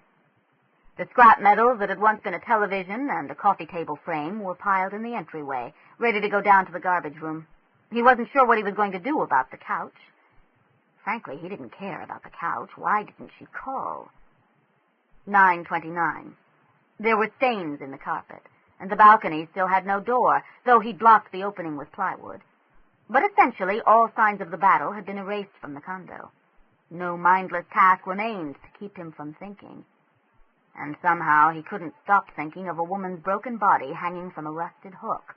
Damn it, Vicki! Call! The empty space on the bookshelf drew his gaze, and the guilt he'd been successfully holding at bay stormed the barricades. The grimoire was his.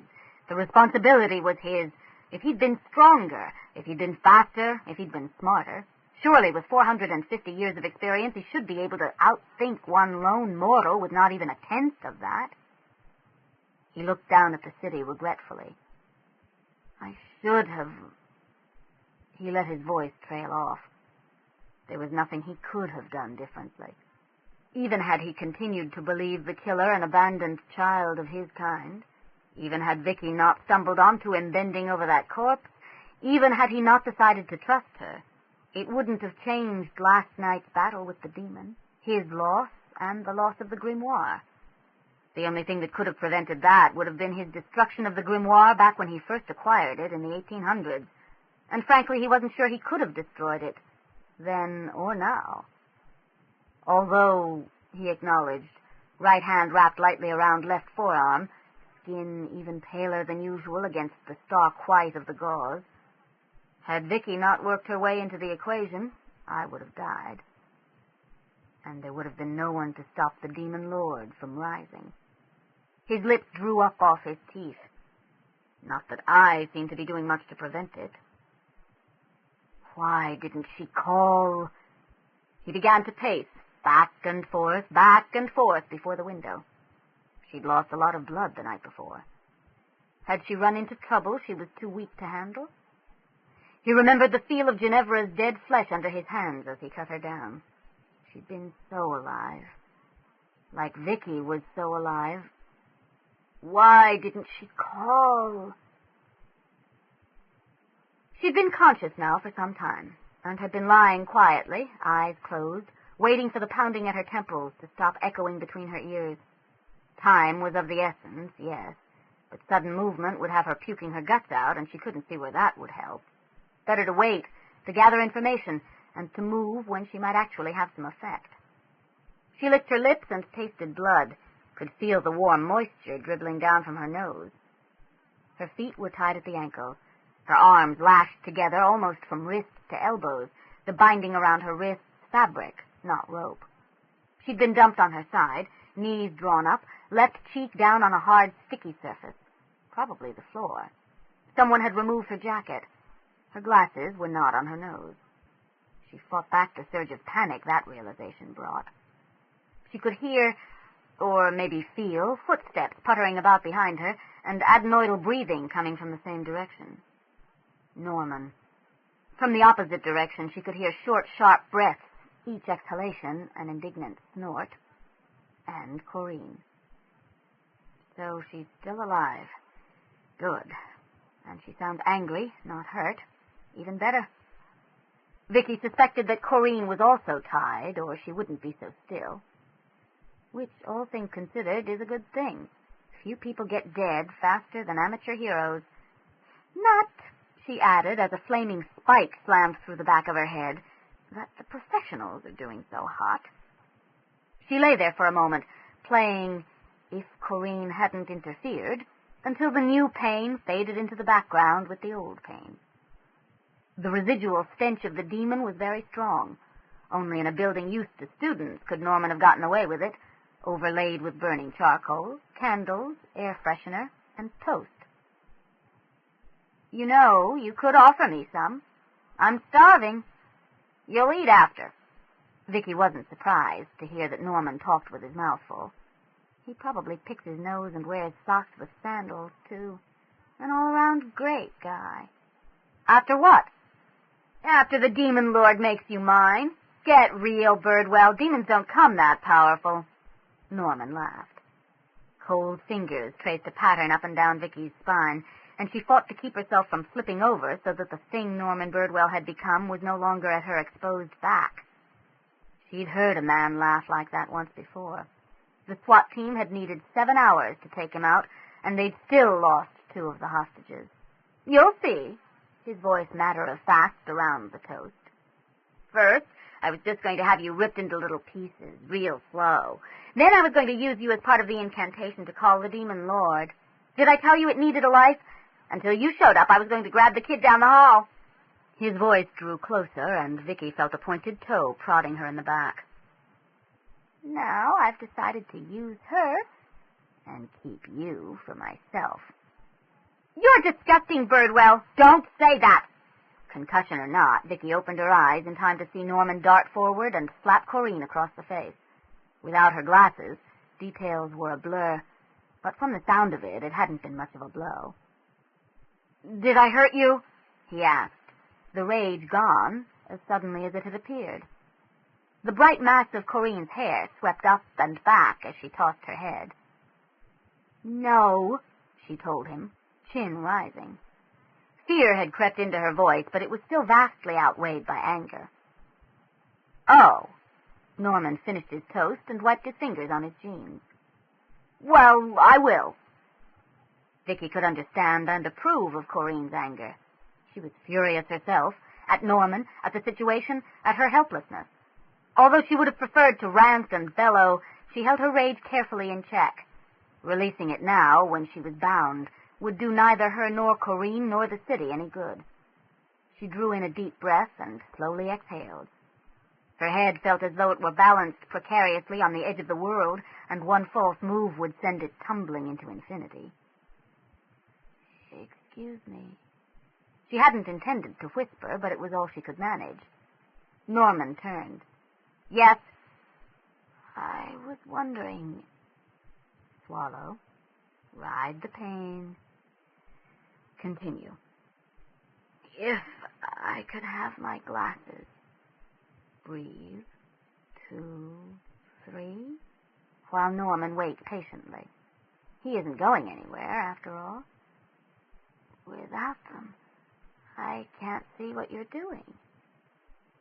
Oh. She could almost hear his brow furrow, even though she couldn't see it. It only seems fair you should get to see this. He trotted out of her line of sight, and she closed her eyes for a moment to rest them. Only seems fair? Well, I suppose I should be happy he doesn't want to waste front row seats. Here. He squatted down and very carefully slid the plastic arms back over her ears, settling the bridge gently on her nose. Better? Vicki blinked as the intricate stitching on his black cowboy boot came suddenly into focus. Much. Thank you. Up close, and considering the features without the expression, he wasn't an unattractive young man. A bit on the thin and gawky side, perhaps, but time would take care of both. Time that none of them had, thanks to Norman Birdwell. Good. He patted her cheek, and the touch, light as it was, sent ripples of pain through her head. I'll tell you what I told her. If you scream or make any loud noise, I'll kill you both. I'm going to go do my teeth now, he continued, straightening up. I brush after everything I eat. He pulled what looked to be a thick pen out of the pocket protector and unscrewed the cap. It turned out to be a portable toothbrush with paste in the handle. You should get one of these, he told her, demonstrating how it worked, his tone self-righteously smug. I've never had a filling. Fortunately, he didn't wait for a reply. Some lucky providence had put Corinne directly across the small room, making it thankfully unnecessary for Vicki to move her head. She studied the younger woman for a few seconds, noting the red patch on one pale cheek. Even with her glasses, she seemed to be having trouble focusing. She called quietly. What do you think? Corinne didn't bother to modulate her voice. I'm tied to one of Norman Birdwell's kitchen chairs, with socks. Vicki dropped her gaze. At least 6 socks per leg tied Corinne to the crone legs of the kitchen chair. Gray and black and brown nylon socks, stretched to their limit and impossible to break. Intrigued, in spite of everything, she gave her own bonds an experimental tug. They didn't respond like socks. As it seemed safer than moving her head, she slid her arms up along the floor until she could see them. Ties. At least 4, maybe 5. The swirling leaps of paisley and the jarring clashes of color made it difficult to tell for sure.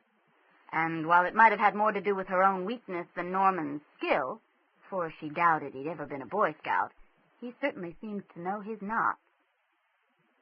You were about to jump him, weren't you? What? Vicki looked up and wished she hadn't, as her body protested with alternating waves of dizziness and nausea. When we came into the apartment and well, I'm sorry. It sounded more like a challenge than an apology. Don't worry about it now. Vicki swallowed, trying not to add to the puddle of drool collecting under her cheek. Let's just try to get out of this mess. What do you think I've been trying to do? Corinne gave a frantic heave that only resulted in bouncing the chair backward less than half an inch.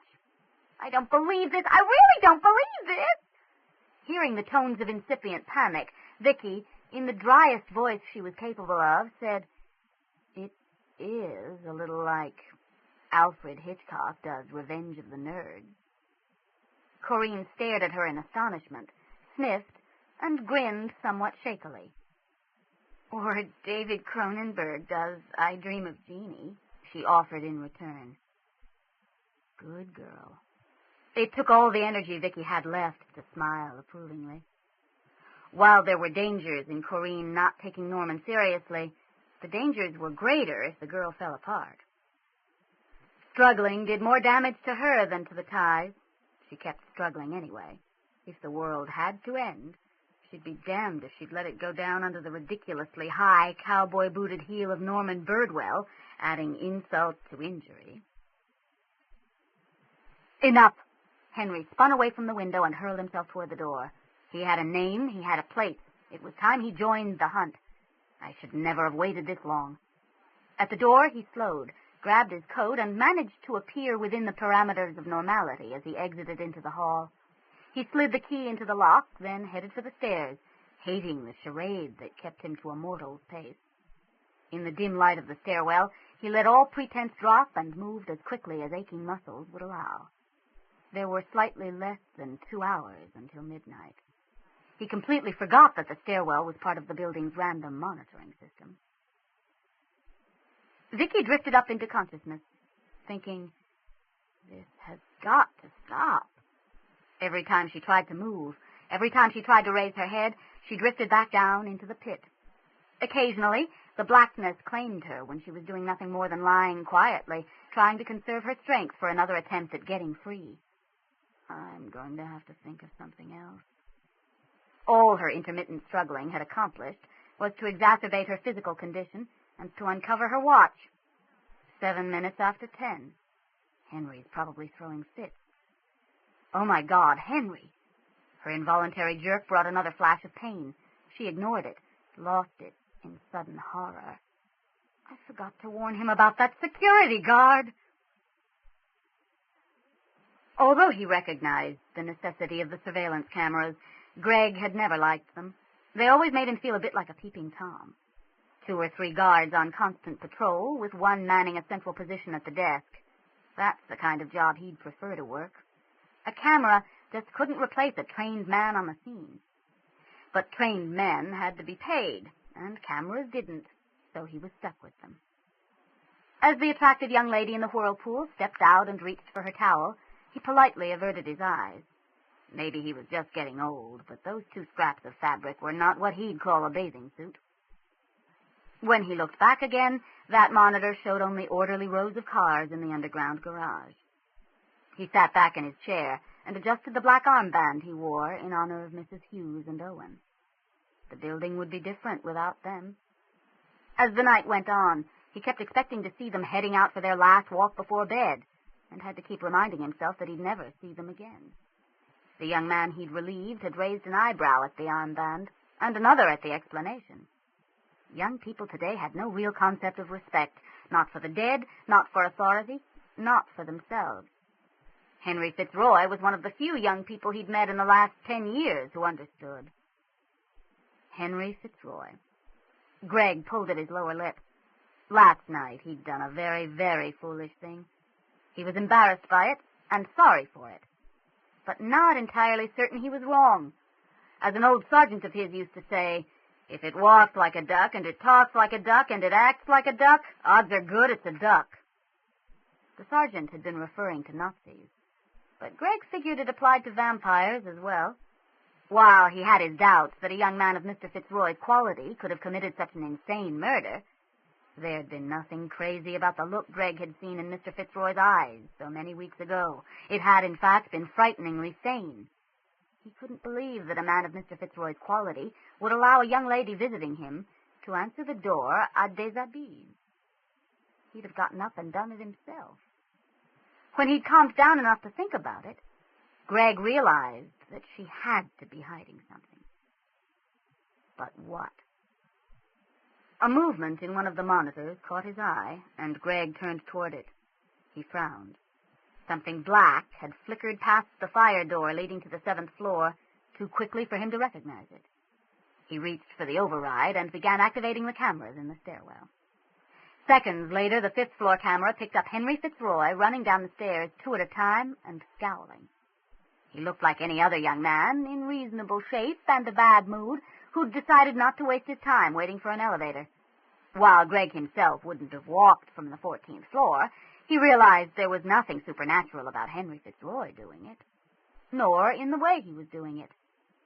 Sighing, he turned the controls back to their random sequencing. And what if it doesn't act like a duck all the time? He wondered aloud. Henry had reached the 6th floor when the abuse his body had taken the night before caught up with him, and he had to slow to something more closely approximating a mortal's pace. He snarled as he swung his weight around on the banister, frustrated by the refusal of muscles to respond as they should. Rather than touching down only once on every half flight, he actually had to use every other step. He was in a bad mood when he reached his car, and he took the exit ramp from the underground garage much faster than he should have, his exhaust pipe screaming along concrete. The sound forced him to calm. He wouldn't get there any faster if he destroyed his car or attracted the attention of the police. At the curb, while he waited impatiently for the light to change, he caught a familiar scent. A BMW? You've got to be kidding. Tony leaned his forearms through the open window and clicked his tongue. If that watch is a Rolex, he added softly, I want my blood back. Henry knew he owed the boy a great deal, so he tried to bury the rage he was feeling. He felt his lips pull back off his teeth and realized he hadn't been significantly successful. If Tony had doubted his memory of what had happened the night before, Henry's expression would have convinced him, for there was very little humanity in it. Had the anger been directed at him, he would have run and not stopped until sunrise and safety. As it was, he pulled his arms back outside the car, just in case. I thought you might want to talk later. If the world survived the night, they'd talk. It wasn't of immediate concern. Yeah, right. Later's good. Say, Tony frowned. Is Victory okay? I don't... The light changed. He slammed the car into gear. No. Tony stood watching the car speed away, lips pursed, hands shoved deep in his pockets. He rolled a quarter over and over between his fingers. This is my home number. Vicki handed him the card and turned it over so he could see the other number handwritten on the back. And this is who you call if you're in trouble and you can't get to me. Mike Celluci? Tony shook his head. He don't like me much, Victory. Tough. I don't like him much. Do I look like I care? Call him anyway.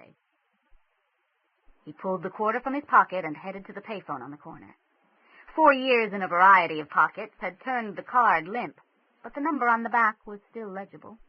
He'd already called the number on the front and wasted a quarter on a stupid machine. Everybody knew Victory never turned the machine on if she was home. I gotta talk to Mike Celluci. Speaking. Victory's in trouble. He was as sure of it as he'd ever been sure of anything in his life.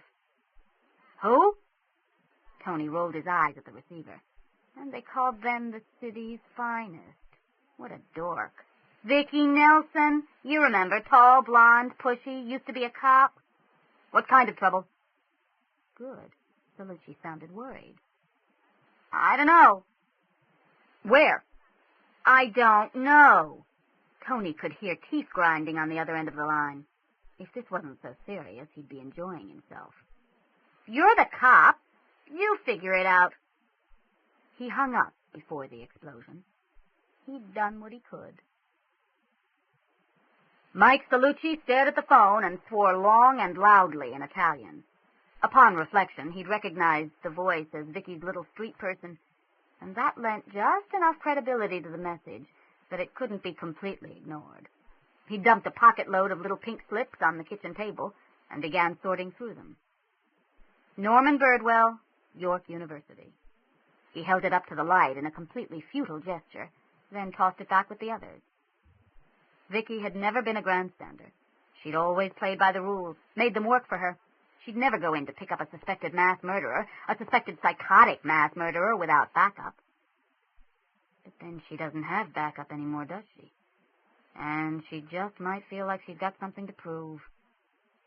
He'd hit the memory dial to headquarters before he finished the thought. This is Celluci. Darrell, I need the number for someone in administration at York University. I know it's the middle of the night. I want a home number. I know I'm off duty. You're not paying my overtime. What the hell are you complaining about? He balanced the phone under his chin and pulled his shoulder holster up off the back of the chair, shrugging into it as he waited. So call me at home when you find it. And, Darrell, give it top priority. I want that number yesterday. He reached for his jacket and laid it beside the phone. He hated waiting. He'd always hated waiting. He dug the pink slip back out of the pile. Norman Birdwell. I don't know what hat you pulled this name out of, Nelson, he growled. But if I ride to the rescue and you're not in deep shit, bad eyes and insecurity are going to be the least of your problems. Norman was talking to the grimoire and had been for some time. His low mumble had become a constant background noise as Vicki drifted in and out of consciousness. Occasionally she heard words, mostly having to do with how the world would now treat Norman the way he deserved. Vicki was all for that. Hey, Norman. The mumbling stopped. Vicki tried to focus on Corinne. The younger woman looked embarrassed. Grimoire clutched to his chest. Norman came into her line of sight. She shuddered at the thought of holding that book that closely. The one time she'd touched it back in Henry's apartment had made her skin crawl, and the memory still left an unpleasant feeling in her mind. Look, Norman, I have really got to go to the bathroom. Corinne's voice was low and intense, and left no doubt as to her sincerity, and Vicki suddenly found herself wishing she hadn't said that. Norman obviously had no idea of how to deal with the problem. Corinne sighed audibly. Look, if you untie me, I'll walk quietly to the bathroom and then come right back to my chair so you can tie me up again. You can keep me covered with your silly gun the entire time. I really have to go. Your demon lord isn't going to be too impressed if he shows up and I've peed on his pentagram. Norman stared at Corinne for a long moment, his hands stroking up and down the dark leather cover of the grimoire. You wouldn't, he said at last. Try me. It might have been the smile. It might have been the tone of voice, but Norman decided not to risk it. Vicki drifted off during the untying and came to again as Corinne, once more secured in her chair, said, What about her? Norman shifted his grip slightly on the gun. She doesn't matter. She'll be dead soon anyway. Vicki was beginning to be very afraid that he was right. She simply had no reserves left to call on, and every time she fought her way up out of the blackness, the world seemed a little further away. Okay, if I'm dead anyway and I scream and he shoots me, the neighbors will call the police. That thing doesn't have a silencer on it. Of course, he may just whack me on the head again. That was the last thing she needed. If I have Corinne scream as well, that may push him over the edge enough that he shoots one of us.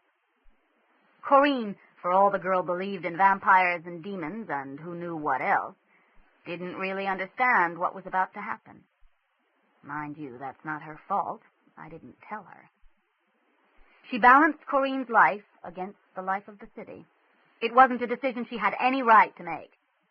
She made it anyway. I'm sorry, Corinne. She wet her lips and drew in as deep a breath as she was capable of.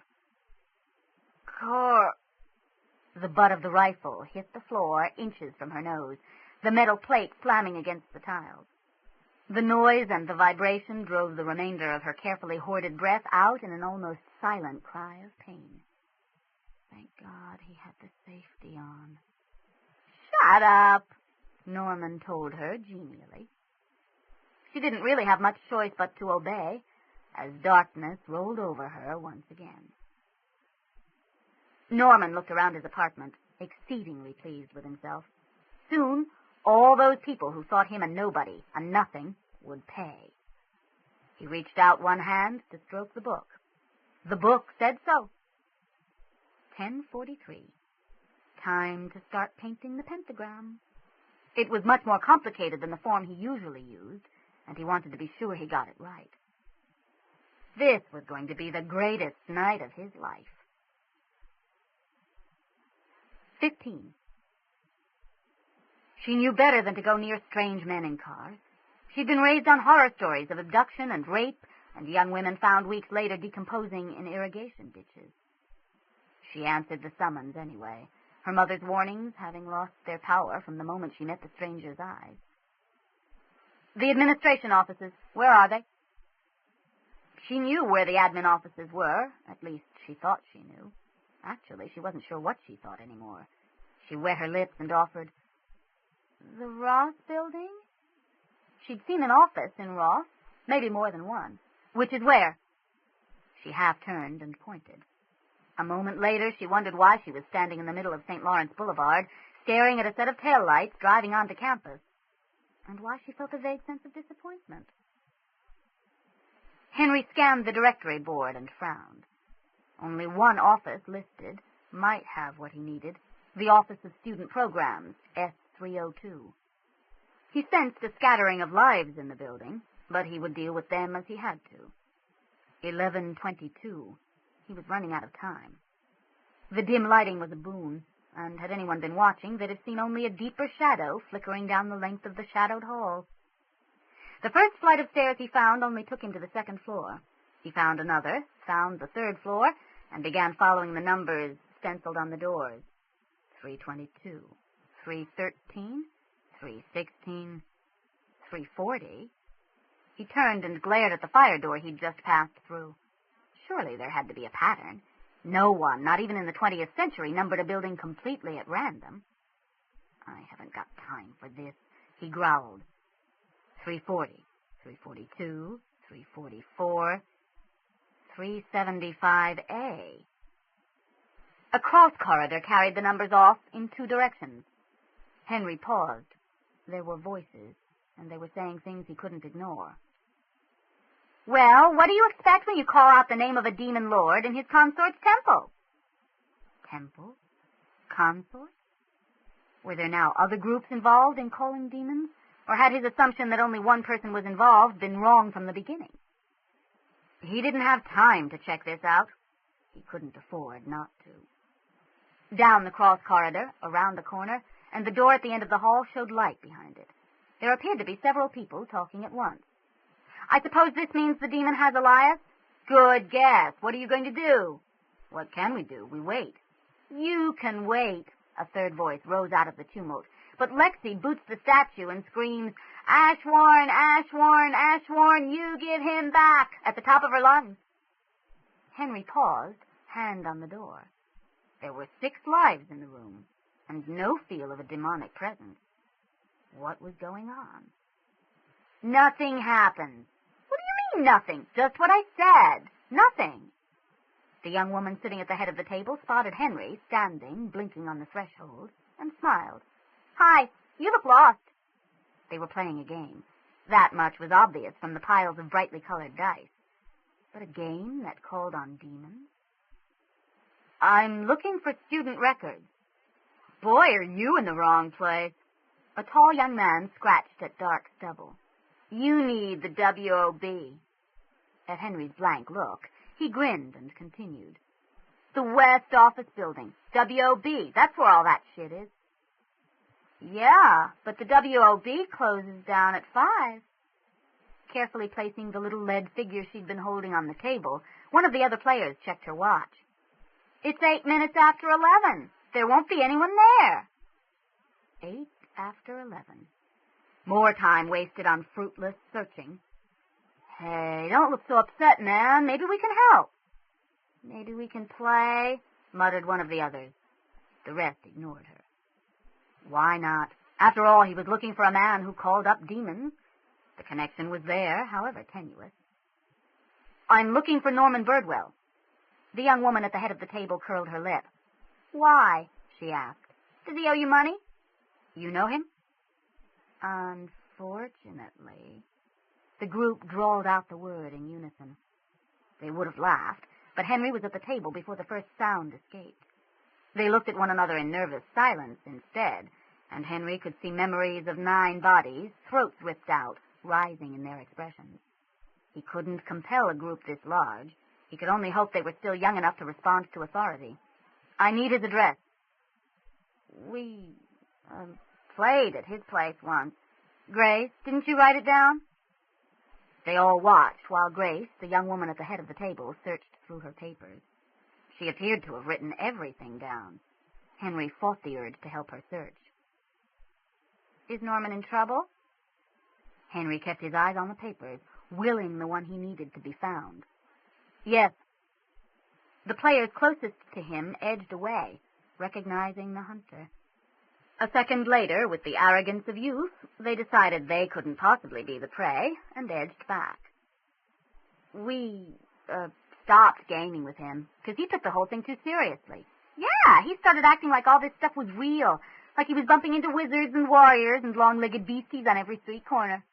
He's such a dork. It's just a game." "It's a game we're not playing," someone pointed out. "Is Norman in bad trouble?" "Yes." They stopped talking after that. They didn't have the concepts to deal with the tone of Henry's voice. Grace handed him the paper tentatively, although not entirely certain she'd keep her fingers in the deal. "Wait a minute," the tall young man protested. "I don't like Norman either, but should we be giving out his—" Henry turned to look full at him. He paled and closed his eyes. As he slammed his car into gear and burned rubber the length of the parking lot, Henry checked his watch. 11:36. So little time. "And one final join here." Norman straightened up and beamed proudly down at his apartment floor. The white outline of the pentagram had almost been obscured by the red and yellow symbols surrounding it. He caressed the open page of the grimoire, tracing with his fingertips the diagram he'd just finished reproducing. "Soon," he told it. "Soon." The smell of the acrylic paint, so close to Vicki's face, added to the nausea and made her eyes sting and itch. She no longer had the strength to ignore it, so she endured it instead. Scrubbing out a bit of the pentagram before it dried had seemed like a good idea until she realized that it would only release the demon lord to the slaughter that much sooner. But there had to be something she could do. She would not, could not admit Norman Birdwell had won. Corinne stared from the pentagram to Norman and back to the drying paint.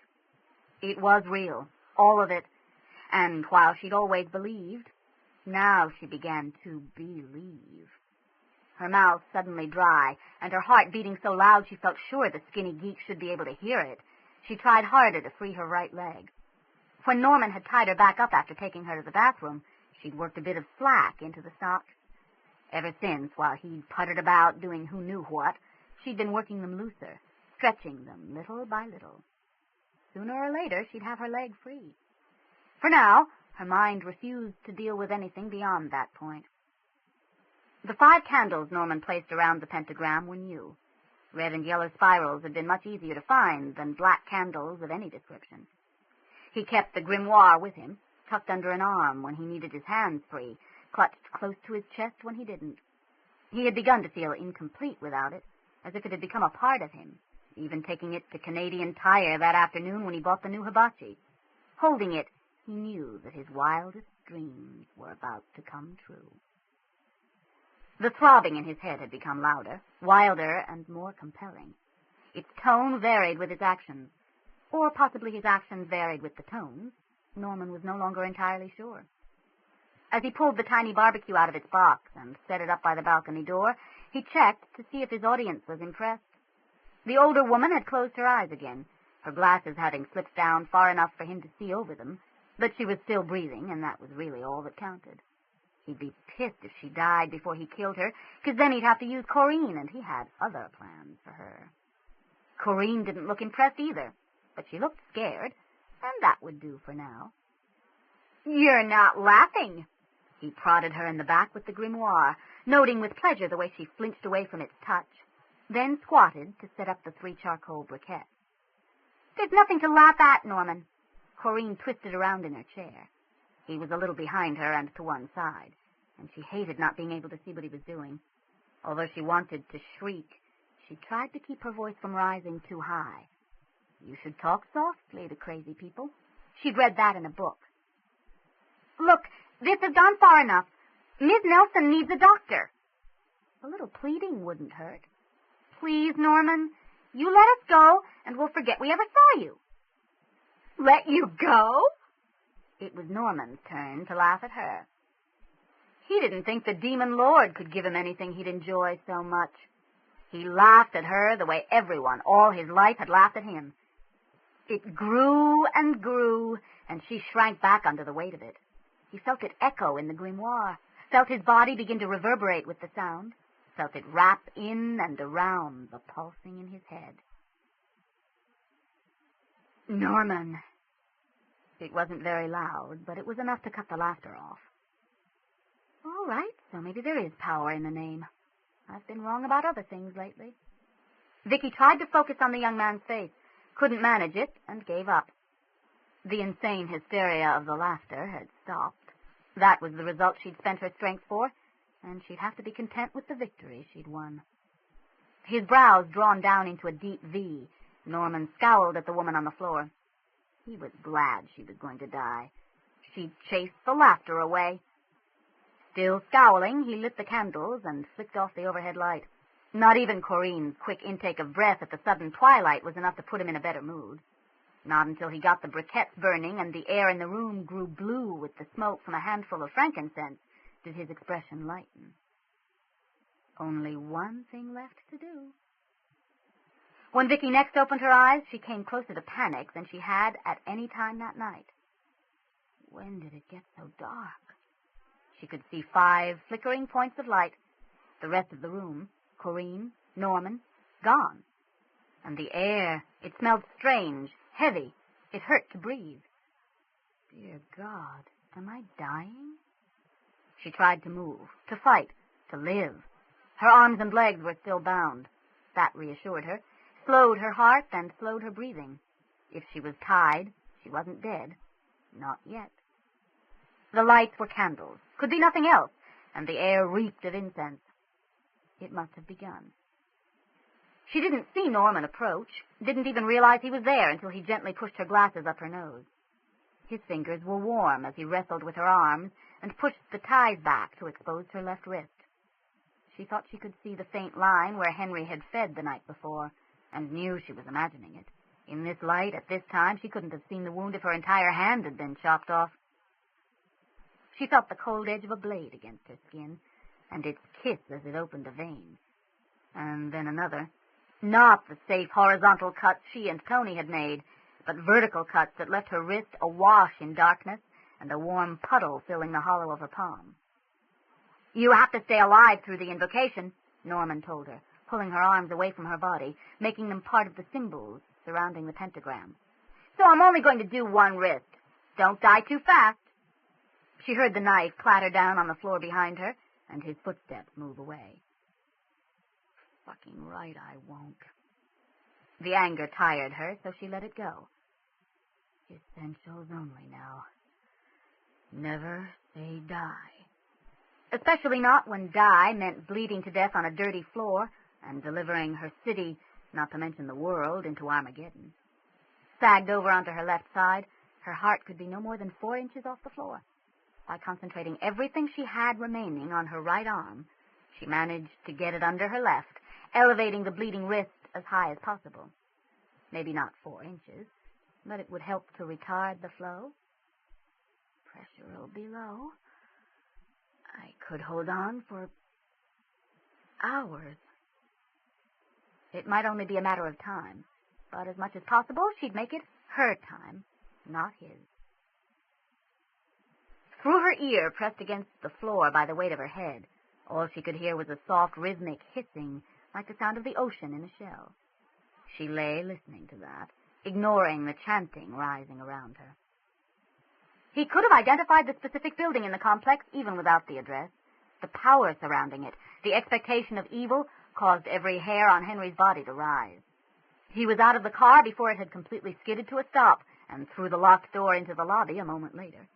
The reinforced glass was not thick enough to stop the concrete planter he heaved through it. Norman spat the last discordant word into the air and let his left hand fall down to the open grimoire balanced on his right. His throat hurt, his eyes stung, and he was trembling with excitement, waiting for the telltale shimmer of air that would signify his demon was arriving. It never came. 1 second, the pentagram was empty, and the throbbing beat out a glorious rhythm inside his head. A second later, with no warning, it was full, and only echoes remained in the silence. Norman cried out and fell to his knees, the grimoire forgotten as he raised both hands to cover his face. Corinne whimpered and sagged against her bonds, consciousness fleeing what it couldn't accept. Vicki attempted to breathe shallowly through her teeth, glad for the first time she couldn't really see. Every fear she'd ever held, every nightmare, every terror from childhood to yesterday came with the ill-defined shape in the pentagram. She clamped her teeth down on the urge to wail and used her physical condition, the pain, the weakness, to insulate her from the demon lord. I hurt too much now to be hurt any further. The thing in the pentagram seemed amused by that.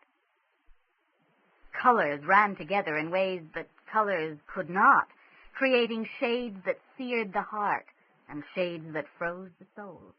And they built a creature with blonde curls and blue eyes and very, very white teeth. Slender and hermaphroditic, it laid no claim to either sex while claiming both of them. Enough, said the demon lord, and the terror damped down to a bearable level. It checked the boundaries of its prison, and then the lives around it. Corinne it ignored, but by Vicky's side of the pentagram it squatted and smiled approvingly at the patterns of blood on the floor. So, you are the life that opens the way for my power. It smiled, and Vicki gave thanks she could see only a shadowy outline of the expression.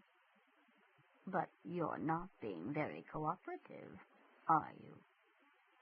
Only the non-responsiveness of her muscles gave her time to fight the compulsion that she lower her bleeding wrist back to the floor. A sudden shock of recognition lent her strength. I know you.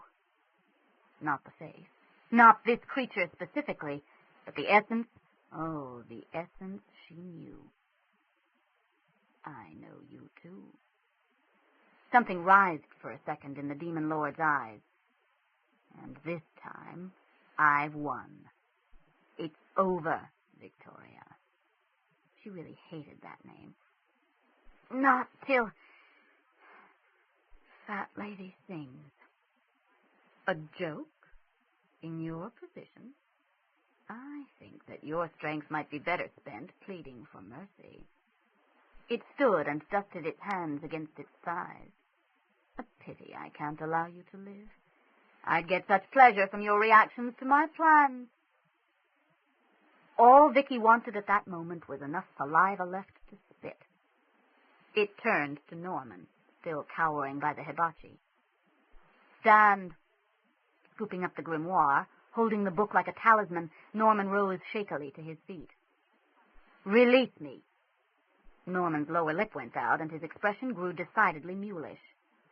"No! I called you. I am your master." He had the power, not this thing. He did. The demon lord's laughter blew the windows out of the apartment. As though there were strings attached to his shoulders and the demon lord was the puppeteer, Norman began to jerk toward the pentagram. "No," he whined. "I am the master." He's fighting, Vicki realized. She would have expected his will to be swept aside like so many matchsticks. Conceit and self-interest made a stronger defense than she thought. As Henry stepped out of the elevator onto the 9th floor, the smell of blood almost overwhelmed him. It rose over the pervasive demon taint and drew him to the door he needed. The door was locked. The metal held. The wood of the door jamb splintered and gave. Vicki heard the noise as though it came from a great distance away. She recognized it, understood its significance, but just couldn't seem to care much. The demon lord heard the noise as well, but ignored it. It kept its attention on Norman, who stood inches from the edge of the pentagram, sweating and shaking and losing the battle. The words seemed mostly consonants, and it tore at the ears as it tore at the throat. The demon lord snarled and turned, its patina of humanity slipping as it moved. When it saw Henry, its features settled and it smiled. "You call my name, night child. Are you the champion here? Have you come to save the mortal world from my domination?" Henry felt it stroke at his mind and swatted the touch away, his own snarl barely less demonic as he answered, "Go back to the pit, spawn of Satan. This world is not yours." "Spawn of Satan?" The demon lord shook its head. "You are showing your age, Henry Fitzroy. This world does not believe in the Dark Lord. I will enjoy teaching it differently, and you cannot stop me from doing exactly as I wish. I will not allow you to destroy this world without a fight." He didn't dare take his eyes from the demon lord's to look for Vicki, although he knew it was her blood scent that filled the room. "Fight all you wish." It bowed graciously. "You will lose." "No!" Norman stood, splay-legged, grimoire tucked under his arm, clutching the AK-47 with enough force to turn his fingers white. "I called your name. I am the master. You will not ignore me. You won't. You won't. You won't." The short burst sprayed across the pentagram, almost cutting the demon lord in half. Howling with rage, it lost control of its form, becoming again the maelstrom of darkness it had been at the beginning. "Firearm violation," Vicki thought muzzily, as the slugs tore up the kitchen cabinets behind her. The noise startled Corinne into full consciousness. With panicked strength, she began to fight against her bonds, throwing herself violently from side to side, bouncing the chair legs inches off the floor at a time. Like night falling in on itself, the demon lord reformed, and the temperature in the apartment plunged. It smiled, showing great curved teeth it hadn't had before. Once again, Norman began jerking toward it. The lights came on, throwing the scene into sharp relief, and a voice yelled, "Freeze! Police!" The first instant of frozen expressions was almost funny. Then Henry raised a hand to shield his eyes. The demon lord spun about to face a new adversary, and Norman raced toward the door, screaming, "No, it's mine! You can't stop me! It's mine!" Corinne's leg came free of the socks at last. As Norman passed, she kicked out. He fought for balance, arms flailing. The grimoire dropped to the floor. A second later, Norman fell into the pentagram. Then Norman wasn't anymore, but his scream lingered for a heartbeat or two. Mike Celluci stood at the light switch, his .38 in one hand, the other, under no conscious volition, making the sign of the cross. "Jesus H. Christ," he breathed into the sudden silence. "What the hell is going on in here?" The demon lord turned to face him. "But that's it exactly, detective. Hell is going on in here." This was worse than anything Celluci could have imagined. He hadn't seen the punk with the assault rifle disappear into thin air. He didn't see the thing standing in the middle of the room smiling. But he had, and he did. Then he caught sight of Vicki, and all the strangeness became of secondary importance. "Who did this?" he demanded, moving to her side and dropping to one knee. "What is going on in here?" The question came out sounding more than a bit desperate the second time around. While he felt her throat for a pulse, he kept the demon lord covered, the direction of the threat obvious after what he'd seen as he came in. "Pretty much exactly what it looks like," Henry told him. Clearly, the stalwart officer of the law was a friend of Vicki's. What he thought he was doing here could be settled later. "That is a demon lord. He just destroyed the person who called him, and we're in a great deal of trouble." "Trouble?" Celluci asked, not bothering at the moment with whether he believed all this or not. "Yes," said the demon lord, and stepped out of the pentagram. It effortlessly pulled the gun from Celluci's hand and tossed it out the window. Celluci watched it go, there being nothing else he could do. Then, with lips a thin, pale line, he bent over Vicki, ignoring the cold sweat that beaded his entire body, ignoring the terror that held his heart in an icy fist, ignoring everything but the one thing he could change. Fighting the knots out of the ties, he bound up her wrist with the first one he got free. "It won't do any good," the demon lord observed. With all attention focused on Vicki, it sidled sideways, whirled around, and dove for the grimoire. Henry got there first, scooped up the book, and backed away with it. To his surprise, the demon lord snarled, but let him go. "You have no power," he realized. "You're in this world without power." "The invocation is not finished," the demon lord admitted, its eyes still on the book, "until the woman dies. Then the invocation will never be finished." Brute strength forced the bindings off her legs, and Celluci threw the ties across the room with unnecessary force. "It will be finished very soon," the demon lord pointed out. "She is dying." "No, she isn't," Celluci growled, easing Vicki's limp body over onto her back. "Yes, I am." Vicki wished she could feel the hand cupping her face, but she hadn't been able to feel anything for some time. Her eyes itched, but she didn't have the strength to blink. She wished it wasn't happening this way, but she'd given it her best shot. Time to rest. Then the demon lord raised its head and looked directly at her, its expression gloating and openly triumphant. When she died, it won. The hell it wins. She grabbed onto what life she had left and shook it hard. "I am not going to die. I am not going to die." "I am not going to die." "That's what I said." Celluci didn't bother to smile. Neither of them would have believed it. "Listen." Through the glassless window, up from the street, she could hear sirens growing closer. "Cavalry?" she asked. He nodded. "I called in an officer down when I reached the building. The place felt like it was under siege. There'll be an ambulance with them. I don't care how much blood you've lost. They can replace it." "Concussed, too." "Your head's hard enough to take it. You're not going to die." He half turned to face the demon lord, throwing his conviction over his shoulder at it. It smiled unpleasantly. "All mortals die in time. I will, of course, try to make it sooner than later." "Over my dead body," Celluci snarled. "No need." Henry shook his head. "It can't kill her, or it would have the moment it left the pentagram.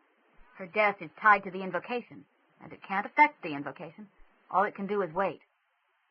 "If you stay," he told it, moving closer, "you'll be fighting every moment. We can't destroy you, but without all your power you'll have no easy time of it." The demon lord watched him move, eyes narrowed. No, Vicki realized. It isn't watching him. It's watching the grimoire. "So what do you suggest?" it scoffed. "That I surrender? Time is all I need, and time I have in abundance." Vicki pushed at Celluci's arm, moving him out of his protective position. "A deal. You want the grimoire." If only her tongue wasn't so damned thick. "Go. break the invocation, it's yours. In time I will take the grimoire. You have no idea of how to truly use the knowledge it contains. It made no effort to hide its desire as it stared at the book of demonic lore. There is nothing in your deal for me. Power freely given has more strength than that taken by force. Corinne went deep red as the two men and the demon lord turned to stare at her. Well, it does. Everyone knows it. And power freely given is not a power often seen where you come from, Henry added, nodding slowly. The girl had brought up an important point. It could be the makings of a major coup. The name written on the city. The demon kind had proven they were not without ambition. Upstart, grasping. The demon lord ground out a number of other words in a language that sounded like a cat fight, and its aspect began to slip again. Why wait for this world when you can have another now? Henry prodded. You want the grimoire. With it you can control others of your kind, defeat your enemies. Yes. We give it freely, if in exchange you break the invocation and return where you came from. He who called you is no more. Nothing holds you here. Why wait when you can rule? With an effort, the demon lord maintained its shape, holding out hands that were no longer quite hands. Give it to me. I will make your bargain. Swear it on your name. I so swear. And that you'll never use the book against humankind, Corinne added in a rush before Henry could move. It holds knowledge only to be used against demonkind. Her lower lip went out. Swear it anyway, on your name. I swear. Henry took a step forward and placed the book on what remained of the demon lord's hands. Grimoire and demon lord disappeared. Vicki started to giggle. Celluci looked down at her and frowned. What? He snapped. I was just wondering what you're going to put in your report. I saw Henry. Tony finished off the last of the gelatin and put the bowl back on the tray. He came and told me what happened. Said I had a right to know. He's pretty cool. I think he was checking me out. Probably, Vicki agreed. You know a dangerous amount about him. Tony shrugged. I'm no threat. Don't matter to me what time a guy gets up. Doesn't matter. He grinned. That's what I said. The nurse's shoes squeaked softly against the floor as she came into the room. Visiting hours are over. You can come again tomorrow. Tony glanced from the nurse to Vicki and heaved himself to his feet. He paused in the doorway and looked back. Save me the gelatin. Vicki grimaced. It's all yours, she promised. The nurse puttered about for a few moments, rearranged the blankets, checked the IV drip and bandage that covered Vicki's left arm from hand to elbow. On her way out, she ran into Mike Celluci on his way in. I'm sorry. Drawing herself up to her full height, she blocked the door. But visiting hours are over. Celluci gently moved her aside, and as she started to bristle, flashed his badge. Police business, he said, and closed the door. He shook his head at heavy purple circles under Vicki's eyes, clicked his tongue at the IV drip, bent down, kissed her, and said without straightening, You look like shit. Actually, I'm feeling much better. She reached up and pushed the curl of hair back off his forehead. Yesterday I felt like shit. And speaking of yesterday, where were you? Writing up my report. He threw himself into the chair Tony had pulled up beside the bed. Sure, you can laugh. That's one part of police work you should be glad you're free of. It didn't hurt as much as it used to. In time, she suspected, it would hardly hurt at all. What did you say? I told the truth. He grinned at her expression. Okay, not all of it. And Norman? He got away while I was trying to keep you alive. Fortunately, the chief remembered you through rose-colored glasses and thinks that's a sufficient excuse. There's a countrywide APB out on him. He shrugged. It won't do my arrest record any good, but the killings will stop, and I figure he got what was coming to him. Vicki wasn't sure that she agreed, so she kept silent. It smacked too much of an eye for an eye.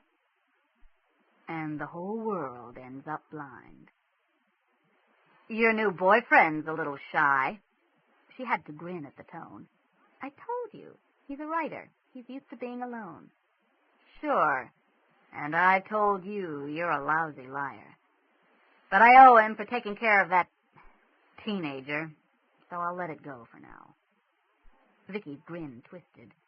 Corinne had no idea she'd finally met her vampire, and that said vampire had convinced her that much of what had happened hadn't. According to Corinne, Henry's version had left out both the lesser demon and the demon lord, and had placed all the blame on Norman Birdwell. In a way, Norman was at last getting the recognition he craved. She reached over with her good arm and poked him in the thigh. That teenager, as you call her, just paid me a decent wage for that little dust-up, so I'll thank you to speak of her with more respect. Celluci grimaced. Vicki, she's an airhead. I have no idea how he kept her quiet about, well, you know. He couldn't say it. That would make it too real. But I shuddered to think of her getting to the press. And now, he heaved himself to his feet and headed for the door. I'll get out of here so you can get some sleep. Sleep was a long time coming. She palmed the pills they tried to give her and lay listening to the hospital grow quiet. It was close to 1 o'clock when the door opened again. You're awake, he said softly. She nodded, aware he could see her even if she couldn't see him. Were you waiting for me? She tried to keep her tone light. Well, I didn't think you'd be here during regular visiting hours. She felt his weight settle on the side of the bed. I wasn't sure you'd want to see me. Why not? Well, you can't exactly have pleasant memories of the time we shared. Not many, no. Some of the memories she found very pleasant, but Vicki wasn't sure she wanted to remind him of that just now. With 450 years of experience, he had enough cards already.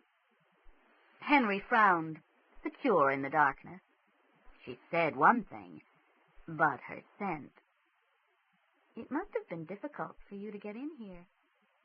Hospitals have few shadows, he admitted. I had hoped I could see you after you got out. Sure. Would he understand what she was offering? Did she? We can have dinner. She couldn't see him smile, but she heard the laugh, then felt the cool pressure of his fingers around her hand. Do you believe in destiny? He asked. I believe in truth. I believe in justice. I believe in my friends. I believe in myself. She hadn't for a while, but now she did again. And I believe in vampires. His lips brushed against the skin of her wrist, and the warm touch of his breath when he spoke stood every hair on her body on end. Good enough. End of Blood Price by Tanya Huff.